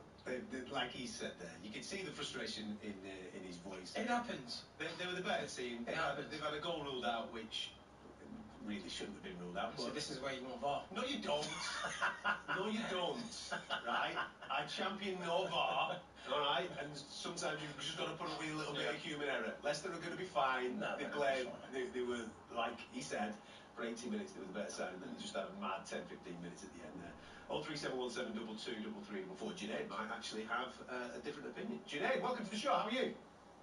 I'm good, thank you. How are you? Look at you. You're bouncing now, aren't you? Eh? Oh, I was always bouncing. I was never worried about that. Yeah, now 80 minutes in, you've already had a kick, you lot. I don't care. The football game's 90 minutes long. It's the right answer. It's the right answer, mate. It's the right answer. Listen, you put, what is it now, 9? I think I did you a disservice before. I said 6, yeah, but I think it's 9 on the spin now in the league. You conceded. Mate, listen, flying. You've got to start to look up, get optimistic. I know that Southampton are doing well, Ipswich are thereabouts as well, mate. This is going to be tight, isn't it, for that automatic spot? Alright, you know what? I've always said it's going to be tight. Even when Leicester was 17 points ahead, I said, listen, they're not going to maintain this up. 46 games is not a joke. Playing weekend, Tuesday, Wednesday, playing weekend, Tuesday, Wednesday is not a joke. Alright? And, you know, it's easy for me to say this now after a win. But I've said this time and time again. I still think Leeds and Southampton have a better squad than Leicester. We just had a bad start, right? But we're still only 6 points behind them. And they've still got to play Southampton and West Brom, I think, and, you know, all these teams that are going to be fighting for the playoff positions. We've played all of them now, and we've beaten most of them. We've only got Southampton left at the end of the season, the last game of the season, but I'm hoping the season's over by then. Yeah, well, Ellen Road, I tell you what, it's a fortress, you know, playing there. When the Ellen Road faithful, the Leeds faithful get behind the team, it's one of probably the hostile places you can probably play at in English football. And I think that's going to help this team probably get that, or I reckon you will get the automatic spot myself. Oh, trust me. The stadium went crazy when Archie Gray scored. The stadium went insane. I go to a lot of games, but I've never seen him go as mad as that. I haven't. It was just beautiful. You're going to have a great... It's flying, isn't it? You're going to have an absolute fantastic weekend, aren't you? But, hey, Friday night win always sets you up for the rest of the weekend. Beautiful. You have to worry about Saturday, do you? No, listen. Junaid, have a wonderful weekend, mate. Sure, you could have one. Getting a few calls from Leicester fans. Keith, how are you, mate? I've been better, mate. It wasn't the night I was anticipating, especially with 10 minutes to go. I thought we were absolutely cruising. If Patson scores that goal, different game. Or even if the goal that's allowed is allowed, yeah, absolutely different class from the boys today. Vestergaard, absolutely superb up until that point. And Leeds just got the momentum and carried on rattling on. It was a bit of a challenge for us. Do you know something? Sometimes that just happens, isn't it? It's just football. I think football. That is football, you're right. Especially in the Championship, anything can happen. It's probably the hardest league to get out of. We've been doing really well. We've been making some really good decisions in the match, and it just challenges you. This has been a real test for us. This run-in now, for the next couple of games, including the FA Cup, it's a chance to bounce back, a chance to really put some points on the board in the league. So, man, were you at the game this evening? Are you making your way back down to Leicester? I was at the game. I was here with one of my very close friends, Paul, who's driven me all the way, and he is the grumpiest person I ever seen. Oh, mate, it's going to be a nightmare way up. Listen, we'll try and entertain you. I'll way back. There's a bit of football trivia coming up in a bit, mate. You've got that mic light in the mood. Yeah, that mic light in the mood. All right, mate. I'll do my best. Take care. So, man, there you go. Listen, like I said 2 minutes ago, I don't think Leicester have got too much to worry about. They've been brilliant all season. Sometimes, as Keith was just alluding to there, the team just gets a goal. A ground like Ellen Road, it starts to swell, the momentum starts to go, and then all of a sudden, you're 3-1 down, and you're like, how? I've no idea how that's just happened. Smash and grab. We've heard that before. But Leeds will take it, and it marches them absolutely towards those automatic spots. All the pressure now back on the likes of Southampton and Ipswich this weekend. They've got to keep this run going because it's getting tasty at the top of the Championship. Keep them coming. 03717 22 33 44. We're going to talk about world-class players as well very shortly. Bit of a debate for you. And I've just told Keith there, the Leicester fan, we've got some trivia coming as well to lighten the mood. This Easter at Morrison's, get a selection of large Easter eggs, including Cadbury Twirl and Cream Egg, for just £1.99 when you scan your More card or app. That's More family faves this Easter. Morrison's to shop at Morrison's. Majority of stores and online, subject to availability, max 6 per customer. Excludes Morrison's daily selected eggs without More card, £3.50. Ends 3rd of March. Partnership with Arnold Clark, we guarantee the best used car deals in the UK. Move up through the gears every morning with Top of the Range Sports Edition, ABS, story breaking news, and more goal talk to the gallon. Plus, a stellar lineup of super celebrity sports guests as standard. Talk Sport Breakfast every weekday morning from 6 on Talk Sport with Arnold Clark. We guarantee the best car deals in the UK. Listen, mate, these billionaires can keep their money. Our club aren't the club. It's not something money can't buy. I've read the news. We've been bought by an oil baron. Yeah! Lots of money, trust the money. Forget about FFP, the size of his back on. Well, they certainly changed their tune, and here's one for you. If one leg of your pepper lets you down, get a free bet. Paddy Power. Pre-match online bets only. 5+ legs, min total odds 3-1. Max free bet varies from £1 to £50 and is valid for 7 days. T's and C's apply. 18+ to be gamble aware. At Wickes, get Dulux Standard 2.5 litre coloured emulsion was £21, now 15. Be house proud with Wickes. Ends Wednesday. Terms apply. You know how the best ideas come in the shower? Well, here's one for you. Switching to an energy-efficient shower head is more efficient because it saves water and could save you up to £40 a year on energy bills. And that's worth singing about. Shower, save, repeat. It all adds up. Find more energy-saving tips at gov.uk/save energy. Like to mix up your lunch? Try a McDonald's Big Flavour Wrap. Get a kick with spicy veggie. Go big and bold with barbecue and bacon. Creamy with Caesar and bacon. Or go sweet with today's $1.99 wrap of the day, the sweet chili chicken one. Served from 11 AM, price may vary. Wrap of the day discount not available on delivery orders, subject to availability. On average, Rift get their customers £3,000 back. Let's get the ball rolling. Search Rift Tax Refunds. Here they come, racing lovers of the UK in the Coral Flat Derby. We've got the women with hats the size of houses boxing in the armchair experts. Neck and neck, it's the number crunchers. Their pencils sharp, their expertise sharper. The parents on a day out are the ones to catch. But moving up on the outside are those who back a horse because it's got a funny name. They've snatched victory and they don't even know it. However you enjoy it, we know it's the fans that make horse racing what it is. Coral, we're here for it. 18 plus. T's and C's apply. Take time to think. The FFX Winter Trade Event is now on for 1 week only, with great savings across thousands of power tools and accessories. Get 10% off DeWalt and Makita when you spend £250. Max discount £75. 20% off all FFX brand tools and accessories. Free gifts with selected purchases across the Bosch and Ricoh range, and so much more. The FFX Winter Trade Event at ffx.co.uk ends Sunday. FFX, ready when you are. The Sports Bar with TalkSportBet.com. Download the shiny new TalkSport Bet app at the App Store and Google Play today. 18 plus BGambleAware.org. See the Sunday edition and the Sunday session on TalkSport? I always get the two of them mixed up. Session, edition, they sound like the same thing. It's a bit confusing, which is why, and I've come up with a poem to help you tell them apart. Okay? Here goes. There's the one called the Sunday edition, with two men on a weekly sports mission. The phone lines are humming, and Henry Winter is coming. So make it your morning must listen. The Sunday edition, your unforgettable full-colour Sunday sports supplement with Winter and Sean Custis. Hear all about it this Sunday morning from 9 on TalkSport. Big moment for Leeds United, Stan James. Leicester have got a five-man wall, and they've got McAteer lying down behind it, and James has blasted it through the wall, and the keeper, Leeds United have won it. The title race is back on. No idea how that happened. Absolutely none whatsoever. Leeds United have won 3-1 against Leicester City. Leicester, magnificent for 80 minutes.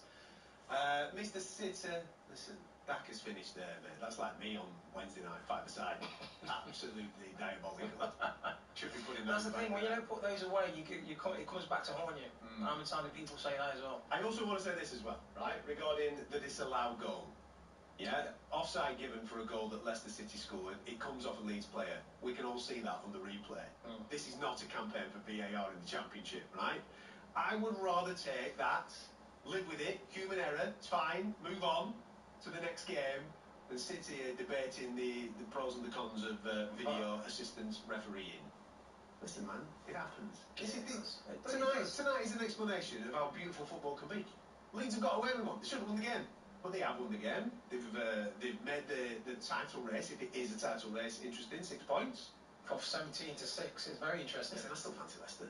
Yeah. Leicester are still, with all due respect to everybody else, the standout team in the Championship. Yeah, Leeds are good. Yes, Southampton are good. Yes, Ipswich are good. The race for second is going to be tidy, but I think Leicester will be the ones that finish top dogs.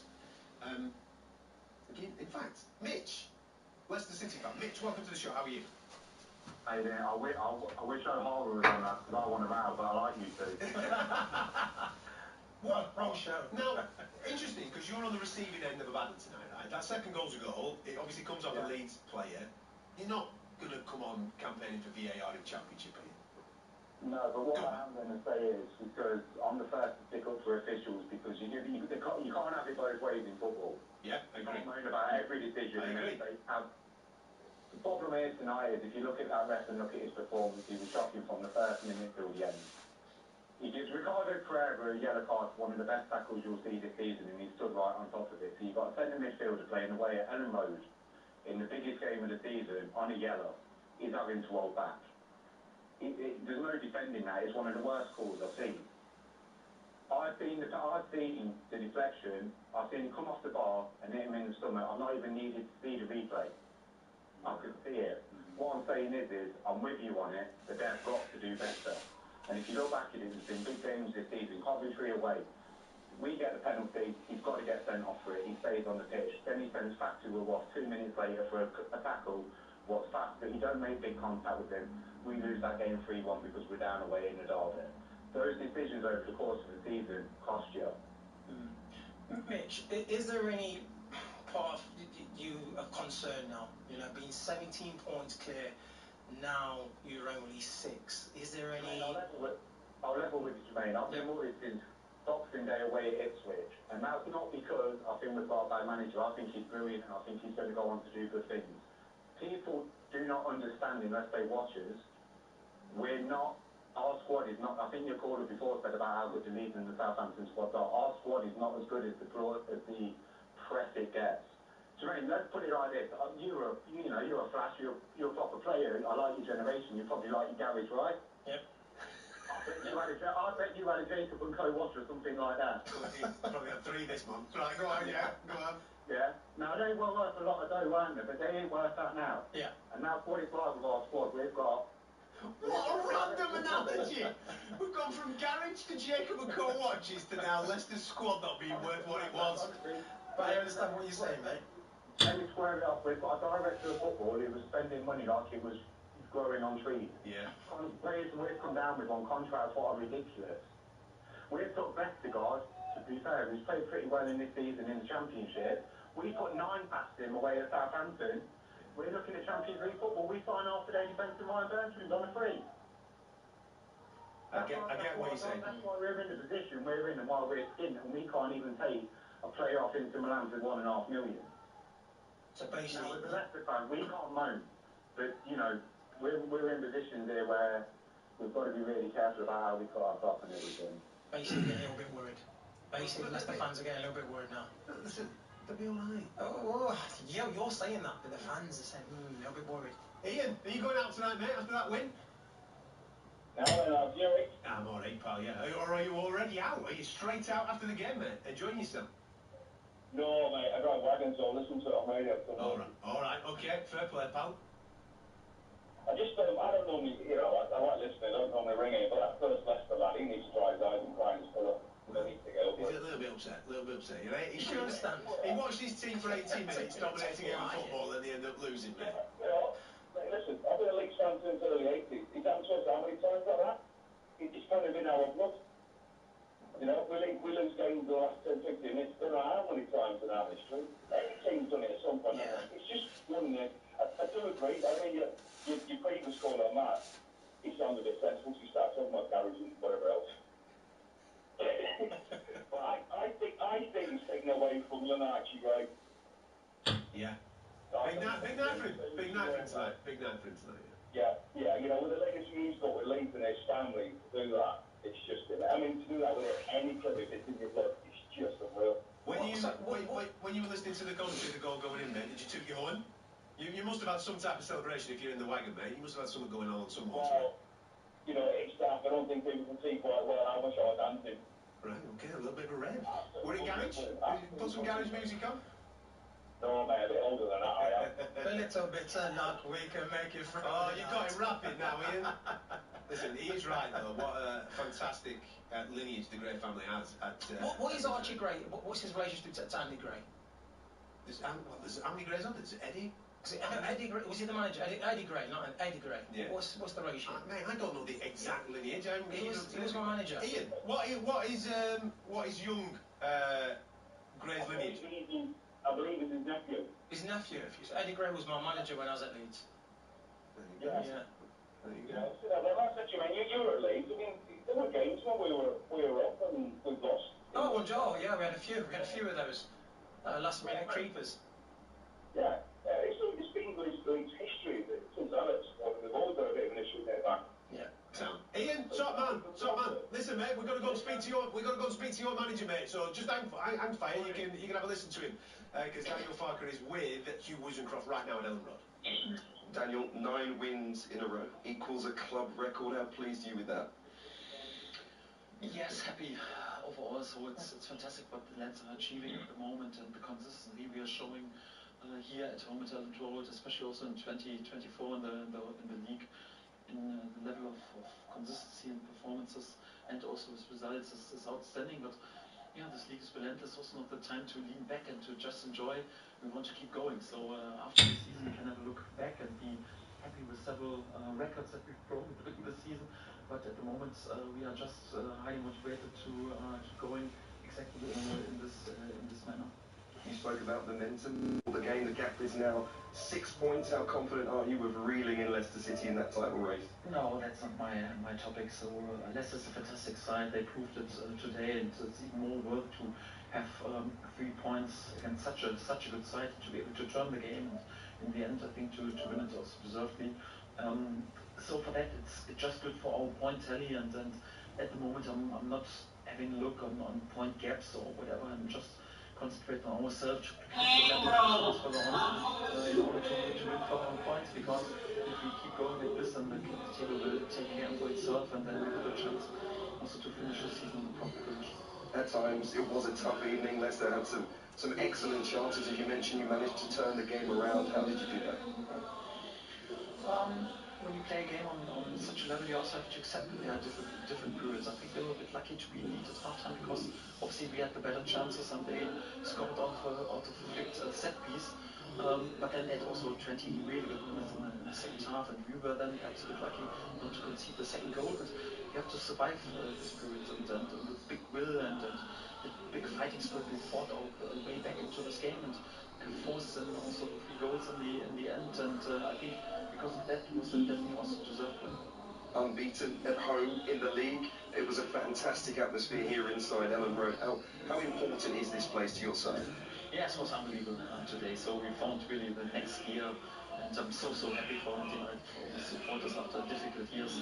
They're able to celebrate such a proper party. So they will have a great weekend, and they definitely deserve it, because the atmosphere is second to none, not just in this league, even in the whole country. So it's a really special atmosphere, and we know that our supporters, it's the biggest value and the biggest asset of our club, and we have to stay humble and also to be grateful that we are now to play in front of such a excited and unbelievable crowd, and it's great to play for them and to fight for the shirt. And yes, of course, there are priceless fights. Great moment in the game for Archie Gray. Leeds United, we know, is in his blood. A first senior career goal for him here at just 17 years old. How much does he impress you? Yes, it was a bit like a fairy tale that in such a game he also scored in such a decisive goal, and to have the more or less first goal under the belt, it needs a 3-time deflected strike. But it was also a goal of will, and that he was brave to keep going and to take the shot, and you have to take the shot in order to give the ball a chance to hit the net. And for his age, he's pretty mature and pretty great player, but still down to earth and with great professionalism and discipline, and yeah, also big will to develop each and every day. And for that, if someone deserves to be in the spotlight a bit today, then definitely also Archie is. And up next, another big game for these fans. Chelsea, the next challenge in the FA Cup 5th round. Are you going to go full strength there? You're going to rotate? And what do you make of taking on Mauricio Pochettino? Yeah, first of all, we will enjoy the weekend and calm the load a bit down in the next few days, because afterwards a very busy spell in the league is also waiting. So haven't spoken and thought about Chelsea, if I'm honest, so far. So obviously we're in a good position. It's also the first time since a few years that we are already in this round, and we want to represent ourselves also in the best possible way, but we also won't be there with any stupid decisions in terms of risking players due to the position where we are at the moment in the table. So for that, yeah, we have a bit time, and I trust also all my players. Could be that we will rotate a little bit, but nevertheless we want to be there with the best possible outcome. Congratulations, thank you. Thank you very much. Thank you. League manager Daniel Farke there with Hugh Wozencroft there, Ellen Road in the lights of his team's 3-1 victory over Leicester City. Scott was on the receiving end of that. Leicester City fan. Scott! Hello. How are you doing, mate? Yeah, good, man. How are you feeling? Oh, good. Absolutely good. Yeah, I can hear it. Go on, Scott, what you got for us? That's how good he is. It's good. It's quite like that second half, with that 15-minute spell that we had in that second half, where we just pressed the game. I mean, Mavididi, he should have scored. If I got nudge in the back, and Daka, how is he not even hit the target from there? That's a bad one. That's 3-0, game's over. And I went with my lads, 12-year-old lad, and I was standing next to some lads, and they were just saying, you're holding on to this 1-0 lead, you're holding on. You knew they were going to score. As soon as they scored, the momentum just changed. And Blue Shan, for them where it's playing this atmosphere, they're just playing this atmosphere. It's like the whole stadium changed. Yeah. And it's good. He's down to 6 points. He's starting to get a bit nervy now. It's just heartbreak. We dominated them. 70 minutes, dominated them, and 2 quick goals changed the whole game. And what can I say? Are you nervous now for the back end of this season? Yes and no. Yes, I mean, I like to think we're going to bounce back, but so used to winning that when you lose, you don't know how to think, you don't know what to do, and we should bounce back. We should we'll win it. We'll win it. I've said that from day one. We'll win it. I think that's still 6 points, still comfortable. That's 2 losses.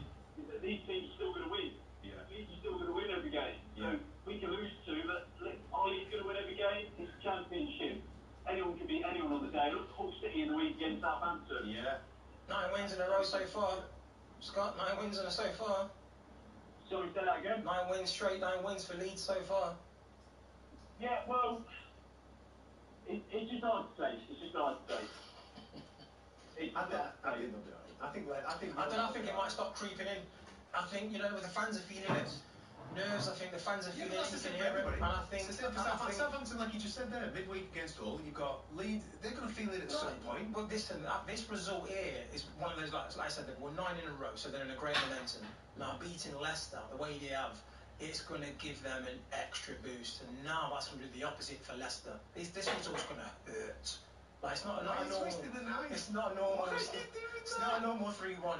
This one hurts. Why do you throw all that salt on their wounds? Throw it all on. So I'm saying the players as well are going to be in this situation. Former Leeds United player Jermaine Pennant there, just sticking it in to Leicester City as you're on your way home. I personally think he'll be all right, but he's just having a whale of a time this evening. Great game of football. Something. We talk about certain aspects of football that upset us and get us annoyed, especially in the Premier League with VAR and all this type of stuff. Every time I'm on the show, I seem to be speaking about it. But that's a great game of football. I know that Leicester City dominated it. Yes, you should have been home and dry. Yes, you missed it. Yes, the referee's done you a couple of times. That's why this game is amazing. For the last 10 minutes, it gets flipped on its head. Listen, I went, made a cup of tea, come back, and I went, how's this 2-1? I've just watched 80 minutes, and now all of a sudden it's 2-1. Are you taking the mick at me or what? It's football, that's the special game. Football, beautiful game. Keep your calls coming. 03717 22314. Whilst you're doing that, I want to consider this question, right? Because we can get stuck into something. Roll, please. Something next, right? What constitutes world class? That phrase gets bound around for fun. Like, dished out like sweets at a sweet shop, doesn't it? Come on, let's be honest. Everybody seems to be world class. Somebody puts one in top bin from 25 yards, world class. What constitutes world class? I'm not going to give you any idea. You just try and answer that question yourself now. Think of all the world class players that are currently operating today. Try and make yourself a little bit of a skeleton list in your head. I'm sure you're aware of Rio Ferdinand, who was a world class player. Basically stating that there's only 12 world-class players currently operating in world football. We'll go through that list in a minute. We'll talk about those that he has picked out. Has he missed any? Has he been generous to some? 03717 223344. But the first question is, what constitutes world-class? And who in your team is world-class? We'll do it next. The Sports Bar with TalkSportBet.com. Download the app today for tantalisingly tip-top odds and exclusive offers. 18+ BeGambleAware.org. Sometimes running a business can feel like swimming upstream in Siberia. With a bear clinging onto your leg. But Xero online accounting software can help you manage the ins and outs of your finances in real time, so you can keep them running smoothly. Soon it will feel more like you're going down a horse. Stop, please. I can help you shop for everyday items. Try saying things like, Alexa, order AA batteries, or reorder paper towels. Of the UK in the Alexa, stop, please. Boxing in the armchair. Alexa, neck and neck. stop, please. Expertise sharper. The parents on a day Alexa, stop. Thank you.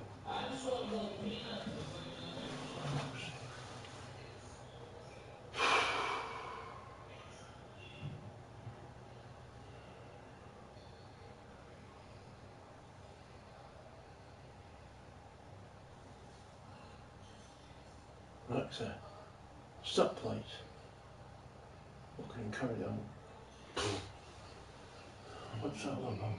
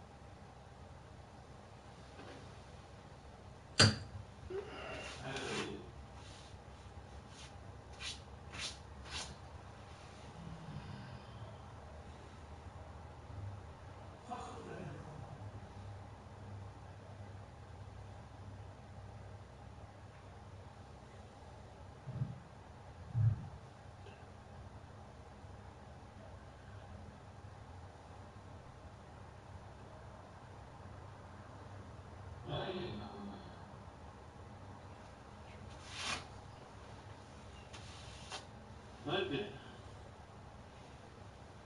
the Powers.